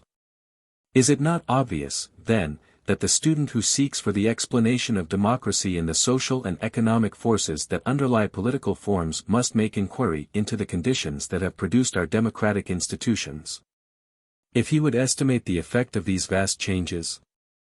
As a contribution to this inquiry, let us now turn to an examination of the part that the West has played in shaping our democracy.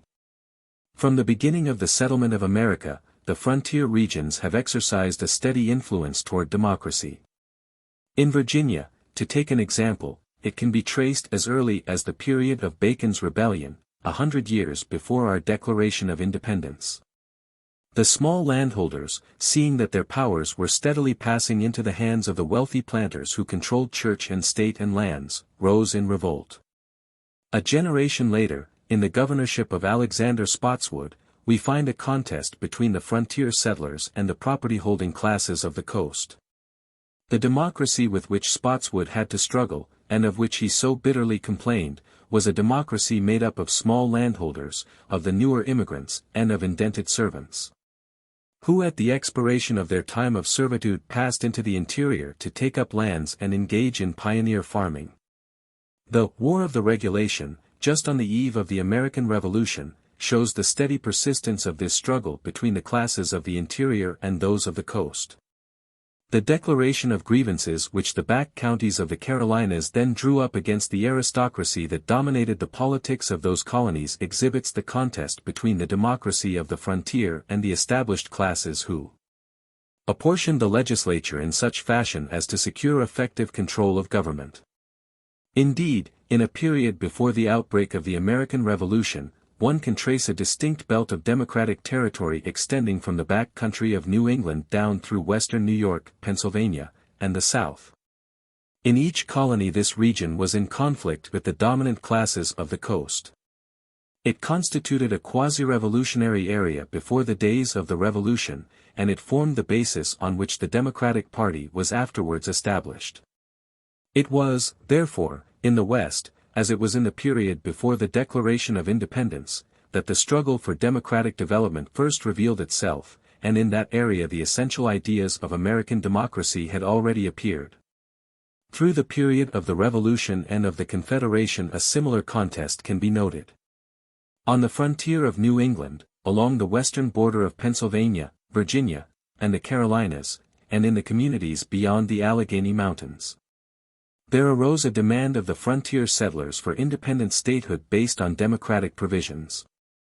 There is a strain of fierceness in their energetic petitions demanding self-government under the theory that every people have the right to establish their own political institutions in an area which they have won from the wilderness. Those revolutionary principles based on natural rights, for which the seaboard colonies were contending, were taken up with frontier energy in an attempt to apply them to the lands of the West. No one can read their petitions denouncing the control exercised by the wealthy landholders of the coast, appealing to the record of their conquest of the wilderness, and demanding the possession of the lands for which they have fought the Indians, and which they had reduced by their acts to civilization, without recognizing in these frontier communities the cradle of a belligerent Western democracy. A fool can sometimes put on his coat better than a wise man can do it for him, such is the philosophy of its petitioners. In this period also came the contests of the interior agricultural portion of New England against the coastwise merchants and property holders, of which Shays' Rebellion is the best known, although by no means an isolated instance. By the time of the Constitutional Convention, this struggle for democracy had effected a fairly well-defined division into parties.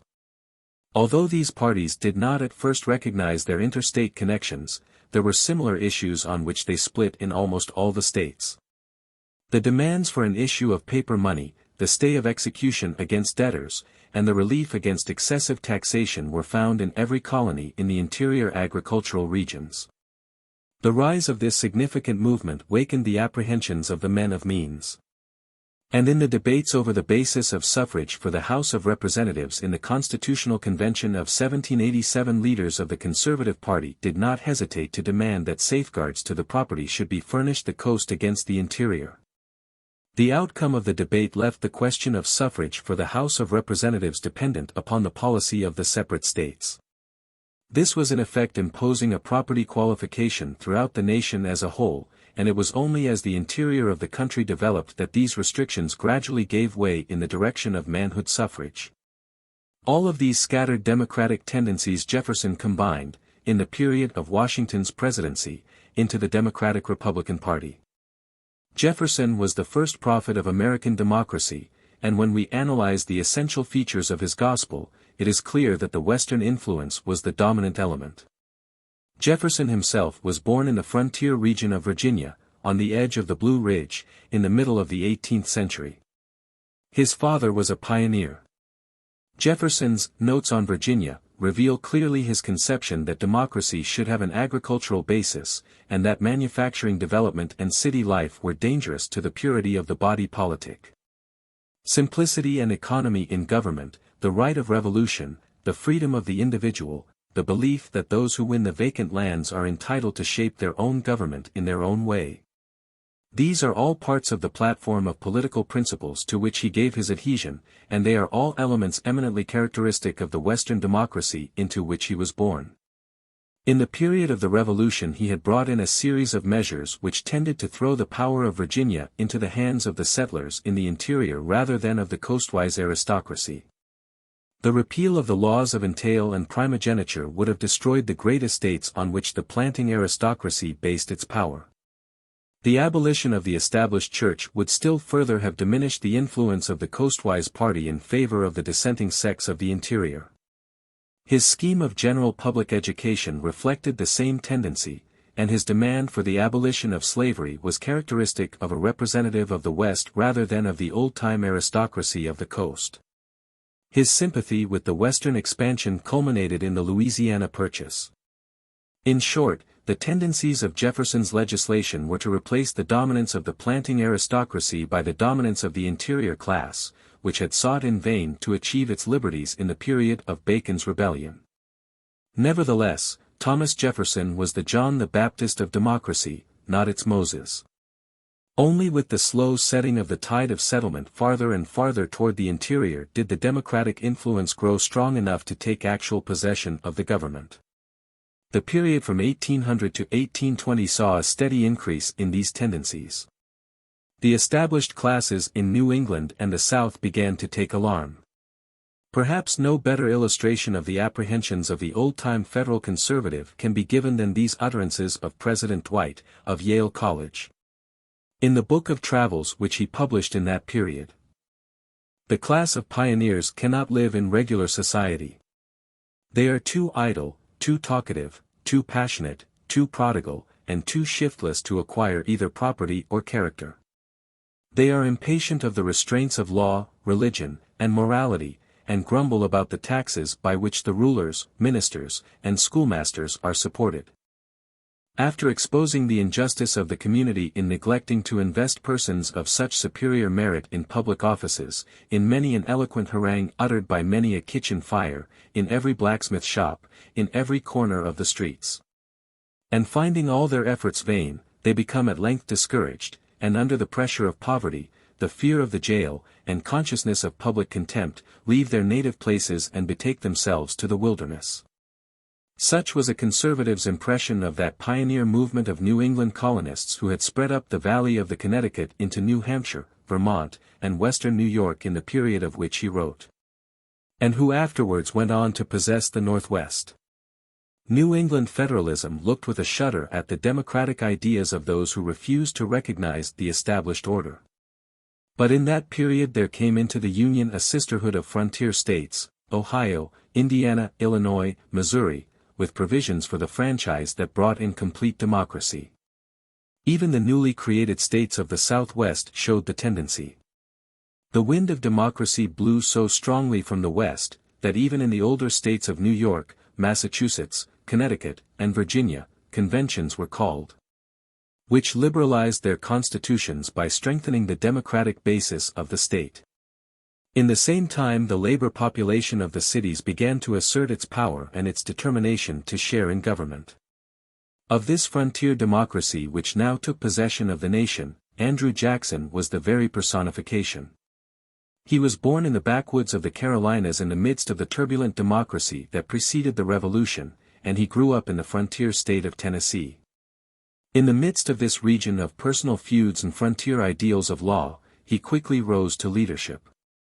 The appearance of this frontiersman on the floor of Congress was an omen full of significance. He reached Philadelphia at the close of Washington's administration, having ridden on horseback nearly 800 miles to his destination. Gallatin, himself a Western man, describes Jackson as he entered the halls of Congress, a tall, lank, uncouth-looking personage, with long locks of hair hanging over his face and a queue down his back tied in an eelskin, his dress singular, his manners those of a rough backwoods man. And Jefferson testified, when I was president of the Senate he was a senator, and he could never speak on account of the rashness of his feelings. I have seen him attempt it repeatedly and as often choke with rage. At last the frontier in the person of its typical man had found a place in the government.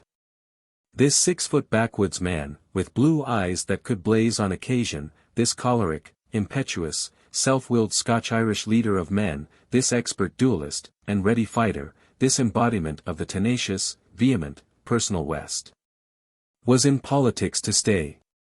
The frontier democracy of that time had the instincts of the clansman in the days of Scotch border warfare. Vehement and tenacious as the democracy was, strenuously as each man contended with his neighbor for the spoils of the new country that opened before them, they all had respect for the man who best expressed their aspirations and their ideas. Every community had its hero. In the War of 1812 and the subsequent Indian fighting Jackson made good his claim, not only to the loyalty of the people of Tennessee, but of the whole West, and even of the nation. He had the essential traits of the Kentucky and Tennessee frontier.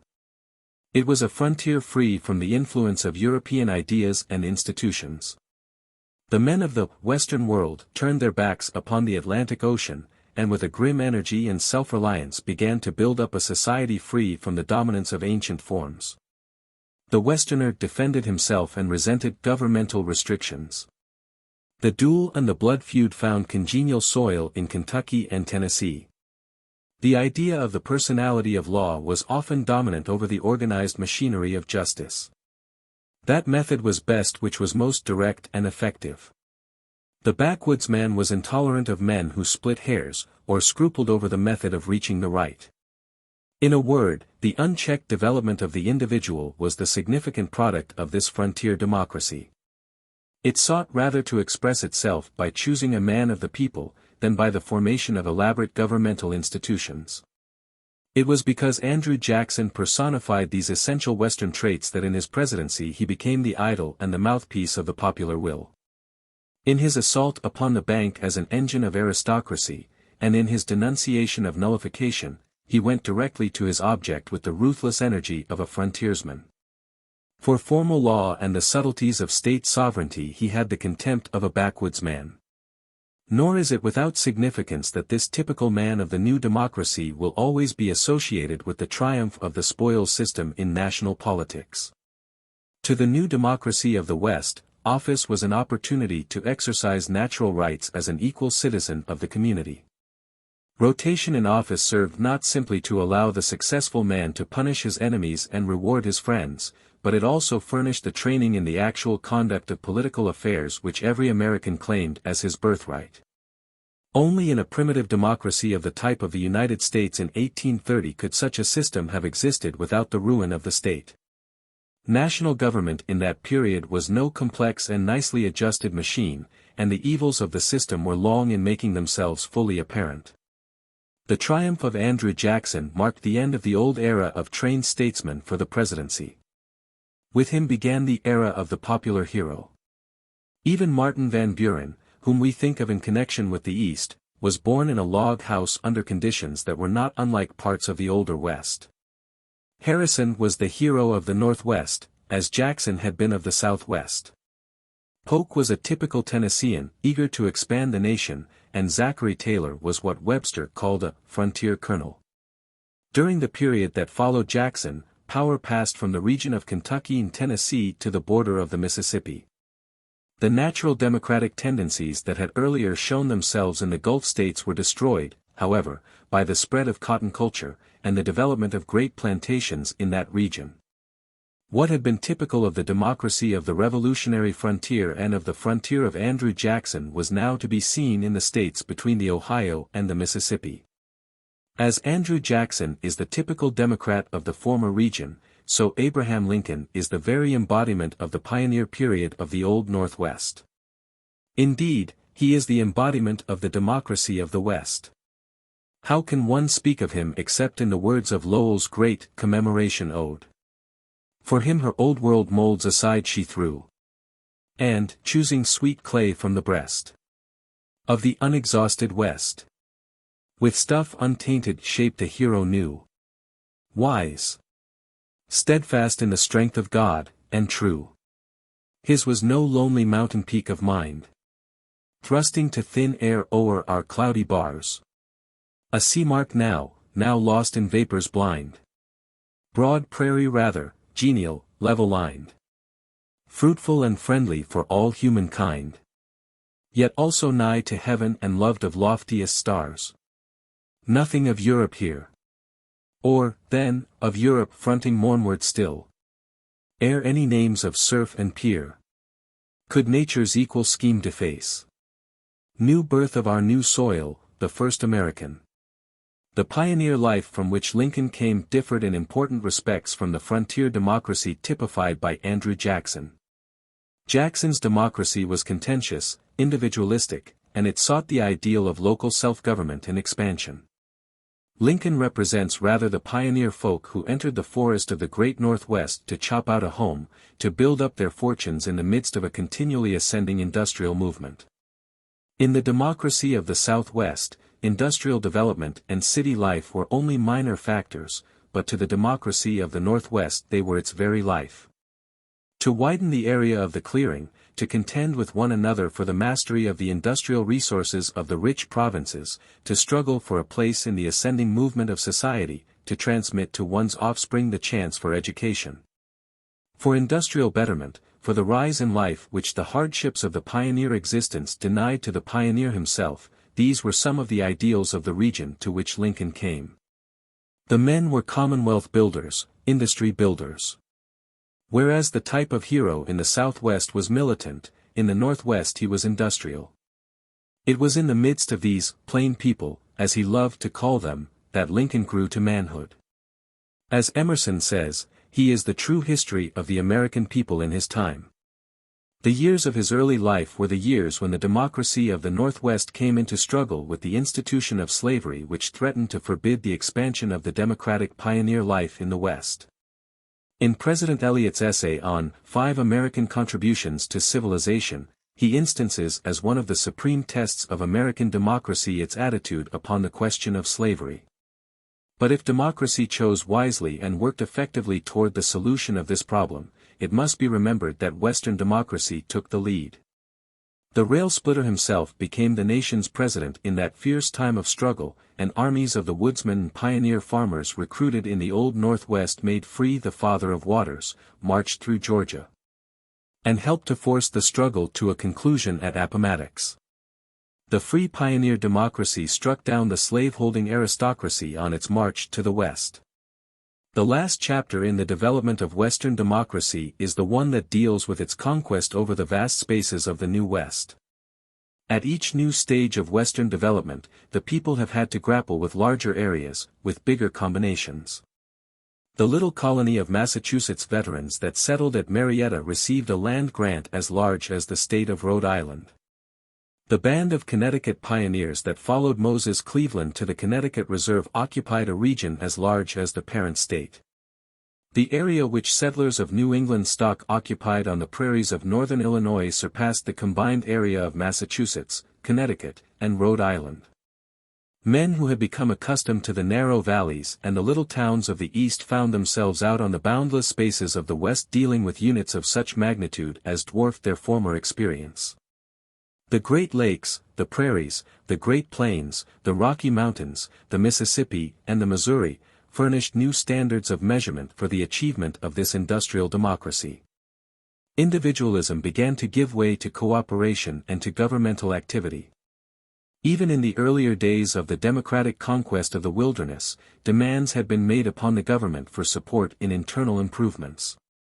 But this new West showed a growing tendency to call to its assistance the powerful arm of national authority. In the period since the Civil War, the vast public domain has been donated to the individual farmer, to states for education, to railroads for the construction of transportation lines.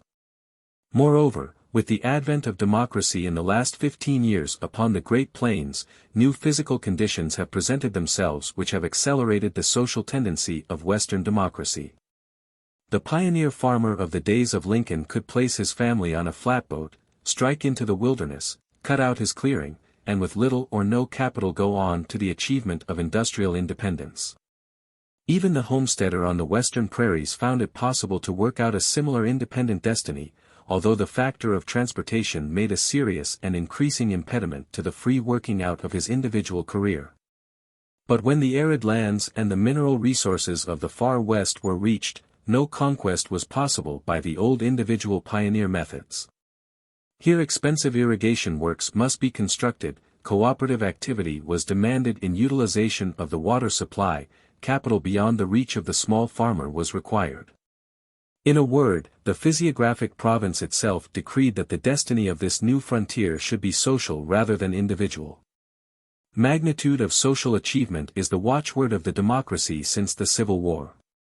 From petty towns built in the marshes, cities arose whose greatness and industrial power are the wonder of our time.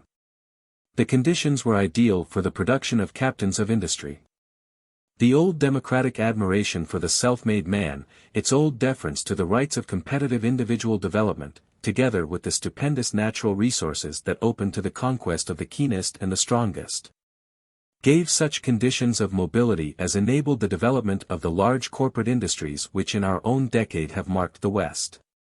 Thus, in brief, have been outlined the chief phases of the development of Western democracy in the different areas which it has conquered.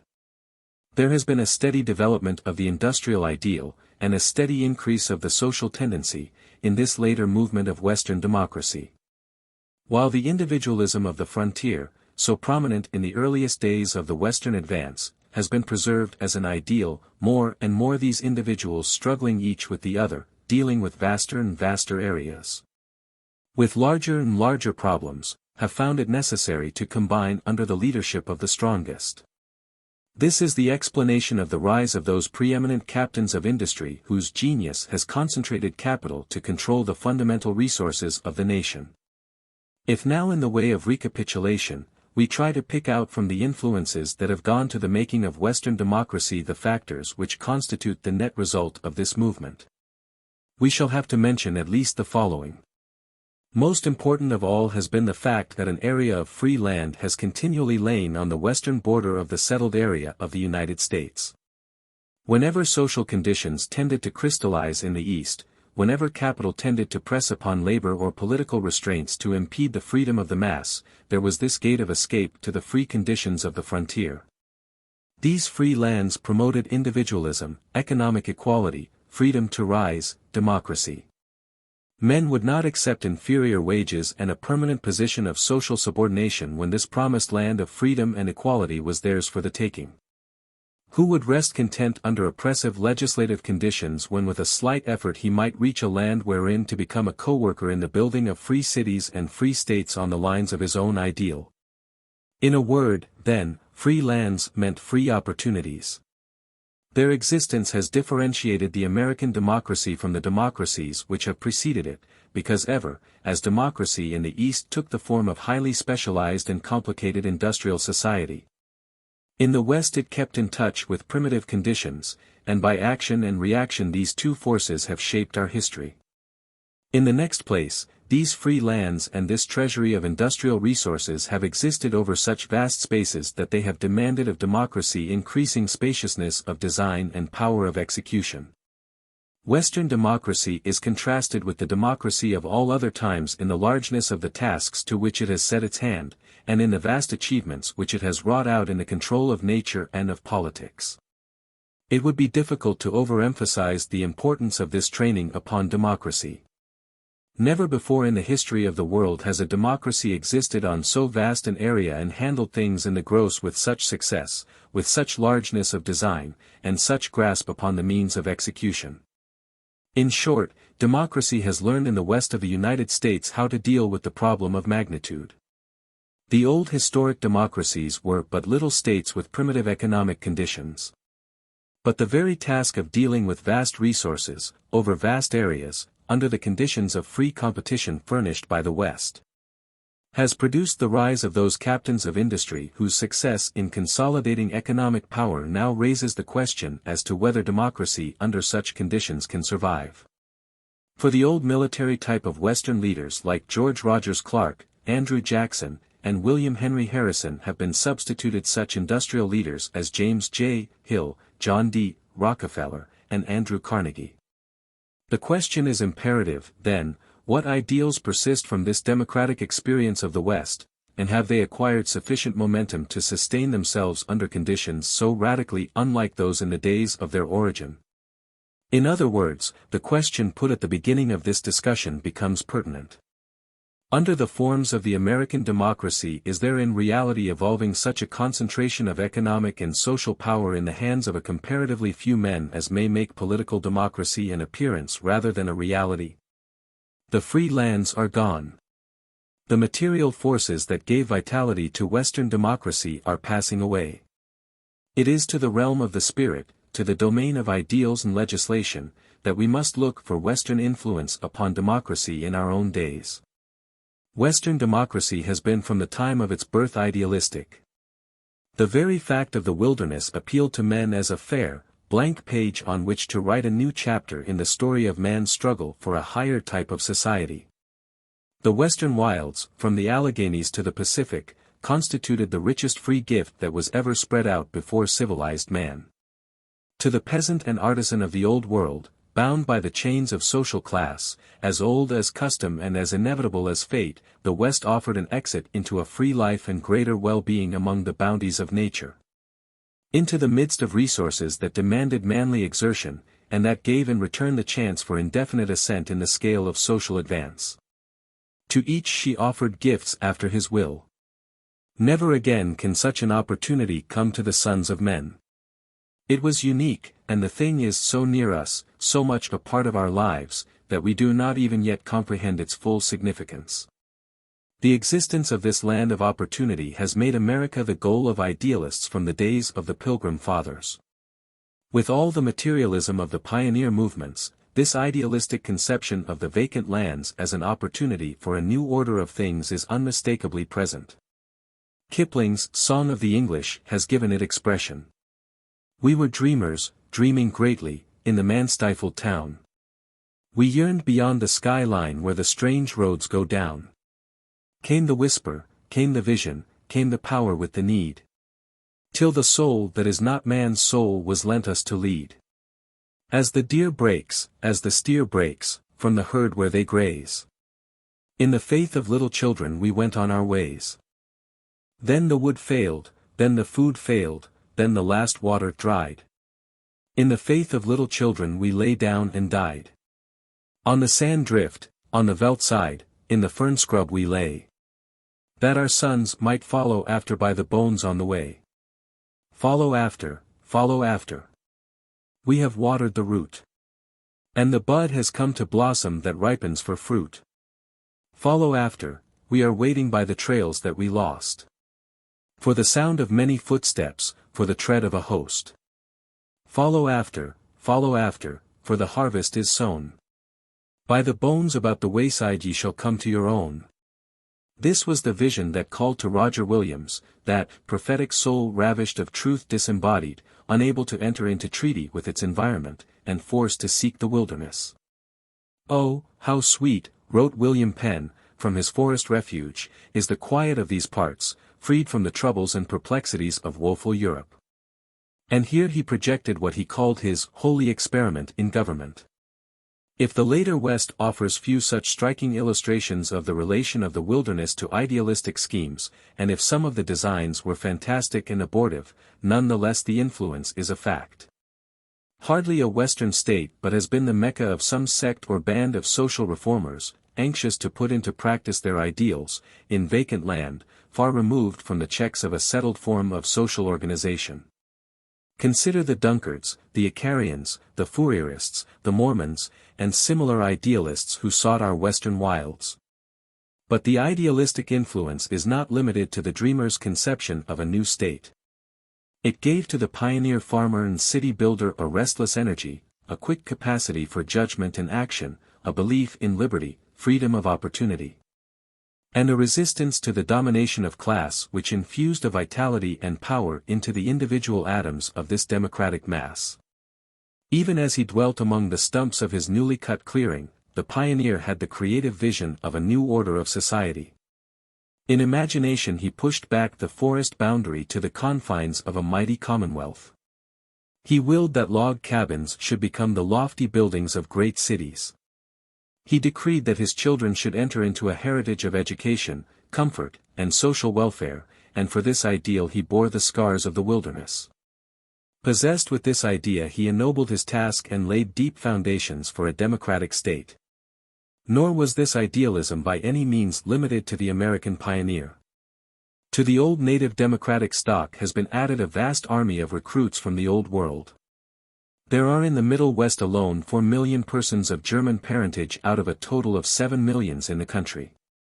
Over 1 million persons of Scandinavian parentage live in the same region. The democracy of the newer West is deeply affected by the ideals brought by these immigrants from the Old World. To them America was not simply a new home. It was a land of opportunity, of freedom, of democracy. It meant to them, as to the American pioneer that preceded them, the opportunity to destroy the bonds of social caste that bound them in their older home. To hew out for themselves in a new country a destiny proportioned to the powers that God had given them, a chance to place their families under better conditions and to win a larger life than the life that they had left behind. He who believes that even the hordes of recent immigrants from southern Italy are drawn to these shores by nothing more than a dull and blind materialism has not penetrated into the heart of the problem. The idealism and expectation of these children of the Old World, the hopes which they have formed for a newer and freer life across the seas, are almost pathetic when one considers how far they are from the possibility of fruition. He who would take stock of American democracy must not forget the accumulation of human purposes and ideals which immigration has added to the American populace. In this connection it must also be remembered that these democratic ideals have existed at each stage of the advance of the frontier, and have left behind them deep and enduring effects on the thinking of the whole country. Long after the frontier period of a particular region of the United States has passed away, the conception of society, the ideals and aspirations which it produced, persist in the minds of the people. So recent has been the transition of the greater portion of the United States from frontier conditions to conditions of settled life, that we are, over the large portion of the United States, hardly a generation removed from the primitive conditions of the West. If, indeed, we ourselves were not pioneers, our fathers were, and the inherited ways of looking at things, the fundamental assumptions of the American people, have all been shaped by this experience of democracy on its westward march. This experience has been wrought into the very warp and woof of American thought. Even those masters of industry and capital who have risen to power by the conquest of Western resources came from the midst of this society and still profess its principles. John D. Rockefeller was born on a New York farm, and began his career as a young businessman in St. Louis. Marcus Hanna was a Cleveland grocer's clerk at the age of 20. Claus Spreckels, the Sugar King, came from Germany as a steerage passenger to the United States in 1848. Marshall Field was a farmer boy in Conway, Massachusetts, until he left to grow up with the young Chicago. Andrew Carnegie came as a 10-year-old boy from Scotland to Pittsburgh, then a distinctively Western town. He built up his fortunes through successive grades until he became the dominating factor in the great iron industries, and paved the way for that colossal achievement, the Steel Trust. Whatever may be the tendencies of this corporation, there can be little doubt of the democratic ideals of Mr. Carnegie himself. With lavish hand he has strewn millions through the United States for the promotion of libraries. The effect of this library movement in perpetuating the democracy that comes from an intelligent and self-respecting people can hardly be measured. In his Triumphant Democracy, published in 1886, Mr. Carnegie, the ironmaster, said, in reference to the mineral wealth of the United States, "Thank God, these treasures are in the hands of an intelligent people, the democracy, to be used for the general good of the masses. And not made the spoils of monarchs, courts, and aristocracy, to be turned to the base and selfish ends of a privileged hereditary class." It would be hard to find a more rigorous assertion of democratic doctrine than the celebrated utterance, attributed to the same man, that he should feel it a disgrace to die rich. In enumerating the services of American democracy, President Eliot included the corporation as one of its achievements, declaring that freedom of incorporation, though no longer exclusively a democratic agency, has given a strong support to democratic institutions. In one sense this is doubtless true, since the corporation has been one of the means by which small properties can be aggregated into an effective working body. Socialistic writers have long been fond of pointing out also that these various concentrations pave the way for and make possible social control. From this point of view it is possible that the masters of industry may prove to be not so much an incipient aristocracy as the pathfinders for democracy in reducing the industrial world to systematic consolidation suited to democratic control. The great geniuses that have built up the modern industrial concentration were trained in the midst of democratic society. They were the product of these democratic conditions. Freedom to rise was the very condition of their existence. Whether they will be followed by successors who will adopt the exploitation of the masses, and who will be capable of retaining under efficient control these vast resources, is one of the questions which we shall have to face. This, at least, is clear: American democracy is fundamentally the outcome of the experiences of the American people in dealing with the West. Western democracy through the whole of its earlier period tended to the production of a society of which the most distinctive fact was the freedom of the individual to rise under conditions of social mobility, and whose ambition was the liberty and well-being of the masses. This conception has vitalized all American democracy, and has brought it into sharp contrasts with the democracies of history, and with those modern efforts of Europe to create an artificial democratic order by legislation. The problem of the United States is not to create democracy, but to conserve democratic institutions and ideals. In the later period of its development, Western democracy has been gaining experience in the problem of social control. It has steadily enlarged the sphere of its action and the instruments for its perpetuation. By its system of public schools, from the grades to the graduate work of the great universities, the West has created a larger single body of intelligent plain people than can be found elsewhere in the world. Its political tendencies, whether we consider democracy, populism, or republicanism, are distinctly in the direction of greater social control and the conservation of the old democratic ideals. To these ideals the West adheres with even a passionate determination. If, in working out its mastery of the resources of the interior, it has produced a type of industrial leader so powerful as to be the wonder of the world. Nevertheless, it is still to be determined whether these men constitute a menace to democratic institutions, or the most efficient factor for adjusting democratic control to the new conditions. Whatever shall be the outcome of the rush of this huge industrial modern United States to its place among the nations of the earth, the formation of its Western democracy will always remain one of the wonderful chapters in the history of the human race. Into this vast shaggy continent of ours poured the first feeble tide of European settlement. European men, institutions, and ideas were lodged in the American wilderness, and this great American West took them to her bosom, taught them a new way of looking upon the destiny of the common man, trained them in adaptation to the conditions of the New World, to the creation of new institutions to meet new needs.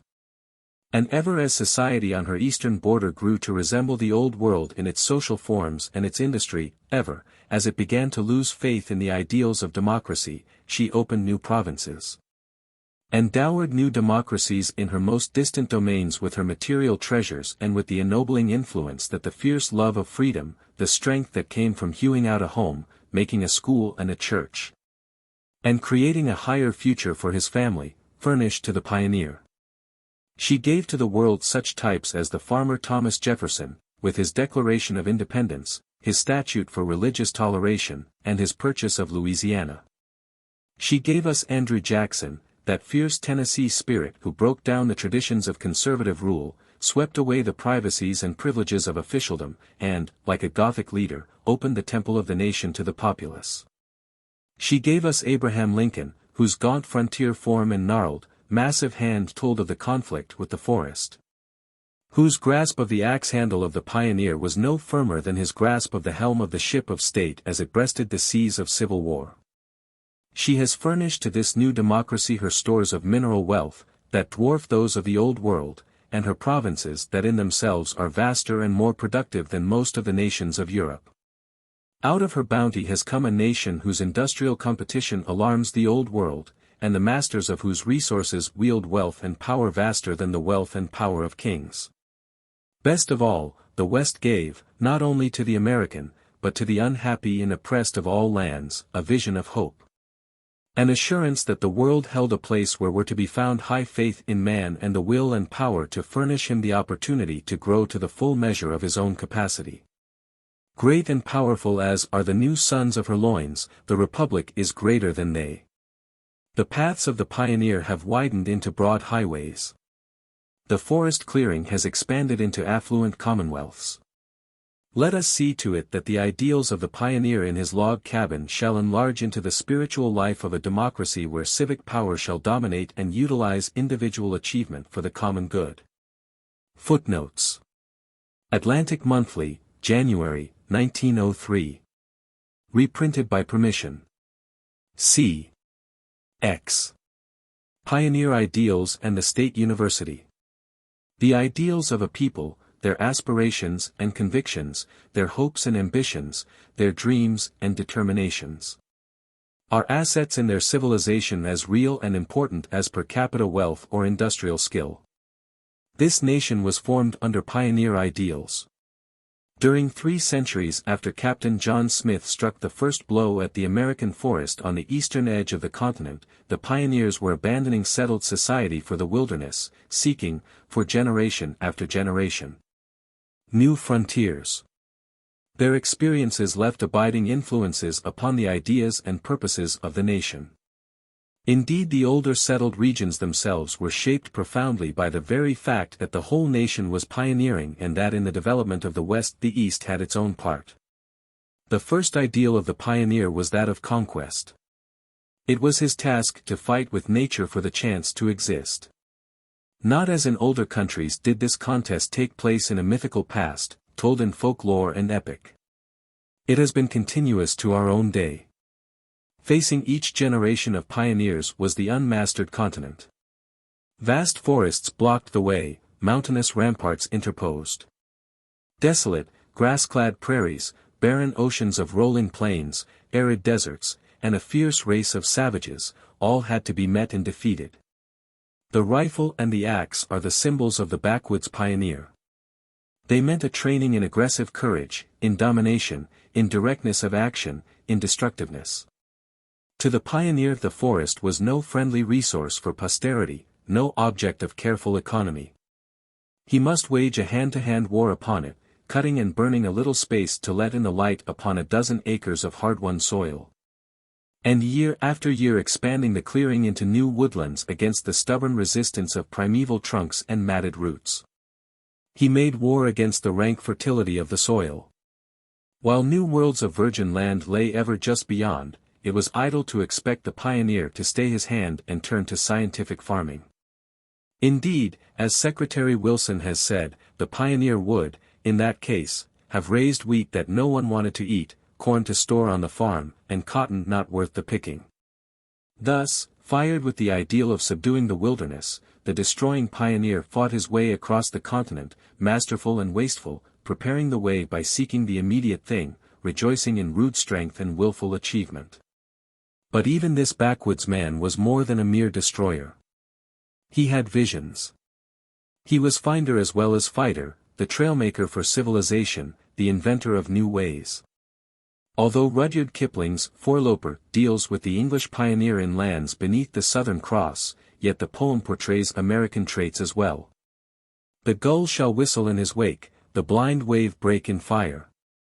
He shall fulfill God's utmost will, unknowing his desire. And he shall see old planets pass and alien stars arise. And give the gale his reckless sail in shadow of new skies. Strong lust of gear shall drive him out and hunger arm his hand. To wring food from desert nude, his foothold from the sand.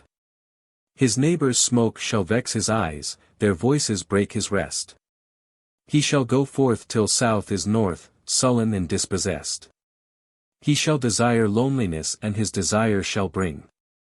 Hard on his heels, 1,000 wheels, a people and a king. He shall come back on his own track, and by his scarce cool camp. There shall he meet the roaring street, the derrick and the stamp.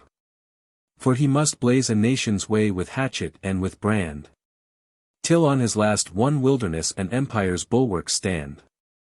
This quest after the unknown, this yearning, beyond the sky line, where the strange roads go down, is of the very essence of the backwoods pioneer, even though he was unconscious of its spiritual significance. The pioneer was taught in the school of experience that the crops of one area would not do for a new frontier, that the scythe of the clearing must be replaced by the reaper of the prairies. He was forced to make old tools serve new uses. To shape former habits, institutions and ideas to changed conditions, and to find new means when the old proved inapplicable. He was building a new society as well as breaking new soil. He had the ideal of nonconformity and of change. He rebelled against the conventional. Besides the ideals of conquest and of discovery, the pioneer had the ideal of personal development, free from social and governmental constraint. He came from a civilization based on individual competition, and he brought the conception with him to the wilderness where a wealth of resources, and innumerable opportunities gave it a new scope. The prizes were for the keenest and the strongest. For them were the best bottom lands, the finest timber tracts, the best salt springs, the richest ore beds, and not only these natural gifts, but also the opportunities afforded in the midst of a forming society. Here were mill sites, town sites, transportation lines, banking centers, openings in the law. In politics, all the varied chances for advancement afforded in a rapidly developing society where everything was open to him who knew how to seize the opportunity. The squatter enforced his claim to lands even against the government's title by the use of extra-legal combinations and force. He appealed to lynch law with little hesitation. He was impatient of any governmental restriction upon his individual right to deal with the wilderness. In our own day we sometimes hear of congressmen sent to jail for violating land laws. But the different spirit in the pioneer days may be illustrated by a speech of Delegate Sibley of Minnesota in Congress in 1852. In view of the fact that he became the state's first governor, a regent of its university, president of its historical society, and a doctor of laws of Princeton, we may assume that he was a pillar of society. He said, "The government has watched its public domain with jealous eye, and there are now enactments upon your statute books, aimed at the trespassers upon it, which should be expunged as a disgrace to the country and to the 19th century. Especially is he pursued with unrelenting severity, who has dared to break the silence of the primeval forest by the blows of the American axe. The hardy lumberman who has penetrated to the remotest wilds of the Northwest, to drag from their recesses the materials for building up towns and cities in the great valley of the Mississippi, has been particularly marked out as a victim. After enduring all the privations and subjecting himself to all the perils incident to his vocation, when he has toiled for months to add by his honest labor to the comfort of his fellow men, and to the aggregate wealth of the nation, he finds himself suddenly in the clutches of the law for trespassing on the public domain. The proceeds of his long winter's work are reft from him, and exposed to public sale for the benefit of his paternal government, and the object of this oppression and wrong is further harassed by vexatious law proceedings against him. Sibley's protest in Congress against these outrages, by which the northern lumbermen were harassed, in their work of what would now be called stealing government timber, aroused no protest from his colleagues. No president called this congressman an undesirable citizen or gave him over to the courts. Thus many of the pioneers, following the ideal of the right of the individual to rise, subordinated the rights of the nation and posterity to the desire that the country should be developed, and that the individual should advance with as little interference as possible. Squatter doctrines and individualism have left deep traces upon American conceptions. But quite as deeply fixed in the pioneer's mind as the ideal of individualism was the ideal of democracy. He had a passionate hatred for aristocracy, monopoly, and special privilege. He believed in simplicity, economy, and in the rule of the people. It is true that he honored the successful man, and that he strove in all ways to advance himself. But the West was so free and so vast, the barriers to individual achievement were so remote, that the pioneer was hardly conscious that any danger to equality could come from his competition for natural resources. He thought of democracy as in some way the result of our political institutions, and he failed to see that it was primarily the result of the free lands and immense opportunities which surrounded him. Occasional statesmen voiced the idea that American democracy was based on the abundance of unoccupied land, even in the first debates on the public domain. This early recognition of the influence of abundance of land in shaping the economic conditions of American democracy is peculiarly significant today in view of the practical exhaustion of the supply of cheap arable public lands open to the poor man, and the coincident development of labor unions to keep up wages. Certain it is that the strength of democratic movements has chiefly lain in the regions of the pioneer. Our governments tend too much to democracy, wrote Izard, of South Carolina, to Jefferson, in 1785. A handicraftsman thinks an apprenticeship necessary to make him acquainted with his business. But our back countrymen are of the opinion that a politician may be born just as well as a poet. The revolutionary ideas, of course, gave a great impetus to democracy, and in substantially every colony there was a double revolution, one for independence and the other for the overthrow of aristocratic control. But in the long run the effective force behind American democracy was the presence of the practically free land into which men might escape from oppression or inequalities which burdened them in the older settlements. This possibility compelled the coastwise states to liberalize the franchise, and it prevented the formation of a dominant class, whether based on property or on custom. Among the pioneers one man was as good as his neighbor. He had the same chance. Conditions were simple and free. Economic equality fostered political equality. An optimistic and buoyant belief in the worth of the plain people, a devout faith in man prevailed in the West. Democracy became almost the religion of the pioneer. He held with passionate devotion the idea that he was building under freedom a new society, based on self-government, and for the welfare of the average man. And yet even as he proclaimed the gospel of democracy the pioneer showed a vague apprehension lest the time be short, lest equality should not endure, lest he might fall behind in the ascending movement of Western society. This led him on in feverish haste to acquire advantages as though he only half believed his dream. Before him lies a boundless continent, wrote de Tocqueville, in the days when pioneer democracy was triumphant under Jackson, and he urges forward as if time pressed and he was afraid of finding no room for his exertions. Even while Jackson lived, labor leaders and speculative thinkers were demanding legislation to place a limit on the amount of land which one person might acquire and to provide free farms. De Tocqueville saw the signs of change. Between the workman and the master, he said, there are frequent relations but no real association. I am of the opinion, upon the whole, that the manufacturing aristocracy which is growing up under our eyes is one of the harshest which ever existed in the world. If ever a permanent inequality, of conditions and aristocracy again penetrate into the world, it may be predicted that this is the gate by which they will enter. But the sanative influences of the free spaces of the West were destined to ameliorate labor's condition, to afford new hopes and new faith to pioneer democracy, and to postpone the problem.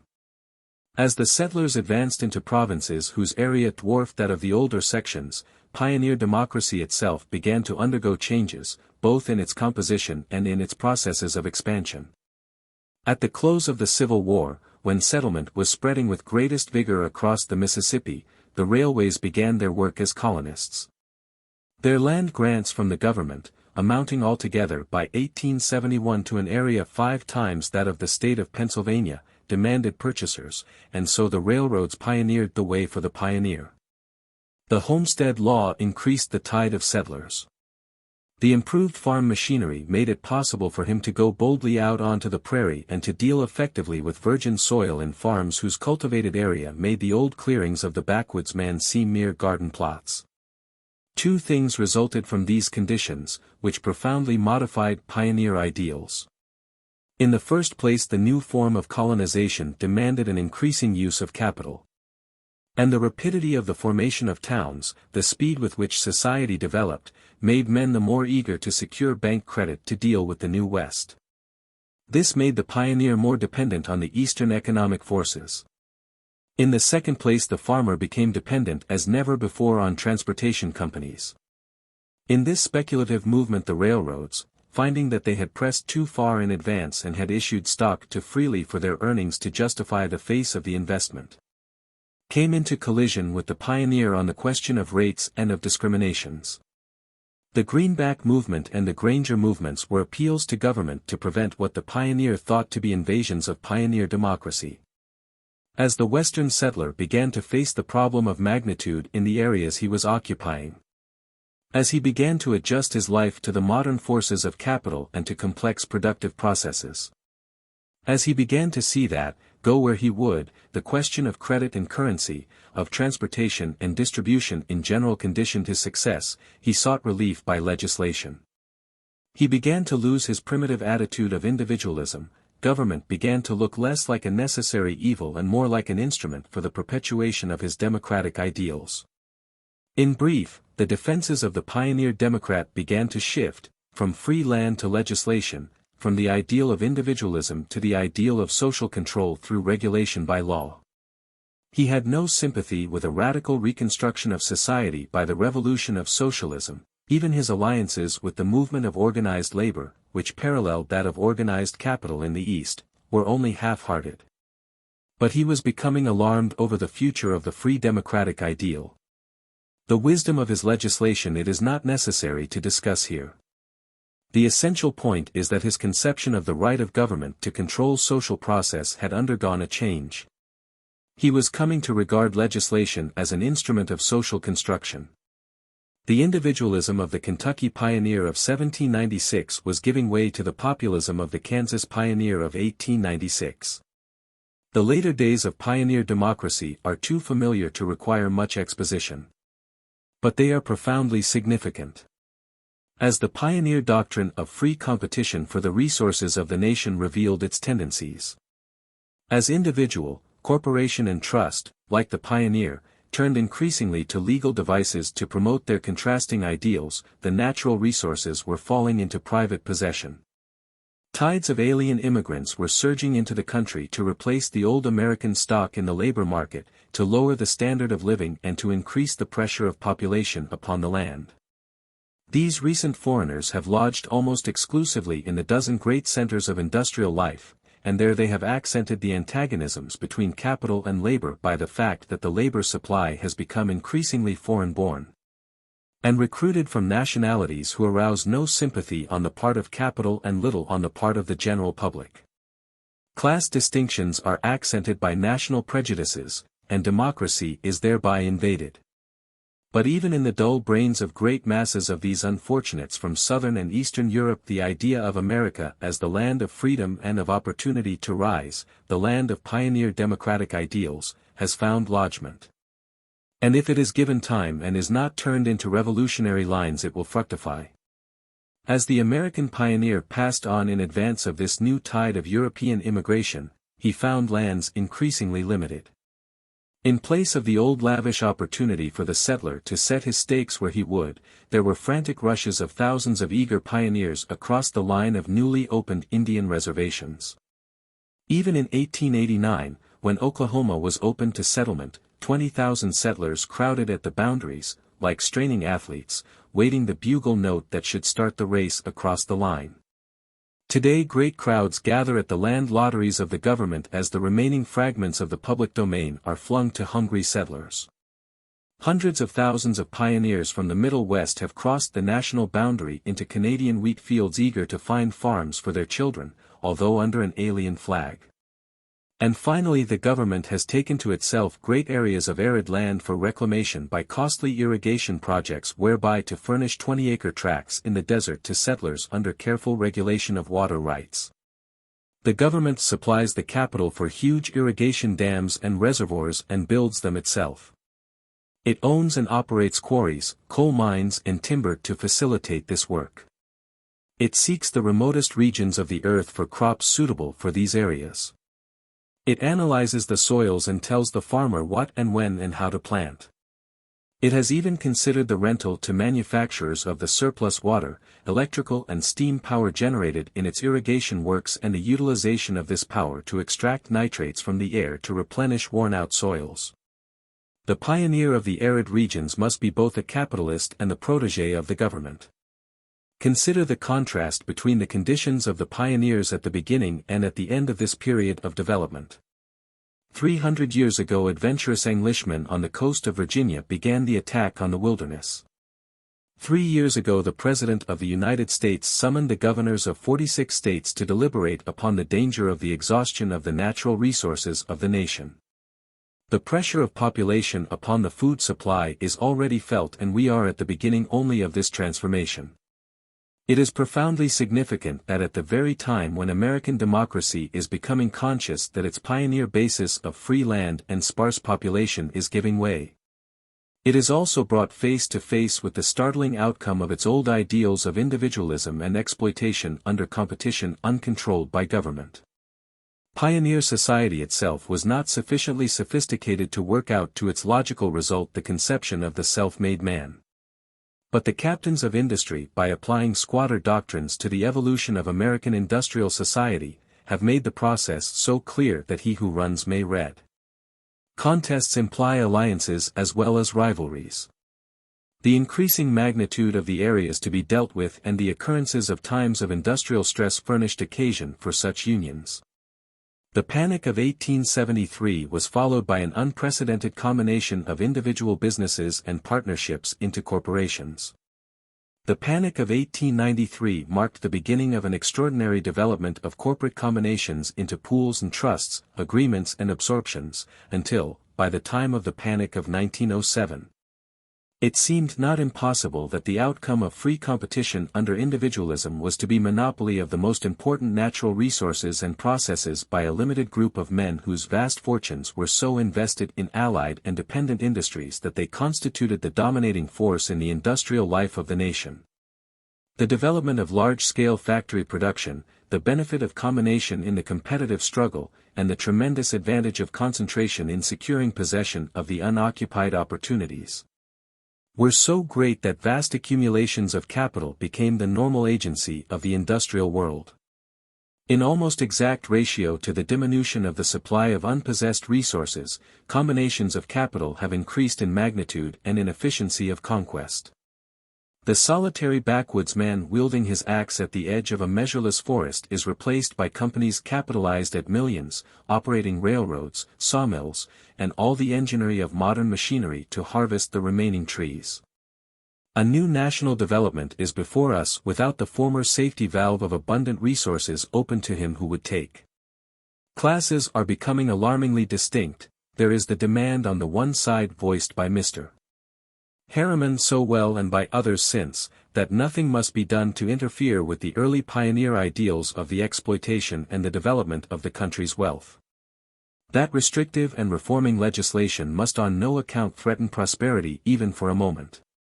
In fact, we sometimes hear in these days, from men of influence, serious doubts of democracy, and intimations that the country would be better off if it freely resigned itself to guidance by the geniuses who are mastering the economic forces of the nation, and who, it is alleged, would work out the prosperity of the United States more effectively, if unvexed by politicians and people. On the other hand, an inharmonious group of reformers are sounding the warning that American democratic ideals and society are menaced and already invaded by the very conditions that make this apparent prosperity. That the economic resources are no longer limitless and free, that the aggregate national wealth is increasing at the cost of present social justice and moral health, and the future well-being of the American people. The Granger and the Populist were prophets of this reform movement. Mr. Bryan's democracy, Mr. Deb's socialism, and Mr. Roosevelt's republicanism all had in common the emphasis upon the need of governmental regulation of industrial tendencies in the interest of the common man. The checking of the power of those business titans who emerged successful out of the competitive individualism of pioneer America. As land values rise, as meat and bread grow dearer, as the process of industrial consolidation goes on, and as Eastern industrial conditions spread across the West, the problems of traditional American democracy will become increasingly grave. The time has come when university men may well consider pioneer ideals, for American society has reached the end of the first great period in its formation.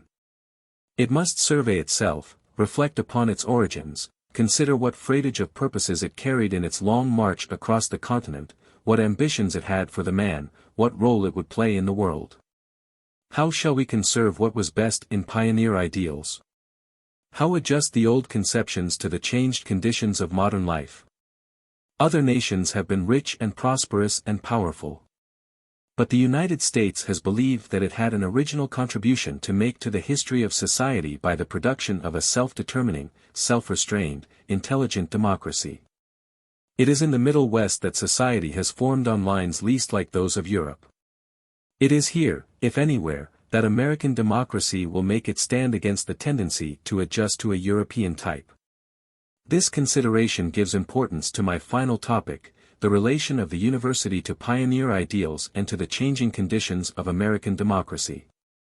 President Pritchett of the Carnegie Foundation has recently declared that in no other form of popular activity does a nation or state so clearly reveal its ideals or the quality of its civilization as in its system of education. And he finds, especially in the state university, a conception of education from the standpoint of the whole people. If our American democracy were today called to give proof of its constructive ability, he says, the state university and the public school system which it crowns would be the strongest evidence of its fitness which it could offer. It may at least be conceded that an essential characteristic of the state university is its democracy in the largest sense. The provision in the Constitution of Indiana of 1816, so familiar to you all, for a general system of education ascending in regular gradations from township schools to a state university, wherein tuition shall be gratis and equally open to all, expresses the Middle Western conception born in the days of pioneer society and doubtless deeply influenced by Jeffersonian democracy.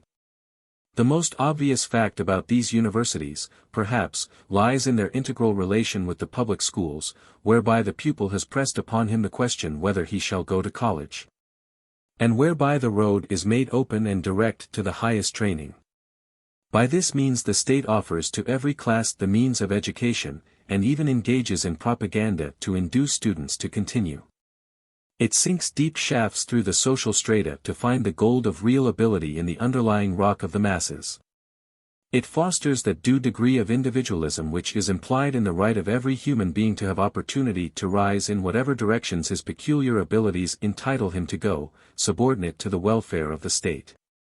It keeps the avenues of promotion to the highest offices, the highest honors, open to the humblest and most obscure lad who has the natural gifts, at the same time that it aids in the improvement of the masses. Nothing in our educational history is more striking than the steady pressure of democracy upon its universities to adapt them to the requirements of all the people.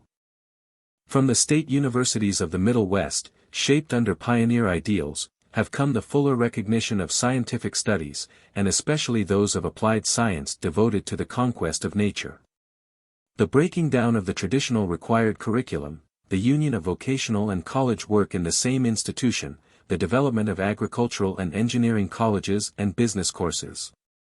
The training of lawyers, administrators, public men, and journalists, all under the ideal of service to democracy rather than of individual advancement alone. Other universities do the same thing.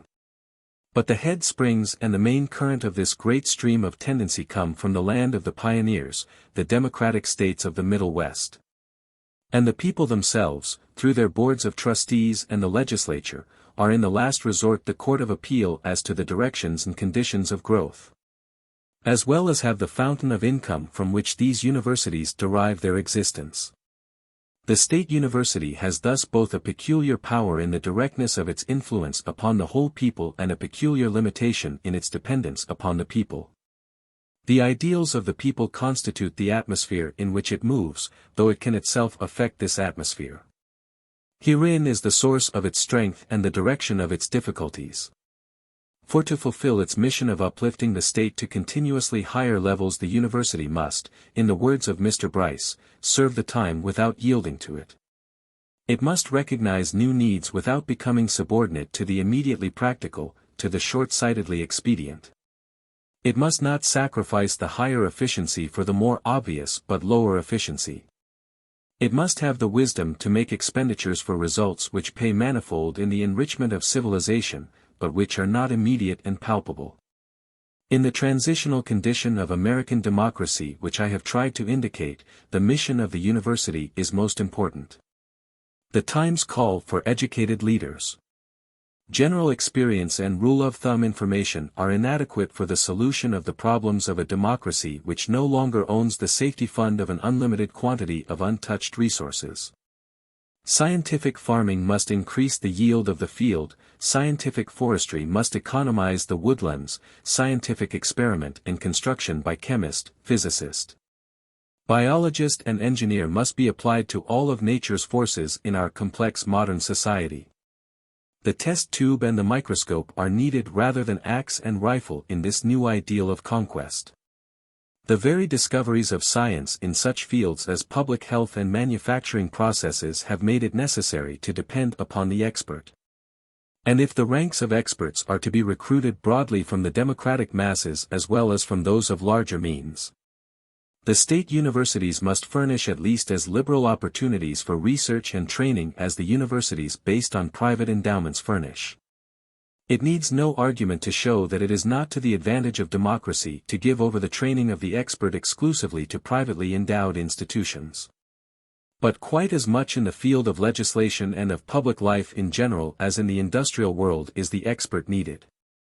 The industrial conditions which shape society are too complex, problems of labor, finance, social reform too difficult to be dealt with intelligently and wisely without the leadership of highly educated men familiar with the legislation and literature on social questions in other states and nations.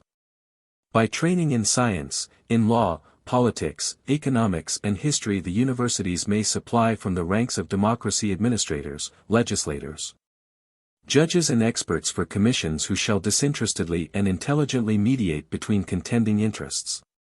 When the words, capitalistic classes, and the proletariat, can be used and understood in America, it is surely time to develop such men, with the ideal of service to the state, who may help to break the force of these collisions. To find common grounds between the contestants and to possess the respect and confidence of all parties which are genuinely loyal to the best American ideals. The signs of such a development are already plain in the expert commissions of some states, in the increasing proportion of university men in legislatures, in the university men's influence in federal departments and commissions. It is hardly too much to say that the best hope of intelligent and principled progress in economic and social legislation and administration lies in the increasing influence of American universities. By sending out these open-minded experts, by furnishing well-fitted legislators, public leaders and teachers, by graduating successive armies of enlightened citizens accustomed to deal dispassionately with the problems of modern life, able to think for themselves, governed not by ignorance, by prejudice or by impulse, but by knowledge and reason and high-mindedness, the state universities will safeguard democracy. Without such leaders and followers, democratic reactions may create revolutions, but they will not be able to produce industrial and social progress. America's problem is not violently to introduce democratic ideals, but to preserve and entrench them by courageous adaptation to new conditions. Educated leadership sets bulwarks against both the passionate impulses of the mob and the sinister designs of those who would subordinate public welfare to private greed. Lord Bacon's splendid utterance still rings true: the learning of the few is despotism, the learning of the many is liberty. And intelligent and principled liberty is fame, wisdom and power. There is a danger to the universities in this very opportunity. At first, pioneer democracy had scant respect for the expert. He believed that a fool can put on his coat better than a wise man can do it for him. There is much truth in the belief. And the educated leader, even he who has been trained under present university conditions, in direct contact with the world about him, will still have to contend with this inherited suspicion of the expert. But if he be well trained and worthy of his training, if he be endowed with creative imagination and personality, he will make good his leadership. A more serious danger will come when the universities are fully recognized as powerful factors in shaping the life of the state, not mere cloisters, remote from its life, but an influential element in its life. Then it may easily happen that the smoke of the battlefield of political and social controversy will obscure their pure air, that efforts will be made to stamp out the exceptional doctrine and the exceptional man. Those who investigate and teach within the university walls must respond to the injunction of the Church, Sussum corda, lift up the heart to high thinking and impartial search for the unsullied truth in the interests of all the people. This is the holy grail of the universities. That they may perform their work, they must be left free, as the pioneer was free, to explore new regions and to report what they find. For like the pioneers, they have the ideal of investigation, they seek new horizons. They are not tied to past knowledge. They recognize the fact that the universe still abounds in mystery, that science and society have not crystallized, but are still growing and need their pioneer trailmakers. New and beneficent discoveries in nature, new and beneficial discoveries in the processes and directions of the growth of society. Substitutes for the vanishing material basis of pioneer democracy may be expected if the university pioneers are left free to seek the trail. In conclusion, the university has a duty in adjusting pioneer ideals to the new requirements of American democracy, even more important than those which I have named. The early pioneer was an individualist and a seeker after the undiscovered. But he did not understand the richness and complexity of life as a whole, he did not fully realize his opportunities of individualism and discovery. He stood in his somber forest as the traveler sometimes stands in a village on the Alps when the mist has shrouded everything, and only the squalid hut, the stony field, the muddy pathway are in view. But suddenly a wind sweeps the fog away. Vast fields of radiant snow and sparkling ice lie before him, profound abysses open at his feet, and as he lifts his eyes the unimaginable peak of the Matterhorn cleaves the thin air, far, far above. A new and unsuspected world is revealed all about him. Thus it is the function of the university to reveal to the individual the mystery and the glory of life as a whole, to open all the realms of rational human enjoyment and achievement. To preserve the consciousness of the past, to spread before the eye the beauty of the universe, and to throw wide its portals of duty and of power to the human soul. It must honor the poet and painter, the writer and the teacher, the scientist and the inventor, the musician and the prophet of righteousness, the men of genius in all fields who make life nobler. It must call forth anew, and for finer uses, the pioneer's love of creative individualism and provide for it a spiritual atmosphere friendly to the development of personality in all uplifting ways. It must check the tendency to act in mediocre social masses with undue emphasis upon the ideals of prosperity and politics. In short, it must summon ability of all kinds to joyous and earnest effort for the welfare and the spiritual enrichment of society. It must awaken new tastes and ambitions among the people.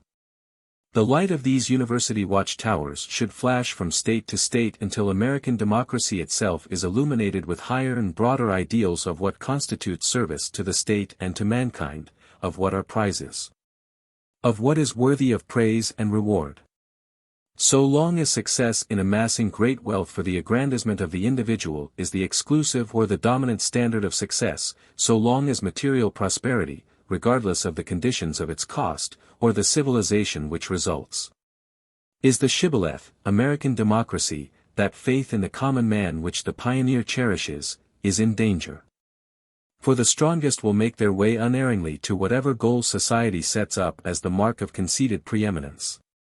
What more effective agency is there for the cultivation of the seed wheat of ideals than the university? Where can we find a more promising body of sowers of the grain? The pioneer's clearing must be broadened into a domain where all that is worthy of human endeavor may find fertile soil on which to grow. And America must exact of the constructive business geniuses who owe their rise to the freedom of pioneer democracy supreme allegiance and devotion to the commonweal.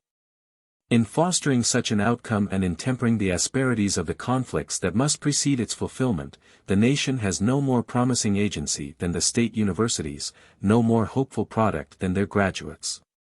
Footnotes. Commencement Address at the University of Indiana, 1910. Printed from an earlier version, since published in his Songs from Books, page 93, under the title, The Voortrekker. Even fuller of insight into the idealistic side of the frontier, is his Explorer, in Collected Verse, page 19. Written in 1910. Omissions from the original are incorporated in later chapters. 11. The West and American Ideals. True to American traditions that each succeeding generation ought to find in the Republic a better home, once in every year the colleges and universities summon the nation to lift its eyes from the routine of work. In order to take stock of the country's purposes and achievements, to examine its past and consider its future. This attitude of self-examination is hardly characteristic of the people as a whole. Particularly it is not characteristic of the historic American. He has been an opportunist rather than a dealer in general ideas. Destiny set him in a current which bore him swiftly along through such a wealth of opportunity that reflection and well-considered planning seemed wasted time. He knew not where he was going, but he was on his way, cheerful, optimistic, busy and buoyant. Today we are reaching a changed condition, less apparent perhaps, in the newer regions than in the old, but sufficiently obvious to extend the commencement frame of mind from the college to the country as a whole. The swift and inevitable current of the upper reaches of the nation's history has borne it to the broader expanse and slower stretches which mark the nearness of the level sea. The vessel, no longer carried along by the rushing waters, finds it necessary to determine its own directions on this new ocean of its future, to give conscious consideration to its motive power and to its steering gear. It matters not so much that those who address these college men and women upon life, give conflicting answers to the questions of whence and whither. The pause for remembrance, for reflection and for aspiration is wholesome in itself. Although the American people are becoming more self-conscious, more responsive to the appeal to act by deliberate choices, we should be over-sanguine if we believe that even in this new day these commencement surveys were taken to heart by the general public, or that they were directly and immediately influential upon national thought and action. But even while we check our enthusiasm by this realization of the common thought, we must take heart. The university's peculiar privilege and distinction lie in the fact that it is not the passive instrument of the state to voice its current ideas. Its problem is not that of expressing tendencies. Its mission is to create tendencies and to direct them. Its problem is that of leadership and of ideals. It is called, of course, to justify the support which the public gives it, by working in close and sympathetic touch with those it serves. More than that, it would lose important element of strength if it failed to recognize the fact that improvement and creative movement often come from the masses themselves, instinctively moving toward a better order. The university's graduates must be fitted to take their places naturally and effectually in the common life of the time. But the university is called especially to justify its existence by giving to its sons and daughters something which they could not well have gotten through the ordinary experiences of the life outside its walls. It is called to serve the time by independent research and by original thought. If it were a mere recording instrument of conventional opinion and average information, it is hard to see why the university should exist at all. To clasp hands with the common life in order that it may lift that life, to be a radiant center in kindling the society in which it has its being, these are primary duties of the university. Fortunate the state which gives free play to this spirit of inquiry. Let it grubstake its intellectual prospectors and send them forth where the trails run out and stop. A famous scientist holds that the universal ether bears vital germs which impinging upon a dead world would bring life to it. So, at least it is, in the world of thought, where energized ideals put in the air and carried here and there by the waves and currents of the intellectual atmosphere, fertilize vast inert areas. The university, therefore, has a double duty. On the one hand, it must aid in the improvement of the general economic and social environment.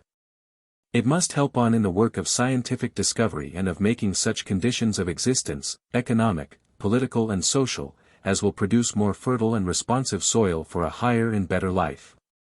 It must stimulate a wider demand on the part of the public for right leadership. It must extend its operations more widely among the people and sink deeper shafts through social strata to find new supplies of intellectual gold in popular levels yet untouched. And on the other hand, it must find and fit men and women for leadership. It must both awaken new demands and it must satisfy those demands by trained leaders with new motives, with new incentives to ambition, with higher and broader conception of what constitute the prize in life, of what constitutes success. The university has to deal with both the soil and sifted seed in the agriculture of the human spirit. Its efficiency is not the efficiency which the business engineer is fitted to appraise. If it is a training ship, it is a training ship bound on a voyage of discovery, seeking new horizons. The economy of the university's consumption can only be rightly measured by the later times which shall possess those new realms of the spirit which its voyage shall reveal. If the ships of Columbus had engaged in a profitable coastwise traffic between Palos and Cadiz, they might have saved sailcloth, but their keels would never have grated on the shores of a new world. The appeal of the undiscovered is strong in America. For 3 centuries the fundamental process in its history was the westward movement, the discovery and occupation of the vast free spaces of the continent. We are the first generation of Americans who can look back upon that era as a historic movement now coming to its end. Other generations have been so much a part of it that they could hardly comprehend its significance. To them it seemed inevitable. The free land and the natural resources seemed practically inexhaustible. Nor were they aware of the fact that their most fundamental traits, their institutions, even their ideals were shaped by this interaction between the wilderness and themselves. American democracy was born of no theorist's dream. It was not carried in the Susan Constant to Virginia, nor in the Mayflower to Plymouth. It came out of the American forest, and it gained new strength each time it touched a new frontier.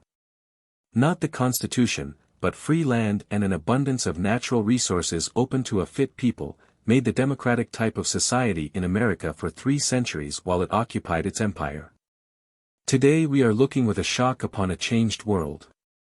The national problem is no longer how to cut and burn away the vast screen of the dense and daunting forest, it is how to save and wisely use the remaining timber.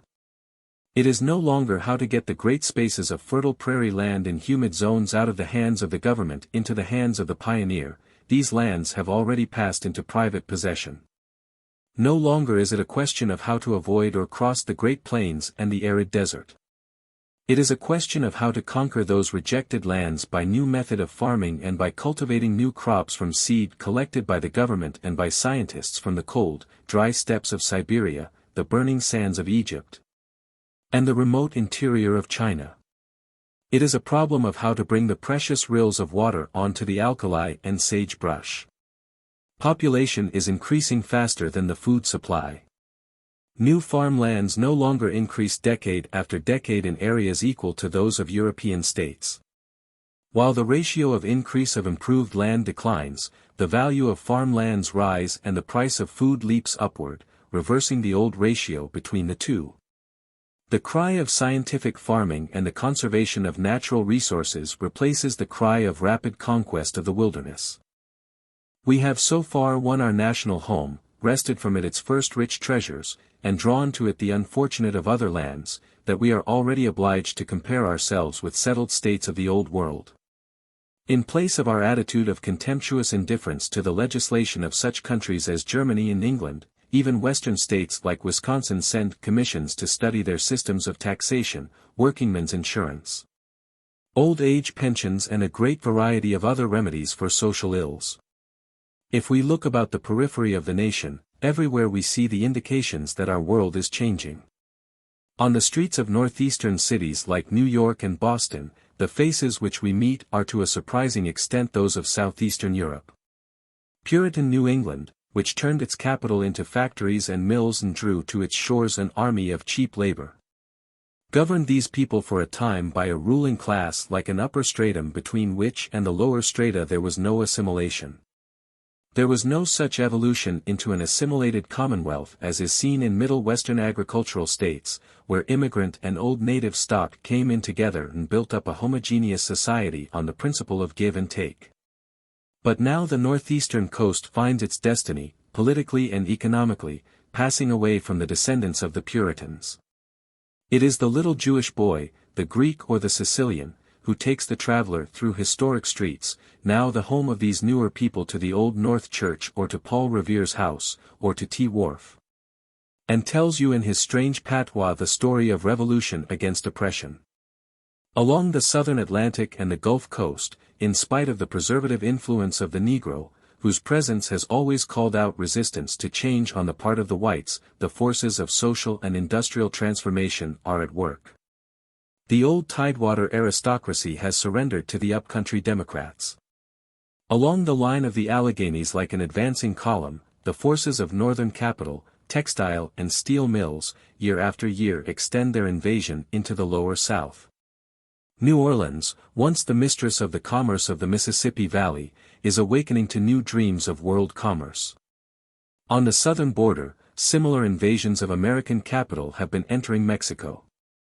At the same time, the opening of the Panama Canal has completed the dream of the ages of the Straits of Anian between Atlantic and Pacific. 400 years ago, Balboa raised the flag of Spain at the edge of the Sea of the West, and we are now preparing to celebrate both that anniversary, and the piercing of the continent.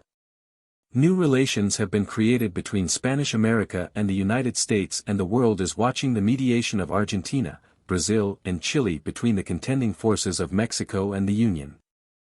Once more alien national interests lie threatening at our borders, but we no longer appeal to the Monroe Doctrine and send our armies of frontiersmen to settle our concerns offhand. We take counsel with European nations and with the Sisterhood of South America, and propose a remedy of social reorganization in place of imperious will and force.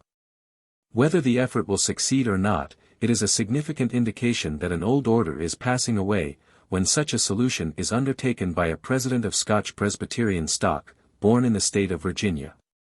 If we turn to the northern border, where we are about to celebrate a century of peace with England, we see in progress, like a belated procession of our own history, the spread of pioneers, the opening of new wildernesses, the building of new cities, the growth of a new and mighty nation. That old American advance of the wheat farmer from the Connecticut to the Mohawk, and the Genesee, from the Great Valley of Pennsylvania to the Ohio Valley and the prairies of the Middle West, is now by its own momentum and under the stimulus of Canadian homesteads and the high price of wheat, carried across the national border to the once lone plains where the Hudson Bay dog trains crossed the desolate snows of the wild Northland. In the Pacific Northwest the era of construction has not ended, but it is so rapidly in progress that we can already see the closing of the age of the pioneer. Already Alaska beckons on the north, and pointing to her wealth of natural resources asks the nation on what new terms the new age will deal with her. Across the Pacific looms Asia, no longer a remote vision and a symbol of the unchanging, but born as by mirage close to our shores and raising grave questions of the common destiny of the people of the ocean. The dreams of Benton and of Seward of a regenerated Orient, when the long march of westward civilization should complete its circle, seem almost to be in process of realization. The age of the Pacific Ocean begins, mysterious and unfathomable in its meaning for our own future. Turning to view the interior, we see the same picture of change. When the superintendent of the census in 1890 declared the frontier line no longer traceable, the beginning of the rush into Oklahoma had just occurred. Here where the broken fragments of Indian nations from the east had been gathered and where the wilder tribes of the southwest were being settled, came the rush of the land-hungry pioneer. Almost at a blow the old Indian territory passed away, populous cities came into being and it was not long before gushing oil wells made a new era of sudden wealth. The farmlands of the Middle West taken as free homesteads or bought for a mere pittance, have risen so in value that the original owners have in an increasing degree either sold them in order to reinvest in the newer cheap lands of the West, or have moved into the town and have left the tillage to tenant farmers. The growth of absentee ownership of the soil is producing a serious problem in the former centers of the Granger and the Populist. Along the old Northwest the Great Lakes are becoming a new Mediterranean Sea joining the realms of wheat and iron ore, at one end with the coal and furnaces of the forks of the Ohio, where the most intense and wide-reaching center of industrial energy exists. City life like that of the East, manufactures and accumulated capital, seem to be reproducing in the center of the Republic the tendencies already so plain on the Atlantic coast. Across the Great Plains where buffalo and Indian held sway successive industrial waves are passing. The old free range gave place to the ranch to the homestead and now in places in the arid lands the homestead is replaced by the 10 or 20 acre irrigated fruit farm. The age of cheap land, cheap corn and wheat, and cheap cattle has gone forever. The federal government has undertaken vast paternal enterprises of reclamation of the desert.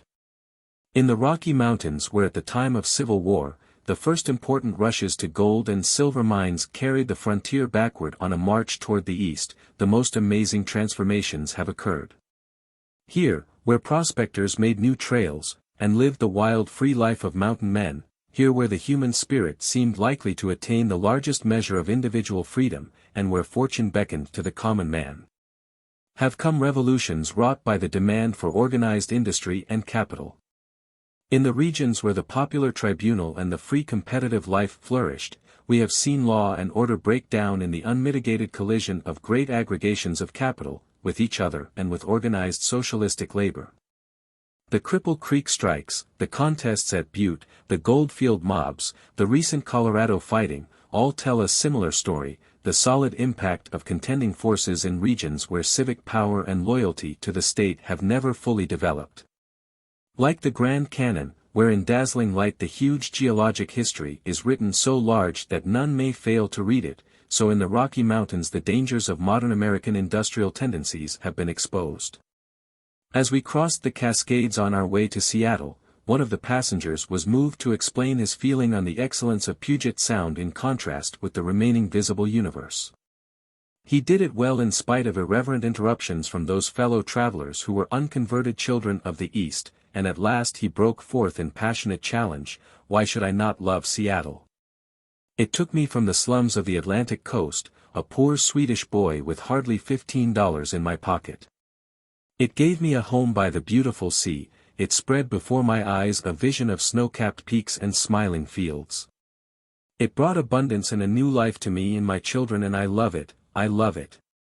If I were a multimillionaire I would charter freight cars and carry away from the crowded tenements and noisome alleys of the eastern cities and the old world the toiling masses, and let them loose in our vast forests and ore-laden mountains to learn what life really is." And my heart was stirred by his words and by the whirling spaces of woods and peaks through which we passed. But as I looked and listened to this passionate outcry, I remembered the words of Talleyrand, the exiled Bishop of Autun, in Washington's administration. Looking down from an eminence not far from Philadelphia upon a wilderness which is now in the heart of that huge industrial society where population presses on the means of life, even the cold-blooded and cynical Talleyrand. Gazing on those unpeopled hills and forests, kindled with the vision of coming clearings, the smiling farms and grazing herds that were to be, the populous towns that should be built, the newer and finer social organization that should there arise. And then I remembered the hall in Harvard's Museum of Social Ethics through which I pass to my lecture room when I speak on the history of the westward movement. That hall is covered with an exhibit of the work in Pittsburgh steel mills, and of the congested tenements. Its charts and diagrams tell of the long hours of work, the death rate, the relation of typhoid to the slums. The gathering of the poor of all southeastern Europe to make a civilization at that center of American industrial energy and vast capital that is a social tragedy. As I enter my lecture room through that hall, I speak of the young Washington leading his Virginia frontiersmen to the magnificent forest at the forks of the Ohio. Where Braddock and his men, carving a cross on the wilderness rim, were struck by the painted savages in the primeval woods, huge furnaces belch forth perpetual fires and Huns and Bulgars. Poles and Sicilians struggle for a chance to earn their daily bread, and live a brutal and degraded life. Irresistibly there rushed across my mind the memorable words of Huxley. Even the best of modern civilization appears to me to exhibit a condition of mankind which neither embodies any worthy ideal nor even possesses the merit of stability. I do not hesitate to express the opinion that, if there is no hope of a large improvement of the condition of the greater part of the human family, if it is true that the increase of knowledge, the winning of a greater dominion over nature, which is its consequence, and the wealth which follows upon that dominion, are to make no difference in the extent and the intensity of want, with its concomitant physical and moral degradation, among the masses of the people, I should hail the advent of some kindly comet, which would sweep the whole affair away, as a desirable consummation. But if there is disillusion and shock and apprehension as we come to realize these changes, to strong men and women there is challenge and inspiration in them too. In place of old frontiers of wilderness, there are new frontiers of unwon fields of science, fruitful for the needs of the race, there are frontiers of better social domains yet unexplored. Let us hold to our attitude of faith and courage and creative zeal. Let us dream as our fathers dreamt and let us make our dreams come true. Daughters of time, the hypocritic days. Muffled and dumb like barefoot dervishes. And marching single in an endless file. Bear diadems and faggots in their hands. To each they offer gifts after his will. Bread, kingdoms, stars, and sky that hold them all. I, in my pleached garden watched the pomp. Forgot my morning wishes, hastily. Took a few herbs and apples and the day. Turned and departed silent. I, too late. Under her solemn fillet, saw the scorn. What were America's morning wishes? From the beginning of that long westward march of the American people, America has never been the home of mere contented materialism. It has continuously sought new ways and dreamed of a perfected social type. In the 15th century, when men dealt with the new world which Columbus found, the ideal of discovery was dominant. Here was placed within the reach of men whose ideas had been bounded by the Atlantic, new realms to be explored. America became the land of European dreams, its fortunate islands were made real, where, in the imagination of old Europe, peace and happiness, as well as riches and eternal youth, were to be found. To Sir Edwin Sandys and his friends of the London Company, Virginia offered an opportunity to erect the republic for which they had longed in vain in England. To the Puritans, New England was the new land of freedom, wherein they might establish the institutions of God, according to their own faith. As the vision died away in Virginia toward the close of the 17th century, it was taken up anew by the fiery Bacon with his revolution to establish a real democracy in place of the rule of the planter aristocracy, that formed along the coast. Hardly had he been overthrown when in the 18th century, the democratic ideal was rejuvenated by the strong frontiersmen, who pressed beyond the New England coast into the Berkshires and up the valleys of the Green Mountains of Vermont. And by the Scotch-Irish and German pioneers who followed the Great Valley from Pennsylvania into the upland South. In both the Yankee frontiersmen and the Scotch-Irish Presbyterians of the South, the Calvinistic conception of the importance of the individual, bound by free covenant to his fellow men and to God, was a compelling influence. And all their wilderness experience combined to emphasize the ideals of opening new ways, of giving freer play to the individual, and of constructing democratic society. When the backwoodsmen crossed the Alleghenies, they put between themselves and the Atlantic coast a barrier which seemed to separate them from a region already too much like the Europe they had left. And as they followed the courses of the rivers that flowed to the Mississippi, they called themselves men of the Western waters, and their new home in the Mississippi Valley was the Western world. Here, by the 30s, Jacksonian democracy flourished, strong in the faith of the intrinsic excellence of the common man, in his right to make his own place in the world, and in his capacity to share in government. But while Jacksonian democracy demanded these rights, it was also loyal to leadership as the very name implies. It was ready to follow to the uttermost the man in whom it placed its trust, whether the hero were frontier fighter or president. And it even rebuked and limited its own legislative representatives and recalled its senators when they ran counter to their chosen executive. Jacksonian democracy was essentially rural. It was based on the good fellowship and genuine social feeling of the frontier, in which classes and inequalities of fortune played little part. But it did not demand equality of condition, for there was abundance of natural resources and the belief that the self-made man had a right to his success in the free competition which Western life afforded. Was as prominent in their thought as was the love of democracy. On the other hand, they viewed governmental restraints with suspicion as a limitation on their right to work out their own individuality. For the banking institutions and capitalists of the East they had an instinctive antipathy. Already they feared that the money power, as Jackson called it, was planning to make hewers of wood and drawers of water of the common people. In this view they found allies among the labor leaders of the East, who in the same period began their fight for better conditions of the wage earner. These locafocos were the first Americans to demand fundamental social changes for the benefit of the workers in the cities. Like the Western pioneers, they protested against monopolies and special privilege. But they also had a constructive policy, whereby society was to be kept democratic by free gifts of the public land, so that surplus labor might not bid against itself, but might find an outlet in the West. Thus to both the labor theorist and the practical pioneer, the existence of what seemed inexhaustible cheap land and unpossessed resources was the condition of democracy. In these years of the 30s and 40s, Western democracy took on its distinctive form. Travelers like de Tocqueville and Harriet Martineau came to study and to report it enthusiastically to Europe. Side by side with this westward marching army of individualistic liberty-loving democratic backwoods men, went a more northern stream of pioneers, who cherished similar ideas, but added to them the desire to create new industrial centers.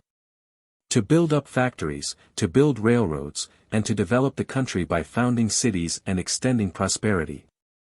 They were ready to call upon legislatures to aid in this, by subscriptions to stock, grants of franchises, promotion of banking and internal improvements. These were the Whig followers of that other Western leader, Henry Clay, and their early strength lay in the Ohio Valley, and particularly among the well-to-do. In the South their strength was found among the aristocracy of the Cotton Kingdom. Both of these Western groups, Whigs and Democrats alike, had one common ideal, the desire to leave their children a better heritage than they themselves had received. And both were fired with devotion to the ideal of creating in this new world a home more worthy of mankind. Both were ready to break with the past, to boldly strike out new lines of social endeavor, and both believed in American expansion. Before these tendencies had worked themselves out, three new forces entered. In the sudden extension of our boundaries to the Pacific coast, which took place in the 40s.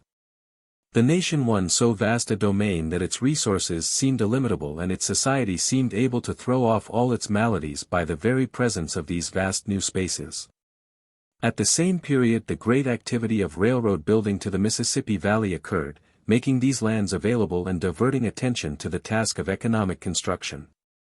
The third influence was the slavery question which, becoming acute, shaped the American ideals and public discussion for nearly a generation.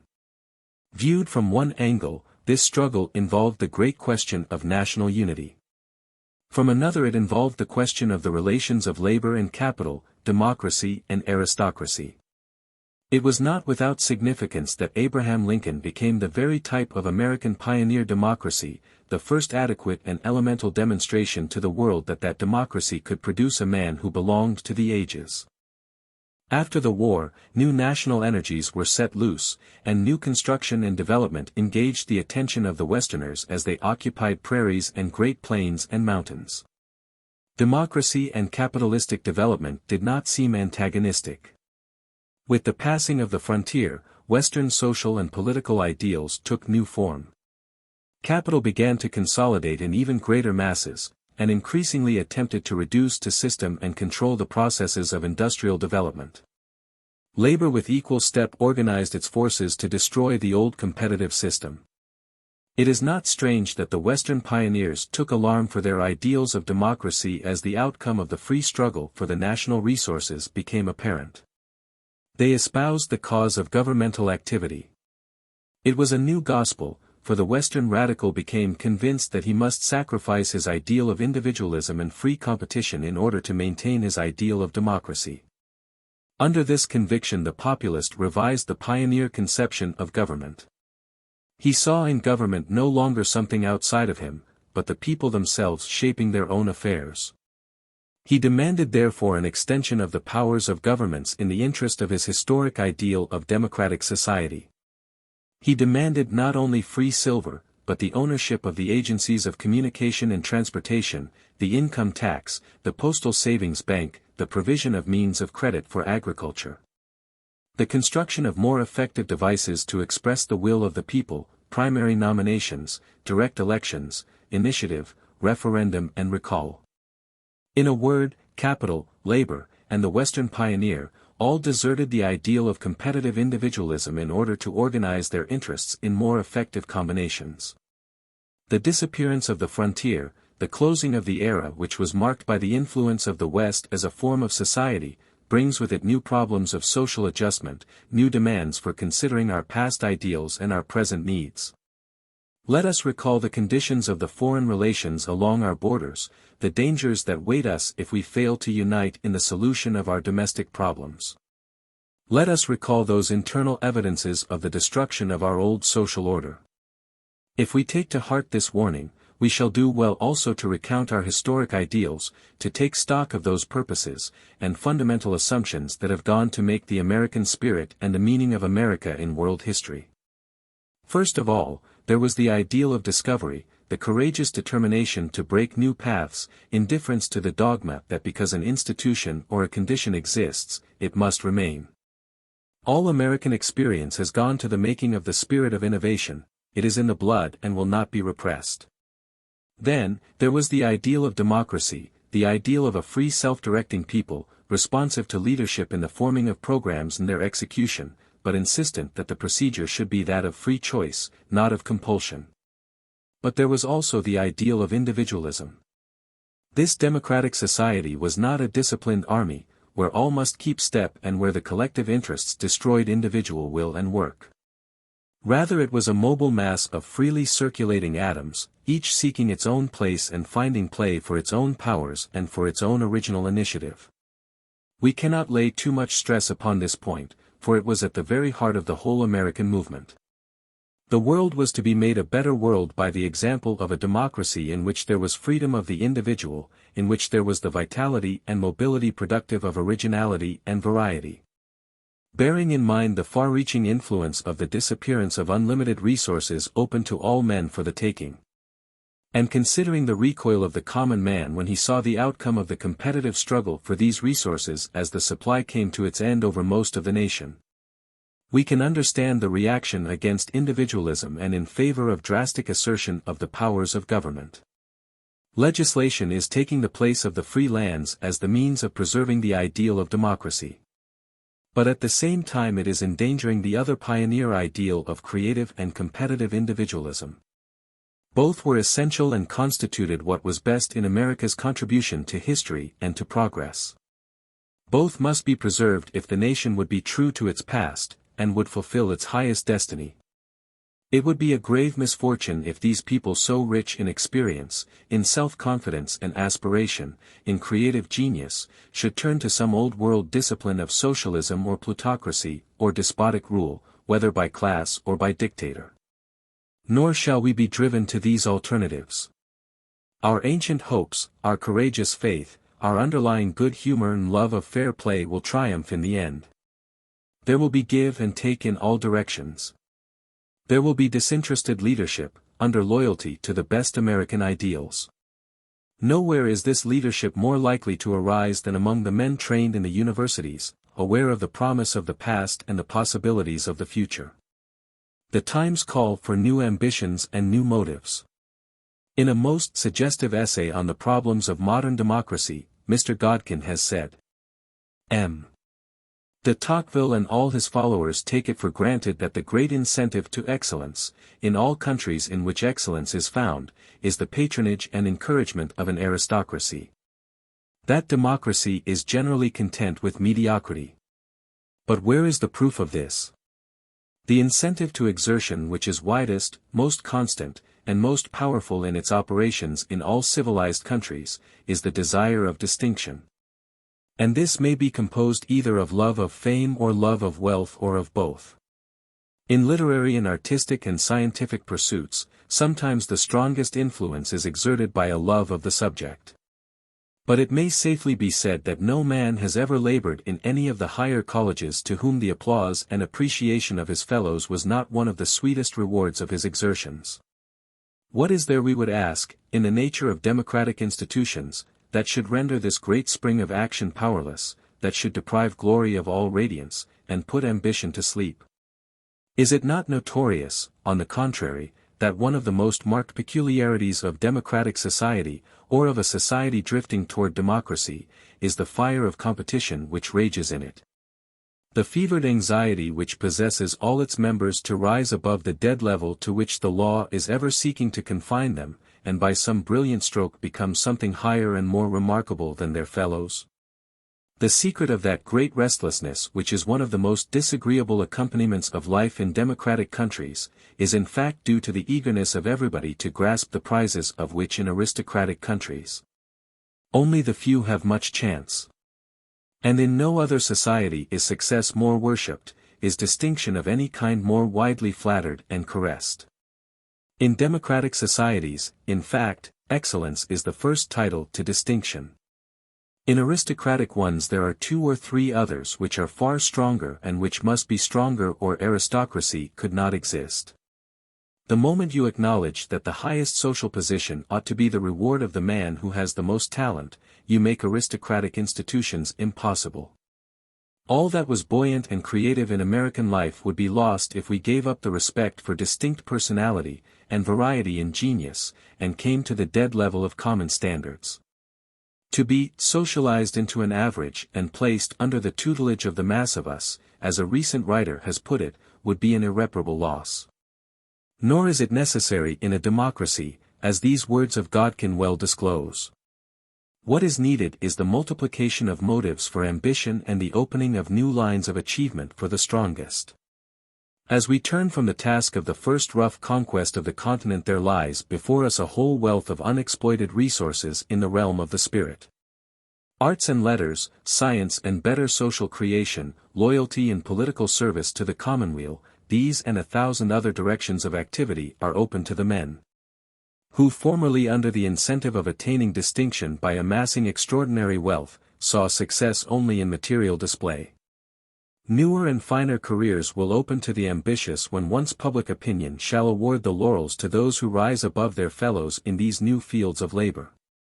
It has not been the gold, but the getting of the gold, that has caught the imaginations of our captains of industry.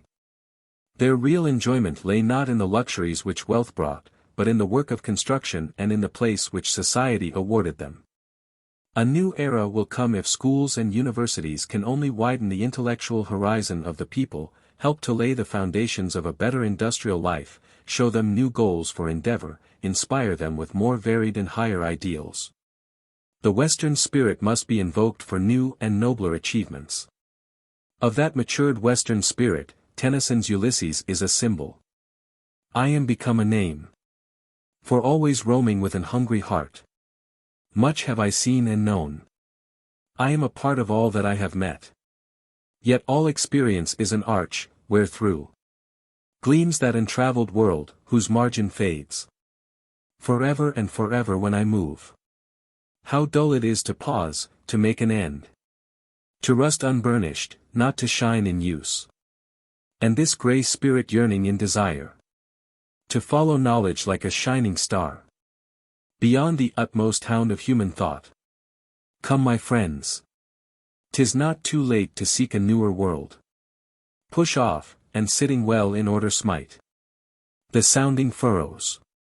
For my purpose holds to sail beyond the sunset, and the baths of all the western stars until I die. To strive, to seek, to find and not to yield. Footnotes. Commencement Address, University of Washington, June 17, 1914. Reprinted by permission from the Washington Historical Quarterly, October, 1914. 12. Social Forces in American History. The transformations through which the United States is passing in our own day are so profound, so far-reaching, that it is hardly an exaggeration to say that we are witnessing the birth of a new nation in America. The revolution in the social and economic structure of this country during the past 2 decades is comparable to what occurred when independence was declared and the Constitution was formed. Or to the changes wrought by the era which began half a century ago, the era of Civil War and Reconstruction. These changes have been long in preparation and are, in part, the result of worldwide forces of reorganization incident to the age of steam production and large-scale industry, and, in part, the result of the closing of the period of the colonization of the West. They have been prophesied, and the course of the movement partly described by students of American development. But after all, it is with a shock that the people of the United States are coming to realize that the fundamental forces which have shaped their society up to the present are disappearing. 20 years ago, as I have before had occasion to point out, the superintendent of the census declared that the frontier line, which its maps had depicted for decade after decade of the westward march of the nation, could no longer be described. Today we must add that the age of free competition of individuals for the unpossessed resources of the nation is nearing its end. It is taking less than a generation to write the chapter which began with the disappearance of the line of the frontier, the last chapter in the history of the colonization of the United States, the conclusion to the annals of its pioneer democracy. It is a wonderful chapter, this final rush of American energy upon the remaining wilderness. Even the bare statistics become eloquent of a new era. They no longer derive their significance from the exhibit of vast proportions of the public domain transferred to agriculture, of wildernesses equal to European nations changed decade after decade into the farm area of the United States. It is true there was added to the farms of the nation between 1870 and 1880 a territory equal to that of France, and between 1880 and 1900 a territory equal to the European area of France, Germany, England, and Wales combined. The records of 1910 are not yet available, but whatever they reveal they will not be so full of meaning as the figures which tell of upleaping wealth and organization and concentration of industrial power in the East in the last decade. As the final provinces of the Western Empire have been subdued to the purposes of civilization and have yielded their spoils, as the spheres of operation of the great industrial corporations have extended, with the extension of American settlement, production and wealth have increased beyond all precedent. The total deposits in all national banks have more than trebled in the present decade, the money in circulation has doubled since 1890. The flood of gold makes it difficult to gauge the full meaning of the incredible increase in values, for in the decade ending with 1909 over 41,600,000 ounces of gold were mined in the United States alone.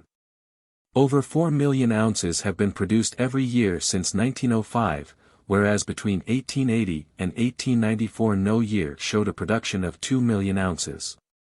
As a result of this swelling stream of gold and instruments of credit, aided by a variety of other causes, prices have risen until their height has become one of the most marked features and influential factors in American life, producing social readjustments and contributing effectively to party revolutions.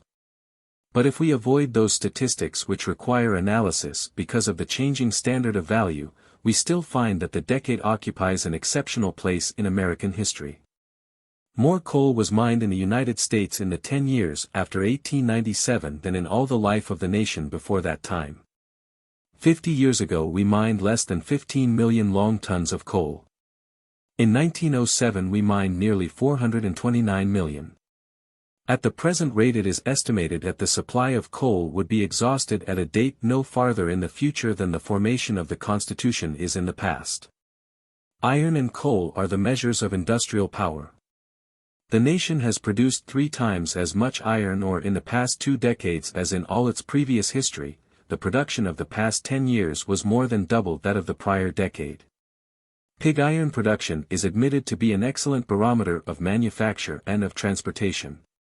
Never until 1898 had this reached an annual total of 10 million long tons. But in the 5 years beginning with 1904 it averaged over twice that. By 1907 the United States had surpassed Great Britain, Germany, and France combined in the production of pig iron and steel together.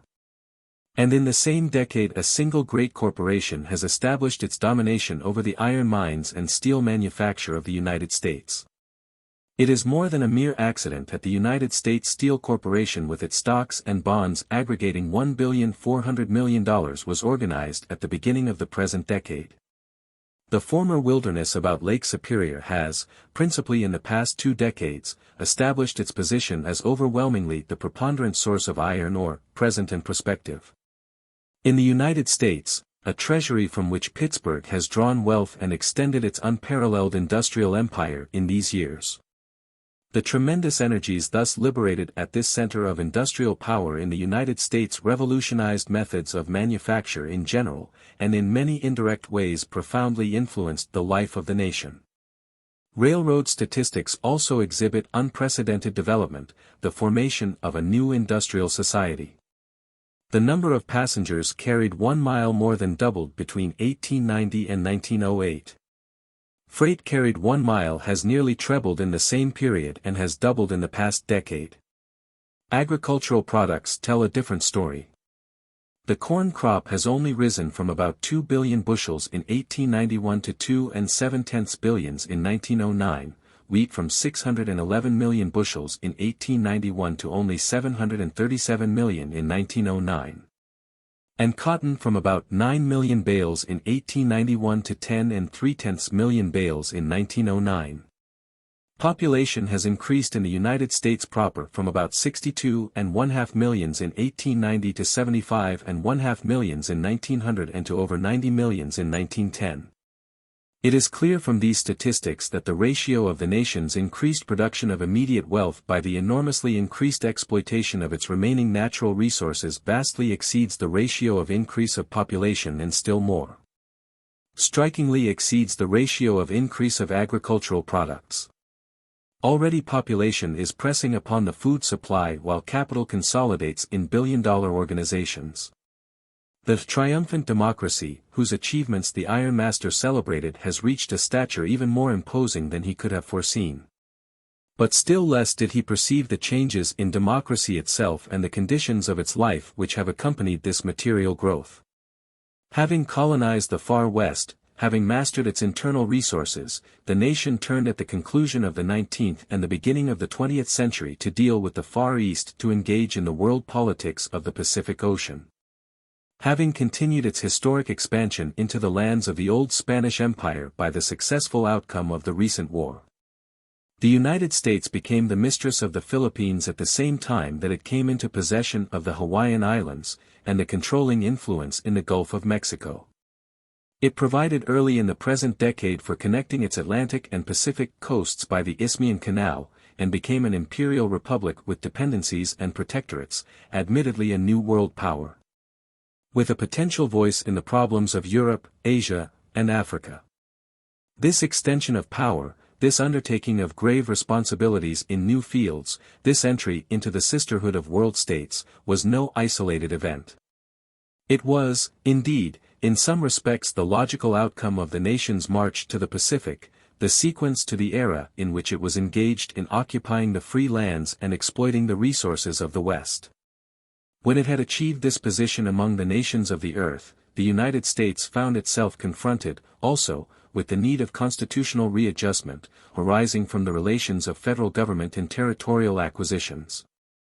It was obliged to reconsider questions of the rights of man and traditional American ideals of liberty and democracy, in view of the task of government of other races politically inexperienced and undeveloped. If we turn to consider the effect upon American society and domestic policy in these 2 decades of transition, we are met with palpable evidences of the invasion of the old pioneer democratic order. Obvious among them is the effect of unprecedented immigration to supply the mobile army of cheap labor for the centers of industrial life. In the past 10 years, beginning with 1900, over 8 million immigrants have arrived. The newcomers of the 8 years since 1900 would, according to a writer in 1908, repopulate all the 5 older New England states as they stand today. Or, if properly disseminated over the newer parts of the country, they would serve to populate no less than 19 states of the Union as they stand. In 1907, there were 1¼ million arrivals. This number would entirely populate both New Hampshire and Maine, 2 of our oldest states. The arrivals of this one year would found a state with more inhabitants than any one of 21 of our other existing commonwealths which could be named. Not only has the addition to the population from Europe been thus extraordinary, it has come in increasing measure from Southern and Eastern Europe. For the year 1907, Professor Ripley, whom I am quoting, has redistributed the incomers on the basis of physical type and finds that 1/4 of them were of the Mediterranean race, 1/4 of the Slavic race, 1/8 Jewish, and only 1/6 of the Alpine, and 1/6 of the Teutonic. In 1882 Germans had come to the amount of 250,000, in 1907 they were replaced by 330,000 South Italians. Thus it is evident that the ethnic elements of the United States have undergone startling changes. And instead of spreading over the nation, these immigrants have concentrated especially in the cities and great industrial centers in the past decade. The composition of the labor class and its relation to wages and to the Native American employer have been deeply influenced thereby. The sympathy of the employers with labor has been unfavorably affected by the pressure of great numbers of immigrants of alien nationality and of lower standards of life. The familiar facts of the massing of population in the cities and the contemporaneous increase of urban power, and of the massing of capital and production in fewer and vastly greater industrial units, especially attest the revolution. It is a proposition too plain to require elucidation, wrote Richard Rush, Secretary of the Treasury, in his report of 1827. That the creation of capital is retarded rather than accelerated by the diffusion of a thin population over a great surface of soil.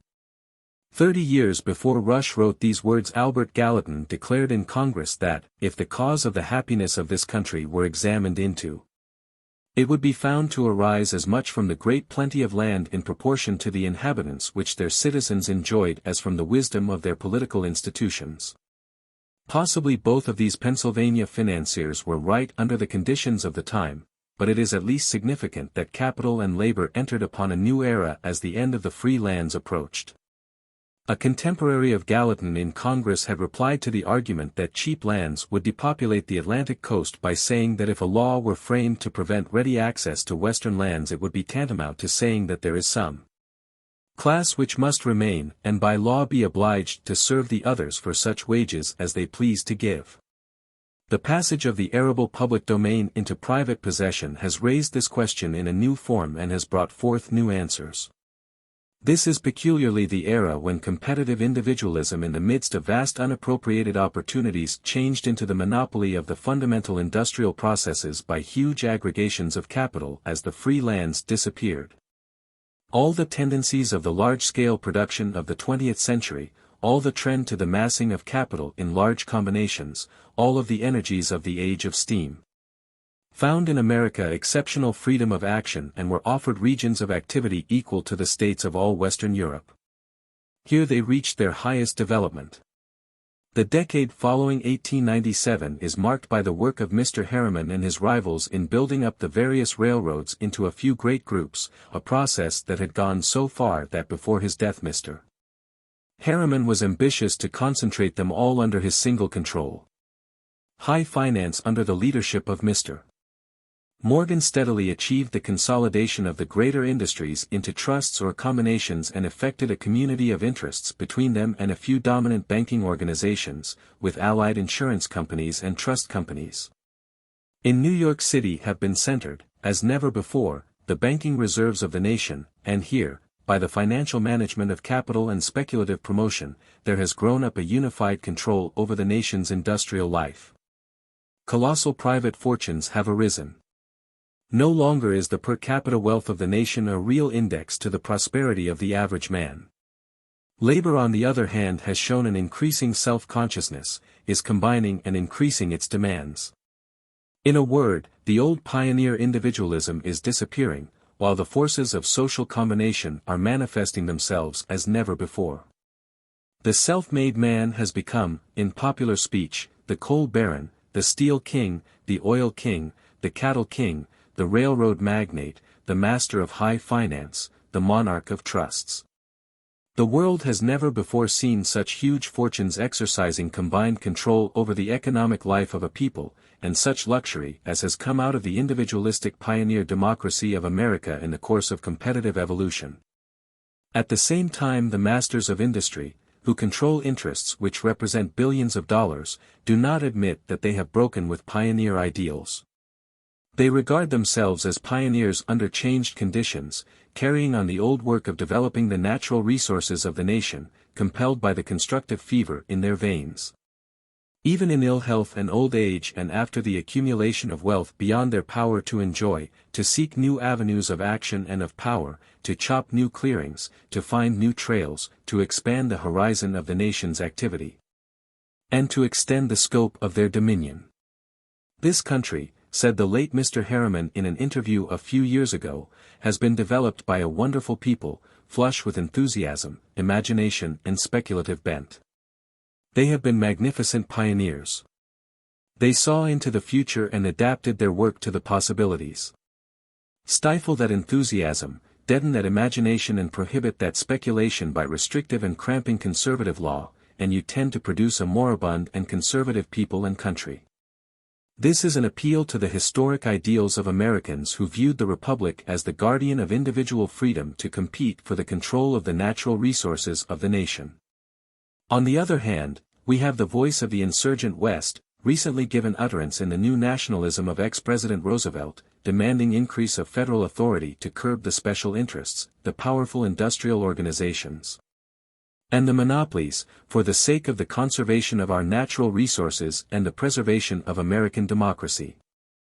The past decade has witnessed an extraordinary federal activity in limiting individual and corporate freedom for the benefit of society. To that decade belong the Conservation Congresses and the effective organization of the Forest Service and the Reclamation Service. Taken together these developments alone would mark a new era, for over 300 million acres are, as a result of this policy, reserved from entry and sale, an area more than equal to that of all the states which established the Constitution, if we exclude their western claims. And these reserved lands are held for a more beneficial use of their forests, minerals, arid tracts, and water rights, by the nation as a whole. Another example is the extension of the activity of the Department of Agriculture, which seeks the remotest regions of the earth for crops suitable to the areas reclaimed by the government, maps and analyzes the soils, fosters the improvement of seeds and animals, tells the farmer when and how and what to plant, and makes war upon diseases of plants and animals and insect pests. The recent legislation for pure food and meat inspection, and the whole mass of regulative law under the Interstate Commerce Clause of the Constitution, further illustrates the same tendency.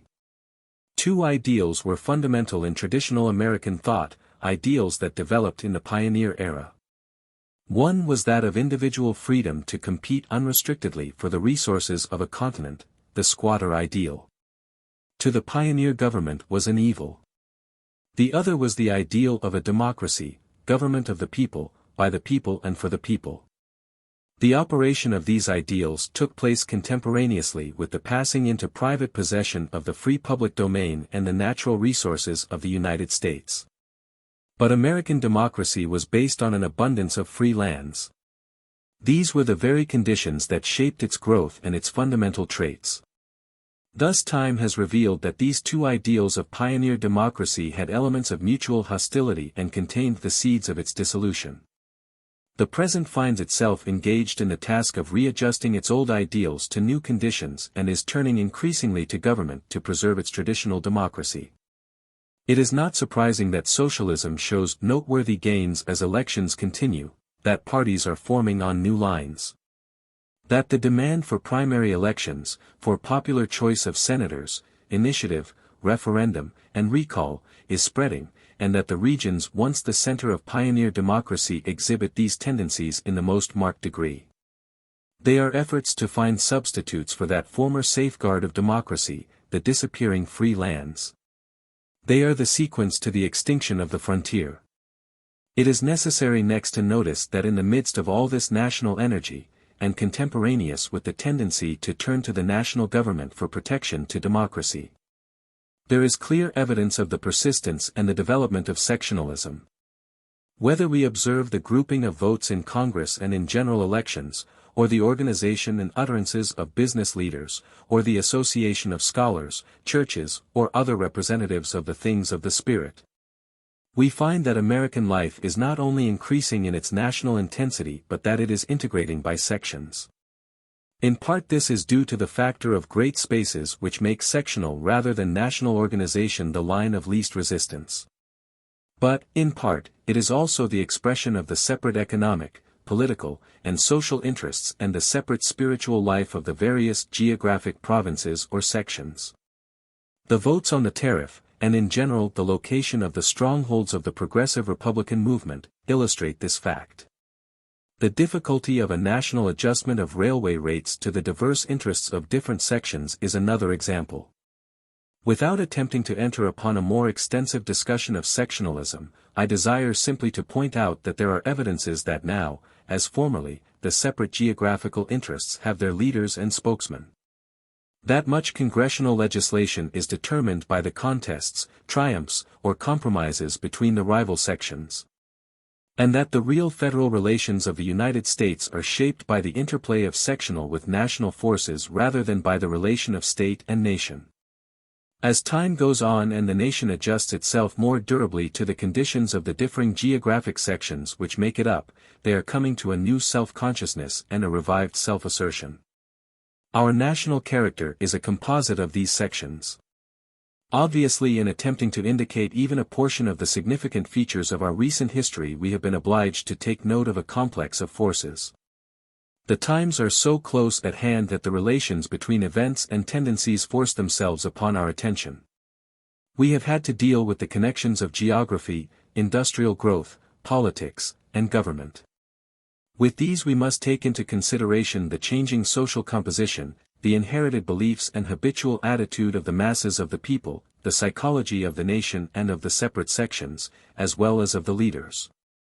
We must see how these leaders are shaped partly by their time and section, and how they are in part original, creative, by virtue of their own genius and initiative. We cannot neglect the moral tendencies and the ideals. All are related parts of the same subject and can no more be properly understood in isolation than the movement as a whole can be understood by neglecting some of these important factors, or by the use of a single method of investigation. Whatever be the truth regarding European history, American history is chiefly concerned with social forces, shaping and reshaping under the conditions of a nation changing as it adjusts to its environment. And this environment progressively reveals new aspects of itself, exerts new influences, and calls out new social organs and functions. I have undertaken this rapid survey of recent history for two purposes. First, because it has seemed fitting to emphasize the significance of American development since the passing of the frontier, and, second, because in the observation of present conditions we may find assistance in our study of the past. It is a familiar doctrine that each age studies its history anew and with interests determined by the spirit of the time. Each age finds it necessary to reconsider at least some portion of the past, from points of view furnished by new conditions which reveal the influence and significance of forces not adequately known by the historians of the previous generation. Unquestionably, each investigator and writer is influenced by the times in which he lives, and while this fact exposes the historian to a bias, at the same time it affords him new instruments and new insight for dealing with his subject. If recent history, then, gives new meaning to past events, if it has to deal with the rise into a commanding position of forces, the origin and growth of which may have been inadequately described or even overlooked by historians of the previous generation, it is important to study the present and the recent past. Not only for themselves but also as the source of new hypotheses, new lines of inquiry, new criteria of the perspective of the remoter past. And, moreover, a just public opinion and a statesmanlike treatment of present problems demand that they be seen in their historical relations in order that history may hold the lamp for conservative reform. Seen from the vantage ground of present developments, what new light falls upon past events. When we consider what the Mississippi Valley has come to be in American life, and when we consider what it is yet to be, the young Washington, crossing the snows of the wilderness to summon the French to evacuate the portals of the Great Valley, becomes the herald of an empire. When we recall the huge industrial power that has centered at Pittsburgh, Braddock's advance to the forks of the Ohio takes on new meaning. Even in defeat, he opened a road to what is now the center of the world's industrial energy. The modifications which England proposed in 1794 to John Jay in the northwestern boundary of the United States from the Lake of the Woods to the Mississippi, seemed to him, doubtless, significant chiefly as a matter of principle and as a question of the retention or loss of beaver grounds. The historians hardly noticed the proposals. But they involved, in fact, the ownership of the richest and most extensive deposits of iron ore in America, the all-important source of a fundamental industry of the United States. The occasion for the rise of some of the most influential forces of our time. What continuity and meaning are furnished by the outcome in present times of the movements of minor political parties and reform agitations? To the historian they have often seemed to be mere curious side eddies, vexatious distractions to the course of his literary craft as it navigated the stream of historical tendency. And yet, by the revelation of the present, what seem to be side eddies have not seldom proven to be the concealed entrances to the main current, and the course which seemed the central one has led to blind channels and stagnant waters. Important in their day, but cut off like oxbow lakes from the mighty river of historical progress by the mere permanent and compelling forces of the neglected currents.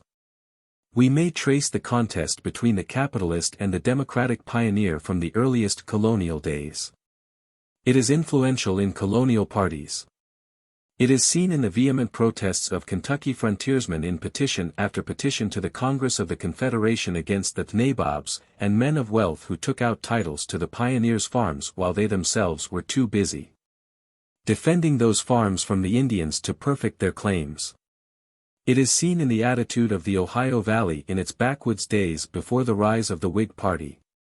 As when in 1811 Henry Clay denounced the Bank of the United States as a corporation which throve on special privileges, a special association of favored individuals taken from the mass of society, and invested with exemptions and surrounded by immunities and privileges. Benton voiced the same contest 20 years later when he denounced the bank as a company of private individuals, many of them foreigners, and the mass of them residing in a remote and narrow corner of the Union, unconnected by any sympathy with the fertile regions of the Great Valley in which the natural power of this Union, the power of numbers, will be found to reside long before the renewed term of the Second Charter would expire. And where, he asked, would all this power and money center? In the great cities of the Northeast, which have been for 40 years and that by force of federal legislation, the lion's den of Southern and Western money, that den into which all the tracks point inward, from which the returning track of a solitary dollar has never yet been seen.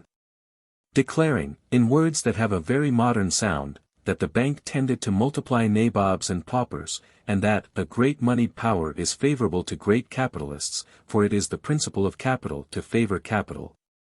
He appealed to the fact of the country's extent and its sectional divergences against the nationalizing of capital. What a condition for a confederacy of states! What grounds for alarm and terrible apprehension when in a confederacy of such vast extent, so many rival commercial cities, so much sectional jealousy, such violent political parties, such fierce contests for power. There should be but one money tribunal before which all the rival and contending elements must appear. Even more vehement were the words of Jackson in 1837. It is now plain, he wrote, that the war is to be carried on by the moneyed aristocracy of the few against the democracy of numbers. The prosperous, to make the honest laborers hewers of wood and drawers of water through the credit and paper system. Van Buren's administration is usually passed hastily over with hardly more than mention of his independent treasury plan, and with particular consideration of the slavery discussion. But some of the most important movements in American social and political history began in these years of Jackson and Van Buren. Read the demands of the obscure labor papers and the reports of labor's open-air meetings anew, and you will find in the utterances of so-called labor visionaries and the Locofoco champions of equal rights for all and special privileges for none. Like Evans and Jacques, Birdsall and Leggett, the finger points to the currents that now make the main channel of our history. You will find in them some of the important planks of the platforms of the triumphant parties of our own day. As Professor Commons has shown by his papers and the documents which he has published on labor history, an idealistic but widespread and influential humanitarian movement, strikingly similar to that of the present, arose in the years between 1830 and 1850, dealing with social forces in American life, animated by a desire to apply the public lands to social amelioration, eager to find new forms of democratic development. But the flood of the slavery struggle swept all of these movements into its mighty inundation for the time. After the war, other influences delayed the revival of the movement. The railroads opened the wide prairies after 1850 and made it easy to reach them. And decade after decade new sections were reduced to the purposes of civilization and to the advantages of the common man as well as the promotion of great individual fortunes. The nation centered its interests in the development of the West. It is only in our own day that this humanitarian democratic wave has reached the level of those earlier years. But in the meantime there are clear evidences of the persistence of the forces, even though under strange guise. Read the platforms of the Greenback Labor, the Granger, and the Populist parties, and you will find in those platforms, discredited and reprobated by the major parties of the time, the basic proposals of the Democratic Party after its revolution under the leadership of Mr. Bryan, and of the Republican Party after its revolution by Mr. Roosevelt. The insurgent movement is so clearly related to the areas and elements that gave strength to this progressive assertion of old democratic ideals with new weapons, that it must be regarded as the organized refusal of these persistent tendencies to be checked by the advocates of more moderate measures. I have dealt with these fragments of party history, not, of course, with the purpose of expressing any present judgment upon them, but to emphasize and give concreteness to the fact that there is disclosed by present events a new significance to these contests of radical democracy and conservative interests. That they are rather a continuing expression of deep-seated forces than fragmentary and sporadic curios for the historical museum. If we should survey the history of our lands from a similar point of view, considering the relations of legislation and administration of the public domain to the structure of American democracy, it would yield a return far beyond that offered by the formal treatment of the subject in most of our histories. We should find in the squatter doctrines and practices, the seizure of the best soils, the taking of public timber on the theory of a right to it by the labor expended on it, fruitful material for understanding the atmosphere and ideals under which the great corporations developed the West. Men like Senator Benton and Delegate Sibley in successive generations defended the trespasses of the pioneer and the lumberman upon the public forest lands, and denounced the paternal government that harassed these men, who were engaged in what we should call stealing government timber. It is evident that at some time between the middle of the 19th century and the present time, when we impose jail sentences upon congressmen caught in such violations of the land laws, a change came over the American conscience and the civic ideals were modified. That our great industrial enterprises developed in the midst of these changing ideals is important to recall when we write the history of their activity. We should find also that we cannot understand the land question without seeing its relations to the struggle of sections and classes bidding against each other and finding in the public domain a most important topic of political bargaining. We should find, too, that the settlement of unlike geographic areas in the course of the nation's progress resulted in changes in the effect of the land laws. That a system intended for the humid prairies was ill-adjusted to the grazing lands and coal fields and to the forests in the days of large-scale exploitation by corporations commanding great capital. Thus changing geographic factors as well as the changing character of the forces which occupied the public domain must be considered, if we would understand the bearing of legislation and policy in this field. It is fortunate that suggestive studies of democracy and the land policy have already begun to appear.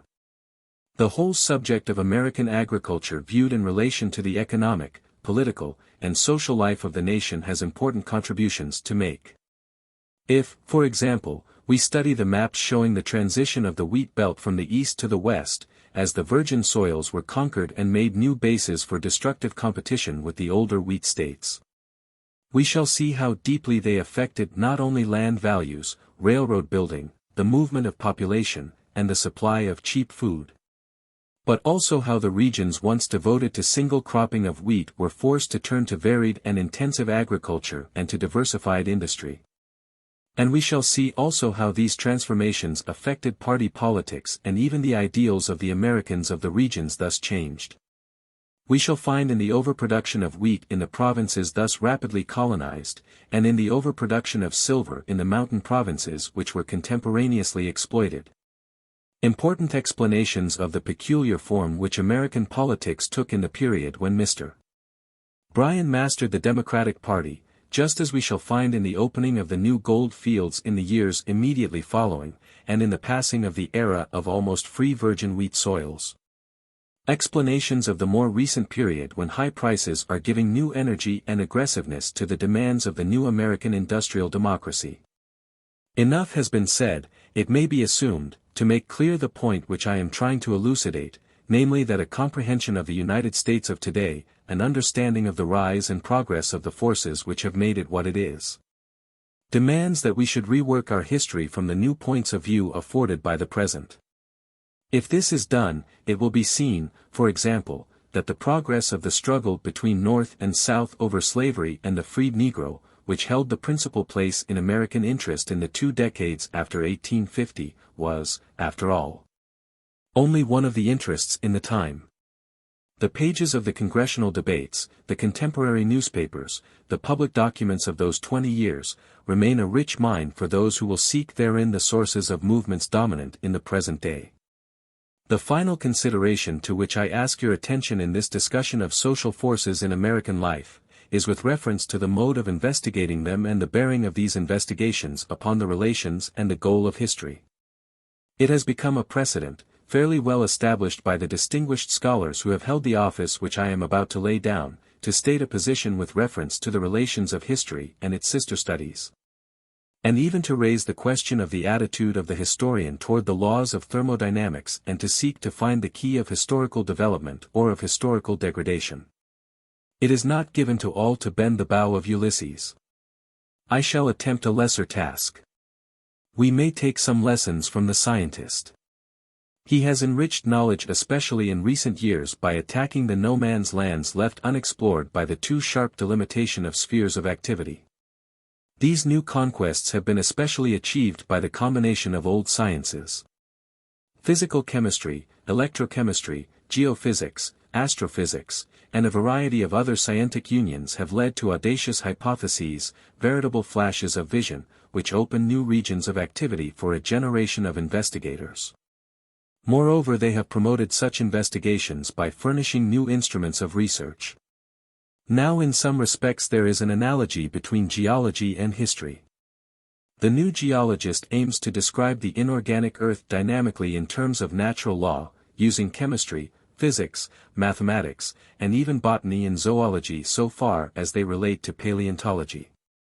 But he does not insist that the relative importance of physical or chemical factors shall be determined before he applies the methods and data of these sciences to his problem. Indeed, he has learned that a geological area is too complex a thing to be reduced to a single explanation. He has abandoned the single hypothesis for the multiple hypothesis. He creates a whole family of possible explanations of a given problem and thus avoids the warping influence of partiality for a simple theory. Have we not here an illustration of what is possible and necessary for the historian? Is it not well, before attempting to decide whether history requires an economic interpretation, or a psychological, or any other ultimate interpretation, to recognize that the factors in human society are varied and complex? That the political historian handling his subject in isolation is certain to miss fundamental facts and relations in his treatment of a given age or nation, that the economic historian is exposed to the same danger. And so of all of the other special historians. Those who insist that history is simply the effort to tell the thing exactly as it was, to state the facts, are confronted with the difficulty that the fact which they would represent is not planted on the solid ground of fixed conditions. It is in the midst and is itself a part of the changing currents, the complex and interacting influences of the time, deriving its significance as a fact from its relations to the deeper-seated movements of the age. Movements so gradual that often only the passing years can reveal the truth about the fact and its right to a place on the historian's page. The economic historian is in danger of making his analysis and his statement of a law on the basis of present conditions and then passing to history for justificatory appendixes to his conclusions.